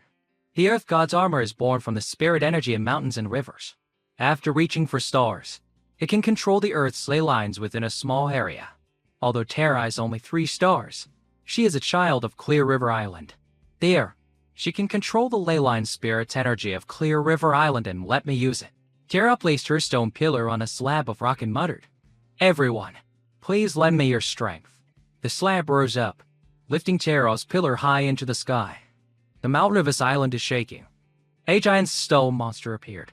If the sky is the Blood Fiend's home turf, then Clear River Island is my territory. Now, get out of my island. The scene of the Dark Lily looked really cool, but using this move, she had to expend a huge amount of spirit energy that very few spirit masters could handle. If she pushed it, she would self-destruct and die. But now, there was no other way. She had to take the risk. The stone monster roared. Then it threw a punch at Kazam. He struggled to block it, but was still smiling. If you're that strong, then take a few more hits. The Dark Lily had Tara use rocks to encase Kazan's legs. The stone monster above punched down hard. Kazan used all his strength to break the rock layer covering his feet, as expected of a human-ranking expert.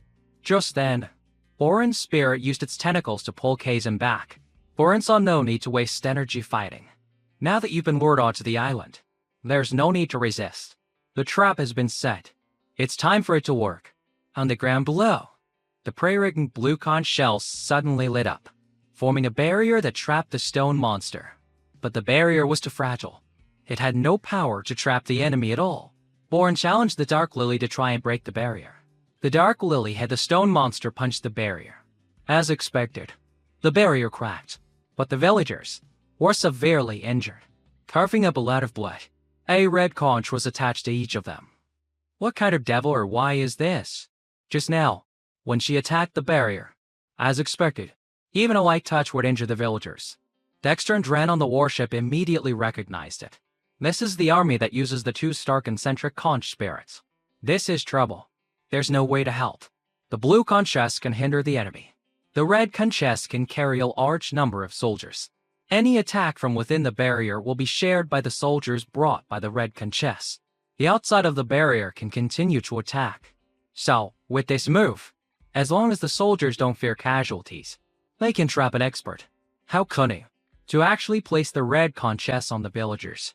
The villagers are all ordinary people and can't withstand Miss Lily's attacks on the barrier. If she continues to break it, the people will all die. These two Kazan brothers are playing dirty, and yet they can still be so arrogant. As vice commanders of the Sky Patrol Navy, to do something so disgraceful. The Dark Lily was completely cornered. The Sky Patrol Navy took this opportunity to fire directly at her. A large cannonball was fired. The Dark Lily, thanks to the ley lines of Clear River Island, could still block it, seeing her stubborn resistance.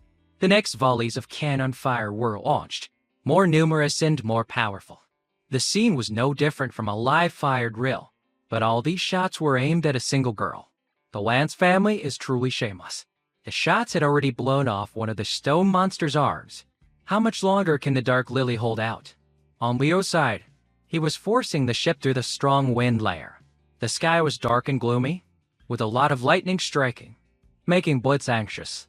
I still can't catch up. The silly girl is most likely using the Dragonfleet's water mirror teleportation. I originally set it up so that between each heaven island, there's a strong wind layer that is difficult for a physical body to cross. You can only wait for a ship to pass through. Another case of me drawing something that makes my own life difficult. But as long as I get through the strong wind layer, I can get close to Clear River Island directly. By the time I get to Clear River Island, the Sky Patrol Navy plus the human ranking experts will be even harder to deal with. This time, I'm really being forced into a corner with no other choice. Blitz, even if you're not compatible with the Blood Prison, you have to endure it from me. No matter what, I have to regulate my spirit energy so that Little Tiger can exert power at the same time as the Blood Prison to get through the strong wind layer. The ship's engine kept malfunctioning, and the nurse on board secretly used sleeping flowers to send the crew into a sweet dream. I'm sorry, everyone. Please sleep for a while. I've controlled the airship with sleeping flowers, leaving no one behind. Next is to negotiate with Master Vance. Although the request is a bit much, as a member of the Adjudication Office's Intelligence Department, I must complete my mission even if it costs me my life. Besides, Master Vance will surely understand us.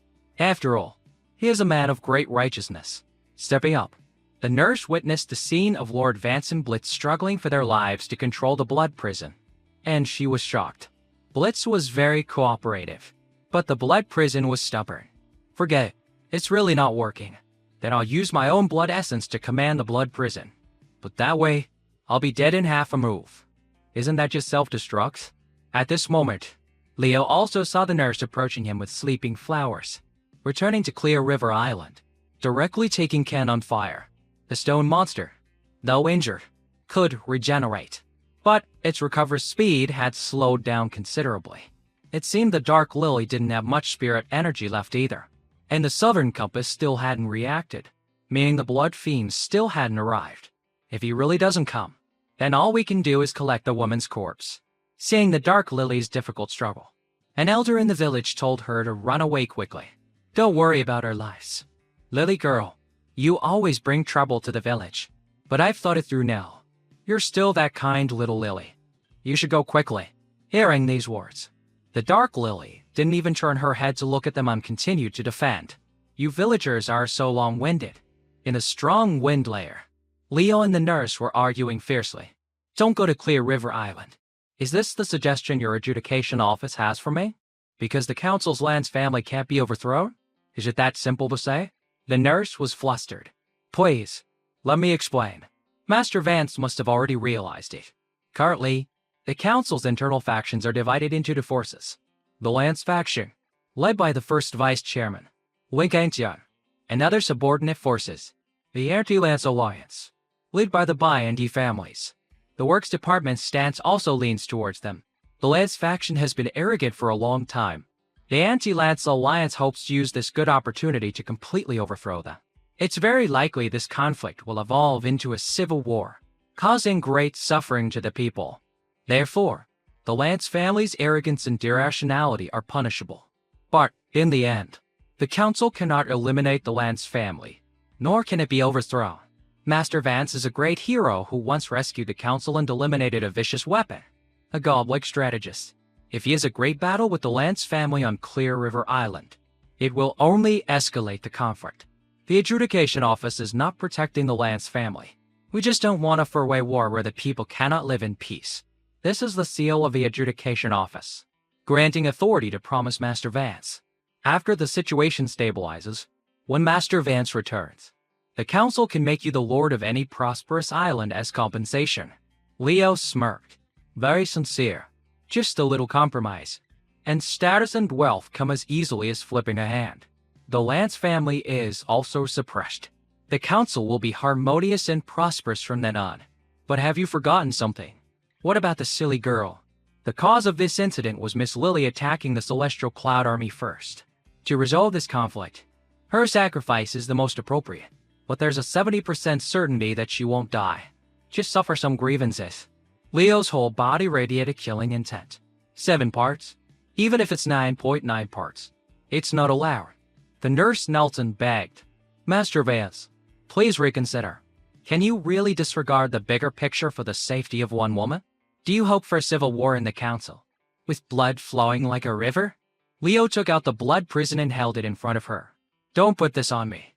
Whether there's a civil war or not, whether people die or not, whatever political schemes there are, none of it has anything to do with me. Why are you telling me to consider the bigger picture? Why does it have to be my person who is sacrificed? Is it because I was too righteous and we inspiring before? So you feel that a hero must surely submit to the greater good? Don't misunderstand. The path I have consistently followed is the path of a boss. With that, he walked to the helm and pushed the helmsman aside. As expected, you're also from the adjudication office. No wonder the ship's speed is so slow. Then Leo steered the ship to full speed ahead. He put Blitz in his emblem to rest and prepare for the tough battle. The nurse ran after him, begging, don't. At full speed ahead in the strong wind layer. The engine can't maintain the shield. People will die. Leo didn't care. He kicked all of them off into a lifeboat. Then he sped off a lower. Here, there were strong winds, lightning, and rain, and it was all tornadoes. The sturdy ship was also torn apart. The mast broke and stabbed into Leo. But he didn't care at all. He continued to push the ship to full speed ahead, to the point of breaking the engine lever. On the front lines at Triple Heaven Island, every move of Leo was reported back to Commander Kyle Ann. Lord Vance's refused us and is heading towards Clear River Island. To act so willfully, completely disregarding the bigger picture. Commander Kyle dismissed the subordinate. If he wants to seek death, then let him. Oh, sir. Use my authority as a member of the council to strictly order all factions not to interfere in this conflict. I originally thought Lord Vance was a hero who feared nothing. But in the end, he's just a selfish person. Not considering the greater good and acting for personal gain is the root of chaos in the world. On Clear River Island, the cannons were still firing relentlessly at the Dark Lily. Don't stop. Blast that Demoness to pieces for me. We've waited for so long, and the Blood Fiend still hasn't come. It seems he's afraid of us. Just as he finished speaking, a piece of the sky appeared. A red vortex. Leo and the tattered warship plunged down at an incredible speed. The ship broke apart, causing its wooden fragments to fall onto the other warships. This threw the battlefield into chaos. Seizing the opportunity, he immediately fused with Blitz and flew out. Still made it. Luckily, I'm not too late. Everyone was surprised. An acquaintance of Lily's were saved. Suddenly, an attack shot towards Leo. He couldn't react in time. He just fell to the ground like that. It turned out that attack came from Kazan. This time, he was better prepared than last time. Kazan fused with two weapon-type spirits onto his body. One was the Earth-type spirit, the giant spirit Rhino Beetle, a beetle that increases muscle strength. A 3-star combat form. The other was the Earth-type spirit, the Heaven, piercing sacred ape, a yellow double-bladed halberd, a 4-star fusion form. Blood Fiend. I didn't realize you were a man of feeling. to refuse to flee for a demoness and even charge through the strong wind layer. Good. Let me send you both on your way together. Leo's blood boiled. This time, I'm playing for keeps. I don't care if it's the Lance family, the Sky Patrol Navy, or even the Council. Today, whoever dares to stand in my way will die. Kazem rushed forward at extreme speed and brought his axe down, boasting shamelessly, the power of the heaven-piercing sacred ape, plus the giant spirit rhino beetle. Even a mountain would have to move for me. Leo directly raised his hand and caught the axe with his bare hand. His other hand formed a fist. Kazan also punched back. The two forces collided with extreme power, creating a massive explosion. The two sides relentlessly exchanged blows. You punch me once, I slap you once. Just like that, they pushed each other away, crashing hard into a wall. Kazan was also surprised. His physical strength is on par with mine, no higher or lower. Just as he got up to charge again, Leo was a step faster, flying over to push him back. Burin also saw something was wrong. Second brother's strength is being suppressed? So, this is the Blood Fiend? His fighting style has completely changed. He's given up his specialty, the Blood Mist, and switched to fierce, close combat. It's better to take a half step back. I understand. You care that much about that demoness. You won't even agree to drag out the fight slowly. So Borin used his Demon Gui to attack the Dark Lily to distract Leo. Demoness, you can't take many hits. If you don't want to die, then cry for help. Playing dirty.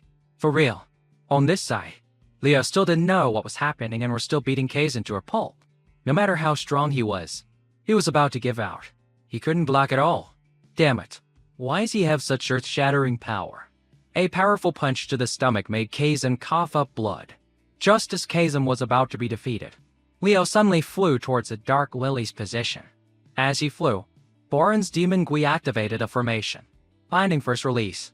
It created many tentacles that wrapped tightly around Leo, preventing him from flying away. Kazan below also helped by grabbing one of his wings. But Leo was frantic. So frantic that he tore off the tentacles. He tore off his own wing to fly away. He flew to where Borin was, and punched him straight on. There, Dexter and Ren, watching from above, were also shocked. Is this still the Lord Vance I know? This is completely the fighting style of a madman. The sailors on the ship reacted no differently. I never thought I'd see the day when our two lords would be in such a sorry state. Borin's face was smashed, and the southern compass was shattered. But he still has his spirit core. He hasn't lost yet. As long as the spirit core remains, the heaven-swallowing giant Gui will continue to regenerate. He regenerated his Demon Gui spirit and attached it to Leo, and constantly released poison on him. Leo laughed like a madman. He used his strength to tear apart the Demon Gui clinging to him. Borin, crawling on the ground, couldn't believe it. The all-piercing poisonous curse of my little Gui can bypass any defense, corrupting the enemy's flesh and blood, and it can even increase the sensation of pain tenfold. How can he withstand it? How could Leo not feel pain? It was just that he had surpassed his limits. Even if the pain was so intense that his whole body felt like it was being torn apart, he couldn't stop. He rushed over and punched Borin frantically, panting while he punched. Kazan brought his axe and slashed wildly at Leo to make him let go of Borin. Leo turned back and gave a wicked smile. Then he used his head to smash hard into Borin's head. Not done. He was still about to punch again. Kazan dropped his axe and used all his strength to pull Leo away. But Leo just kept punching. He punched until Borin was completely deformed, his whole body limp. The fate of those who dare to touch his woman. This is a battle of human ranking experts? Why is it no different from a street brawl? Actually, those two Lance brothers coordinated very well and should have been superior to Lord Vance. But they ended up getting caught in a vortex.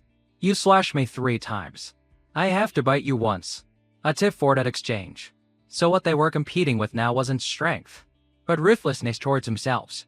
And the scions of the Lance family, born high and mighty, are only ruthless towards others. The Dark Lily sat inside the barrier, watching in disbelief. At this moment, Terra had run out of spirit energy and reverted from its stone monster form to its normal small size, completely powerless to protect her. The Dark Lily told Terra, "You don't need to force yourself. Just rest, because no matter the outcome, I am prepared. If we win, I will smile and welcome him. And if we lose, I will smile even wider and die with him. Kazan couldn't take it anymore. He clasped his fists together and slammed them into Leo, sending him flying into a boulder. Finally separated. But Boren was also a complete wreck. Leo was covered in blood, but still wore the same demonic smile as before as he approached. This made Kazan tremble with fear. Crazy. This guy is a madman. Why can he still stand? The sailors on the warship fired at the Dark Lily, wanting to save their two lords. Teral was out of spirit energy. If this hit, the Dark Lily would be done for. Leo, who was walking over to finish off Boren, saw the cannon fire and stopped. He flew over and used his own body to block the shot for the Dark Lily. He wouldn't die, but his injuries would only get worse. Leo landed near the Dark Lily and looked at her. The Dark Lily inside the barrier gently reached out her hand. Big brother Leo, I've dragged you into this, but I won't apologize. You fall into madness. I will too. You die. I will take my own life. This is the only promise. Taking advantage of the Blood Fiend's departure, Kazan carried Boren back to the warship. Our captain asked him what to do next.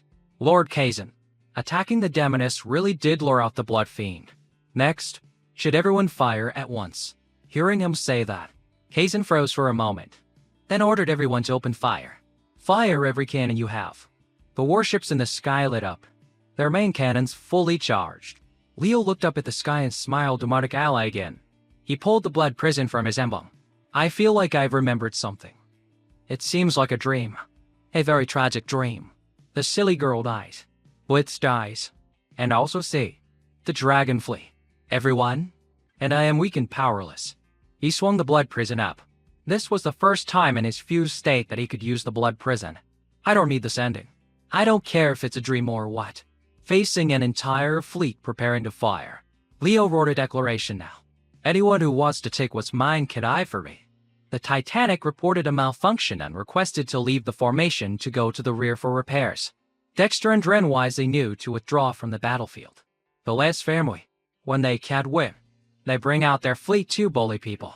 As friends, we shouldn't participate in this final battle. Suddenly, Dexter's rat spirit shrieked. It had an extremely keen premonition of danger. Lord Vance must have some big move. Forget the malfunction. Full speed. Leave the battlefield now. The other warships fired in unison. Leo fed the blood prison his own blood. Take as much as you want. After you've had your fill, ABI. Come out and finish all of them for me. From within the blood prison, the maiden ABI leapt out. With one slash, she deflected all the cannonballs back. And that wasn't all. That one sword strike from the blood prison also brought down the warships that had just fired. The Sky Patrol Navy now only had a few scattered ships. The attack was neutralized. The warships in the front line were completely destroyed. One man, one blade, stopped the entire bombardment of the Navy. The Navy turned to ask for Kazan's instructions, only to see him trembling like a leaf. Monster. This is a monster. Below. Teral danced with joy. He blocked it. Big brother Leo is invincible. The Dark Lily gently stroked its head. Teral, at the last moment, you and I will dissolve our spirit pact. At least that way, you can continue to live. I once promised to be by Big brother Leo's side. He has surpassed his limits. He's lost consciousness. Leo stood frozen, the blood prism planted in the ground, not reacting at all. On the warship, Kazan frantically ordered them to continue firing. But the sailors were all afraid of being blown to bits like the ships before. They pleaded in unison. My lord, please retreat. He roared. Fire. But all the ships remained silent. If you want to rebel and disobey orders. Then, Kazan started the main cannon himself. The sailors begged him with all their might. But this stubborn bull wouldn't listen. He believed the Blood Fiend was out of combat power. Actually, he's right. If they fire now, Leo will definitely die. But as the protagonist, blessed by the halo of light, it's not so easy for him to die like that. Above Kazan's head, a mini-Maki appeared, accompanied by a large cannonball that shot straight down, splitting the warship with Kazan on it in two. At this moment, the crew members looked up. That is, adjudication office emissary, Silas. Silas had arrived just in time. Anyone who dares to touch Lord Vance, I will kill them. He looked down to observe the situation. Besides Kazan's bear but lying face down in front of Leo, There were no other problems. I'm not too late. Leo bro is okay. Facing a whole army alone and still standing tall and unyielding. As expected of Leo bro. Actually, he's lost consciousness. Even when passing out, he has to look cool. Because Silas's whale was blocking the front. The Sky Patrol Navy didn't know whether to advance or retreat. The sailors breathed the sigh of relief. That was too close. Luckily, Emissary Silas stopped the Lord from firing. I thought I was going to die for the mission. Thank heavens. Luckily, Emissary Silas arrived in time. This time, we're safe. The Blood Fiend probably won't fight anymore. A brainless sailor still wanted to fire to kill the Blood Fiend and save his lord. It's true what they say. Don't fear a strong enemy. Fear a stupid teammate. Just then, Kendra's warship, borrowed from her second senior brother, also arrived. This is the always prepared flagship, the main warship of the Council's front line on Triple Heaven Island. Kendra immediately gave an order. Sky Patrol Navy, dissolve the concentric conch formation and release all the villagers. Emissary Silas, also stand down. That kid Silas is always in such a hurry. It was the same when I met him halfway. But even with the main warship, my second senior brother might not be able to stop a war. The barrier disappeared. Kendra called down. Miss Lily, I will get justice for you and the villagers of Water Ape Village later. Lord Vance, you must also promise not to attack the Sky Patrol Navy anymore. But Leo didn't respond. At this moment, the blood prism planted in the ground suddenly tilted. Leo's whole body was about to collapse. The Dark Lily quickly ran to support him, but she also had no strength left. She immediately told Tara to quickly turn her hand into hard stone. Tara was worried. Doing that will hurt you. But the Dark Lily didn't care.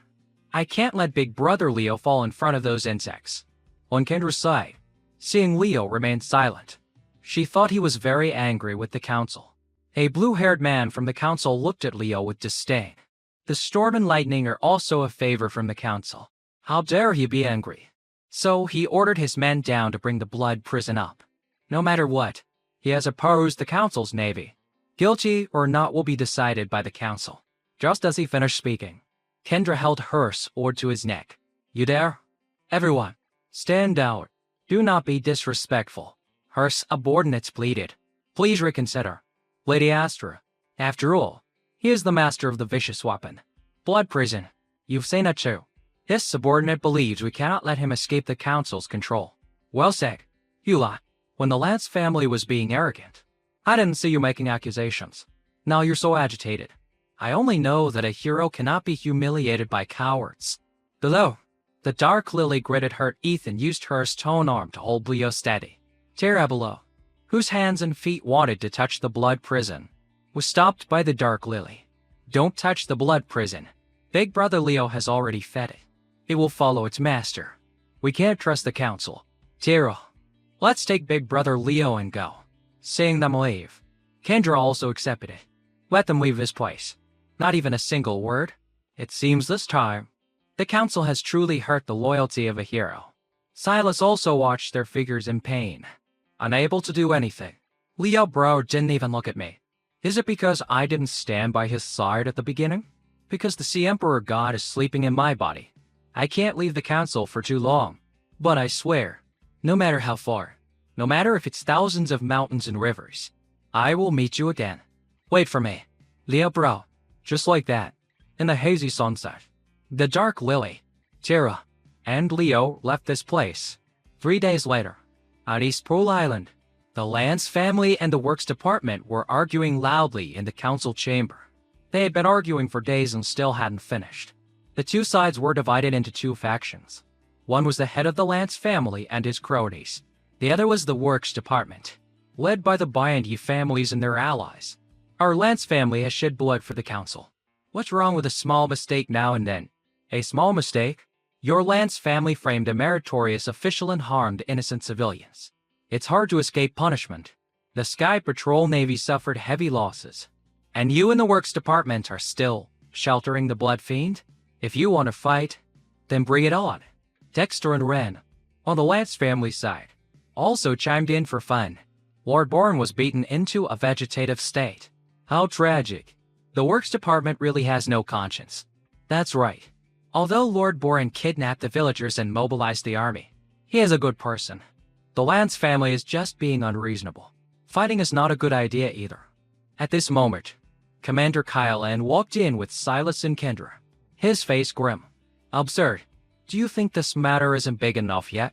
I, on behalf of the chairman, will make the decision directly. The Lance family's arrogance cannot go unpunished. The two vice commanders, Boren and Kazan, are stripped of their names in the Sky Patrol. Drake Lance's position as commander of the Flying Fish Guard is revoked. The Works Department's independent decision-making minister is fined half a year's salary. All major and minor matters from now on must be reported to the adjudication office first. Both sides will immediately cease all disputes. The chairman is carrying out a top-secret plan. He absolutely cannot be distracted by such matters. At the same time, in this incident, the inner emissary Silas acted decisively and handled the situation appropriately, preventing the two sides from causing an unresolved disaster. He is specially promoted to the third probationary emissary of the adjudication office. Through this, Silas had no desire and insisted on begging to be in charge of finding Lord Vance and bringing him back. Commander Kyle and placed a hand on his shoulder, finding Lord Vance, getting justice for him, helping him resist the corrosion of the blood prison. These are things that should be done. The 10 vicious weapons have begun to appear. I don't know how many forces are stirring. The council must eliminate all internal disputes and fully investigate the whereabouts of all these vicious weapons. Everything is for the council. On an island called Miss Cloud Island in the second heaven, Cullen encountered Jester, but unexpectedly, Jester was the one who had made a pact with one of the 10 vicious weapons, the Blade Lord of Malice. This vicious weapon's ability was to replicate any vicious weapon-type spirit. I didn't expect someone from the Western Council to also be a contractor of a vicious weapon. Here, Jester released the White Emperor Beast, just as Kalen had done before, and his purpose was to demand the Faceless Prophet's mask from Kalen. Kylan was cornered against a cliff, with the strong wind layer of the Heaven Island behind him. There was no escape. Kalen smiled and jumped into the strong wind layer. Thank you for reminding me. Even if you can replicate an immortal and indestructible body, it's useless in the strong wind layer. Do you dare to chase me in there? Also on an unnamed island in the second heaven, Rex somehow got lost from the quarterfinals and ended up here. I persevered through the illusion to the end and won first place. The council can't possibly not give me a championship, right? But if I take that first prize, the council will surely be heartbroken. While fantasizing, suddenly, Rex found himself face to face with another of the 10 vicious weapons. The corpse wind revolving head. In the neutral zone in the third heaven, 3 people were scouting the area. My lord, I don't know what it was that flew into the dense forest that day and turned it into a forbidden land. Anyone who goes in doesn't come out alive. As they were walking, a giant beetle appeared in front of them, carrying a bamboo cage on its back. One of the men was instantly pierced through the forehead by a needle. A mysterious woman in the cage smiled. On the border of the eastern second heaven, the Dark Lily, along with Leo and Terra, had been flying on a stone pillar for a long time. Terra was worried that the Dark Lily would overexert herself and affect her health, but she said it was fine. Continue to control gravity. My spirit energy is still sufficient. You just need to fly at full speed. We must quickly find a place for Big Brother Leo to rest. The destination was the neutral zone. In the neutral zone, Lily had returned to her normal, simple-minded state. She was out with Terra, gathering some vegetables for the Great Rock Village on Starfire Island in the neutral zone, where she was staying. With the help of the wild spirits, Lily and Terra gathered a lot of fruits. Returning to Great Rock Village, the people of this village were all spirit masters and lived by hunting, so everyone was tall and strong. Upon returning to the village, a little girl named Lynn rushed out to tell Lily, the bald big brother is awake. She was so surprised that she dropped the basket of fruit in her hands. In the room, Leo had woken up. He wanted to take an apple from the plate, but his hand was shaking so much he couldn't hold it. How long was I unconscious? Why is my body so weak? That blitz is probably okay. He was too injured, so he fell into a deep sleep. His wings haven't recovered either. Myriad with Spring is ineffective for missing body parts. Sorry, you've worked hard. The blood prison, after being fed, has also quieted down a lot. Unfortunately, with my current body, it's better not to touch it for now. But thinking back, it seems that when I unleashed that one slash, a very strange scene appeared in my head. I can't remember it clearly. It was probably an illusion from being eroded by the blood prison's evil aura. Just then, Lily ran and unhugged Leo, crying, "Big brother Leo, you slept for more than half a month. You're finally awake." Just as he woke up, he was about to be suffocated by her chest. A moment later, Lily recounted everything that happened that day. At that time, the council's foolish reinforcements had arrived, and you brought me to the neutral zone. I was almost exhausted then, so this was indeed the best choice. Leo stared at Lily. "Have you recovered? Back on Clear River Island. Weren't you a cold and indifferent Lily? You made her? She said she used up too much power and needs to rest. If there's nothing important, don't call for her." Leo reached for the cage covered with a cloth. Inside was the green dragonfly, sleeping and drooling. I even brought Pixie out to see. That dark clearly works better than the silly girl. But I still have to find a chance to talk to her. After all, I have to solve this silly girl's problem. A moment later, Lily pushed Leo in a wheelchair out to see Great Rock Village. It seems this village lives by hunting wild spirits. Everyone is very strong. The people of the village are very formidable, and also very kind. They've been very enthusiastic in helping me with many things. Even the wheelchair was made with their help. They're all spirit masters, so being formidable is a given, but I haven't seen any enthusiasm yet. At this moment, at the village gate, an uncle came to collect taxes from Great Rock Village. This village hasn't paid taxes to the island lord for a long time. The villagers not only refused to pay but also threatened him, finally kicking him so high he flew away. "You're tired of living, daring to come to our village to collect protection fees. Next time you dare to come, I'll crush your balls." At this moment, they saw Lily and Leo approaching. My big brother Leo is awake, so I'm taking him for a walk around the village. The villagers swarmed around Leo, examining him closely. Then they cracked their knuckles. "Big brother Leo, so you're finally awake? So, you're the one who was in a coma, making Miss Lily take care of you. We really need to get acquainted." Lily smiled and introduced. "These are all the uncles in the village. They're all very kind." Leo was sweating profusely. Where exactly is the kindness? Suddenly, the village chief of Great Rock Village, named Brock, came back carrying a wild boar. He was the village chief, but for some reason, his physique was no different from a little kid's. His spirit was a 3-star dog named Iron Pillar, an Earth-type mountain king. Brock threw the boar aside. "I am the boss of Great Rock Village. My name is Brock. You're the play from Miss Lily's house, right? If you're awake, then leave the village on your own. Don't make others chase you out. Our village doesn't feed useless mouths who sit around waiting for their wives to take care of them. In our village, a man must be capable, must go into the mountains to hunt and contribute to the village. If you're unlucky enough to be disabled, you must leave the village immediately and fend for yourself. You shouldn't cause more trouble for the village." Lily panicked. Why is this happening? Tara stood in front of Leo, wanting big brother Leo to stay. Brock blushed and said in a small voice, "This is our village's rule. We don't have extra food to feed a useless person. A man who can't even walk just sits and waits to die. What's the point of living then?" Leo also found his words very reasonable. "Those who don't work, don't eat? Very reasonable. But does this village only live by hunting? If I'm not mistaken, the injury on your Mountain King spirit's right leg has worsened, hasn't it?" Brock was surprised that Leo knew about this. Next, Leo took out an Earth Spirit self-dan to entice Iron Pillar. "I'll give you this to eat. Be a good boy and let me see the wound on your leg." At first, Iron Pillar was growling, but after eating, it became obedient. It obediently rolled over to let Leo scratch its belly. Normally, Iron Pillar dislikes strangers. Anyone who touches it gets bitten. Brock was confused. What on earth did this bald guy do to my Iron Pillar? Leo smiled. "It's just a normal Earth Spirit self-dan. It suits the daily taste of Earth-type spirits. No need to be so tense." Tara eats one too. I didn't expect to be able to buy them here. Luckily, Lily brought a lot for Tara to snack on. Although the self-dan is very common in the major councils, its export is strictly prohibited, which is why it's rarely seen in this neutral zone.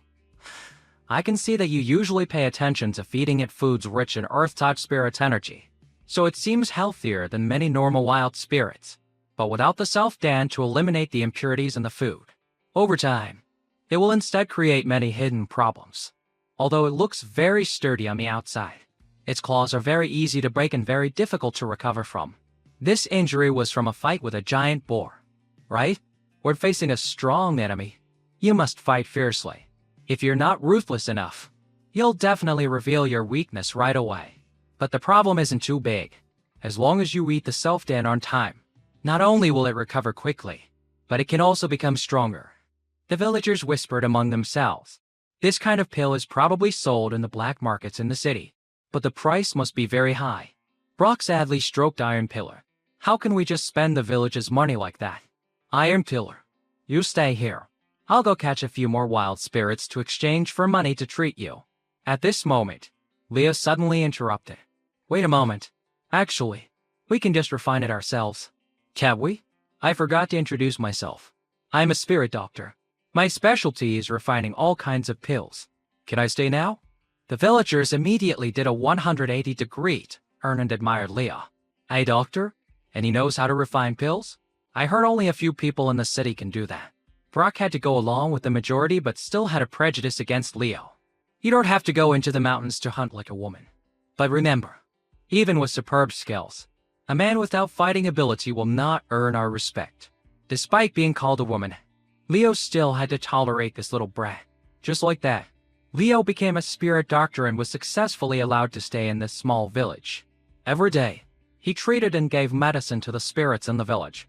The villagers' goodwill towards Leo also grew. Life was very free. Lighting fires, carrying water, and carrying rocks were all handled by Tara. The meals were personally cooked by Lily. It's just that this village is too poor, so it's hard to find high-grade ingredients to awaken that blitz. But this neutral zone is a very safe place. Before recovering my strength, it's best not to risk cleaving the mountain. Before that, I can only strengthen Tara's training and try to improve this silly girl's combat power. He turned and saw Illy staring at him intently. She came over, picked a grain of rice from his mouth, and put it in her own. Really? Why can't Big Brother Leo focus when he eats? Leo felt something was strange. Why do I feel like this silly girl has been acting strange these past few days? Forget it. I'll rest for a while. Far from the bustling places. This peaceful life, not being bothered by anyone, is not bad. It would be great if I really wasn't bothered by anyone. From the moment Leo woke up, 24/7, Brock had been secretly following his every move, which made Leo extremely uncomfortable. He turned around and shouted, "What the hell do you want? Sneaking around behind me all day?" Brock stepped out, scratching his nose. "You can detect my presence. It seems you have some skill." Leo thought this guy had his eyes on his silly girl. It turned out he had fallen for Tara without realizing it. Seeing Tara, running errands all day, and even carrying a basket of rocks bigger than her, being tormented like this. What kind of logic is that? Leo was startled and blurted out, "This is necessary training for a spirit, to increase its spirit energy through physical training. Anyway, that silly girl's spirit energy is already too strong. And why do I have to explain this to you?" Brock sneered. "Where did you get that logic? If a spirit wants to be formidable, it should just learn some powerful spirit techniques, like carry rocks. For example, Iron Pillar. I've had it learn many secret techniques, making it the strongest spirit in the village. If Miss Tara wants, I won't hide them." Leo held up his hand to refuse. "No need. Before the innate, there's no need to waste energy on acquired techniques. I can't believe there are really people who learn so wrongly. Isn't he afraid that after the spirit matures, it won't be able to awaken its innate techniques?" Brock seemed to realize something and then shouted, "I was almost tricked by you. Who told you those things? Tara is clearly an adorable little girl. How can she be treated like a spirit to be ordered around?" Lily was about to explain when Leo put Tara on his shoulder and hugged Lily. "That's right. Tara is our daughter." Brock heard this like a clap of thunder, frozen on the spot. Leo whispered in Lily's ear, "It seems he's never seen a human form spirit, so he must have fallen for Tara. This is a good opportunity to use this to control him. Let's see if he dares to be arrogant with me anymore." Brock's whole beautiful world seemed to collapse. If I marry Miss Tara in the future, wouldn't I have to call that bald guy father? On another island called Gale Island, also in the neutral zone, Silas and Celine, disguised and with their faces hidden, sat in a restaurant. secretly investigating. So this is the neutral zone? It seems the people here are very fierce. In the neutral zone, the identity of a council member can easily attract trouble. It's better to be careful. We must quickly find out the whereabouts of the responding dragon Jade Soul and Lord Vance. At this moment, another spirit master walked in. Sighing. So unlucky. Didn't catch a single thing. I don't know what's wrong with the wild spirits on the island lately. They've all run away. Silas approached him, placed a hand on his shoulder. The wild spirits have disappeared? The bill is on me. Sir, could you tell me the details of this matter? Returning to our protagonist. He was trying to persuade the Dragonfleet to sign a pact with him. Or if you have a treasure similar to the Southern Compass, give it to me. Pixie turned her head to the side and answered with a 3-no policy no. Won't give. It won't sign. Hateful bald guy. Let me go. Without Blitz's myriad with spring. Leo couldn't grow hair and couldn't use his handsome man trick. I can only blame my anger at that time for breaking the Southern Compass.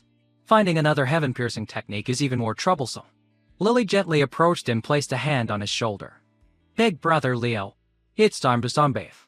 Sunbathing a lot is good for your recovery.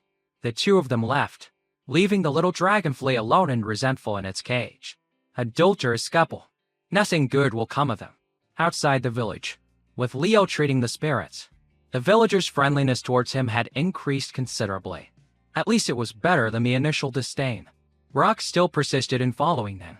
Seeing the two of them go out, he thought Tara was home alone and took the opportunity to sneak in for a private meeting. Inside the house at this moment, Pixie was constantly cursing the bald Leo. Smelly bald guy. Just you wait until you're disabled. Even if you imprison me for longer, I will absolutely not sign a pact with you. Seeing the window wasn't closed, Brock and Iron Pillar jumped in. He called out softly, Miss Tara, and then looked around.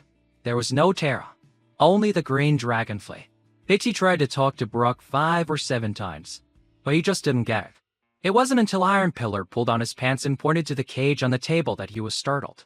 The dragonfly in the cage was cursing this guy for his low IQ. Idiot. But on the outside, she put on a pitiful act, her eyes welling up with tears. Little big brother, please save me. I'm locked in a cage all day with no freedom at all. Brock leaned in to look. That beastly bald guy. To actually lock up such a pitiful, disabled, and short girl. Upon hearing that, Pixie kicked Brock away. I'll fight you to the death. Who's short? Who's disabled? Hey, I thought you were asking me to save you? At this moment, Lily had brought Big Brother Leo to a place with poetic scenery and gentle sunlight. Very suitable for recuperation. Taking this opportunity, Leo asked about that dark Lily. I haven't seen her make a move recently. Lily also didn't know. Maybe she went to sleep? Just as things were getting peaceful, they heard Brock's loud voice running over. In his hand, he was carrying the cage with Pixie inside. Because he was running too fast, he didn't notice inside. The little dragonfly was shaken silly. You bald thief. Stop. Why did you lock such a cute girl in a cage? Also, where is Miss Tara? What kind of cage is this? I used all my strength and still couldn't open it. Let her out quickly. Leo was helpless with this guy. You said it yourself. This is a spirit, not some short girl. I don't have that kind of interest. Suddenly, on the mountain above, a flock of birds flew up in a panic, looking very scary. What on earth happened on the mountain? In the forest, a villager rushed out to report to Brock.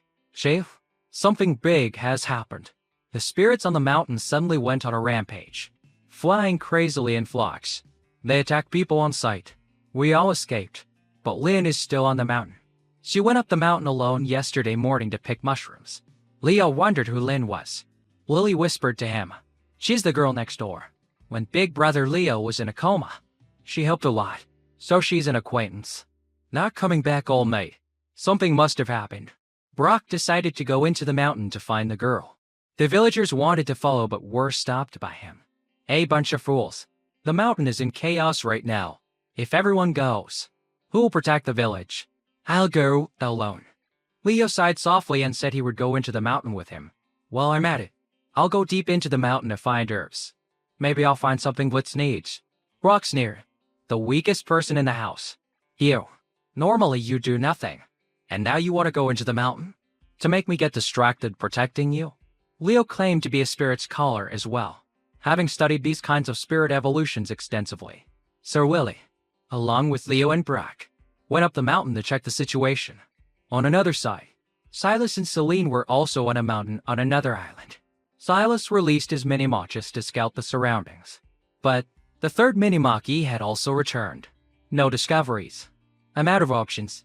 He took out an emblem and summoned a strategist chicken spirit named Manda for some suggestions. This strategist chicken, a gift from the council, was said to have fortune-telling abilities. But Celine always felt it wasn't very reliable. Can we find the reason for the disappearance of the spirits in the mountain? 6-line spirit divination for good or bad fortune. The chicken flapped its wings a few times and then laid an egg. Every once in a while. It lays a tip egg, depending on the question. It predicts good or bad fortune. Celine cracked the egg open. Inside was a piece of paper that said hexagramum hung. This chicken is so convenient. On Leo's side, since he couldn't walk, he had to be in a wheelchair even on the mountain. And the person in charge of pushing the chair was Tara. The road is too rough. Remember to always use magic to level the ground. Poor Tara. Brock saw this and his heart ached. Suddenly, there was a rustle in the trees. Quick as lightning, Lily jumped in front to protect them, but she was being a bit too careful. The person up there was none other than Brock. He had gone ahead to scout. He grumbled. Only a stubborn person like you would cause so much trouble. Insisting on a wheelchair on the mountain. So annoying. So slow. I'd be more comfortable going alone. Ahead, I still don't see the rampaging spirits the villagers mention. We probably have to go deeper. Leo felt it was strange. Could we have gone the wrong way? Considering the time, Lynn couldn't have gone deep into the mountain. And it's too quiet here. On Silas's side, the surrounding area was also too quiet. According to the data obtained, where the vicious weapon appeared, a large number of spirits died from having their lifeblood drained. But there were no corpses to be seen. Suddenly, a mini-maki returned with news, following the direction the maki indicated. As expected, below were a series of dried-up corpses of wild spirits. The blazing sun made Leo's bald head glisten with sweat. At first, Tara pushed the wheelchair. Then Brock, not wanting to see his future wife suffer, volunteered to take over. At this moment, Iron Pillar ran over, barking loudly, its face full of panic. Leo's group went to where Iron Pillar was pointing and saw a group of apes lying dead. This is the 2-star blood-sucking ape. They live in packs and are naturally fierce and bloodthirsty. The people of our village normally don't dare to provoke them. Why do they all suddenly die like this? Nearby, there was another loud noise. At the bottom of the cliff, a herd of wild spirits was running for their lives. Finally found the rampaging wild spirits. But why does it look like they're fleeing for their lives? At the end of the valley, a red-eyed stag with antlers was tightly bound by vines. That's Old One-Eye.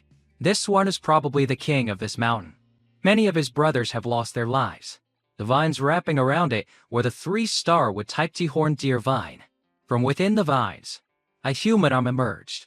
The arm plunged into the stag's chest and dripped out its heart in an instant. The battle is over. Let's see what kind of expert is so fierce. The T-horned deer vine's ability is thorny armor, which can reflect all damage. The attacker probably won't survive either. But when they got closer, the person wrapped in the vines was not dead, but naked, with a large hole in their chest. It directly ate the heart it had just ripped out raw. This person was none other than Malachor. Leo had a bad feeling. Why did we have to run into this guy? Confronting him now would be a real pain. Suddenly, another little girl ran out, snatched the heart from Malachor's hand, and kept scolding him. And that little girl was the missing link. I told you not to eat raw meat. What if you get diarrhea? Being scolded, Malachor sat still, not daring to resist. Is this guy really Malachor? On Sandy Shore Island in the neutral zone, Silas and Celine were approaching the corpses to examine them. What on earth happened here? This is the corpse of a 4-star mammoth spirit. See, this is not something we can handle. We must report to the council immediately. Suddenly, 3 strangers, 2 men and 1 woman, looking very strong, appeared before them. Strangers? Didn't the nearby islands not have any spirit masters? I think I smell the scent of the council's lackeys. This isn't fun at all. So it's the little birds from outside, returning to Leo and Malachor, who had somehow wandered here. Brock and Iron Pillar, not knowing the situation, charged forward. Iron Pillar used its technique, dark rock armor, turning one of Brock's arms into a stone fist. Which demon dares to deceive a girl from our great rock village? Malakor also bared his fangs, wanting to fight back. Lin quickly stood in front of Malakor, stopping the village chief. But Brock wouldn't listen. He even told Lin to get out of the way. Demon, eat my heaven, shattering stone strike. Just as they were about to clash, a large rock grew from the ground, and Brock, unable to break in time, slammed into it, breaking his nose. Furious and about to turn and curse whoever played dirty, he saw that person was Terra. Brock, with his nose bleeding under missing tooth, still grinned. So it's Miss Terra. But wait, something's wrong. This is a spirit's technique. Not daring to believe it was true, Brock slammed his head into the rock. An illusion. It must be an illusion. How can a spirit look so much like a person? Terra's family watched, speechless. Let Terra stop the fight to avoid the vicious weapon's ferocity. But why does Malakor seem not normal? He had transformed into his younger Caitlin form, sitting weakly and hiding behind Lin. And Lin had found Malakor in the mountains. He's very pitiful, has no clothes to wear, and could only eat raw meat. Malakor at this moment was like an innocent maiden who had been bullied hundreds of times. How pitiful. Furthermore, the clone mask from the stream was not on his body. What on earth happened? When Malakor saw Leo, his eyes lit up, and he jumped to hug him. He called out father very affectionately. Witnessing this earth-shattering event, Lily was shocked and jumped to the side, but not as shocked as Brock, whose jaw almost hit the ground. This demon-like guy is my brother-in-law? No other way. Leo had to bring Malakor back to Great Rock Village, where he was gossiped about by the aunties. That's the guy who threw his kid into the mountains. Not tearing, forcing the child to eat raw meat. So cruel. The bald protagonist suffers so much. Lin changed Malakor into a very pretty set of clothes. Coming back, he looked even more feminine. Don't call me father. Malakor ran over wanting a hug. Leo got goose and stunned, automatically dodged. Looking at him, his brain has probably been severely injured. Although he's alive, his mind is like a child's. But why is he so clingy to people? And he calls everyone father. I really don't know what to do. Finally, Leo asked a serious question. Carlin, do you still remember how to use Malakor? That bracelet. Hearing the word bracelet, Caitlin took out the Malakor bracelet from his body. Leo was overjoyed. That's right. As long as he can use the undying body, he can treat Blitz. Full of hope, Colin directly put the bracelet in his mouth and swallowed it. Leo was so shocked his jaw dropped. He tried to force the kid to vomit it up. You can't eat this. Spit it out for me right now. On Sandy Shore Island in the neutral zone, Silas and Celine were struggling. 2 against 3. They're all at the peak of 3-star combat power. So the great evil man to mention was this. There's no escape. Don't waste your energy in vain. Let's have a big fight. Celine took on one guy who used a 3-star Fire Mane Bear. Combat form Violet Flame Bear. Silas dealt with the other 2. Celine's star Snow Fox fired a blast of fire at the Fire Mane Bear, but it had no effect. Celine started to feel the pressure. These people's combat power is not weak. This is trouble. I should have been more careful. Manta clearly warned us to be careful. I have to deal with this guy quickly and go help C. Just as she lost focus for a moment, the Fire Mane Bear had, at some point, brought its sharp claws right in front of Celine. Luckily, her silver crest rushed over and knocked it away. The 2 rolled into the forest, fighting fiercely. But Silvercrest was not good at close combat and was up against a 3-star fire-type spirit. Distracted by worry for her spirit, Celine was attacked from behind by the other spirit master. When you're fighting me, don't look around. You only know how to run. Just like your spirit. Weak as a woman. On the spirit side, Silvercrest was about to be defeated by its opponent. Celine's bamboo sword unleashed its ice sword technique. With a loud explosion, the big bear was frozen solid. But Silvercrest was also battered and lay paralyzed on the ground, gripping the ice bamboo sword tightly. Celine was also injured, blood dripping from her hand. This is a tactic that combines a spirit's magic with sword moves. This really brings back some bad memories. I was going to kill you cleanly, but now I have to chop you into 4 or 5 pieces to vent my anger. Who is this guy? Why has he seen this tactic before? Just then, the bear spirit unleashed its fire magic, breaking out of the ice block. The force was so strong that it sent Celine and Silvercrest flying. So this is the strength of a master in the neutral zone. Silvercrest saw him this week, just as the guy was about to finish Celine off. Silas unleashed the 5-element seal, transversal lock, golden chain shut out. They bound him in the bear's spirit tightly. At the same time, Silas's other 2 opponents were also bound by the chains. As expected of the technique passed down by the Sea Emperor God, Celine staggered, trying to get to Silas's side quickly. I have to persevere. I have to go help C. He's facing 3 masters alone. It's very dangerous. Suddenly, on Silas's side, a huge explosion shot up into the sky. It's unknown what happened, but all 3 of them were taken care of by him, making Celine stare in awe. Celine, are you okay? The 5-element seal is still not perfected. Otherwise, I wouldn't have let you get hurt. Silas tied the 3 of them up and interrogated them. What happened here? Is it related to the vicious weapons? We don't want to kill wantonly. Confess honestly, and we will spare you. Celine stood behind a tree, feeling a little sad. C's strength is increasing so fast. It's like the hero of destiny in the myths. And me, am I worthy to be the companion of a hero? In Great Rock Village on Starfire Island, tonight was the night of the Starfire Festival. The villagers gathered around a bonfire, singing, dancing, and having fun. Leo watched with admiration. I didn't expect a rural area without even a proper origin story to create its own performance. Brock shyly invited Tara to dance with him. Lynn also pulled Kaylin's hand to go play. Lily held the cage with Pixie in her hand from Tara and let the little girl go play with everyone. Only Lily and Leo were left. She also offered to invite big brother Leo to play, but he declined, saying he couldn't dance at the moment. Besides, it looks boring. Lily thought for a moment, then gave Pixie to Leo to hold while she performed a dance for him to watch.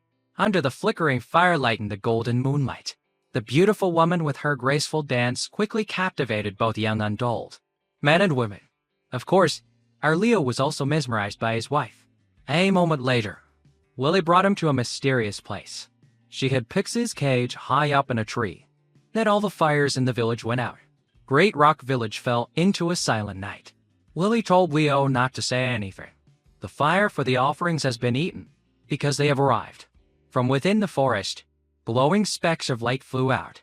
They were the Starfire spirits, or fireflies. He thought there were only a few, but he didn't expect the scale to be so large that it lit up the entire sky. So that's why this place is called Starfire Island, with a chance to see such a beautiful sight and Leo by her side. Lily expressed her feelings. I'm so glad I met you, Leo. Being able to leave Clear River Island with you. I'm truly happy. Being able to go through so many things with you. I'm truly happy. I wish it could be like this forever. Leo was startled and asked her what she had just said. Lily blushed, shook her head, and changed the subject. Big brother Leo, you said you wanted to eat barbecue, right? I'll go get it for you. Seeing her flustered and awkward look, Leo found her increasingly strange. Why do I feel like this silly girl is getting weirder and weirder? Great Rock Village was having a happy festival, but they didn't expect the Island Lord's lackeys to be plotting an attack. They even brought a 4-star illusion cage spirit. Combat formed Dreamvale. During the Starfire Festival, Great Rock Village's defenses will be very lax. I remember the village chief, Brooke, has a 3-star spirit. Plus, the whole village are spirit masters, so they're considered local tyrants. But with Lord Illusion Cage, sent by the Island Lord, capturing them won't be a problem. Not a single one will escape. On this side, Lily said she was going to get barbecue. But Leo waited and waited, then didn't see her return, leaving him sitting there alone. Suddenly, a firefly fell with a plop on Leo's head. Next, the whole swarm fell in unison like a meteor shower. A purple mist floated over. Leo quickly covered his nose, but it was too late. By the time he realized this was the magic of an illusion-type spirit and that there must be an enemy, he had already collapsed to the ground asleep. And this damn thing, he had been hit by it once before during the Spirit Master selection test. This time, he was brought to a penthouse with a large swimming pool and pretty maids reporting. Report on the sketching work. And surrounding Leo were 3 maids Lily, Silas, and Blitz. Leo was completely powerless. This scene is familiar. I encountered it during the Spirit Master selection test. The scene is even more magnificent. It's probably a 4-star illusion cage. Am I going to draw a picture? Suddenly, there was a thump in his chest. The blood prison again used its own power to shatter the dreamscape. But it seems he hasn't returned to reality yet. This seems to be a shared dreamscape. How do I get out? At this moment, Leo discovered on the other side. There was a door over there. It was Pixie's dreamscape. She had transformed into a beautiful woman. Walking across a bridge in a light rain, Pixie reached out her hand to catch the raindrops inside. I am a gentle and virtuous lady, but I am always alone. Why is my fate so bitter? Even in a dream. She's so dramatic. As expected of Pixie. I can't believe I can enter her dream. It's no wonder, since she's closest to me. But since it's not my dream, this time even the blood prison can't help me break it. But this is also a good opportunity to make a pact with her. At this moment, a gentle and refined man appeared on the bridge, wanting to approach Pixie. Before he could say a proper sentence, he was kicked away by Leo. Era. Leo approached and lifted her chin. A gentle and virtuous lady is a gentleman's good match. I have fallen in love with you at first sight. I wonder if you're willing to be with me. Before he could finish, Pixie had already fallen in love at first sight and then fainted in his arms. The scene changed to a pink cherry blossom garden. Leo sat playing the zither for Pixie to dance. A very romantic scene. All in the pink of lovers. So this is the love Pixie fantasizes about? If I make a pact with her at this moment, it's perfect. With that thought, he took her hand and looked at her deeply. Let's hold hands and grow old together. Will you agree to make a pact with me? At the decisive moment, the sky filled with thunder clouds and lightning. A bald Leo in the form of the three-eyed god Erlang Shan appeared fiercely, while Blitz played the role of the howling celestial dog, barking and meowing. The fiercer Lang Shan appeared and dragged Pixie's head back to the Penglai immortal court. How dare you descend to the mortal world without permission and fall in love with a mortal? Surrender yourself and return with me to be punished by the Jade Emperor. Pixie cried and begged. Second brother, Mo and Liang Lang truly love each other. Why are you so heartless as to separate us? The bald Erlang Shan was furious. Still dare to argue? Then don't blame me for being merciless. Pixie was shrunk down and locked in a cage to be taken back to heaven. Before she left, she made a promise to her Lord Vance. Liang Wang, our fate ends here. I only ask that we meet again in the next life. Seeing himself appear as the villain Erlang Shan and drew in the story made Leo so shocked he wanted to cough up blood. What kind of sappy plot is this? And the villain has a bold design like me. Just how much psychological trauma have I caused this dragonfly? I was so close to successfully breaking through the dragonfly's mental defenses and making a pact with her. At this moment, the dreamscape shattered again unshifted to the second life. Also on the bridge, Liang Lang and Jianer held hands affectionately. I must succeed in making a pact with her. Otherwise, even if I wake up, I won't have any combat power. As expected, at the crucial moment of about to sign the pact, a monk Leo appeared and blocked the way. Amitabha, humans and demons cannot be in love. Then Pixie was locked in a cage and taken away again. What the hell?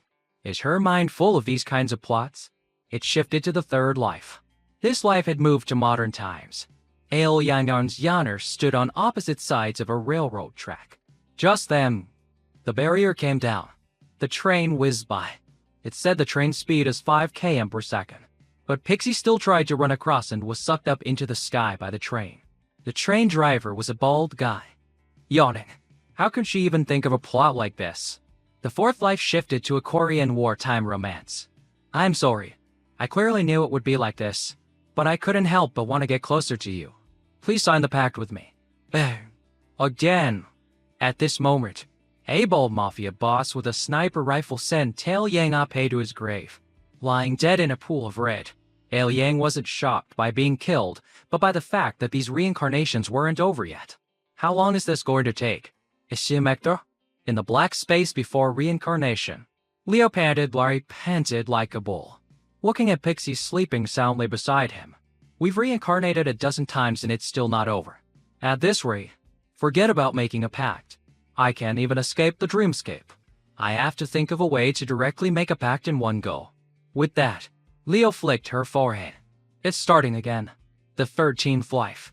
In a ruined, post-apocalyptic city, The buildings were all destroyed by black-skinned, red-eyed demons. They were all scrambling to climb the building where the couple was standing on top. Everyone knows who that couple is. This time, Leo directly asked Pixie how to be together forever without ever being separated. Skipping the sappy romance part, Pixie shyly suggested they fuse. I've heard that two people in love will fuse on their wedding night, and then they will never be apart again. Hearing this, he was stunned. Does she want to do it right now? I didn't expect the Dragonfly to be this open-minded. Pixie took out half a spirit pill. I once found a perfect fusion spirit pill. I wanted to use it as a token of our love. I've already used half of it. The other half has been stored for a long time. Now that I've found the one I truly love, my love, just swallow this, and we can fuse immediately. I didn't expect the fusion she was talking about to be this. And the fusion spirit pill is an ancient treasure. I can't believe she's using it as a wedding ring. Leo swallowed it, and the pact was successfully made. The illusion shattered. Leo woke up in the real world. Making a pact with a spirit uses spiritual communication. As expected, it can be done in a dreamscape. But Pixie on the other side seems to not have woken up yet. But, finally, I have a spirit I can use. Suddenly, there were voices in the distance. It must be the ones who used the illusion to attack this place. In my current state, I definitely can't fight them. Suddenly, Leo remembered. If the pact is made, I can open her pain like Roto Heaven. So he went to open the cage. As expected, there was half a fusion spirit pill. As expected of Pixie, an expert in collecting treasures, Leo put the other half in his mouth. I can't use the blood prison, and Blitz hasn't recovered. I can only rely on fusing with her and see what happens. After swallowing the fusion spirit pill, both of them suddenly lit up, and the enemies were also searching their way to this place. One of them found a very beautiful girl, lying where Leo had just been, full-chested, with long, slender legs. I didn't expect Great Rock Village to have such a beauty. Quick, capture her. After rounding up the people of Great Rock Village, they made both the people and their spirits swallow pills that weakened their strength. The village chief, Brock, being a 3-star, had to swallow too, and they locked the people and their spirits into separate prisons. The guards sat drinking and gossiping. One of them couldn't take his eyes off a great beauty in a separate prison. This was Leo's from after fusing with Pixie. I didn't expect to be this beautiful. He pretended to be unconscious for a long time. Finally, the guards agreed to leave. He then spit out the muscle-softening pill in his mouth. They're finally gone. I secretly hid the muscle-softening pill under my tongue for half a day. It almost dissolved. I didn't expect the fusion form with the Dragonfly to turn out like this. He patted his chest a few times. Still no change. Then he pervertedly pulled down his pants to check and then smiled with satisfaction. How embarrassing. If it wasn't for the fact that refining the fusion spirit pill takes time, I wouldn't have bothered to endure for so long. Finally, my combat power is restored. Leo used all his strength to kick the iron bars. Unexpectedly, the bars didn't budge, but his foot swelled up. He suddenly burst into tears, holding his foot and rolling on the ground. It hurts so much. Why didn't my body get any stronger? Instead, it has degenerated into being as weak as a young girl. It seems I can only use magic to break out of the prison. Leo raised his hand to cast a spell to unlock the door, but his spirit energy increased, and the door remained the same. Leo cried and banged his head against the wall. What the hell is this? The only spell I can use is a spirit energy recovery spell. Fusing with a support-type spirit like the Dragonfly gives me no combat power at all. At this moment, footsteps approached, to escape and save the others. It seems there's only one way. Leo decided on the beauty trap. Leo put on a nauseating act, provocatively lifting his leg. A seductive pose. Young master, come over here for a moment. I have something to tell you. The lecherous soldier's eyes lit up at the sight of a girl, and he immediately approached. Leo had a brick ready behind his back. As soon as this idiot gets a little closer, one hit will knock both him and his spirit out. Then I'll steal the key. Before the plan could succeed, 3 higher-ranking men appeared. They ordered the previous guy to open the prison door. One of them saw Leo and was very pleased. Indeed a beauty. I am under orders to take you to serve the island lord. Follow me. Furious that his plan was foiled at the last minute, he then heard the phrase, serve the island lord. A moment later, he was brought to a magnificent, luxurious castle, Everywhere was glittering with gold. There were beautiful maids standing in attendance everywhere. Leo couldn't help but admire it. I didn't expect it to be this luxurious. I'm a little envious. This is clearly a meat forest and wine pond. This island lord really knows how to live. The island lord was sitting on a comfortable chair with his pet rabbit, surrounded by 3 beauties attending to him, one fanning, one pouring wine, and one holding fruit. A beautiful white-haired woman was playing the zither for him when suddenly the music stopped. The reason was that a string had suddenly broken. The white-haired girl quickly bowed her head and begged for forgiveness. Island lord, the zither string broke. This servant didn't do it on purpose. The island lord simply smiled.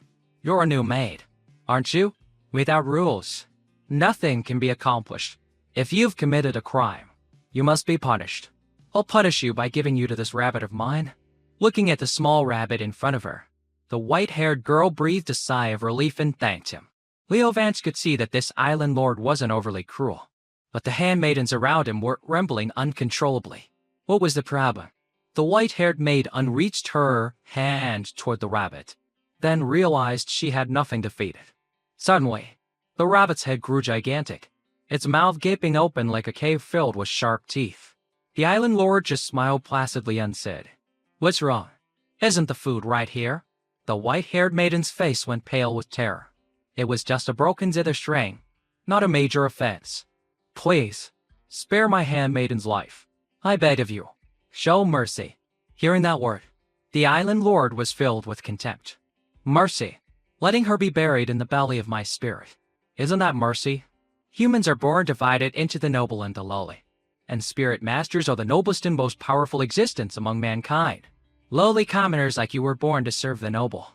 Otherwise, what meaning would your existence have? Your value was to play music that pleased me. If you can't even do a simple thing like that, then I'll have to find a new purpose for you. For example, becoming food. Making every lowly being useful, that is my greatest mercy as a superior being. As soon as he finished speaking, Leo Vance clapped his hands loudly. The mercy of a superior being. Well said. A pity that you're just someone from the neutral territories wastes. Your knowledge is still quite limited. She dared to mock the lord right to his face. The servants immediately knelt, not daring to lift their heads. Lord, this is a woman we just captured from Great Rock Village. How dare she interrupt you? The island lord raised his hand to silence them. I remember that everyone from Great Rock Village is a spirit master. If she is also one of the noble, then she is qualified to speak with me. But don't think saying a few shocking words can change your situation. It's meaningless. Leo Vance's lips curled into a smirk. Time for a real performance.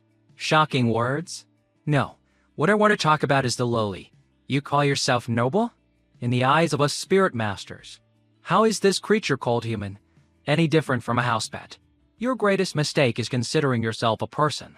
On Sanctuary Island in the neutral zone, Silas and Maki happily went to take a dip in the hot springs. I can't believe the neutral zone has such an amazing hot spring. I can finally relax. It was hard to believe the mass deaths of wild spirits were connected to such a major power. He recalled when I interrogated those 3. They confessed they were island patrollers from the Empress's palace, sent to capture anyone investigating the mass spirit deaths. According to the Council's intelligence, the Empress's palace is one of the major powers in the neutral zone. Their leader is named Empress Yi. Why would Empress Yi do this? Has she been acting strangely recently? Or just patrol spirits? We don't know about the bigger picture. But a few days ago, Empress Yi suddenly went into secluded cultivation. It seems this Empress Yi is highly suspicious. Could she have obtained the lost cursed weapon? I'll stop thinking about it. Time for a relaxing soak in the hot spring first. Silas slid open the door. As he did, he saw Celine and Frost already soaking. But Celine's physique seemed a bit off. Silas casually asked, "Need me to scrub your back?" Hearing Silas's voice, Celine jumped in surprise. She quickly ducked under the water and shooed him out. Silas was still cheerful and teasing. "We're all guys. What's the big deal about bathing together?" Celine threw a bucket of water in his face and yelled, "Get out." Soon, the hot spring was empty except for a blushing Celine. "I'm sorry, Silas. I don't want anyone to see the sealed sword sigil on my back. Especially you. No matter how hard I try, my strength won't increase." Silas walked out with a lump on his head, feeling utterly confused. Celine is so weird. Was he embarrassed? Strange. He's not acting like a guy at all. Brother Leo Vance was never like this when we were together. Silas, you must remember a gentleman reveals his heart, while a petty man hides his secrets. This means a gentleman is open and honest, while a petty man is always hiding something, his heart full of anxiety. In short, it means a gentleman should bathe naked, gazing up at the starry sky. Silas recalled Brother Leo's teachings. I wonder where he is now. As long as I keep getting stronger, we'll meet again one day. On Starfire Island, in the Island Lord's mansion, Leo Vance, in his fused form with Pixie, had just witnessed the Island Lord's cruelty. He then used some bizarre logic he'd learned somewhere to lecture the Lord. What was that about being a spirit master? To think you still consider yourself a person is truly shallow thinking.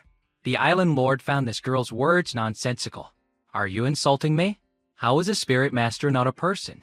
Aren't those who form a pact with a spirit called spirit masters? Leo Vance couldn't help but be disappointed in him. I didn't realize your thinking was so hollow. Let's take the simplest example. Your phantasm spirit. Where did it come from? Underground. Outside areas where spiritual energy gathers. A type of mineral called coal often appears. It's not very valuable, usually used as fuel when crafting items. But occasionally, because the spiritual energy is so abundant, some coal will mutate, evolving into a spirit tag that can hatch a phantasm. Though their origins are similar, would you equate a phantasm spirit and a lump of coal as the same thing? We spirit masters are the same. The moment those with talent form a pact with a spirit, they can absorb the spiritual energy of heaven and earth. They can cast thousands of spells. They can ascend to the 9 heavens and descend into the deep sea. After this flesh and bone evolution, a spirit master and a normal person only look similar on the outside. But in essence, the gap between them is greater than that between a human and an ape. Do you still think a spirit master is a person? After hearing his speech, the Island Lord was so shocked he dropped his wine glass. I always saw myself as a superior being, and ordinary people as lowly commoners. It turns out I was all wrong. Humans are just husks. Insects, stones. They can't even be compared to spirit masters. So, I'm not a person at all. What must I do to atone for this mistake? Kill all the commoners on the island? Yes, that's it. Let my spirit eat all these animals. The very thought that they once served me is disgusting. The dancers who heard this clutched each other as their blood pressure skyrocketed and they fainted. Leo Vance crossed his arms and shook his head. Your state of mind is too low. How pitiful. You've only just begun to comprehend the great truth of the Tao. You're still so naive? Still unable to abandon the primitive emotions of a low-level creature. Before, you wanted to kill her out of anger. Now, you want to kill all the insects out of shame. Does the sky decide to rain based on drought or flood? Does the earth discriminate between the lowly insects and the high-level beings that grow upon it? A true spirit master sees themselves as heaven, and all living things as meaningless objects, without a single ripple of emotion. Finally, a parting gift for you: heaven and earth are not benevolent.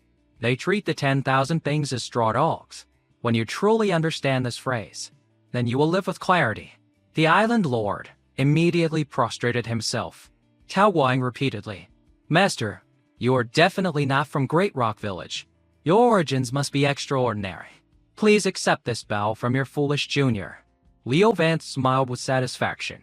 As expected, to deal with this kind of idiotic and cruel brute, I had to use the half-baked theories of that blood pupil cult leader. Down in the dungeon, the warden looked at the sleeping Lily and Tara. These are the girls prepared as tribute for the Wind Empress of the Void Sky Palace. The Island Lord has already lifted the illusion spell. Why aren't they awake yet? A guard replied. How would I know? Perhaps the Island Lord's magic has grown stronger. In another cell, the people of Great Rock Village were causing a ruckus. We fed them to limping tin and pills. Yet these savages from Great Rock Village are still this rowdy. Even in their cells, their fighting spirit blazed. Let us out. You scoundrels. You filthy villains. If you have the guts, let us out for a 300-round battle. The fact that the cell door was broken yesterday is a slap in your face. The warden didn't care and even provoked them further. Suddenly, a guard rushed in, urgently reporting, a little girl is not going to make it. It was the cell holding Kaylin and Lin. For some reason, Lin's body was burning up, and she was in agony. I got Furfulsy reported to the warden. The limping tendon pill is specifically for spirit masters. We didn't realize this little girl isn't one. A normal person's body can't withstand its toxicity. How about we try this antidote? The warden immediately said. No need. She's too heavily poisoned. An antidote would be useless. Looks like she won't last the night. Drag her out. Don't let her dirty the prison. Kaylin cried and hugged the warden's leg. I'm begging you. Sir, please, save Lin. The warden kicked Kaylin away, sending him flying into a wall. Get away from me. Don't get my clothes dirty. While she's still breathing, drag her out and bury her, before she starts to stink up the place. After giving his orders, the warden left, leaving the guards to handle the matter. One of them reached out to take Lin away but was stopped by Kaylin, whose face was filled with fury. He squeezed the guard's hand so tightly it was about to break. His hand. You are not touching her. In the island lord's mansion, Leo Vance had the lord sit cross-legged on the balcony, facing the moonlight to feel the heaven and earth. Focus your spirit, quiet your heart, and slowly comprehend the great Tao within heaven and earth. But after quieting his spirit for a long time, the island lord felt absolutely nothing. Leo Vance sat comfortably on his cushion, stroking the vile rabbit spirit. The great Tao is both present and not present. It requires not only faith but also a place of cultivation to reach a state where the mind is as still as water. At that moment, a subordinate ran in to report. Reporting, my lord, there's a riot in the prison. It's the people from Great Rock Village. The jailers are about to lose control. The island lord shot to his feet, gritting his teeth. What? Those stray dogs from Great Rock Village dare to defy my authority? This time, I will deal with them personally. Leo Vance coughed lightly twice. The island lord suddenly did a complete 180. The affairs of the mortal world have nothing to do with me. They must not interfere with my comprehension of the great Tao. Phantasm? You go. Do not kill Wanli. Those people are still of great use to me, thanks to the master's guidance. Master, do you think my arrangements just now were appropriate? Did I show a bit of that heavenly indifference, not killing out of anger or joy? Congratulations, my lord. Your cultivation has advanced another level. Those prisoners won't live for more than a few days anyway. Why should I let them disturb my state of mind? My lord, you are truly wise. In Kaylan's cell, blood splattered everywhere. The soldiers were in a panic. Why can't we kill him no matter how many times we hit him? Kaylan was slowly walking closer, the floor littered with the corpses of soldiers, looking at the human heart in his hand. Kaylan finally remembered. My butter shell can use the essence blood of the dead to become the undying child, healing all wounds. What am I still missing? Remember, while Kaylin was distracted, looking at the dying one, a soldier thrust a spear straight through the boy's chest. As drops of blood from his own heart dripped out, Carlin licked his fingertip and smiled with satisfaction. The soldier had a heart, but it was the wrong kind. I found it, so it has to be my own heart's blood. Then, Colin went inside the cell and dripped the blood from his heart into Lin's mouth. Lin, wake up. Why is your body getting colder and colder? You can't die. I don't care. Wake up and play with me. But Lin remained motionless. Carolyn thought, is the heart essence too little? Is the purity not enough? If I take out my heart, that should be enough, right? In the cell holding the people from Great Rock Village, for some reason, the guard with the keys had been killed nearby. They used Stole of Brock's immense strength to bend the iron bars. Finally, they got the keys, opened the cell, and drank the antidote for the limping tendon pill. Ew. That bald guy is nowhere to be seen. Then everyone rushed to Lin's cell. Lin had woken up, but Kaylin was weak. He lay unconscious beside her. They checked and saw he was still alive, but his pulse was very weak. The villagers were enraged. They dared to touch our little master. Gus, let's fight them to the death. The people of Great Rock Village are not to be trifled with. At the Island Lord's mansion, thick smoke was rising from the direction of the dungeon. The Lord couldn't believe the riot could escalate to this degree. My mind can hardly find peace. Leo Vance interrupted him. None of us has anything to do with you. The most important thing in comprehending the heavenly Tao is to quiet the mind and not be disturbed by the outside world. It seems you truly have trouble forgetting mortal affairs. Let me help you. With that, Leo Vance fed the Lord's vile rabbit spirit a spirit pill. The spiritual energy of the vile rabbit spirit inside the island lord began to surge. This is a 10-ingredient great tonic pill. Now, Master, you can focus on refining the pill's medicinal power with your spirit. I hope this can help you truly calm your mind. The vile rabbit spirit quickly fell into a sleepy state. With such a rich influx of spiritual power, the vile rabbit spirit will have to enter a state of slumber for half a day to refine it. I have troubled you. Master, I will now begin to comprehend heaven and earth. This time, I will not fail to live up to the Master's intentions. Very good. Just like that. Do not break your own state of mind. Any influence will become a demon in your heart. Leo Vance activated the cinnabar mark on his back, equipping his treasures and weapons, while continuing to preach to him. Not hearing, not knowing, not seeing, not thinking is called inwardly observing one's heart. The heart is without its heart. Outwardly observe its form. The form is without its form. For observe its matter. The matter is without its matter. The three are already perceived, only to be seen in emptiness. Observing emptiness is not emptiness.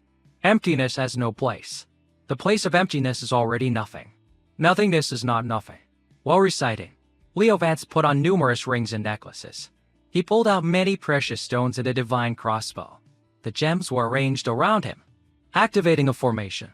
Then, he used a spell to enhance his spiritual energy, drew the bowstring, and aimed at the island lord. Hearing this, the island lord excitedly turned around, enlightened. Thank you, Master, only to be met with a divine arrow to the chest. A loud explosion rang out, blowing the entire balcony away, blasting him into pieces that rained down to the ground. Thanks, you fool. There really are a lot of tools in this Wonderland Grotto heaven, even a divine crossbow. After talking until my throat was dry, I finally got the chance to send this perverted star fiend to the underworld. Blasted him to smithereens. The commotion in the city must be the people from Great Rock Village. They're really putting up a big fight. Leo Vance turned to go back inside and meet up with them. But suddenly, the vile rabbit spirit went berserk and fired at him. Luckily, he had a treasure to defend himself. The spirit master is dead. His contracted spirit should fall into a weakened state and lose its combat ability. How did it recover so quickly? A single blow shattered my protective inscriptions. A spirit with this level of power doesn't seem like one without a master. Suddenly, from the hole Leo Vance had made on the balcony, writhing vines crawled up from the ground, and the perverted island lord's voice was heard. I never thought the contingency plan I prepared would be used like this.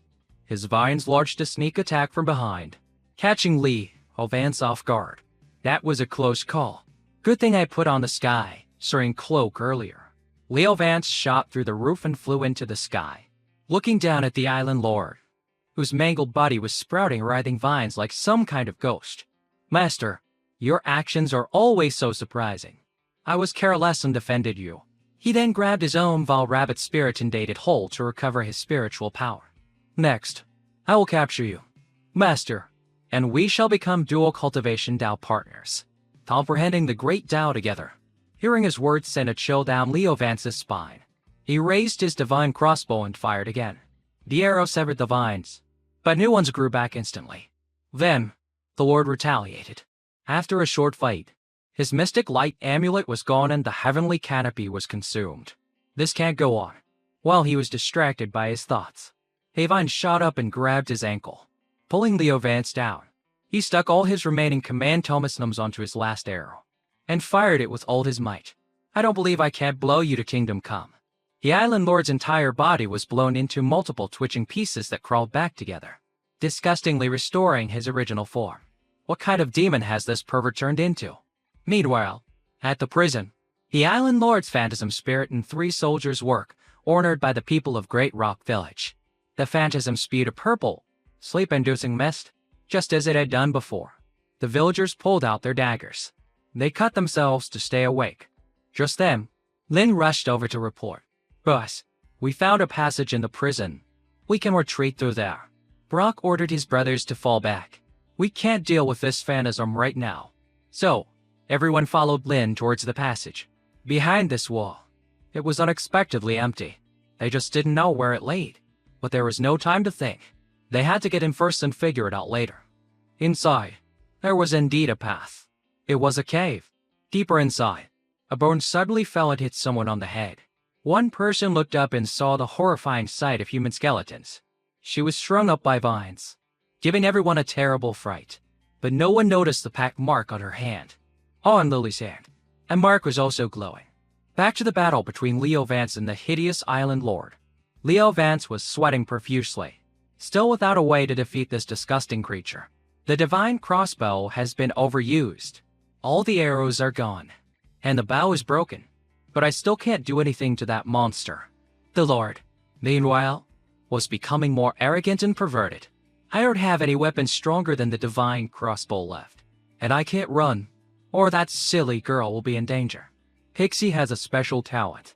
She can make any treasure I throw self-destruct. The more valuable the treasure, the greater the power.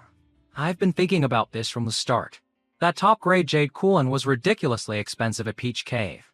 And this plot of inch of land, inch of gold, could buy a house. If it exploded, the power would surely be immense. But whenever the thought of detonating these treasures enters my mind, my left hand suddenly refuses to obey. Even in the fused state, that money-grubbing, flat-chested dragonfly would rather die than detonate any treasure. You force my hand. Leo Vance pulled out a brick and slammed it hard on his own left hand, crying out in pain. Behave yourself. If you dare to stop me again, I'll break this arm. Come on, you damned pervert. Experience the power of the two-bedroom jade apartment. Ultimate spell. Universe DOS. Leo Vance used all his strength to throw the jade coolant at him. A heaven-shaking explosion occurred, leveling the entire Island Lord's mansion into a pile of rubble. That was a powerful blast, but it's a bit of a waste. A whole house just blew up like that. But why do I feel like something's not right? The explosion just now shook the ground. Brock's group underground was also affected by the tremors, and they were all thrown into chaos. What's happening? What is this strange cave? But the shaking stopped after a moment. Suddenly, a hand reached out from behind Lynn and grabbed her skirt. The person kept repeating the words go. Quick! Lynn jumped, slowly turned her head, and then screamed, Monster! Brock's men formed a protective circle around her. Lynn, trembling, pointed towards the hand. It belonged to a girl. The girl was decaying, with vines growing around her body. She kept telling everyone to run away quickly. Brock's men kept their distance, on high alert. Is that a person or something else? It was just talking. Suddenly, Lynn noticed a piece of jewelry on the ground that looked familiar. Isn't this? A piece of jewelry personally made by Jasper. She's Kira, the one who was supposed to marry into Dragon's Peak Village. This is Kira, the one who was about to marry our village's Jasper? Hasn't she been missing for a long time? Hearing the name Kara, Jasper pushed his way to the front. Kira, where is she? It's me. It's Jasper. Kira grabbed Lynn and spun her around to shield herself. Don't come here. Don't let him see me like this. Not human. Not ghost. The people of Great Rock Village held Jasper back, preventing him from getting closer. Brock wanted to save Kira immediately. We all thought you ran away because you didn't want to marry Jasper. Don't be afraid. We'll save you right now. Kara adamantly refused. You all need to leave this place. It's too late. Don't mind me. Everyone, go. Be careful of the Island Lord. He's been secretly kidnapping spirit masters, draining their spiritual power to nourish this mutated spirit, absorbing tree. Right now, it seems someone is fighting the Island Lord. The spirit absorbing tree is too busy to care about this place. Run now, or it will be too late if you're discovered. At this moment, Jasper and his bird's spirit broke free from the crowd and rushed forward excitedly. Kira hid behind Lynn. Beg him, don't let Brother Jasper come here. Brock was furious with the damned Island Lord. He then took off his own shirt and draped it over Kira's head. You want to see Jasper too, don't you? If he dares to look down on you, I'll beat him to death. Jasper walked closer to Kira and stopped a few feet away, calling her name. Kira's heart ached. Brother Jasper, don't look at me. I'm hideous right now. Jasper gently pulled her into his arms. No matter what you become, you will be my wife for this life. And the next. Don't even think about running away. Tears streamed down the remaining side of Kira's face. My spiritual power is completely drained. I should have died long ago. The only reason I've been trying to survive is to see you one more time. Beside her was another bird spirit, but it was just a skeleton. Jasper's spirit flew over and nestled against the skeleton. Little J also wanted to wait for Big J. Unfortunately, it couldn't hold on. In the beginning, they were both spirit tags we hatched together. I really wish we could be together forever. The two of them embraced, sobbing silently. The villagers watched in painful silence, witnessing a love that was about to be separated forever. At that touching moment, from above, the island lord's face appeared among the tangled vines. More spiritual power. My spirit, absorbing tree needs more spiritual power. Is that the common folk from Great Rock Village? Excellent. I must have a full meal. Tao is without emotion. I should have eaten all of you sooner. From beneath the ground, his vines shot up, smashing everything and capturing even the soldiers. He didn't even spare his own phantasm spirit. This guy actually has a second form. Is he trying to destroy everything? Leo Vance flew to a higher spot to avoid the troublesome vines. I need to buy some time to increase my spiritual power. He still has one more spirit. At this moment, a colossal pillar of vines shot straight into the sky. This was the mutated spirit, absorbing tree. A 4-star battle from the Asura demon tree. I didn't recognize it at first glance. I can't believe it's a peak for star mutated spirit, absorbing tree. If it were a normal one, it wouldn't be this massive. Nor could it store such a large amount of spiritual power. The island lord was also encased in the spirit, absorbing tree, with only his face sticking out. Soldiers, the phantasm, the people of Great Rock Village, and even Lily and Tara were entangled by the vines, having their spiritual energy drained. The island lord laughed excitedly. The master's ultimate techniques are truly boundless, forcing me to use this trump card. For years, I have used the spiritual power and flesh of hundreds, thousands of spirit masters to nurture this one-of-a-kind demon tree. Even if the Wind Empress herself came here now, I could still fight her for a few rounds. Seeing the unconscious Lily and Tara buried in the vines, Brock, despite being nearly drained of strength, still tried to reach for them. The other brothers were also about to collapse. At this moment, Brock caught sight of Leo Vance in his fused form in the sky. He didn't recognize him as the bald guy he always disliked, only as the wealthy female master fighting desperately to save them from the damned island lord. Up in the sky, Leo Vance was frantically throwing all his treasures at the monster. A second form. Huh? I'm an expert gamer. You know, each bedroom apartment isn't enough. Add a courtyard mansion and a limited edition Ferrari. Blow them all up for me. Those treasures are enough to buy the entire ZZ OT island. Throwing money like this can barely suppress the spirit-absorbing tree. But it can't last long. Theoretically, the spirit-absorbing tree stores the power it plunders in its thousands of roots. As long as the spiritual power doesn't run out, the master won't die. I have to attack the roots directly, wipe out every single one, and cut off the tree's energy supply. But unless I abandon them and destroy the tree and the man together, it's a true dilemma. Before I run out of valuable treasures, I need to find that silly girl and then think of a plan. Just as he said that, Leo Vance spotted a hand wearing Lily's jade bracelet sticking out from the massive vines. You mess with my wife, you're done for. Son, the island lord, seeing Leo Vance stand still, thought the master was out of tricks. So he extended a massive vine hand to grab Leo Vance. As fury reached its peak, Leo Vance summoned the blood prison, severing the vine hand. You forced my hand. Once I get started, even I'm scared of myself. Heed my call. Blood prison, come forth.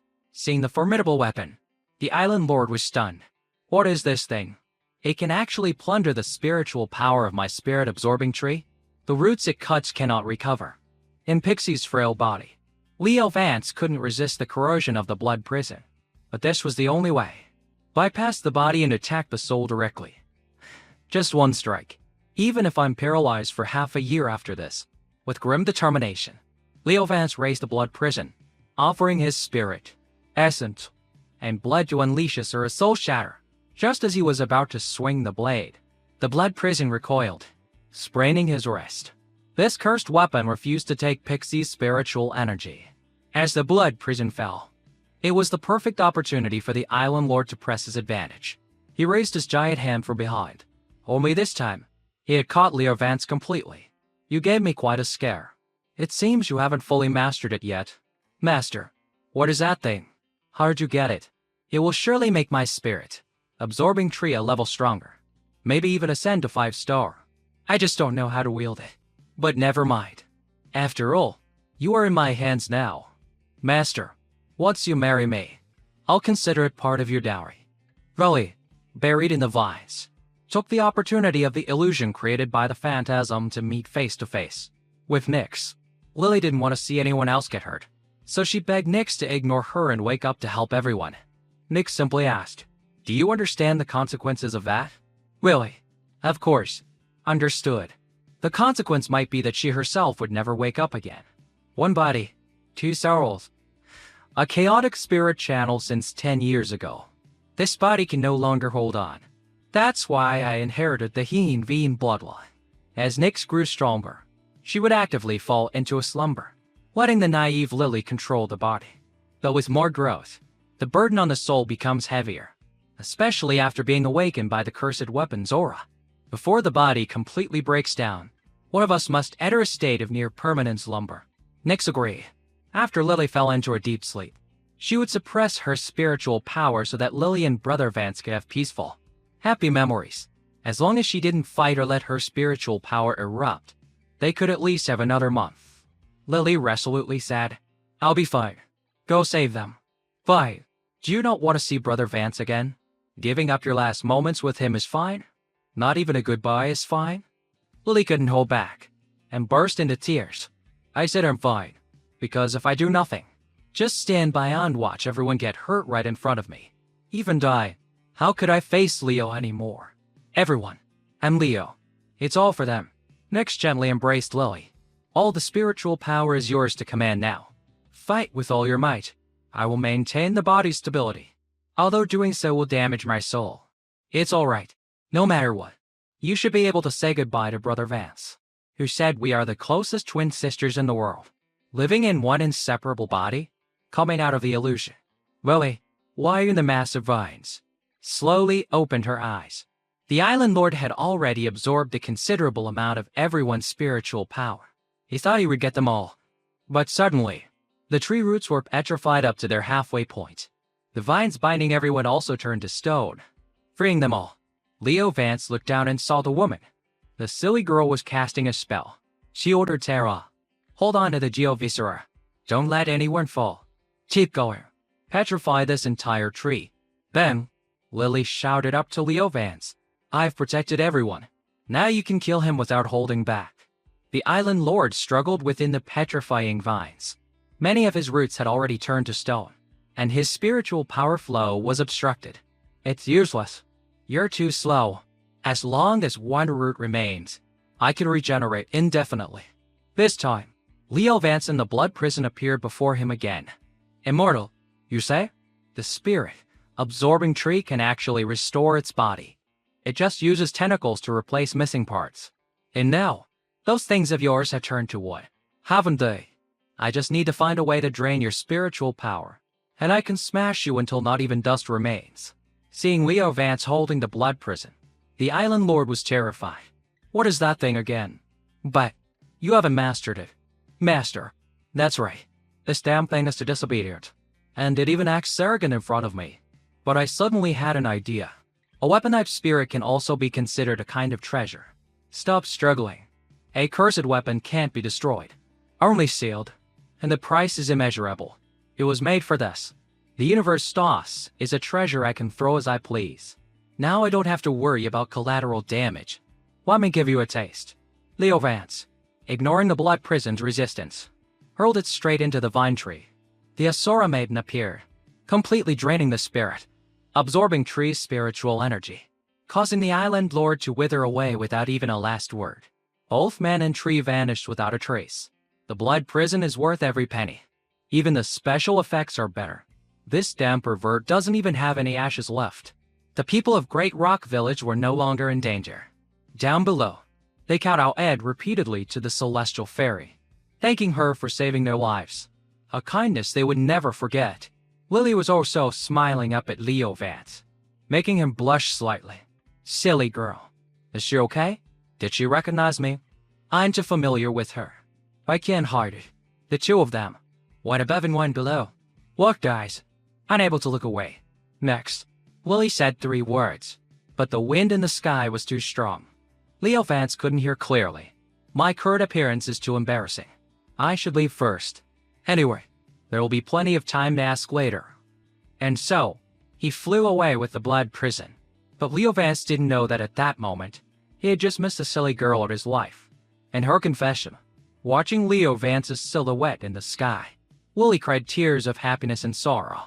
After diffusing, Leo Vance hurried back to regroup with them. Thanks to the Dragonfly's spirit pill, he could run and jump as usual. Leo Vance cheerfully waved, calling out to the silly girl. About to ask what she had tried to say, she turned her head to look at him with a cold face and wine-red eyes. His silly girl was gone. Sometime after that event, today, a group from another village came to pay taxes to the Island Lord. As they walked, they complained, "The Island Lord's taxes have been getting higher and higher lately. If this continues, we'll all starve to death. The men of our Redwood village aren't cowards. We should just rebel." Hearing this, their village chief turned around and cursed them out. "Shut up. Do you want to get us all killed? Haven't you heard? A few days ago, the people of Great Rock Village were all arrested for not paying their taxes. Those fools from Great Rock Village. The master of Starfire Island isn't someone they can just mess with." Arriving at the Island Lord's castle, they were stunned. The old Island Lord had been kicked out, and now there was a new one. In front of the gate was a statue of a celestial fairy with an impossibly large chest. "Chief, it seems the Island Lord was overthrown by Great Rock Village. Who is this new lord? Black? And that statue's chest is huge." The 2 guards at the gate were from Great Rock Village. They recognized the approaching group as people from Redwood Village. Seeing their unfamiliar, fierce faces, they knew they hadn't been here in a while. The 2 brothers from Great Rock Village readily offered to update them. "Let me tell you, the Island Lord has changed. This is our territory now. The previous master, who turned into a demon, was eliminated by the combined efforts of the little celestial fairy and the new Island Lord. See that statue? That's the little celestial fairy who protects us. Her magic is profound and her divine power is immense. That day, when she made her move, mountains moved. The demon was beaten to a pulp. Truly amazing." Although they didn't quite understand, the people of Redwood Village also clasped their hands and bowed. "All hail the mighty celestial fairy. See that mansion? The new Island Lord lives there. Her magic is profound. Her divine power is immense. That day, when she made her move, she turned that demon to stone." They again clasped their hands and bowed. "All hail the mighty Island Lord." Then, the brothers from Great Rock Village led them to a construction site. Brock and 2 other brothers work, carrying a large wooden log. But because he was shortened in the middle, he was lifted off the ground by the 2 at the ends. You all know him. This is Brock, the one who led us to slaughter all the city's guards. He also has profound magic and immense divine power. Truly amazing. Worthy of a bow. The Redwood Village chief pointed to the bald guy lying under the celestial fairy statue. "Brother from Great Rock Village, does that bald guy over there also have profound magic and immense divine power?" At the mention of the bald guy, everyone grew disdainful. "He's just a pretty boy. Nothing special." Overhead, during the fierce battle with the Island Lord, at the moment of life and death, that bald guy was hiding somewhere. He only showed up at the end. Ignore him. He's the shame of Great Rock Village. I'll take you to meet the other heroes. Leo Vance lay with his head pillowed on the statue, yawning. Such an eyesore. Making the breast so large is one thing, but making the part below so realistic too. It's not like I made it myself. Suddenly, from below, the white-haired dancer who played for the old Island Lord and nearly got killed that day was now here, scolding him. "You, get down from there. What are you peeping at? So rude. No manners." Leo Vance rested his chin on his hand and waved at her. "Isn't this the new woman taken in by the new Island Lord? What was her name again? Like I tell you, don't think you can do whatever you want just because the Island Lord favors you. And one more thing. The Island Lord is a hero who saved all the people. She's not someone you can just slander." Leo Vance felt so wronged. "Please, can't you see no one knows it's me? She's always nagging me. Anyway, it's that damn flat-chested Dragonfly's fault. Who can she be bossy to?" Just as he mentioned the Dragonfly, the real Dragonfly flew in and delivered a kick of divine justice to his face. You damned bald head. I'm going to end you today. You idiot. You did this kind of thing while I was unconscious. The dragonfly burst into tears, punching Leo Vance repeatedly while crying. You defiled my body, and you wasted my property. You are the scum of all men. I can't take it anymore. Leo Vance grabbed the dragonfly tightly in his hand, a sly smile on his face. The pact has been signed. Now, even if you scream your throat out, no one will come to save you. At that moment, Lane called up from below. Brother Vance, Little Lung and I have been looking for you for a long time. Are you sunbathing again? Sister Lily wants to see you. By the way, Lynn had successfully formed a pact with the newly hatched phantasm not long ago. She was now officially a spirit master. Hearing her, Leo Vance jumped down. Which Sister Lily? The one with blue eyes or red eyes? Lynn thought for 3 seconds. So there are 2 Sister Lilys. But after Sister Lily's eyes turned red, she seems to have become very serious. I don't dare to go play with her anymore. Leo Vance casually tossed the dragonfly to Lynn and told the girl to take it to play. Keep this trouble away from me. The red-eyed sister shouldn't be called Sister Lily. You must call her Her Excellency, the Island Lord. Inside the Island Lord's mansion, 3 people stood in a row: the greedy Island Lord, Carr, the blacksmith of Great Rock Village, Lee, and the Island Lord's guard, Commander Phoenix. They were reporting one by one to the new Lord of Starfire Island. Reporting, Your Excellency, the displaced citizens have all been properly settled. The reconstruction of Starfire Island will soon be complete. Your Excellency, today this humble servant has received tribute from 3 villages. You have now fully taken control of the entire Starfire Island. The Guard Corps has all pledged allegiance and will fight for you. Sitting on the Island Lord's throne, Nick tapped her fingers on the armrest a few times and replied coolly, Are these petty matters all you have to report? All of them immediately knelt, begging, Your Excellency, please forgive us. Leo Vance leaned against a pillar and cleared his throat. Very imposing. Your Excellency, you summoned me. What can I do for you? Nyx dismissed everyone. Then she approached Leo Vance. The tasks on the island are nearly handled. The original Island Lord soldiers have all been assimilated. Hunters from the surrounding villages have been integrated into the Guard Corps. In the neutral zone, powers are constantly annexing each other. If we don't want to be carved up, we can only establish our own power. Otherwise, we will forever be squabbling at the bottom, becoming pawns for others.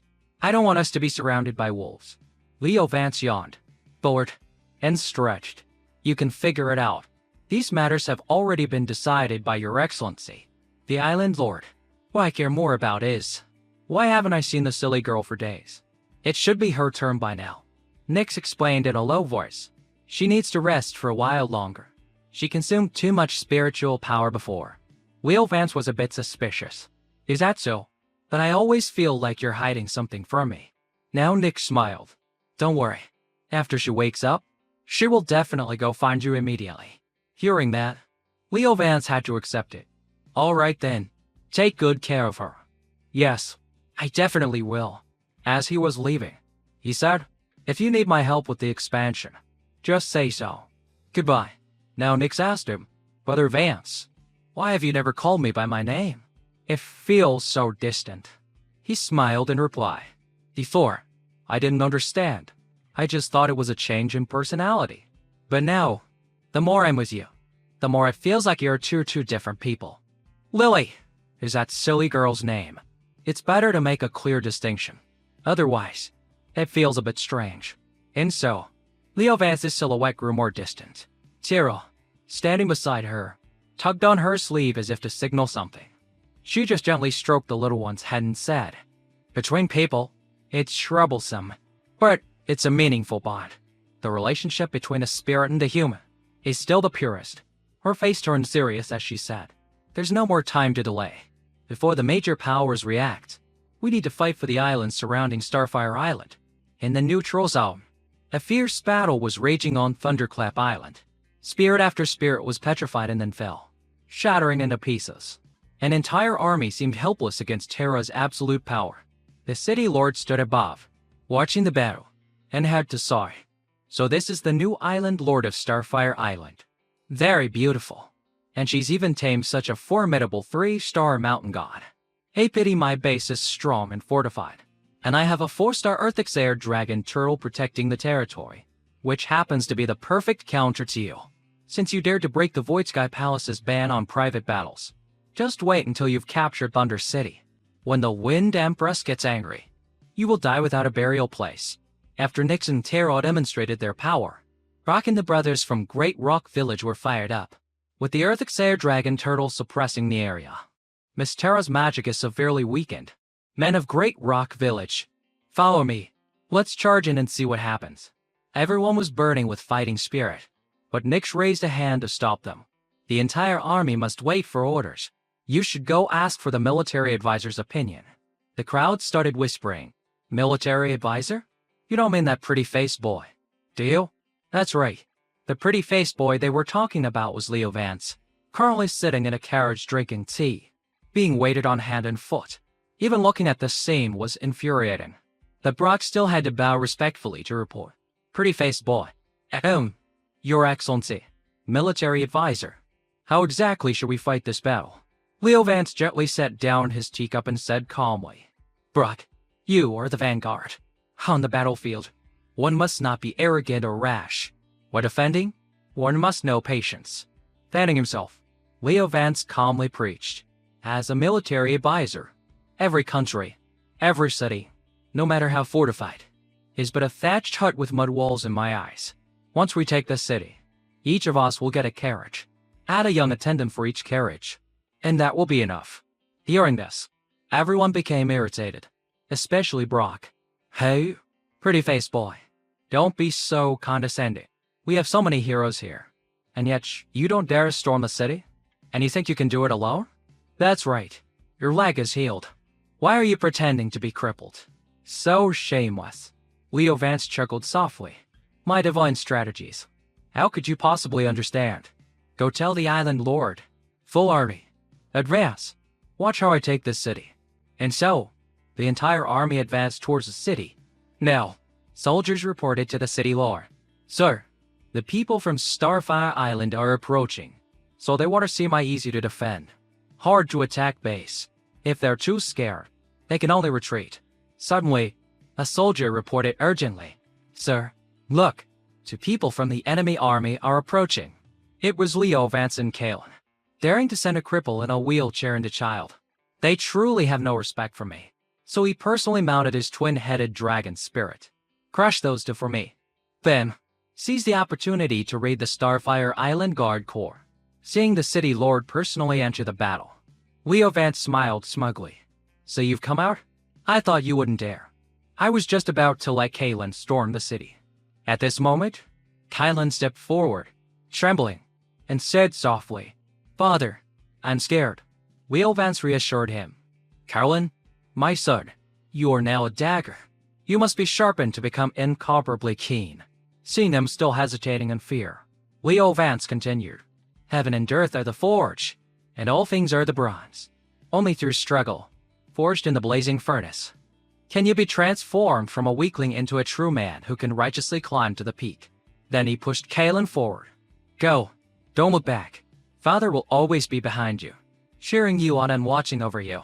Watching Kalen's retreating back, Leo Vance thought to himself, this Border Shao could use the Endarn child to save Lin. The result was only a temporary, wham burst of stimulation. He forgot everything right after. If I just have him temper himself on the battlefield a few more times, he might remember. After the blood prison self-detonation, my own vitality recovered. But that flat-chested dragonfly got angry and won't listen to me anymore. Thinking this, he slowly stood up. He picked up the entire palanquin and ran like hell. I can't get caught up in this battle. He left Kalen to ponder his father's words. I cannot fail my father's expectations. I must become a shield for Lin, a man who protects the people. A while later, the sky had darkened. Leo Vance sat somewhere else, pondering. Still not done fighting? I'm getting sleepy again. Come on. Both your father and Blitz are waiting for the undying child to heal their wounds. Suddenly, Nyx appeared. Why are you here? Standing on a cliff with Leo Vance. Nyx slowly said, I was still a bit worried. No matter what, I came to see for myself. Don't be impatient. Although Kalen has lost his memories, he is, for better or worse, the master of the boat of Shao. This is a good opportunity to train his combat abilities. Looking at the chaotic battlefield below, it seems we'll have to wait another day and night. When their strength is depleted, we'll seize the opportunity to take the city. Corpses and body parts littered the battlefield. Kalen sat in the middle of it, in a sea of blood, trembling with fear and searching for his father. The survivors were panting heavily. What kind of monster is this? How can his arm be cut off and still grow back? Even his head was severed. And he's still alive. Back in the neutral lands, on Clearwater Island, Silas and Celine Archer were snooping around while someone observed them. It's been confirmed. Those two are from the Eastern Council. Their purpose is to investigate the lost cursed weapon in the neutral lands. Especially Silas, who is considered a prodigy of the Eastern Council. His contracted spirit is the 3-star mutant, Maki-chan. Furthermore, it's suspected he has mastered the power of the 6-star Sea Emperor God. He cannot be underestimated. They may have, after hearing the report, found it interesting. The Sea Emperor God, you say? And the Eastern Council still dares to let him out? That's like a sheep offering itself to a tiger. My blood pupil cult and the Empress's palace have joined forces and have a close relationship. Before Lord Starfall arrives, we must eliminate all unfavorable elements. Sometime later, in a forest, an uncle was comfortably relieving himself. Suddenly, he noticed something unusual. Floating in the river were the spirits and the people. It was Silas and Celine Archer. Along with their spirits, the uncle got closer to inspect. That posture, probably after a fierce battle, then ambushed unexpectedly. The two protected each other, then fell off a cliff together, holding a dragon feather at his hand. He assessed, injured by a 4-star spirit. The mighty sky bird, you two have provoked someone not to be trifled with. With that, the uncle stood up and stretched. Let's go. I don't want to get involved in trouble and bring disaster upon myself. Suddenly, he saw something surprising. It was the scars revealed on Celine Archer's back. This is, cut to the encampment of the Void Sky Palace Army. That uncle had brought Silas and Celine Archer there. Seeing him, a soldier asked, Vice Emissary, where have you been? You've made everyone wait. And who are these people? He laughed and said, Found them while I was taking a leak by the river. Just some extra manpower. Suddenly, the soldier smelled something foul. No wonder it smells so bad. Get away. This sloppy waste still wants to be favored by the Wind Empress? Dream on. Then he went before a curtain Palak noon. Reporting. Chief Emissary. The first Vice Emissary has returned. He also picked up 2 people. Says they're for miscellaneous duties. The person inside gently picked up a powder brush. No need to make a fuss. After all, I am the one in charge. He has also served the Wind Empress before. At the very least, we should let him keep some face. A high-ranking figure has appeared, but have his men take them far away from my carriage. I seem to still smell something. A bit chaotic. By now, Silas and Celine Archer had woken up. Thank you, great benefactor, for saving our lives. Awake, are you? Then get to work. From now on, you are the new menial laborers of my service palace. Seeing the two of them just standing there dumbfounded, the uncle shouted loudly, What are you spacing out for? You think saving your lives is free? You think you don't have to pay? Then he tossed them to straw brooms. Working as laborers for 10 or 8 years should at least be enough to repay that debt. The two of them were disgruntled. Although it's right to repay the favor by working, 10 to 8 years is a bit too much. Besides, the blood pupil. No, the spirits of VRS are hunting us. Staying here will implicate all of you. The uncle remained nonchalant. Don't even dream about it. You want to leave without paying? Silas said earnestly. We're not joking with you. Those spirits of VRS are extremely cruel and vicious. The uncle ignored him. All right. Go sweep up. Don't forget to take those chamber pots and wash them clean. As for other matters, you don't need to worry about them, because in this neutral land, no one dares to confront the Void Sky Patrol under the command of the Wind Empress. Now, on Starfire Island, found it. Pixie was searching for something among the weathered trees. She looked down. Isn't that the little phantasm that made a pact with Lin? What is it digging for? Although it's seriously injured and on the verge of death, degenerated back to its nascent state, at least it got to follow a good new master. Unlike me, who has to follow that damn bald head. So pitiful. But watching its behavior, she grew suspicious. It's not digging a latrine pit. Is it? But my treasure-seeking antennae keep reporting that it's found something good. After digging for a while, it left. Pixie went over to where it had dug. Oh dear. What if I dig up Dome? How would I handle that? Grumbling while digging. It's all that bald guy's fault. My losses have been immense. Even a small chance of finding a treasure. I can't let it slip by. After a while, she was done. What is this? I'll take it back and figure it out. Since my treasure-seeking antennae found it, it must be worth a little something. On Trice, we're silent. In the neutral zone, the soldiers were in a panic. The people of Starfire Island have appeared. Everyone, prepare to meet the enemy. The Starfire Island army is large, but they've brought out a catapult. At the launch platform is Kalen. This distance should be enough. Caroline shouted loudly. Same as before. Launch me in there. Preparation complete. 500 paces. Adjust angle. Prepare. Release. The catapult immediately launched Kalen towards the city. Everyone watched. Speechless. It was Kalen's own choice. I heard it's some kind of special training he does himself. Oh well. As long as it works. Seeing the enemy use a person instead of a stone projectile surprised the people in the city. With an impact like that, I'll be turned into meat paste. But this was Kalen, master of the cursed weapon, the Bone of Shao. He emerged from the rubble with pieces of stone and wood stuck all over his body. Successful landing. The training begins on Starfire Island. Leo Vance sat, spinning the blood prison. Hungry again? Wasn't draining that old island lord enough for you? Annoyed. The gritty thing. He flicked it a few times. Nurturing the blood prison is so troublesome. Letting her drink the blood essence of others. The malevolent aura grows thicker. The original Vance was corrupted by this malevolent aura and completely turned into a demon. But if I only use my own blood essence, where would I get so much? It will damage my internal organs. Suddenly, a voice from outside called, Father, I'm back. He ran over and hugged his father tightly. Tricer Silent has been conquered. Am I not very formidable and manly? Father, he continued excitedly. Oh, so, I remember how to use the undying child. Leo Vance was equally overjoyed. Well done, Kylan. You're so talented. It wasn't in vain that I taught you the ways of being a man. Hearing this, the boy beamed. So, Father, how much? Undying child. Do you want? Is a pound enough? A few days later, an altar had been repaired and constructed.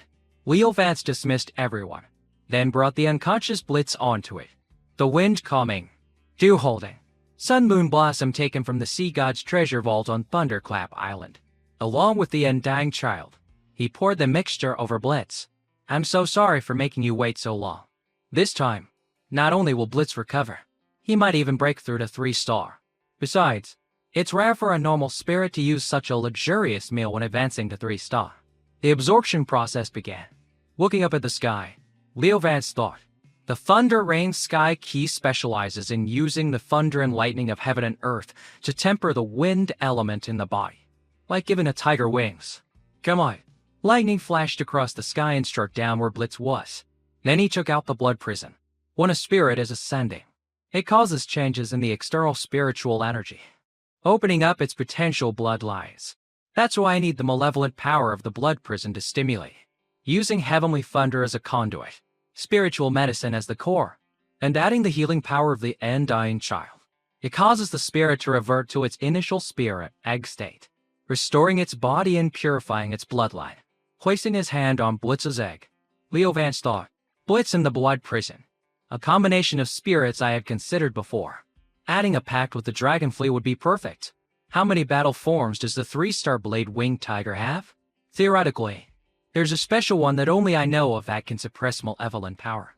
It's the Prison Warding Beast, Pixie's Wonderland immortal battle form, although just a support spirit, can dispel the malevolent key and spiritual energy, providing it for the master to use.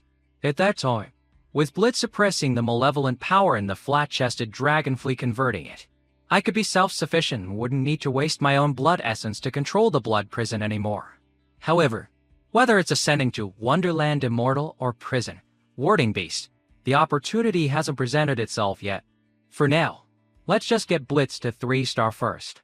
Sometimes I wish I were like that fool Silas and the silly girl. Every time they ascend a star, their spirits directly awaken a battle form. The Zhuanyuan bloodline is truly a cheat. At this moment, Nix was standing on the balcony gazing at the moon. Being brought her medicine to drink punctually as every day. Still not enough? It seems I'll have to find medicinal herbs with better properties. Suddenly, a loud meow echoed throughout the entire city. Everyone was surprised. What was that? Was that a cat's meow? Or cat can meow that loudly? Kyla knew what was happening, and was extremely excited. Nix also heard and smiled. That little rascal is finally awake. At the altar, the egg had hatched. Leo Vance extended his hand in welcome. Welcome back, my Blitz. Blitz joyfully nuzzled into his master, meowing a few times. A truly touching reunion. Now, on South Creek Island, at Mount Mogao Peak, on the summit, there was a military encampment belonging to the Void Sky Temple Patrol team. The people below respectfully greeted. We welcome the Void Sky Temple Patrol's celestial emissary's arrival. We wish the Wind Empress good health and eternal divine might. The celestial emissary in the middle filed his nails and said contemptuously, All right, cut the formalities. We don't want to waste time with you all in this desolate place. A voice from outside announced, All the island lords have arrived. Please invite the vice emissaries to enter. The first to enter were the fourth vice emissary, Corvus, and the third vice emissary, Reko, that sloppy uncle, who was also a vice emissary, walked in nonchalantly. Wait, the chief emissary has instructed that it would be better if you did not go inside. You handle menial tasks every day, and your body stinks. If the island lords see you, wouldn't it bring shame to the Wind Empress? Despite being insulted, the uncle still smiled. You're right. Thanks for the reminder. The other man continued arrogantly. Today, so many island lords have come to offer tribute. The stables must be very messy. I'll have to trouble the first vice emissary to go take a look. He still smiled and agreed. All right, I'll go right away. Suddenly, someone called him back. Hold on. It was the second vice emissary. Ignis, look at your current state. Is this proper at all? He just gently passed by. It doesn't matter. As long as she is happy. I don't care what happens to me. Ignis was furious. If you're going to live like this, you might as well just stay and stop wasting space. At the stables, the uncle handed brooms to Silas and Celine and instructed. This is your job. Make sure it's done before nightfall. You hear? Then he leisurely walked away. It was called a stable, but it was filled with the pile of spirits. The two youths stood there helplessly. We have to do this kind of work. Yeah? Is that old man really a major figure in the neutral zone? If so, this is too unfair. He sighed. We should work quickly. It's a way to repay his kindness. Besides, Maki already did a divination. Staying here might lead to some unexpected gains. Maki is very accurate. Many times. Its divination has helped us escape the blood pupil cult. Back at the camp, offerings were amassed, but the island lords still had matters to report. Sir, on my Lu Li Island, there was a rebellion recently. I'm having trouble resisting. The Empress's palace's forces are adjacent to Mai Xianwei Island. They've been constantly attacking and harassing us lately. Please send aid. On my Gaoping Island, a bandit has risen to power, causing a lot of trouble. The chief emissary replied nonchalantly. Enough, you local lords. I don't know if you're incompetent or just a bunch of troublemakers. But for better or worse, you are lords under the rule of the Wind Empress. Ultimately, the rule of my Void Sky Temple is simple. Submit and live. Resist and die. He ordered. Third Vice Emissary. Go to Luli and Gaoping Islands and punish the rebels. Second Vice Emissary. You lead a team to Xiaorui Island. Do not let the Empress's palace set foot on Void Sky Temple territory. Then he pulled out a mirror to admire himself. Get a move on. If you take too long, I don't know how much the Wind Empress will miss you. Suddenly, someone knelt and spoke. Celestial Emissary. I am the envoy of the Lord of Jin Rui Island. I have an urgent military matter to report. Starfire Island has suddenly declared war on all sides and has annexed many surrounding islands. They are currently besieging Jin Rui Island. They completely disregard the edicts of the Void Sky Temple. It's too arrogant. Please, Celestial Emissary, deliver justice. Starfire Island? I remember it's a small, remote island in the Far East. They truly don't know their own strength. Fourth Vice Emissary, you go deal with them. If they don't obey the edict, kill them directly. Back on Jin or Ui Island. The army of Starfire Island had successfully breached the city gates and was advancing inside. Led by Brock. What is this? We can't hold them back anymore. Why are the people of Starfire Island so strong? The island lord's shout echoed. How could we lose so quickly? Are you all useless? And why hasn't the person who went to ask for reinforcements returned yet? I am completely loyal to the Wind Empress. Someone came to report. Island Lord, there's news.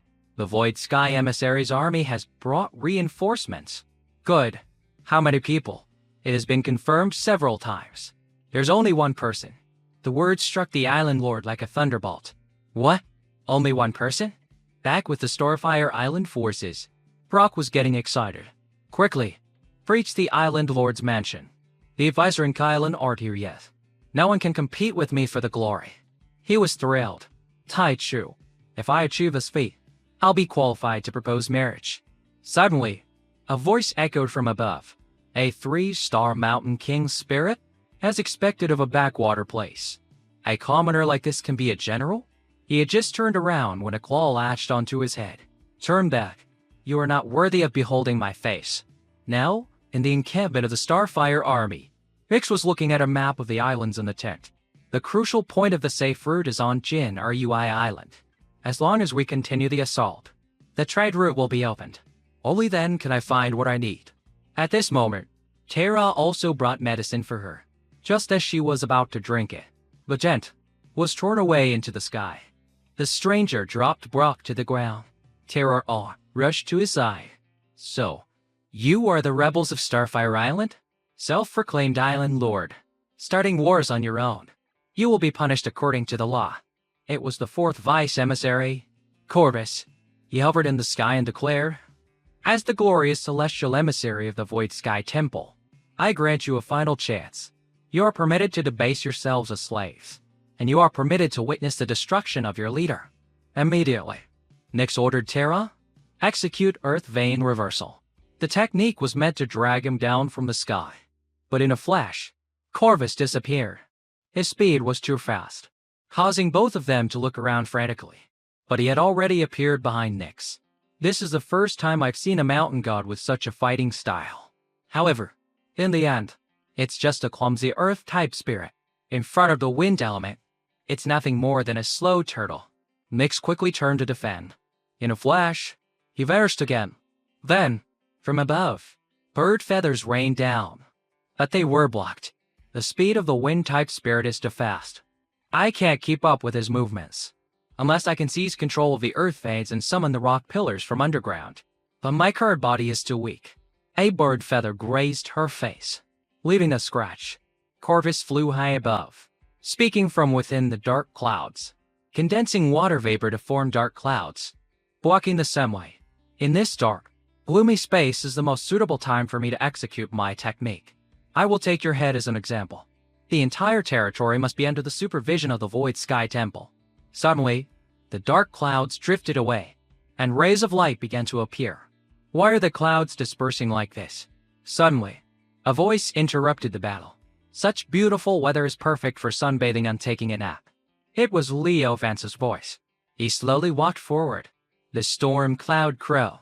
It's been a long time since I've seen a wind-type spirit, but all it knows how to do is block the nice sun, making it as damp as possible. No wonder I smelled a stench from afar. Leo Vance appeared in his battle-fused form with Blitz, full of arrogance and majesty. A moment later, Nyx arrived with the entire army to reinforce the front of Jin or Ui City. Terra stood beside her worriedly undashed. Aren't you going to help fight that bastard? Nyx gently explained. No need. Brother Vance has been holding back for a long time, finally waiting for Blitz to wake up. Let him stretch his muscles. Back to Leo Vance's location. Corvus stood on a flagpole, his voice filled with contempt. A fusion-odd spirit master? You think you can stop me by yourself? Is this bravery or stupidity? Leo Vance smirked. Stop you? Don't be so full of yourself. I'm planning to kill you. With that, both charged from their positions.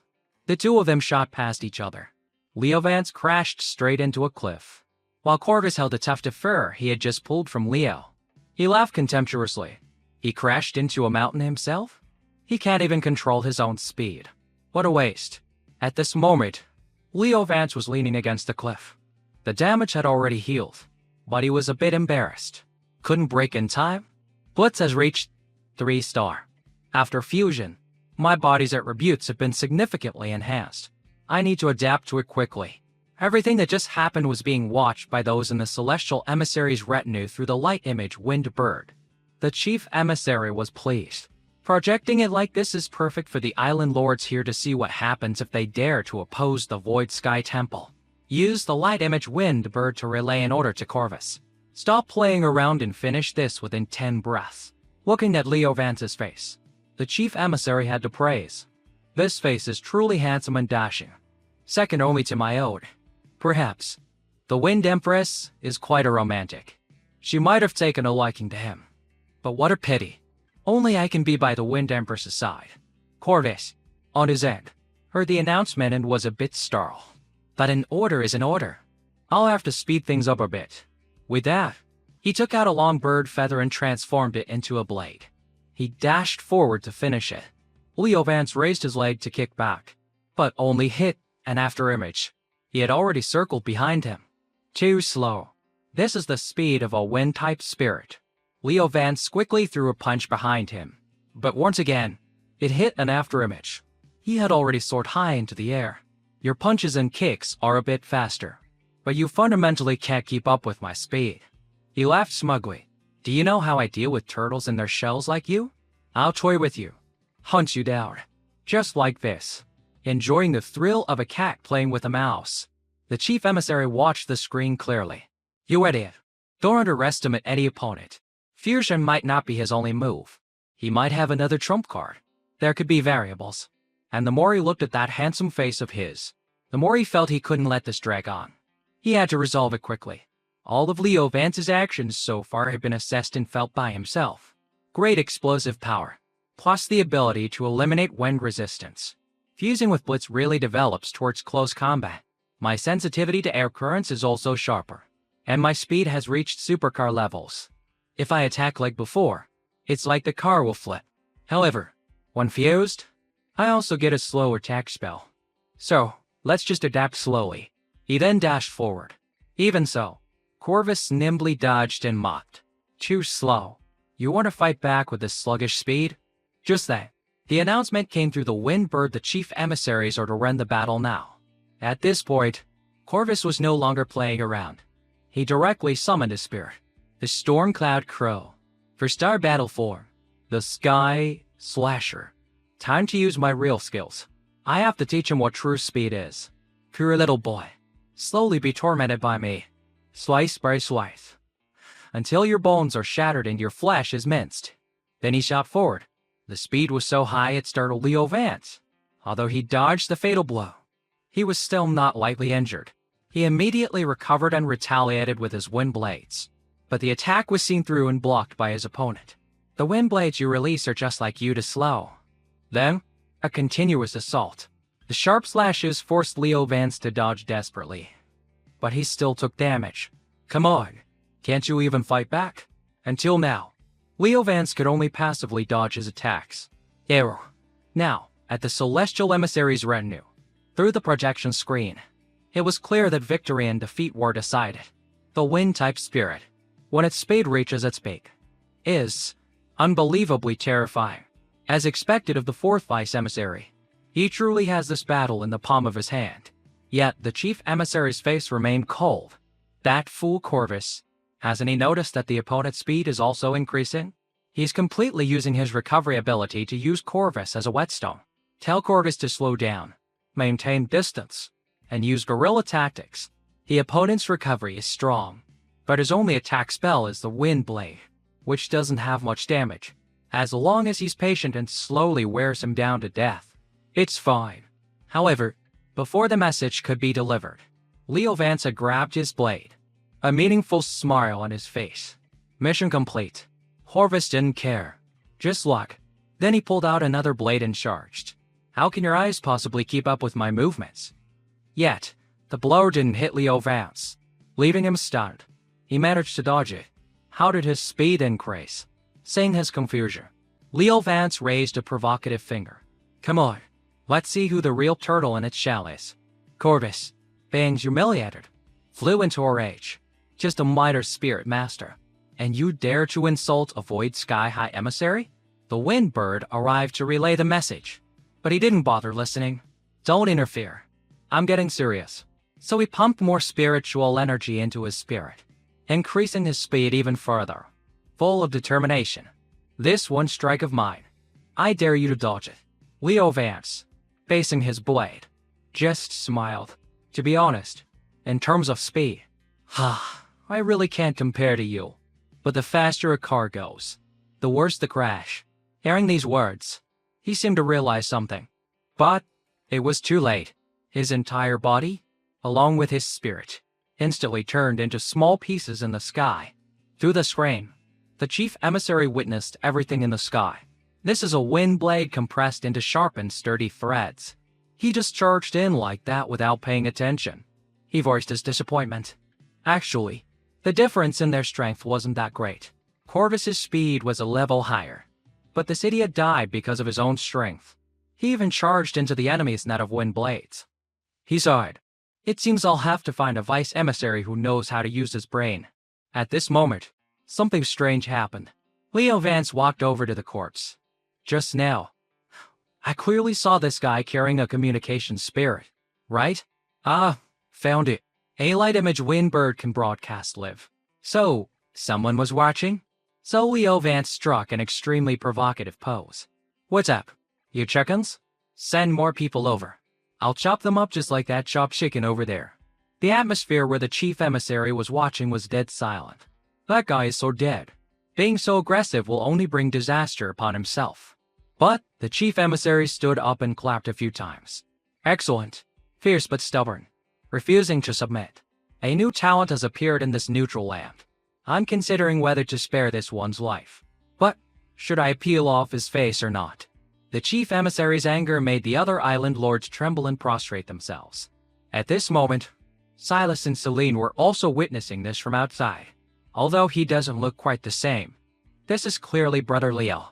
Just as they were worrying, suddenly, the chief emissary's spiritual pressure erupted powerfully, causing the entire camp to shake. The island lords trembled. Celestial emissary, please retract your divine power. Please calm your anger. Corvus was the weakest vice emissary under my command. A spirit master of this level. The Void Sky Temple has as many as it wants. If he's dead, he's dead. It's decided. I will personally capture that person. Taming this kind of beast, turning him from a person into a dog, is also quite an interesting affair. Outside, everyone and their spirits were affected by the chief emissary's spiritual pressure. Silas struggled to get up. This is the strength of the master of the Void Sky Temple, just by releasing his spiritual energy. I can't even bear it. He was about to go find Leo, but he collapsed next to Celine. The sloppy uncle slowly walked over to the two, daring to openly go to the chief emissary's place to eavesdrop. So foolish. If I hadn't shielded you, you would have been discovered by the chief emissary already. Then he carried them both away. I'll take them back to the service unit. You two have made me into an Annie. Back with the chief emissary. He let out a breath. I got a bit too excited just now. He ordered, inform the second and third vice emissaries to return immediately. I will personally crush Starfire Island. Whoever disobeys will be killed without mercy. On Yodway Island at that time, on the battlefield, a young boy from the Empress's palace shouted, "Why don't you kill me? I am also a warrior under the Empress's command." The ground was littered with the corpses of soldiers. Ignis said coldly, "Killing a kid who doesn't even have the strength to resist would only dishonor my glory. That's enough for today." He received the chief emissary's order along with the news of recent events. It seems there will be a very interesting opponent. On Gaoping Island, the entire place was engulfed in a sea of fire. In the midst of the flames, Rocco held out his hand and said, "Beautiful lady, may I invite you for a dance?" Silence means yes. Of course, she couldn't say anything, because she had been turned to stone, along with all the people of this place, young and old alike. After receiving the order from the chief emissary, he showed a look of excitement. Starfire Island. A good place to hold a festival. I'm really looking forward to it. Back on Starfire Island, the people were rushing to build and fortify the city walls. With the help of the mountain god, everyone saved a lot of effort and time. However, Nyx was also reaching her limit. She even coughed her blood, which made Terrell very worried. But she still stroked the little one's head and reassured her. I'm fine. I can still hold on. Don't tell anyone about this. In the hall, Leo, Vance, and Kalen were looking at a map and strategizing. We don't have enough manpower to defend so many islands. It seems we can only temporarily give up and focus on defending Starfire Island. One of the major powers of the neutral zone has appeared. The Void Sky Temple. And the leader of the Void Sky Temple is a woman named the Wind Empress. She can at least command a 5-star spirit. For now, we only have to deal with one of her patrol corps. Otherwise, it would be a huge problem. The plot doesn't mention the neutral lands. But one thing is for sure, the experts here mainly rely on their fists to establish their status. The bigger the fist, the more respected you are. The reason that corps can just come to crush us is because in the eyes of the Void Sky Temple, Starfire Island is too small. If we can win, we might be able to negotiate with the Wind Empress. He patted Kaelan's head and gave him a mission. Kaelan, this time, you're in charge. The boy was thrilled. Awesome. Father, don't worry, he added. Whether I have long hair or a bald head, Kaelan can always recognize me. What a fateful connection, he thought. Just then, Nyx came and called, Brother Vance, can you come with me somewhere? So the two of them went out to the garden. The moonlight was bright yellow, with flickering dots of light. Starfire fireflies?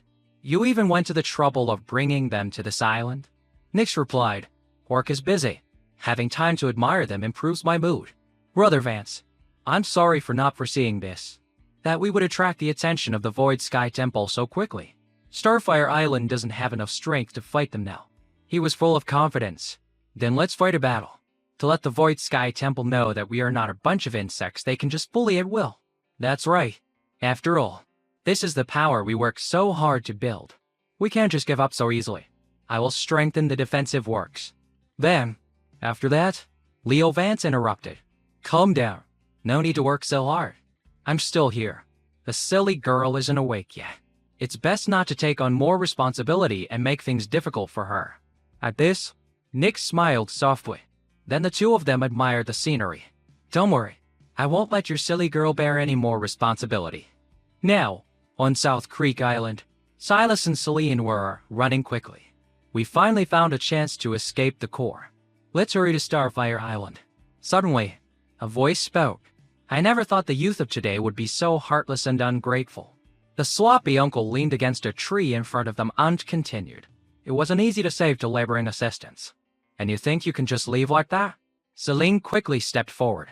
Silas, you go first. I'll stay here and deal with him. Although Silas didn't want to, he had to grit his teeth and listen. Take care. Then he ran off quickly. Celine charged, using the Archer family sword style against the uncle. But the sloppy uncle only needed 2 fingers to pinch the bamboo sword, easily neutralizing the move. This is the spirit slicing blade? Then he used those 2 fingers to break the bamboo. Before she could process what had happened, Celine was struck on the back of the neck by him and fell unconscious. Then, he slung her over his shoulder. That kind of trashy sword style. What's the point of practicing it? The next morning, on Starfire Island, the flat-chested dragonfly spoke up. You stupid cat. I'll settle my grudge with you later.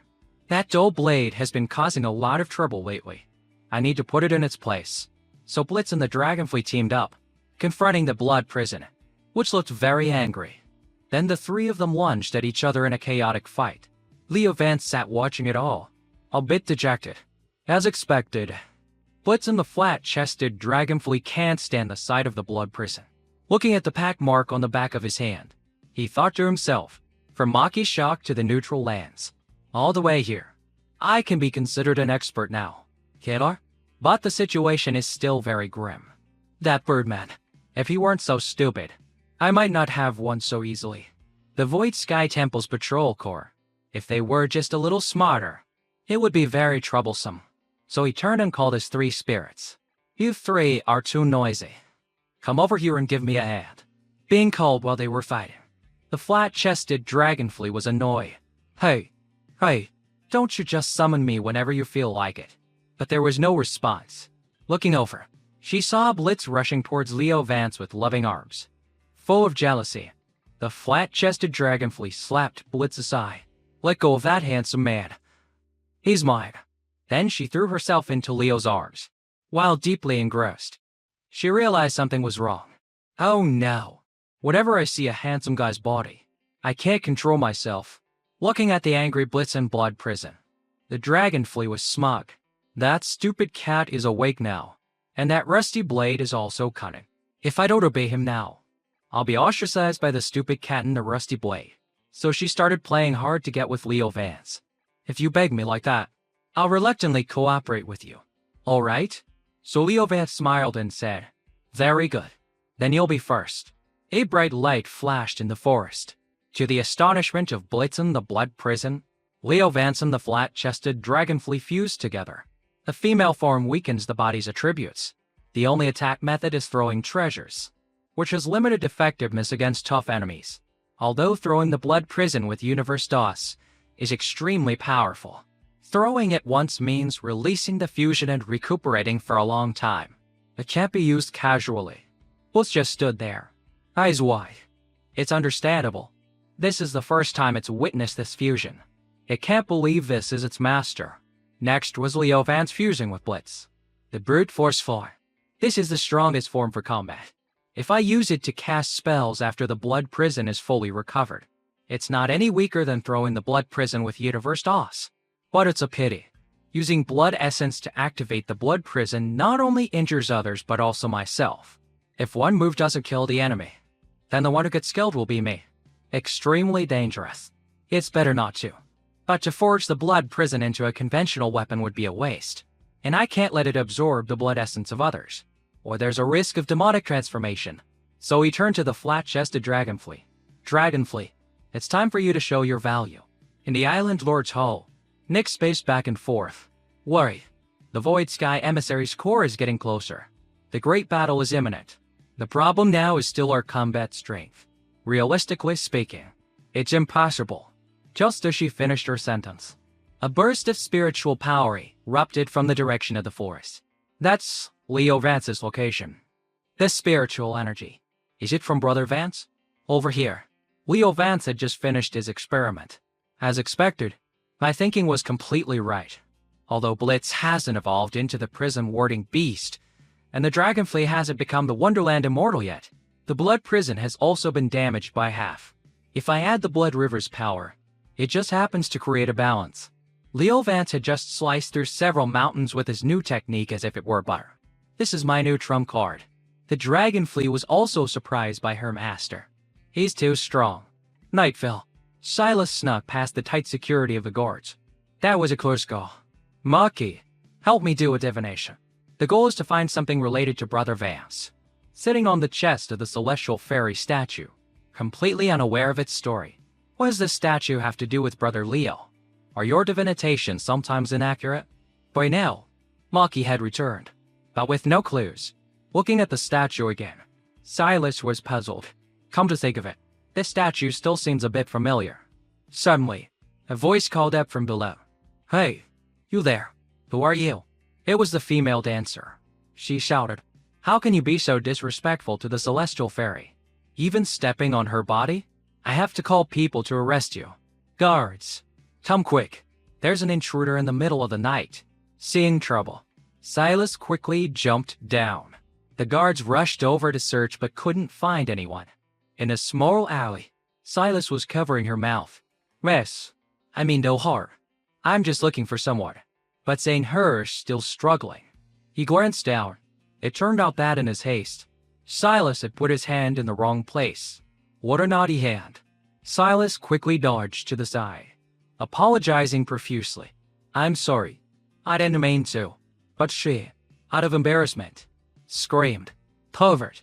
Immediately, the guards rushed over. Pervert over there. Don't let him escape. Silas ran while trying to explain, but no one would listen. Suddenly, ahead of him was a cliff, with molten lava below. An illusion. He immediately activated his spiritual energy. dispel the illusion completely. It turned out to be an illusion created by Little One. It quickly ran to Lin, so scared it wet itself. Damn it. Just you wait. I'll get Kalen to beat you up. Silas was getting more and more flustered. Why are there even children here? Brock also appeared to block his path. Hey, you scoundrel. You dare bully a girl from our Great Rock Village. Let Grandpa Brock teach you a lesson. But Silas ran past him, as if nothing was there to stop him. Excuse me, I don't fight with children. Brock, feeling insulted, got angry and chased after him. You dare look down on us. Damn it, I'm an adult. Stop right there. After running for a while, Silas managed to shake off his pursuers by hiding in an alley. It seems I'll have to retreat for now and plan later. While assessing the situation, from behind, a stone hand rose up and approached Silas. He instantly sensed the danger. Silas jumped back, keeping his distance. Who is it? But looking up, he saw a familiar figure. Is that Lady Lily? But looking again, he saw something was different. Not quite right. Nick said coldly. Tresbars, you must die. She ordered Terra to launch sharp rock fragments at Silas. Immediately, this executed Heavenly Starful. But the small Maki charged at the rock fragments and knocked them off course. Saying this move, Nix also realized who it was. Silas quickly pulled down his mask. Lady Lily, it's me. I'm here to find Brother Leo. Nix said coldly. It's you? What are you looking for him for? Do you want to implicate him in the affairs of the Eastern Council again? It's not like that. I really miss him. Besides, there's an important matter concerning the Celestial Emissary's retinue that I need to tell Brother Leo. Silas noticed something unusual. Lady Lily's personality is no longer the same as before. Hearing the name, Celestial Emissary, she led Silas away. In the hall, Leo Vance was about to enter when the soldiers announced. It seems the military advisor has a guest. Leo Vance entered. How strange. Who do I know as an old friend in this neutral land? Slowly opening the door. Who could it be? In the room, Silas stood waiting. Leo Vance was surprised. Silly Silas? Brother Leo, I finally found you.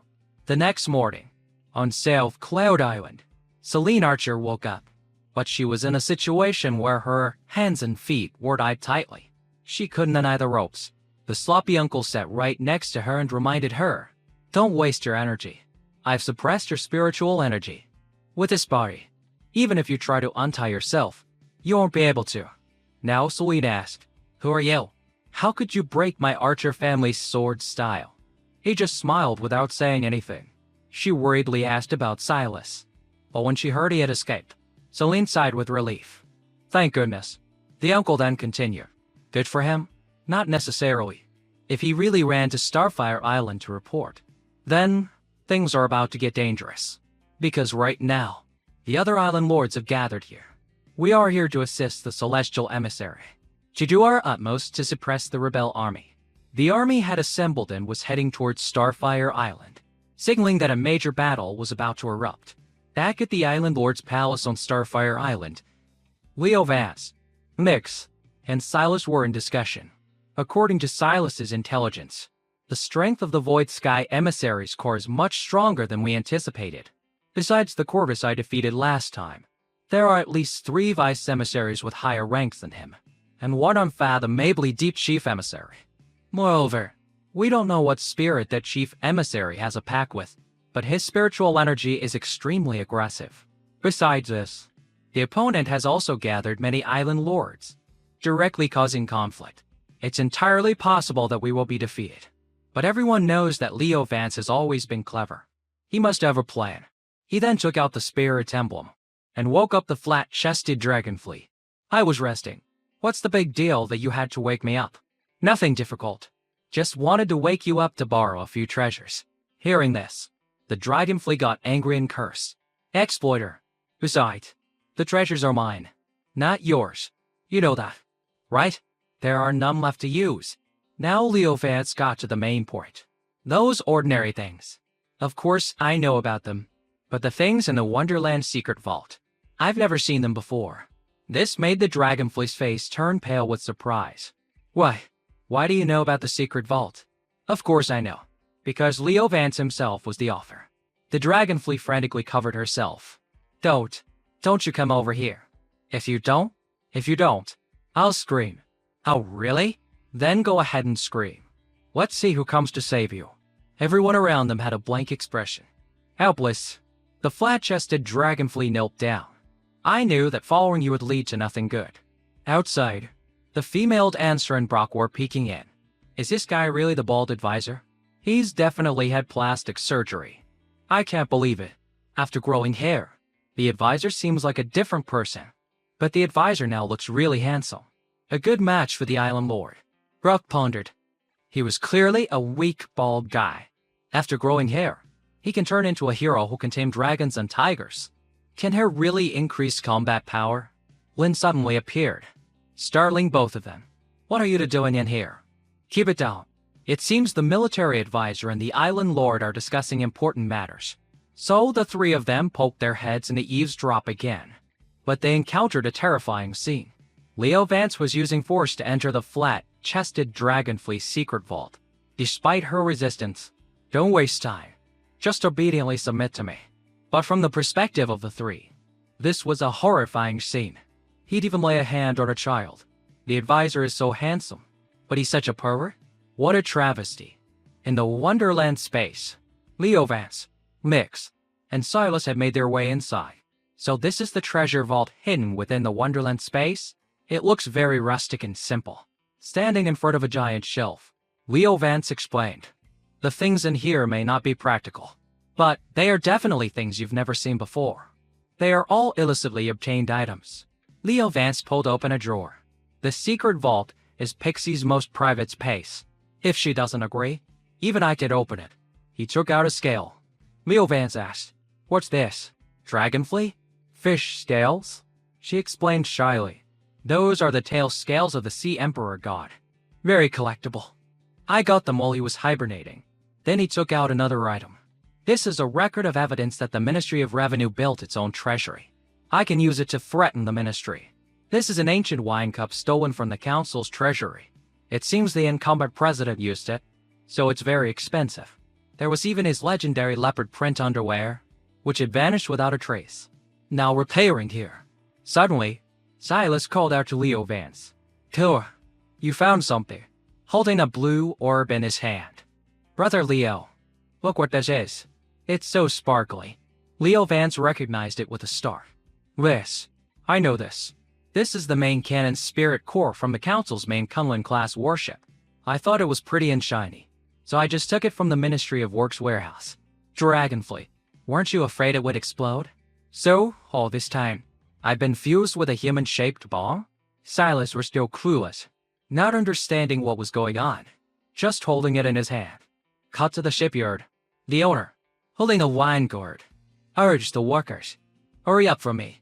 The island lord said it. "This is the great killing star of our Starfire Island.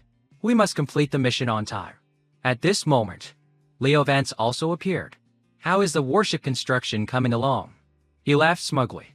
"Rest assured, sir, although making a new ship would definitely not be in time. There's an old cargo ship on the island, with a few repairs. It can be used. This is our Sky Shatterer. At the bow of the ship is a cannon containing the spirit core found in the Dragonfly's secret vault." However, the shipyard owner was still a bit worried about the level of completion. Leo Vance decided to take it for a test flight. Everyone nearby scattered. Everyone was wondering what was happening. Suddenly, loud noises erupted, attracting everyone's attention. "What's that? An earthquake?" Just then, someone pointed to the sky. Look, it was the newly upgraded warship. But patches were already falling off.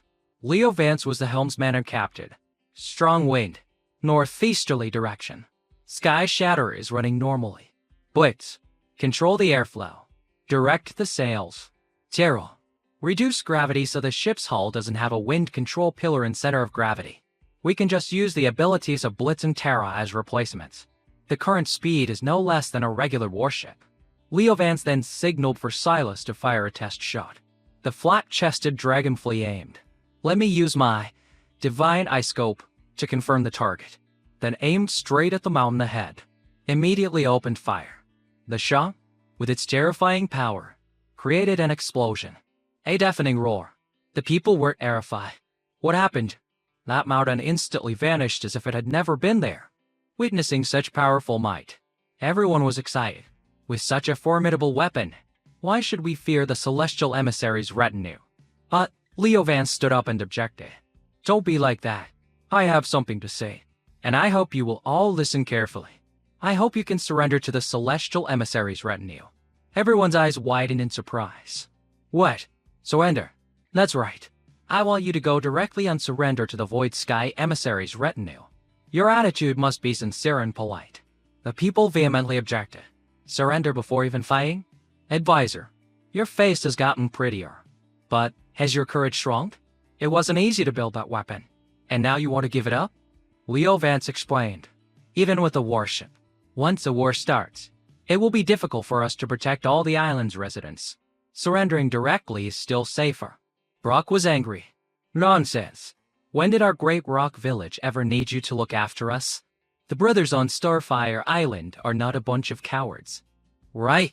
Leo Vance also understood the problem. Actually, the upright Brock can't be compared to those lowly cowards. So he called out Commander Phoenix's name. Being called, this wife-fearing man jumped in fear. I remember when you surrendered.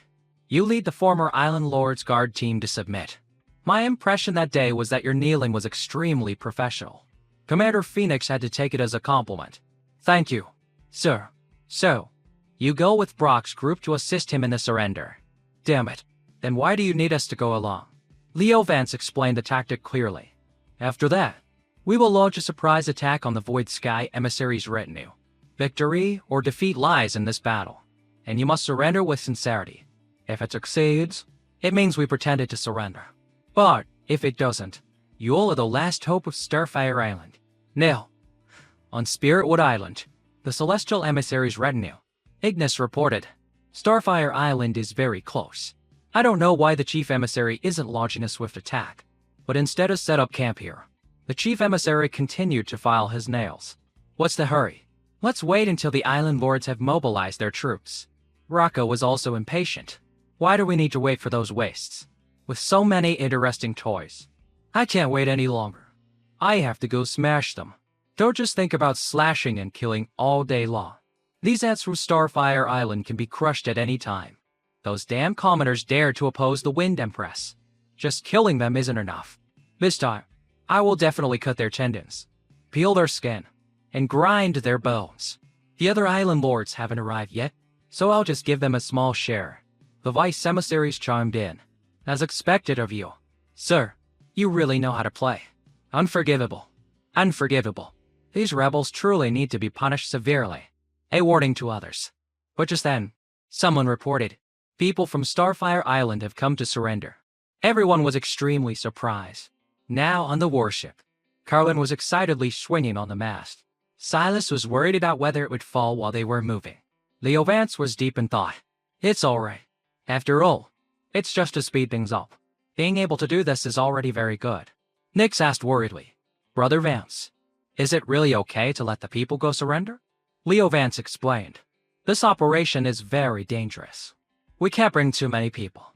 Relying on them, not only will we not be able to capture Starfire Island, but will also be implicated. The consequences would be dire. In the end, we still have to rely on you and me to fight for the neutral lands. That's right. This time, it depends on us. Suddenly, Nix grabbed the flat-chested dragonfly sitting on Leo Vance's head and tossed her away. Then she stood closer to Leo Vance. Then let's fight side by side until the end. Alice anxiously announced that they had approached the high-altitude wind layer. Get ready. We must make those crickets in the neutral lands feel the terror of this assault. Back at the celestial emissary's retinue, the group from Starfire Island had arrived in the hall. Ignis asked sternly, where are the criminal island lord and the spirit master who killed the fourth vice emissary? Brock resolutely refused to kneel, even standing with his hands on his hips. You mean the island lord? She ran away with her wimpy brother-in-law. We had no other choice but to come here and surrender. Commander Phoenix, seeing Brock's arrogant posture, quickly countered. That's right. Please, Your Excellency, be our witness. We humble servants were all forced into this. The ringleader has already fled. It has nothing to do with us. The chief emissary smirked. Ran away. That's within my expectations. It seems this has turned into a hunt. He ordered Dignis to lead troops to capture the remaining people of Starfire Island. As for Brock's group, he ordered Rocco. You take them and play with them as you wish. Try to keep them alive for a few more days, so that Island Lord can see the consequences of daring to resist. Seeing the situation was not good, everyone was about to resist. We're going to die anyway. Might as well fight to the death. Suddenly, Commander Phoenix Scout out-ed repeatedly. Your Excellency, this guilty citizen has one more thing to report. Your Excellency, those ringleaders were actually pretending to flee. They plan to go for broke. First, they're going to raid the encampment. Please be careful. Your Excellency.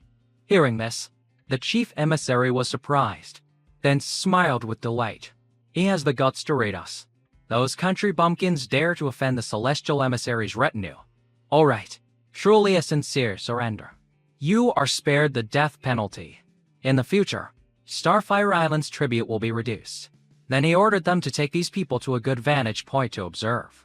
As expected of a professional surrender, Commander Phoenix had just saved Brock's group's lives. The chief emissary turned to ask Ignis. Vice Emissary Ignis, what is your assessment of Starfire Island's raid? Sir, our strength far exceeds the enemy's. Within a 10-meter radius of the main camp, relying on a few small-time experts to attack from the ground is nearly impossible. If they have thought it through, there is only one way to launch an attack from the sky. Rocco laughed loudly. Attack from the sky? They're clearly looking for death. I will immediately assemble the air cavalry. Daring to attack from the air? I'll make sure they're smashed to bits. Besides, we have light image wind birds observing a 10-meter radius. Not even a fly can get through. The chief emissary had a dangerous look on his face. Vice Emissary Rocco has a point. On the contrary, I'm really looking forward to them coming to their deaths. Back on the warship, the wind grew stronger and stronger. Thunder rolled across the sky. According to Leo Vance's calculations, Brock's group should have already left. The Void Sky Emissary's retinue must know we're going to attack. They're heavily guarded from top to bottom. But how naive. Do they really think they can offend against me? A flat-chested dragonfly activated the Divine Eye Scope, aligning the angle, preparing to charge the main cannon. This cannon has the range of the Council's Cumlin class. If we really fight, they won't even be able to see our shadow. At the air cavalry camp, the captain was briefing his knights. The chief emissary has given the order. The air cavalry will immediately ascend, engage and intercept the enemy's aerial assault at will. But an object appeared in the sky, making everyone look up. Look! What's that? It seems to be heading this way. A meteor? It's a spirit cannon shot. But it was too late to react. And so, with a boom, their entire camp was blown to bits. The dragonfly announced through a scope. Primary target. Enemy air cavalry has been eliminated. Let me search. We must completely annihilate the enemy's air forces. Leo Vance was pleased. I didn't expect things to go so well. I don't know which fool gathered this air cavalry. What a great help. So, he fired again. A massive explosion erupted. The soldiers panicked, wanting to counterattack from the air. But they couldn't see where the enemy was. So they just ran around in chaos like a disturbed anthill. But the cannonballs kept raining down. Celine was also nearby and was hit by the shockwave. But luckily she wasn't seriously injured. Looking at the desolate scene, she thought, did Silas come to save me? I must take this opportunity to escape. But unexpectedly, the sloppy uncle appeared and lifted her up. What's all this commotion? Don't run around at a time like this. I never thought they could make such a warship. Judging by the firepower, it seems to be a fake of the Eastern Council's warship cannon. Oh well, it has nothing to do with the current me anymore. So he slung Celine over his shoulder and left amidst the rain of bombs. Don't cause trouble. If a stray bullet hits you, I'll have to take care of you. It'd be a pain. Cannonballs kept raining down. People died like flies. Ignis was furious. We're in this state after a surprise attack? Is this still the guard of the Void Sky Temple? Calm down. Inform all air cavalry units to prepare to take off and hunt the enemy. But it was too late. A soldier came to report that the entire air cavalry had been wiped out. Rocco suggested, the enemy's position is unknown. Chief Emissary, why don't we leave the main camp first? The present island lords also agreed that they should retreat from this place. But he wouldn't listen. Get off the mountain. All of you, A bunch of cowards. A little disturbance and you're all in chaos. Useless. How can you serve the Wind Empress in the future? Now, in the high-altitude wind layer, the wind was so strong that the ship's hull was starting to crack. Nix ordered the little girl to use petrification to repair the damaged areas. Hold on for another 10 minutes, and we'll withdraw from the high-altitude wind layer. The surgeon Lee reported. The Maki reconnaissance unit has returned with a report. The people of Starfire Island seem to have been held on the mountaintop. They still haven't left? For now, don't attack the vicinity of the main camp. While the Skyshatter can still hold on, conduct a siege on the large camp at the foot of the mountain. Now, at the main camp, bodies were scattered everywhere, burned like dry firewood. Smoke and fire stretched across the entire area. The scene was truly devastating. The two vice emissaries stood high above, looking down. Our forces have been reduced by at least 80%, including the troops from the islands, who have all fled in chaos. A bunch of useless. At this moment, the chief emissary spoke up. Found those insects. They're hiding quite high up, looking at the sky. No wonder we couldn't catch them. They dared hide in the wind layer to launch an attack? This kind of stealth warship is truly rare. A bunch of country bumpkins from who knows where. They're quite interesting. He raised his ring finger and gathered spiritual power into it. A pity this ship is too broken. And all the people on it. Come down here for me. With that, he shot it up into the high clouds. It shot straight into the ship's hull, causing it to shake violently, hit by a surprise attack. The ship's hull is about to break. Leo Vance was also surprised. Damn it, we're flying this high and still got hit. He made a decision. Everyone, scatter quickly. You must protect yourselves. After he finished speaking, the warship exploded into 100 pieces. From high above, the debris rained down into the forest below, like a meteor shower. In the eastern part of Spiritwood Island, Nix and Terra had also landed on the ground. Despite some scratches, there were no serious injuries. We must quickly find Brother Vance and everyone else. In the western part of Spiritwood Island, Carlin also landed successfully, but it was a true human landing. He even broke his arm. In the northern part of Spiritwood Island was Silas. Luckily, he landed in some trees, so he wasn't seriously injured. The airflow in the high-altitude wind layer is too strong. Everyone who fell was blown all over the place. Silas had Maki do a divination to see how the situation was. This situation. There must be something wrong. But when he cracked Maki's egg, inside it was written great fortune. Great profit. Tonight, there will definitely be chicken to eat. Although Maki was not happy with the latter part, Silas was also suspicious. Fortune again? Is this really reliable? Now, in the southern part of Spiritwood Island, the cannon had also fallen in this location, along with Leo Vance, the Dragonfly, and Blitz. Blitz was vigorously licking the Dragonfly to heal her, but a tiger's tongue has sharp barbs, so the Dragonfly was in so much pain she was crying. Just as the wound healed, a voice cried out from under where the Dragonfly was sitting. Hey, get your butt off me. It was Leo Vance, flat-chested Dragonfly. You can obviously fly, yet you were still scared enough to faint. Otherwise, why would I be a cushion for you? The Dragonfly was addicted but shy. Not just anyone gets to sit on my face. You know, Leo Vance sat up and assessed the situation. We need to go regroup with everyone. The cannon is broken. Luckily, the spirit core isn't shattered. It can still be used. As he lifted the wooden planks from the ship, he wondered, this cannon is more valuable than the ship itself. It's strange. From such a long distance, how could they attack the warship? At this moment, he suddenly realized a fingernail was stuck in a piece of wood. So they used this fingernail to blow up the entire warship? Unless it was that chief emissary that silly Silas mentioned. I didn't expect him to be even stronger than the data suggested. Blitz, we need to rebuild the cannon quickly. The flat-chested Dragonfly slowly approached. The treasure-seeking antennae are reacting. This is also considered a treasure. She sighed in frustration. Why have I been encountering so many strange things lately?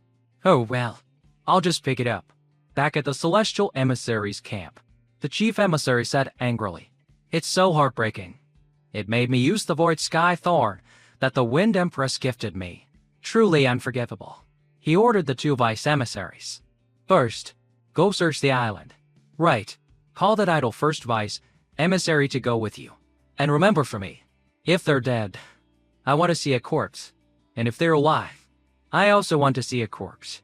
So the vice emissaries gathered, looking through the light image wind bird. We still haven't found any trace of the enemy. We must continue searching. If the enemy is alone, we can join forces and eliminate them. The sloppy uncle was still carrying Celine.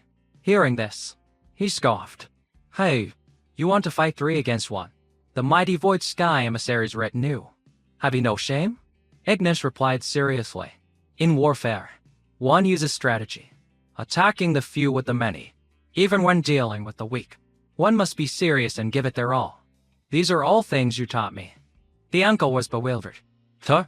Did I say that? Well then, let's go. I'll just pick a random direction. Maybe I'll get lucky and catch someone.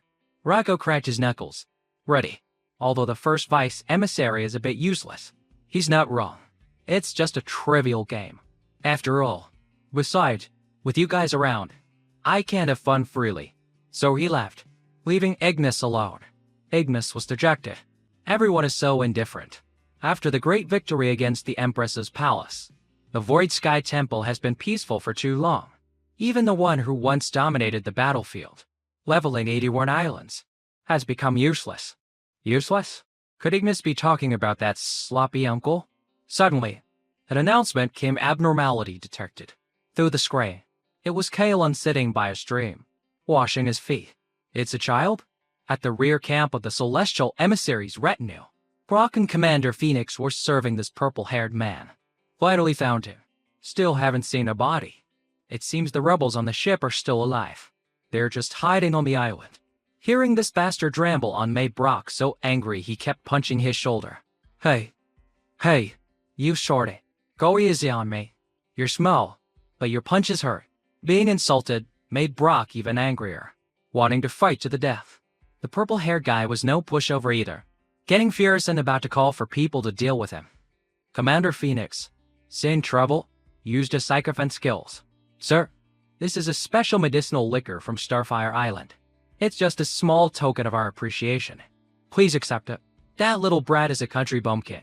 Sir, don't lower yourself to his level. Please spare him this time. Hearing this, the purple-haired guy calmed down. Alright, I'll consider you sensible. Then he started bragging about his abilities. My light image wind bird can split into nearly 100 phantoms. This entire island is under my surveillance. Even the vice emissaries have to rely on me to get intelligence. Commander Phoenix continued, doing what he did best: flattery. Sir, you are truly amazing. At this moment, Brock also spoke up. So what you're saying is, beating the crap out of a peeping Tom like you will keep everyone safe? With that, he punched him so hard his head spun. He was knocked out cold on the spot. Commander Phoenix was horrified. Are you crazy? This is the enemy's camp. They'll be safe. But we're finished. At this point, Brock had had enough. I tolerated it because of the advisor's orders, but I can't take it anymore. Kill our 500 brothers. We have to fight them to the death. At this moment, the light image wind birds everywhere were gradually disappearing. Nick saw that the opportunity had come. No need to hide anymore. Let's go find Brother Vance. Same for Silas's side. It almost discovered us. I don't know why it suddenly stopped moving. Maki, let's go find Brother Leo and Lady Lily. And Celine too. Let's go. Leo Vance also grasped the situation. Did the light image wind bird get blown away by the wind? Excellent. Carrying something this big while trying to hide from it was very troublesome. Good fortune really does follow good people. Leo Vance and Blitz carried the huge cannon on their shoulders as they walked. So heavy. Flat-chested Dragonfly. Can you help me like Blitz does? The Dragonfly was still sulking. No way.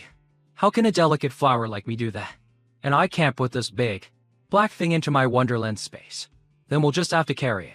In the western part of Spiritwood Island, Kalon remembered his father's instruction to hide the bone of Shawwell. So the boy walked while hiding it in his mouth. Just then, Ignis found Carla. It seems Starfire Island has no one left to use, even sending a child to the battlefield. I don't know why the light image wind bird lost its combat effectiveness. I can't even switch to a different opponent. Before he could finish, the bone of Shao lunged forward with a kick. My father said that in battle, one must be decisive. You talk too much. As fast as lightning, Ignis moved to the side, then landed a punch right in Kaelin's stomach. Kaelin clutched his stomach, crying uncallingly for his father. It hurt so much. Father, where are you? I'm still young. I don't want to die yet. Then Kaelin grabbed Ignis's clothes and begged. Don't kill me. I'm still young.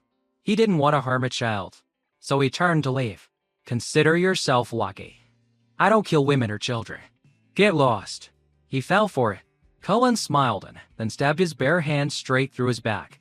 My father also said that if the opponent is too strong, you should pretend to be weak, then attack when you have the chance. I didn't expect a child to be so cunning. Ignis's entire body suddenly burst into flames, burning Kaelin alive as well. It seems your father is a despicable person.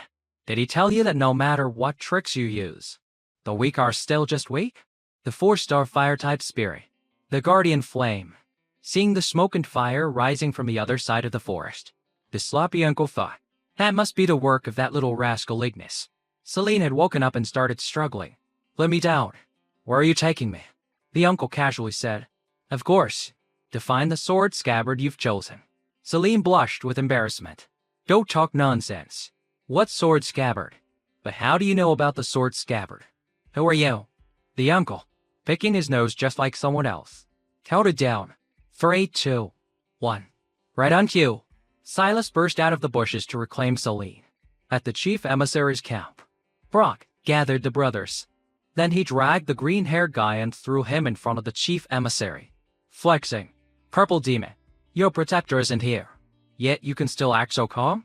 The chief emissary said nothing, leisurely sipping his tea, even smirking, which infuriated Brock. He coated his arm in stone and charged at the chief emissary, but couldn't touch him at all. Around the chief emissary was an invisible, extremely hard honeycomb-shaped shield. In his hand was a golden conch. The men of Great Rock Village all charged at once. They didn't believe that so many of them couldn't break through. So they all threw their punches at the chief emissary until their strength was exhausted, their hands broken, and their heads bruised. The chief emissary watched, getting sleepy. Haven't you eaten? You all look like you're starving.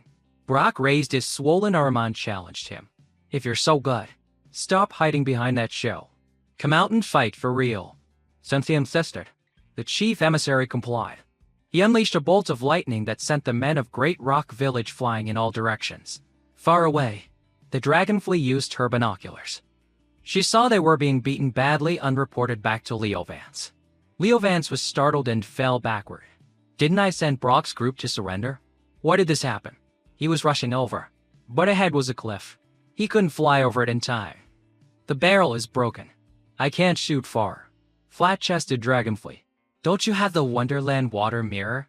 I do. But before, when the island lord went to Clearwater Island, she used it too much and it broke. The transmission is unstable. If I force it, I'll get her.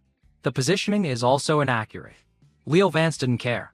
He forced the dragonfly to use the mirror to transport himself and the cannon to the mountaintop. A while later, Brock and Taichu charged into challenge again, only to be struck by several poison lightning needles from the chief emissary.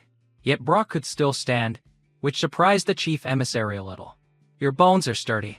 You can still get up after being hit by my wind needles. Then let me slowly toy with you. With that, he made the poison needles on Brock's body simultaneously electrocute him, causing him to scream in agony. Then he fainted. After playing for a while, the chief emissary was a bit bored. Let me free you. A bunch of small fries. Even if you fight for another 10 Zoro years, you won't be able to touch a single hair on my head.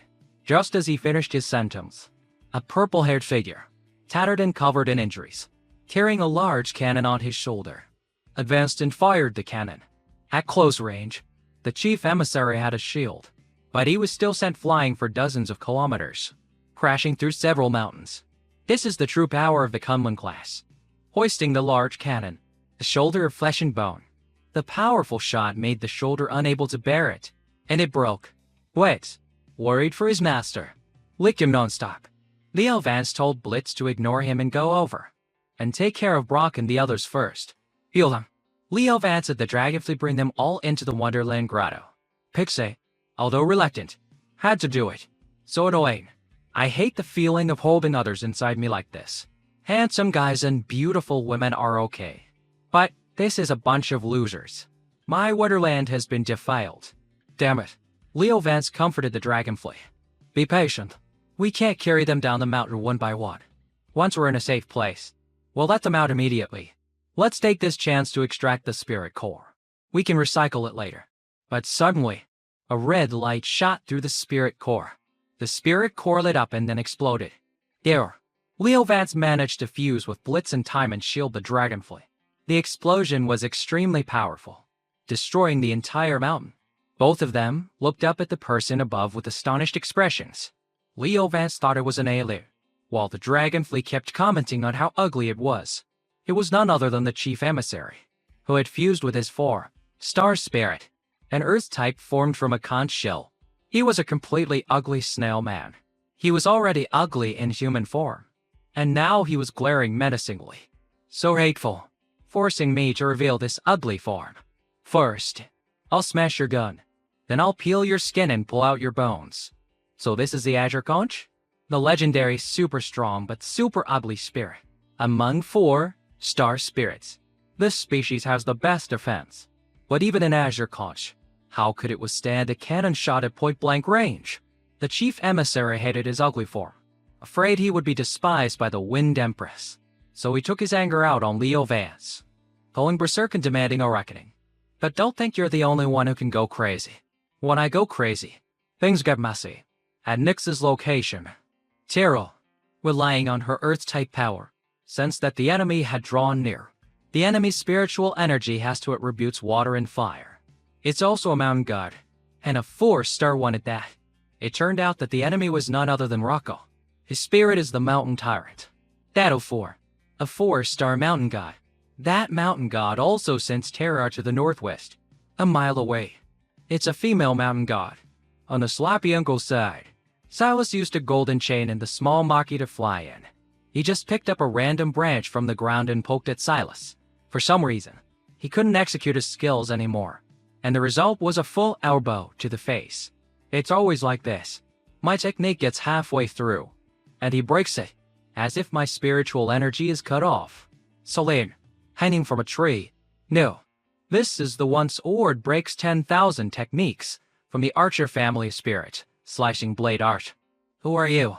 The uncle refused to admit it was the spirit slicing blade, even saying it was just some trashy sword style he practiced randomly, with no future. On the battlefield of Ignis and Carlin, after burning the boy's entire body, Ignis took off his own cloak and covered him. The chief emissary is personally engaging the enemy. The camp has been attacked by infiltrators. How shameful. The rebels of Starfire Island, in order to realize their ambitions, have forced these children into battle, to die tragically. Rest in peace. Very soon, I will bring the damned fathers to atone for their sins. After speaking, Ignis turned and left again. Just like last time, Tylon recovered quickly and jumped up for a surprise attack. Ignis nimbly dodged, completely surprised. His burned body is gradually recovering. Did this child make a pact with a rapid Rick of Re-type spirit? But he has no offensive ability, and his fighting technique is very poor. Kylan was quickly caught by him and took a direct hit to the stomach. Little devil, this time I got you. Kylan pouted. The secret technique my father taught me if you're beaten. Play dead to launch a sneak attack. But it's really hard to do anything to you. Uncle. Ignis was at a loss with the boy's father. He didn't know what kind of person would teach his own child such dangerous things. But as much as he pitied Kalen, the boy kept doing horrifying things. This time, he tore off his own arm to escape and continue attacking again, then jumped around the trees with the speed of a spring. Let you taste my ultimate technique. Lizard sheds its tail. No matter where I'm caught, I dare to cut. Ignis ignited a blazing fire, burning all the trees in the forest. Interesting, but I want to see how many times you can recover. 100 times? Or 1,000? Then count down from 1. 1 for me. Cut to the scene based on the sense location. Rocco and his mountain god entered a dark cave. The last sense location was this place. It seems my little sweetheart has run off again, hiding in this ghostly place. Aren't you looking for death? You must have been scared to death by my 4-star mountain god. Rocco looked up at the large hole in the cave, thinking Nyx had dug through the wall to escape. But since he had come this far, Rocco used his senses to pinpoint the opponent's position. 10 meters away from us. Above, Nix and Tara were floating on a stone pillar. Just then, Tara dropped many stone pillars into the cave. Giant rocks down below. Rocco casually used a bit of strength to crush all the stone pillars. Facing an opponent stronger than yourself. Instead of running, you choose to ambush. You have courage. I really like strong women like this. A pity your attack methods are too crude. Using big rocks to hit people? It's hilarious. So how should we play now? How about I give you a 3-move handicap? Nix looked at him coldly. She hated talkative people the most. Directly ordered Tara to increase gravity, pinning them to the ground, to the point that the cave couldn't withstand the pressure and collapsed, crushing everything below. Thinking Matt succeeded, Nix and Tara flew off to find Brother Vance. Unexpectedly, Rocco was unharmed and even more delighted. His mountain god enveloped the rocks, turning into a giant, ferocious stone monster, burrowing large rocks, increasing the gravity inside the mountain to make it collapse. Your mountain god can control gravity to such an extent? I'm getting more and more interested in you. Come here and let's have some fun. At the Void Sky Emissary's camp, that snail summoned his 4-star spirit, the Poison Lightning Hive. A massive wasp hive appeared. Following that, poisonous wasps containing lightning emerged from the hive, creating a sky filled with black wasps. Even Leo Vance was intimidated. Holy crap, is that a poison lightning hive? Does such a hive even exist? After a spirit master's spiritual energy is depleted, they can only summon a few dozen, but he summoned an entire swarm. At the snail's call, this swarm of wasps, each as big as an elephant, flew to attack Leo Vance. If these wasps existed in real life, it would be over. Pixie, by his side, was extremely worried for him. Finally, this flat-chested dragonfly was showing some concern for her master. But there was no need to worry too much about these wasps. Leo Vance didn't even need to look. He could easily swat them like mosquitoes. It's just a matter of expending some energy to swat a few insects. Although he said that, with so many wasps, after swatting one swarm, another would buzz in. And the worst part is that each one has a massive stinger on its rear. Getting stung would be fatal. Leo Vance punched one swarm and blew another away with a wind blade. The next swarm was approaching. If this continues, I'll eventually lose due to spiritual energy exhaustion. Just then, the entire swarm gathered together, jointly firing electricity to form a surging sea of lightning aimed at Leo Vance. Back to Lily's battlefield. Rocco's stone man relentlessly pursued her and Tara for a long time. In the eyes of the stone monster, the two of them were no different from ants, to be crushed at will. Luckily, Nix reacted quickly, dodging swiftly, which made Rocco more and more interested. Quick reflexes. I'm liking you more and more, girl, but I'm very curious if you can dodge this next move. Did you know I really like beautiful young girls? Especially the taste of them when they die. Nix and Tara were on the ground. Rocco's mountain god slammed a fist like a mountain down on them. Nix had Tara transform into a stone monster, using her fist to counter his. So it turned into a battle of the stone monsters. But this was in Clearwater Island, without the earth veins of Clearwater Island. Supporting the weight of the stone body was too much, causing Nix's face to contort in pain. Rocco also noticed this. He had his spirit continuously absorb Tara's spiritual power. The earth-type spiritual power is being drained. Tara couldn't hold on anymore.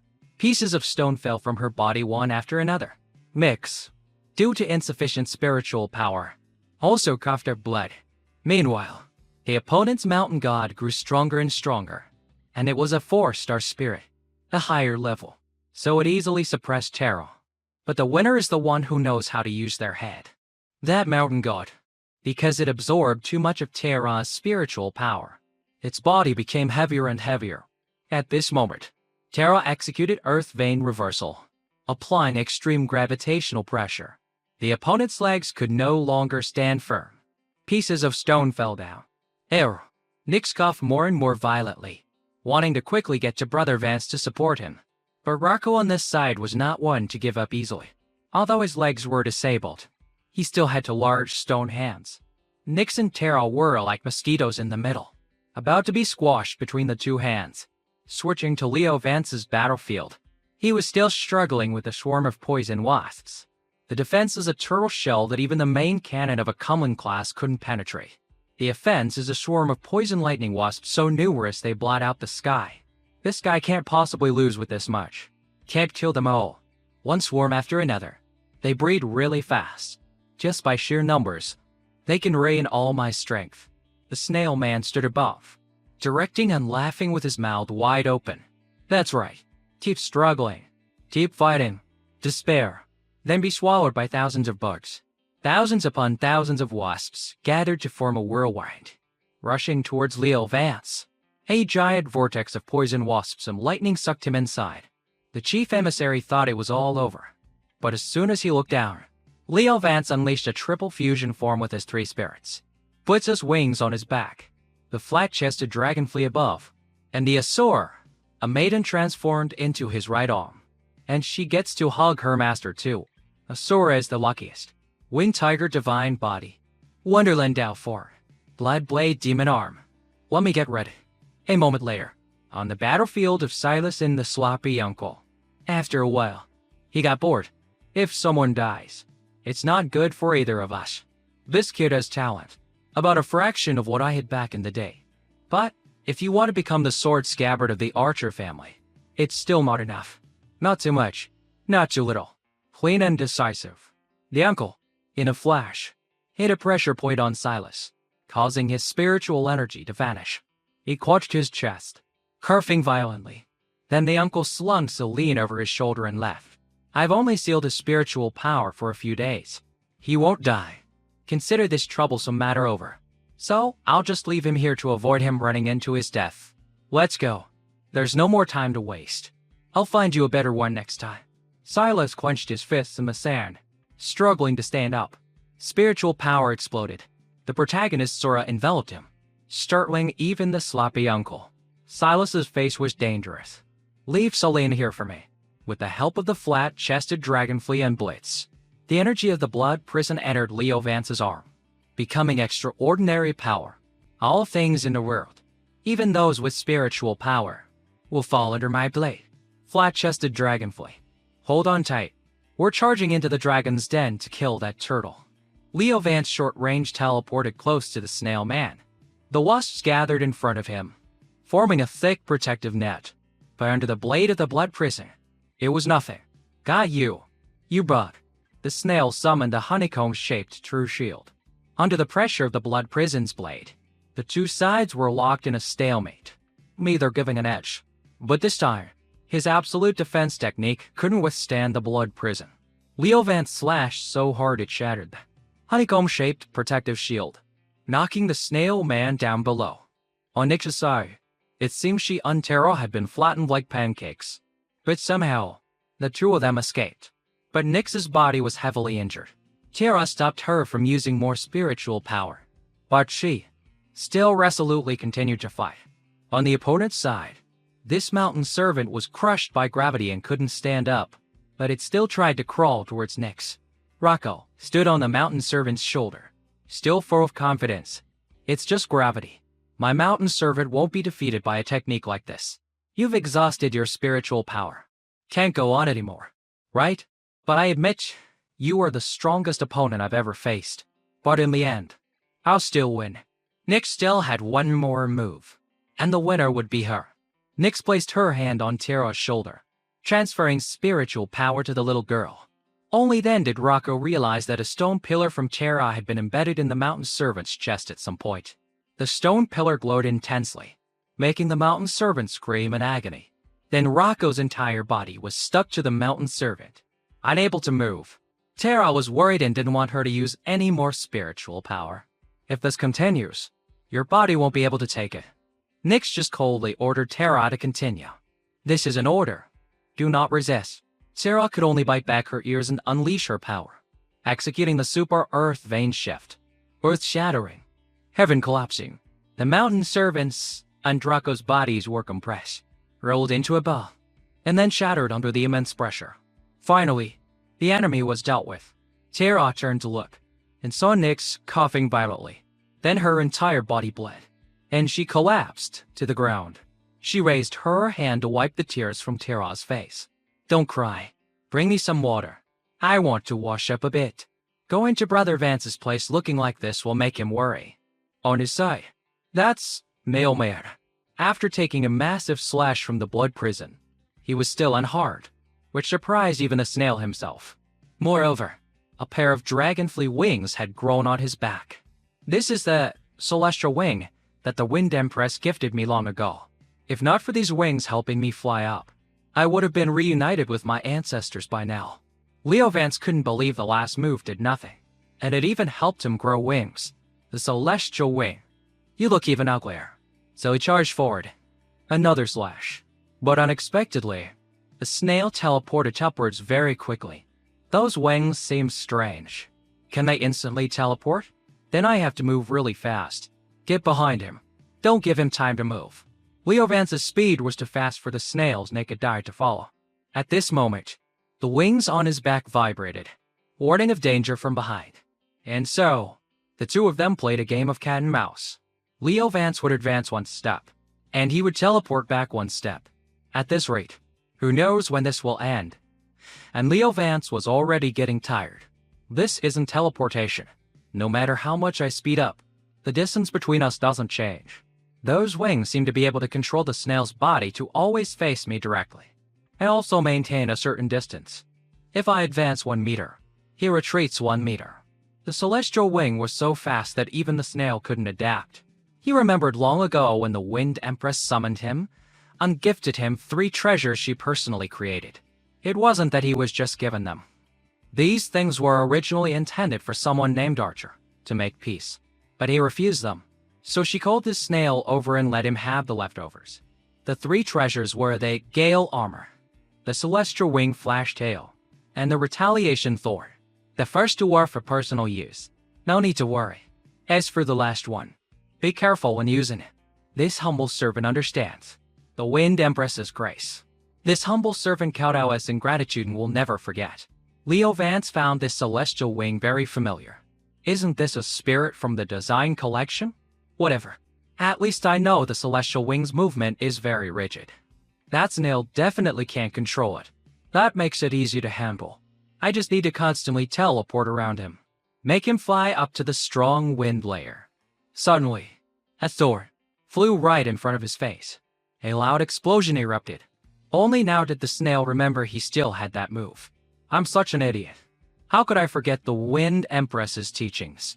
Celestial Wing Flash Tail. Retaliation Thorn. Now I am invincible. Just now, Leo Vance quickly used his blood prison protected arm to block that thorn. The dragonfly curiously peeked out to look, so he used this move to blow up the ship. That's all it is. Easy to block. It's not that simple. Leo Vance told the flat-chested dragonfly to hide behind him. I should have known sooner that the celestial wing and that snail shell are one and the same. The thorn stuck in it is making the cracks spread more and more. Leo Vance's face grew paler and paler. A moment later, the blood prison's energy enveloping his arm shattered. Skin and all. This is a 5-star spirit. The power of the Void Sky Heart Demon Wind is indeed very strong. Truly terrifying. On Silas's side, even with his spiritual power sealed, he could instantly break free. No matter how many times he was knocked down, he still got up, which annoyed the sloppy uncle greatly. This kid is as persistent as a leech. It's so annoying to be pestered by him. Silas was hit again and clutched his chest, coughing a few times. This person is too strong. But unless I die, I will not abandon Salih. The uncle wiped his face and sighed wearily. I understand now. This kid relies entirely on his talent, which is why he's so insistent on charging forward. Someone like him doesn't deserve to become a sword scabbard. As Silas charged forward recklessly, like he had lost his mind, the uncle turned, grabbed his shirt, and slammed him to the ground. Then he picked up a wooden branch and pointed it at his neck. Wardy, listen here. Kid, I don't have time to play with you. Get lost, or you'll die. Silas wiped the blood from the corner of his mouth and smiled. Finally, it's a success. Maki. Now, by dome and seal. Heavenly lock formation. The small Maki, each connected to a chain, crisscrossed and sent the uncle flying. So that's how it is.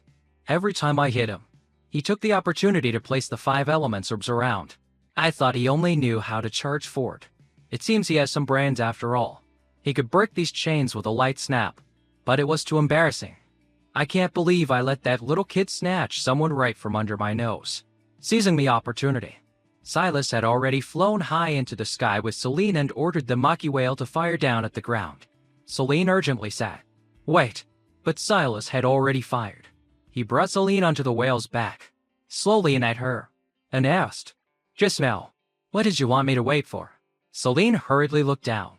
That uncle, although he captured me, he was always protecting me. Besides, he knows the Archer family's spirits. Lysing Blade. I want to know who he is. But below, it had been blasted so that not even a speck remained. Both of them were filled with sorrow. Is he dead? Just now, I was so focused on saving you that I forgot he had saved us before. It's all because I'm too weak. If not, things wouldn't have come to this. The uncle appeared right behind them, placing a hand on their shoulders and smiling menacingly. At least you to have some conscience. Now, I'll be confiscating this Maki whale. Don't resist, or I'll beat you both to death. We haven't touched on the battle between Kalen and Dignis for a while. Now let's continue to watch how our Kalen fights. The total amount of flesh burned probably weighs more than a grown man. The regeneration speed hasn't changed. I probably can't keep up with its spiritual power. The self-severed arm has already grown back. Ignis punched Kalon hard in the chest, then ripped out his heart. But without a heart, Kalon was still running around as if nothing happened. Even at this stage, he can recover. This isn't just recovery ability. It's immortality. I guess the only way is to destroy the spirit.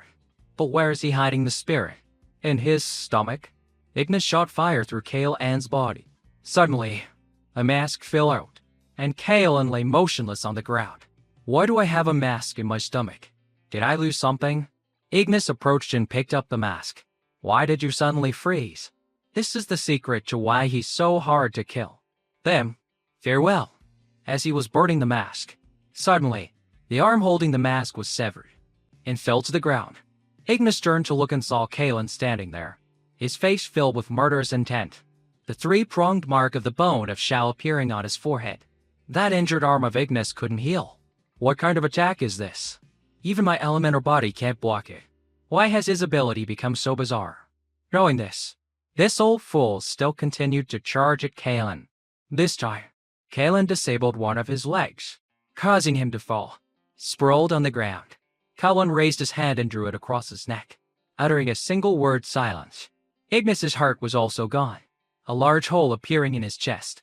Only then did he realize that Kalen was using self-harm to attack others. Truly a terrifying and unstoppable form of attack. I only have a little spiritual power left. I can't control the fire anymore. Well, that's fine. Fire, you've always wanted to consume me. Take my life and become the bone-consuming flame. Immortal and undying. Hey, Ted, we'll perish together.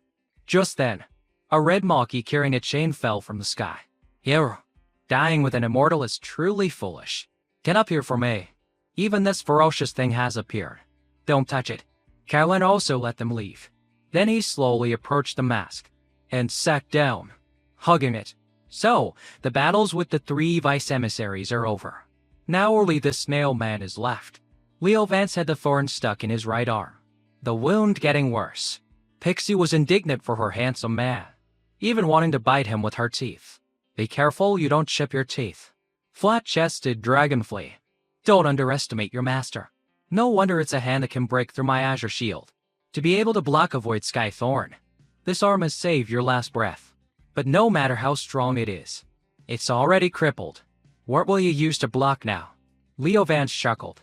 Are you sure it's crippled? If it were a real Void Sky Heart Demon Wind, I would definitely run far away. But it's just a useless thing made from the dregs of a Heart Demon Wind. How could it do anything to me? Leo Vance forcefully pulled out the thorn. The injured part quickly regenerated, and he tasted it. There, throw as many as you want. I'll take them all. The snail found it unbelievable. Impossible. The Wind Empress said that a 5-star spirit would be injured just by being hit by one. The red blade-shaped spiritual energy on your body is gone. I don't believe you can block another one. Leo Vance pulled the Dragonfly's clothes and whispered, You're too arrogant. Be a little more humble. There's no time to explain. Get in the car. Seeing Leo Vance turned and run. The snail was even more certain he was just bluffing, so he raised his thorn and aimed to shoot again. But, in the sky, Leo Vance was flying erratically, not following any trajectory. It turned out he was writing some ugly words in the sky to piss off the snail. He wanted to blow him to smithereens. Pretending and then running is really exciting. Pixie still didn't understand. Why do we have to run? Weren't those things no match for you? You really believe that? I just barely managed to regenerate the skin to trick him. Luckily, this arm is strengthened by the blood prison's power. Otherwise it would have exploded. Just a slight movement and the wound tears open again. I'm indirectly fighting the Wind Empress? A pity the blood prison is at its lowest level now. Go find that ugly snail. Leo Vance lured him to a rocky mountain area to take advantage of the terrain. A place to hide and plot. The snail flew around searching, shouting and cursing. Scum! Get out here! Don't think you can escape just by hiding in there. Just then, he noticed on a cliff below a bloody handprint. On the ground were a few feathers. There's the spiritual energy of the void sky thorn in the blood. This is the trace left by that scum. I told you, no one can withstand the void sky thorn. Even if you manage to hold on for a while, you'll rot from the inside out sooner or later. Don't you die too quickly. Once I find you, I'll break every single one of your bones. At this moment, a red mist appeared around the mountain, obscuring the snail's vision. Why is there such a strong miasma in this valley? It's nauseating. Is the scum trying to use the miasma too hard? What a cat and mouse game. So the snail flapped its wings, trying to blow the mist away. But the mist didn't completely dissipate, instead gathering in one place. The snail pulled out his shield, but it was slightly corroded by the red mist. Is this magic? Is this his last life-saving card? But it's useless against me. I'll leave this place first. Let's see what other tricks you have. But he had been flying up for a long time and still couldn't escape the fog. After flying for a while, he saw the bloody handprint again. The snail then realized he wasn't flying up, but had been flying in circles around here. Then he roared again. Scum, get out here now. Don't think you can escape just by making me lose my direction. At this moment, Leo Vance was hiding nearby, waiting for the strength in his arm to recover a bit. The thorn contains a strange spiritual energy, probably left by the Wind Empress. It's really strong. Even the blood prison's power takes a long time to completely neutralize it. Amazing. As expected of the Void Sky Temple's chief emissary, who uses a 5-star spirit, I can finally use the blood prison again. Flat-chested dragonfly. Sit still. After Blitz reached 3-star, the blood river has the effect of disorienting. The magic from 2-on is really useful. I can use it for a lifetime. Next, we're going to catch a snail. This snail kept changing its flight direction, but somehow it still kept returning to the cliff with the handprint. At this moment, his wings vibrated to warn him. Before he could react, the snail was slammed hard into a wall. Although he had a defensive shield, it was still a solid hit. Before he could get up, his wings warned of an enemy behind him. He immediately turned around but saw nothing. The celestial wing continued to vibrate, making the snail turn 360 degrees. Where is he? Damn it. You clearly know that even if I get hit, I won't be harmed. Are you toying with me? The stone walls of this canyon can stabilize my body more. Now, if you have the guts, come straight at me. Just what Leo Vance wanted. This guy has crippled his own martial arts. The only thing left is to charge and give him a good slash. The dragonfly spoke up to stop him. Wait, that thorn is so powerful. If you charge in, you definitely won't be able to dodge it. Let's fuse and use the universe toss to throw that scheming thing at him. What scheming thing? Last time, my vitality was greatly damaged, and I was suppressed. I haven't recovered yet. If I throw it again, I probably can't take it. Right now, to take down this turtle shell, I have to use this demon arm with the power of the blood prison. I can feel the blood prison's ever-increasing craving for flesh and blood. Don't think he's cowering. If this drags on, this balance will be lost. He will devour us both. We must fight a quick battle. Consider this canyon his coffin. The blood-red mist will be the funeral shroud for this monstrous snail. The snail pressed himself against the wall, his hand clutching the thwart, brazenly challenging Leo Vance. Scum, don't you dare attack. This mist will dissipate sooner or later. By then, I'll think of ways to kill you. At this moment, the celestial wings continued to buzz. The buzzing grew louder and louder as the celestial wings tried to pull the snail away from the opponent. but because he was pressing himself against the wall. The celestial wings couldn't pull him away. What an idiot. The celestial wings flapped so hard that the stone wall cracked more and more, which also meant that the opponent was getting very close. The thorn in his hand was also ready. You can't hide. You damn scum. The moment you reveal yourself in this mist, at such a close distance, don't dream of escaping. Leo Vance's figure appeared faintly on the left, then disappeared after about 3 seconds. The snail wasn't stupid enough to throw the thorn right away, because he knew Leo Vance was tricking him. No matter which direction you come from, I'll just wait for the moment you truly reveal yourself. At this moment, directly in front, Leo Vance charged straight at the snail. He didn't hesitate to throw the thorn and laughed loudly, celebrating his victory. But, unexpectedly, the figure in front of him vanished, leaving the snail stunned. From behind the rain mist, Leo Vance attacked again, using the demonic power in his right arm to gift the snail a hole straight through from front to back. The snail was officially buried. The snail, having taken a blow from the cursed weapon blood prism through the chest, also lost his fused state. No, he was completely crippled. But Leo Vance on this side was not much better. Just now, he also took a thorn to the chest. Although it missed his heart, he was losing a lot of blood. The dragonfly looked at her severely injured master. Her eyes filled with tears. Leo Vance reached out to wipe her tears, then used Myriad with Spring to try and stop the bleeding. Then he told Pixie to take out a random weapon for him to use. She pulled out a whole pile from her chest: a golden dagger, a golden axe, a golden sword, and so on. But Leo Vance only chose an ormal iron sword. The blood prism's power must be fully focused on neutralizing the strange spiritual energy. His whole body reeked. Leo Vance staggered towards the snail man. And the snail man, after being beaten back to his normal form, was also battered and bruised. He sat slumped against a rock, muttering, "Why did it turn out like this?" The azure conch, the celestial wing gifted by the Wind Empress. Both are broken. Now anyone can kill me. Where are those useless vice emissaries? Come and protect me. In the red mist, Leo Vance's figure gradually appeared, with a sinister smile that terrified the snail. Why can he still stand? It was so hard for me to gain the Wind Empress's favor. I can't die so easily. I have to think of a way. Just then, he saw that he still had a thorn on his hand. So, he plotted to lure Leo Vance closer and then sneak attack him. The snail hid the arm with a thorn behind his back and knelt, fawning over Leo Vance. "Hero, please stop. This humble one dares not be disrespectful to Starfire Island anymore. How about, this humble one recommends you to the Wind Empress? With your talent and appearance, you will surely be favored. At that time, this humble one will be the dog at your feet." He was waiting for Leo Vance to take another step closer before he would strike. Unexpectedly, he had already made the first move, directly using his sword. He sliced off the arm that was hiding his thorn, decisively, making the snail scream to the heavens. Then he pointed the tip of his sword at him. "A good dog doesn't bite people." The snail crawled on the ground, barking woof woof, begging for his life. Suddenly, a strange light shot out from his body. A wasp appeared before them. This was the Void Sky Heart Demon Wind, the Wind Empress's 5-star spirit. But it was just a projection.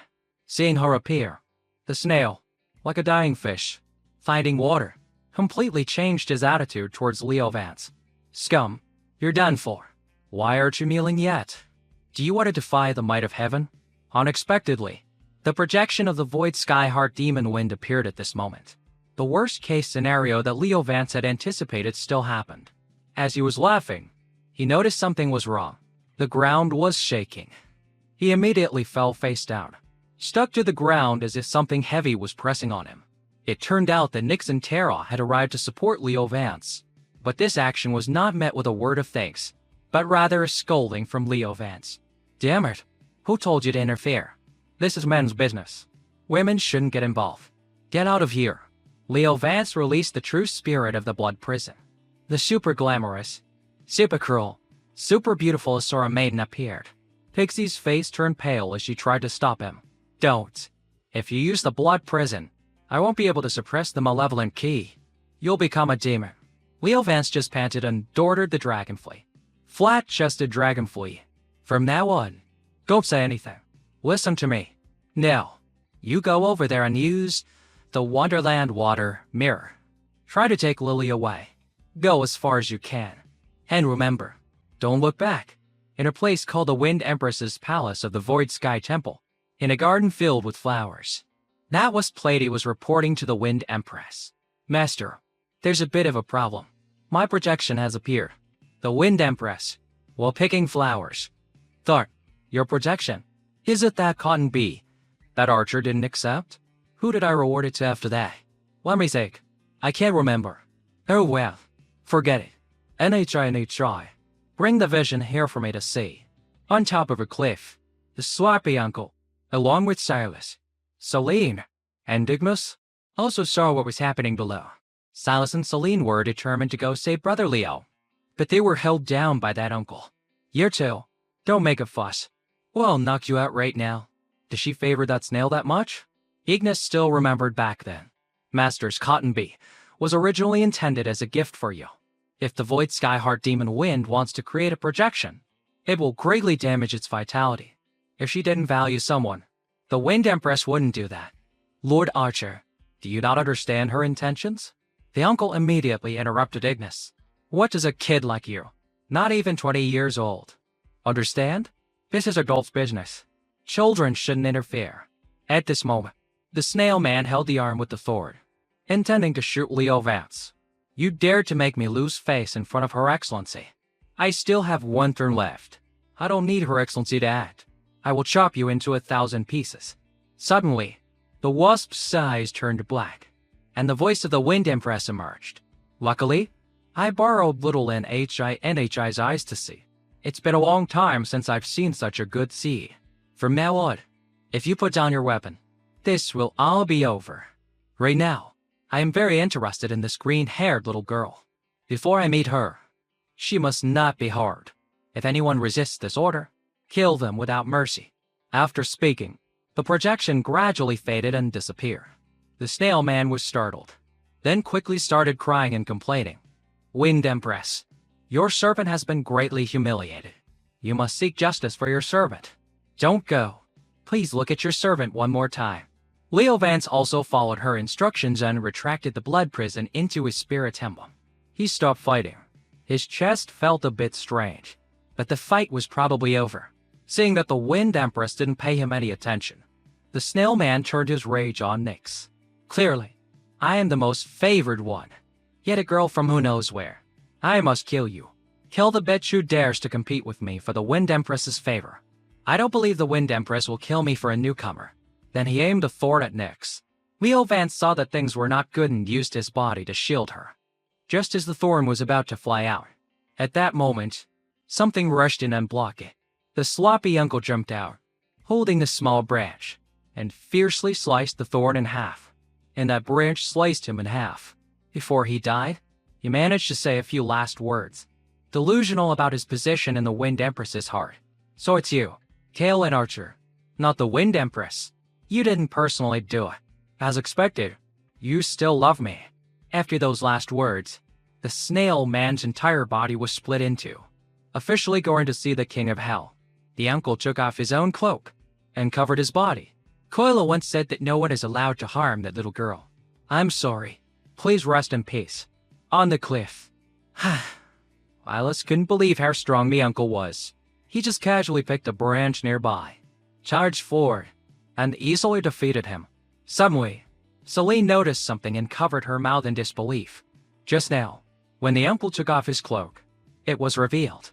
On his back was the sealed sword mark of the Archer family. That person is Uncle Kale N. Then the two of them quickly ran down and surrounded Kale and Archer. You must be Uncle Kale N. The uncle awkwardly scratched his head. Don't just claim relatives randomly. So annoying. Leo Vance watched, also astonished. That's Kale and Archer from the side story? No mistake. No wonder I didn't recognize him. He's so different. At this moment, Nyx helped him up, her face still a bit stern. Why did you say go? Didn't you say we would live and die together? Not knowing how to explain, he was luckily saved by Kale and running over. Father, have you finished that thing yet? Why did you only just arrive? Carolyn, quickly, draw some blood to heal your father. Then the two of them were wrapped up with each other in a corner. Callan used the bone of Shao to prick his heart, and blood spurted out everywhere, completely ignoring Nyx, whose face was darkening over here. Seeing that the battle was won but Nyx's face was so displeased, Tara worriedly asked her the reason. In fact, Nyx was just sulking at someone who just wants to rely on his own shoulders, always sees others as objects to be protected, and doesn't want to stand shoulder to shoulder with anyone. So I'm annoyed. After the battle, everyone returned to Starfire Island. The people surrounded the Island Lord's mansion, continuously chanting praises for Island Lord Lily.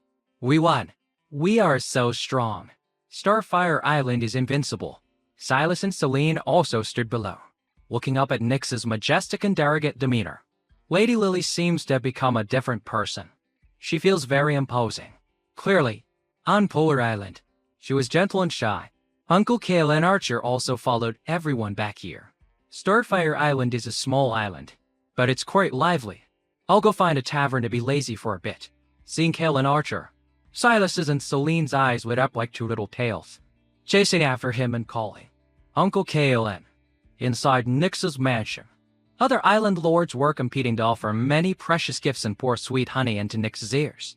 This time, Island Lord Lily has gained the favor of the Wind Empress. In the future, you will rise like a kite in the wind. Please accept these small gifts. The past was all just a misunderstanding. Right. It was that snail's fault for being too arrogant. I wonder when the Wind Empress will arrive. Can we stay and watch? Nyx sat on the throne, crossing her legs, and said coolly, as long as you follow the rules of Starfire Island, you can do whatever you want. At this moment, a guard ran in to report. Island Lord, the military advisor requests an audience. We couldn't stop him. Nyx used the excuse of being busy with work and didn't want to meet him. Outside the door, Commander Phoenix nervously pleaded with Leo Vance. Your Excellency Vance, please understand my position. The Island Lord said that whoever lets you in will be punished. Leo Vance sighed wearily. How long is she going to be angry? So hard to please. So annoying, seeing his master's distress. Butz also imitated him with a sigh. Just then, he looked to the side and saw the white-haired dancer carrying a bowl of medicine into the hall. Soon, it was dark. Nyx was holding a sleeping Tara in her arms on the balcony, enjoying the breeze. Below, she suddenly heard a rustling sound. Leo Vance was struggling to climb up from below the balcony. Not busy now, are you? It's so hard to see you. Nyx glanced at him and then turned her head away without replying. Hearing Leo Vance's voice, Tara woke up and reached out for him to hold her. He reached out to take her and let the little one sit on his shoulder. It was just one word. Go. How long are you going to be mad? Nyx replied while taking Tara back into her own arms. I'm not the silly girl. I can guess what you meant back then. You clearly said we would fight side by side until the end. I just hope you can trust me a little more. Leo Vance pulled on Tara's pants, brought her back, and placed her on his back again. Poor Tara. Her parents' argument was spinning her around like a top. I knew you were angry about that. I'm sorry, but you should also trust me more. Have you taken your medicine today? What's Undying Child and Myriad with Spring? We clearly have Kaelan's, Undying Child, and Blitz's Myriad with Spring. Yet you don't use them. Secretly drinking medicine every day. Because it's not effective, right? Those methods can only heal a part of it. Your problem is at the root. Your body is starting to be unable to withstand the immense spiritual power of the Zhuanyuan bloodline. You can only drink medicine every day to suppress the spiritual energy, hiding the symptoms. Leo Vance's voice grew louder and louder, making Tara turn back and forth with teary eyes, pleading with them not to argue. You're angry? I'm even angrier. Without Myriad would spring. Undying Child. Do I have no other way? It's just the spiritual power of an awakened bloodline. It's not like I don't know that high-level spirits consume a large amount of spiritual energy.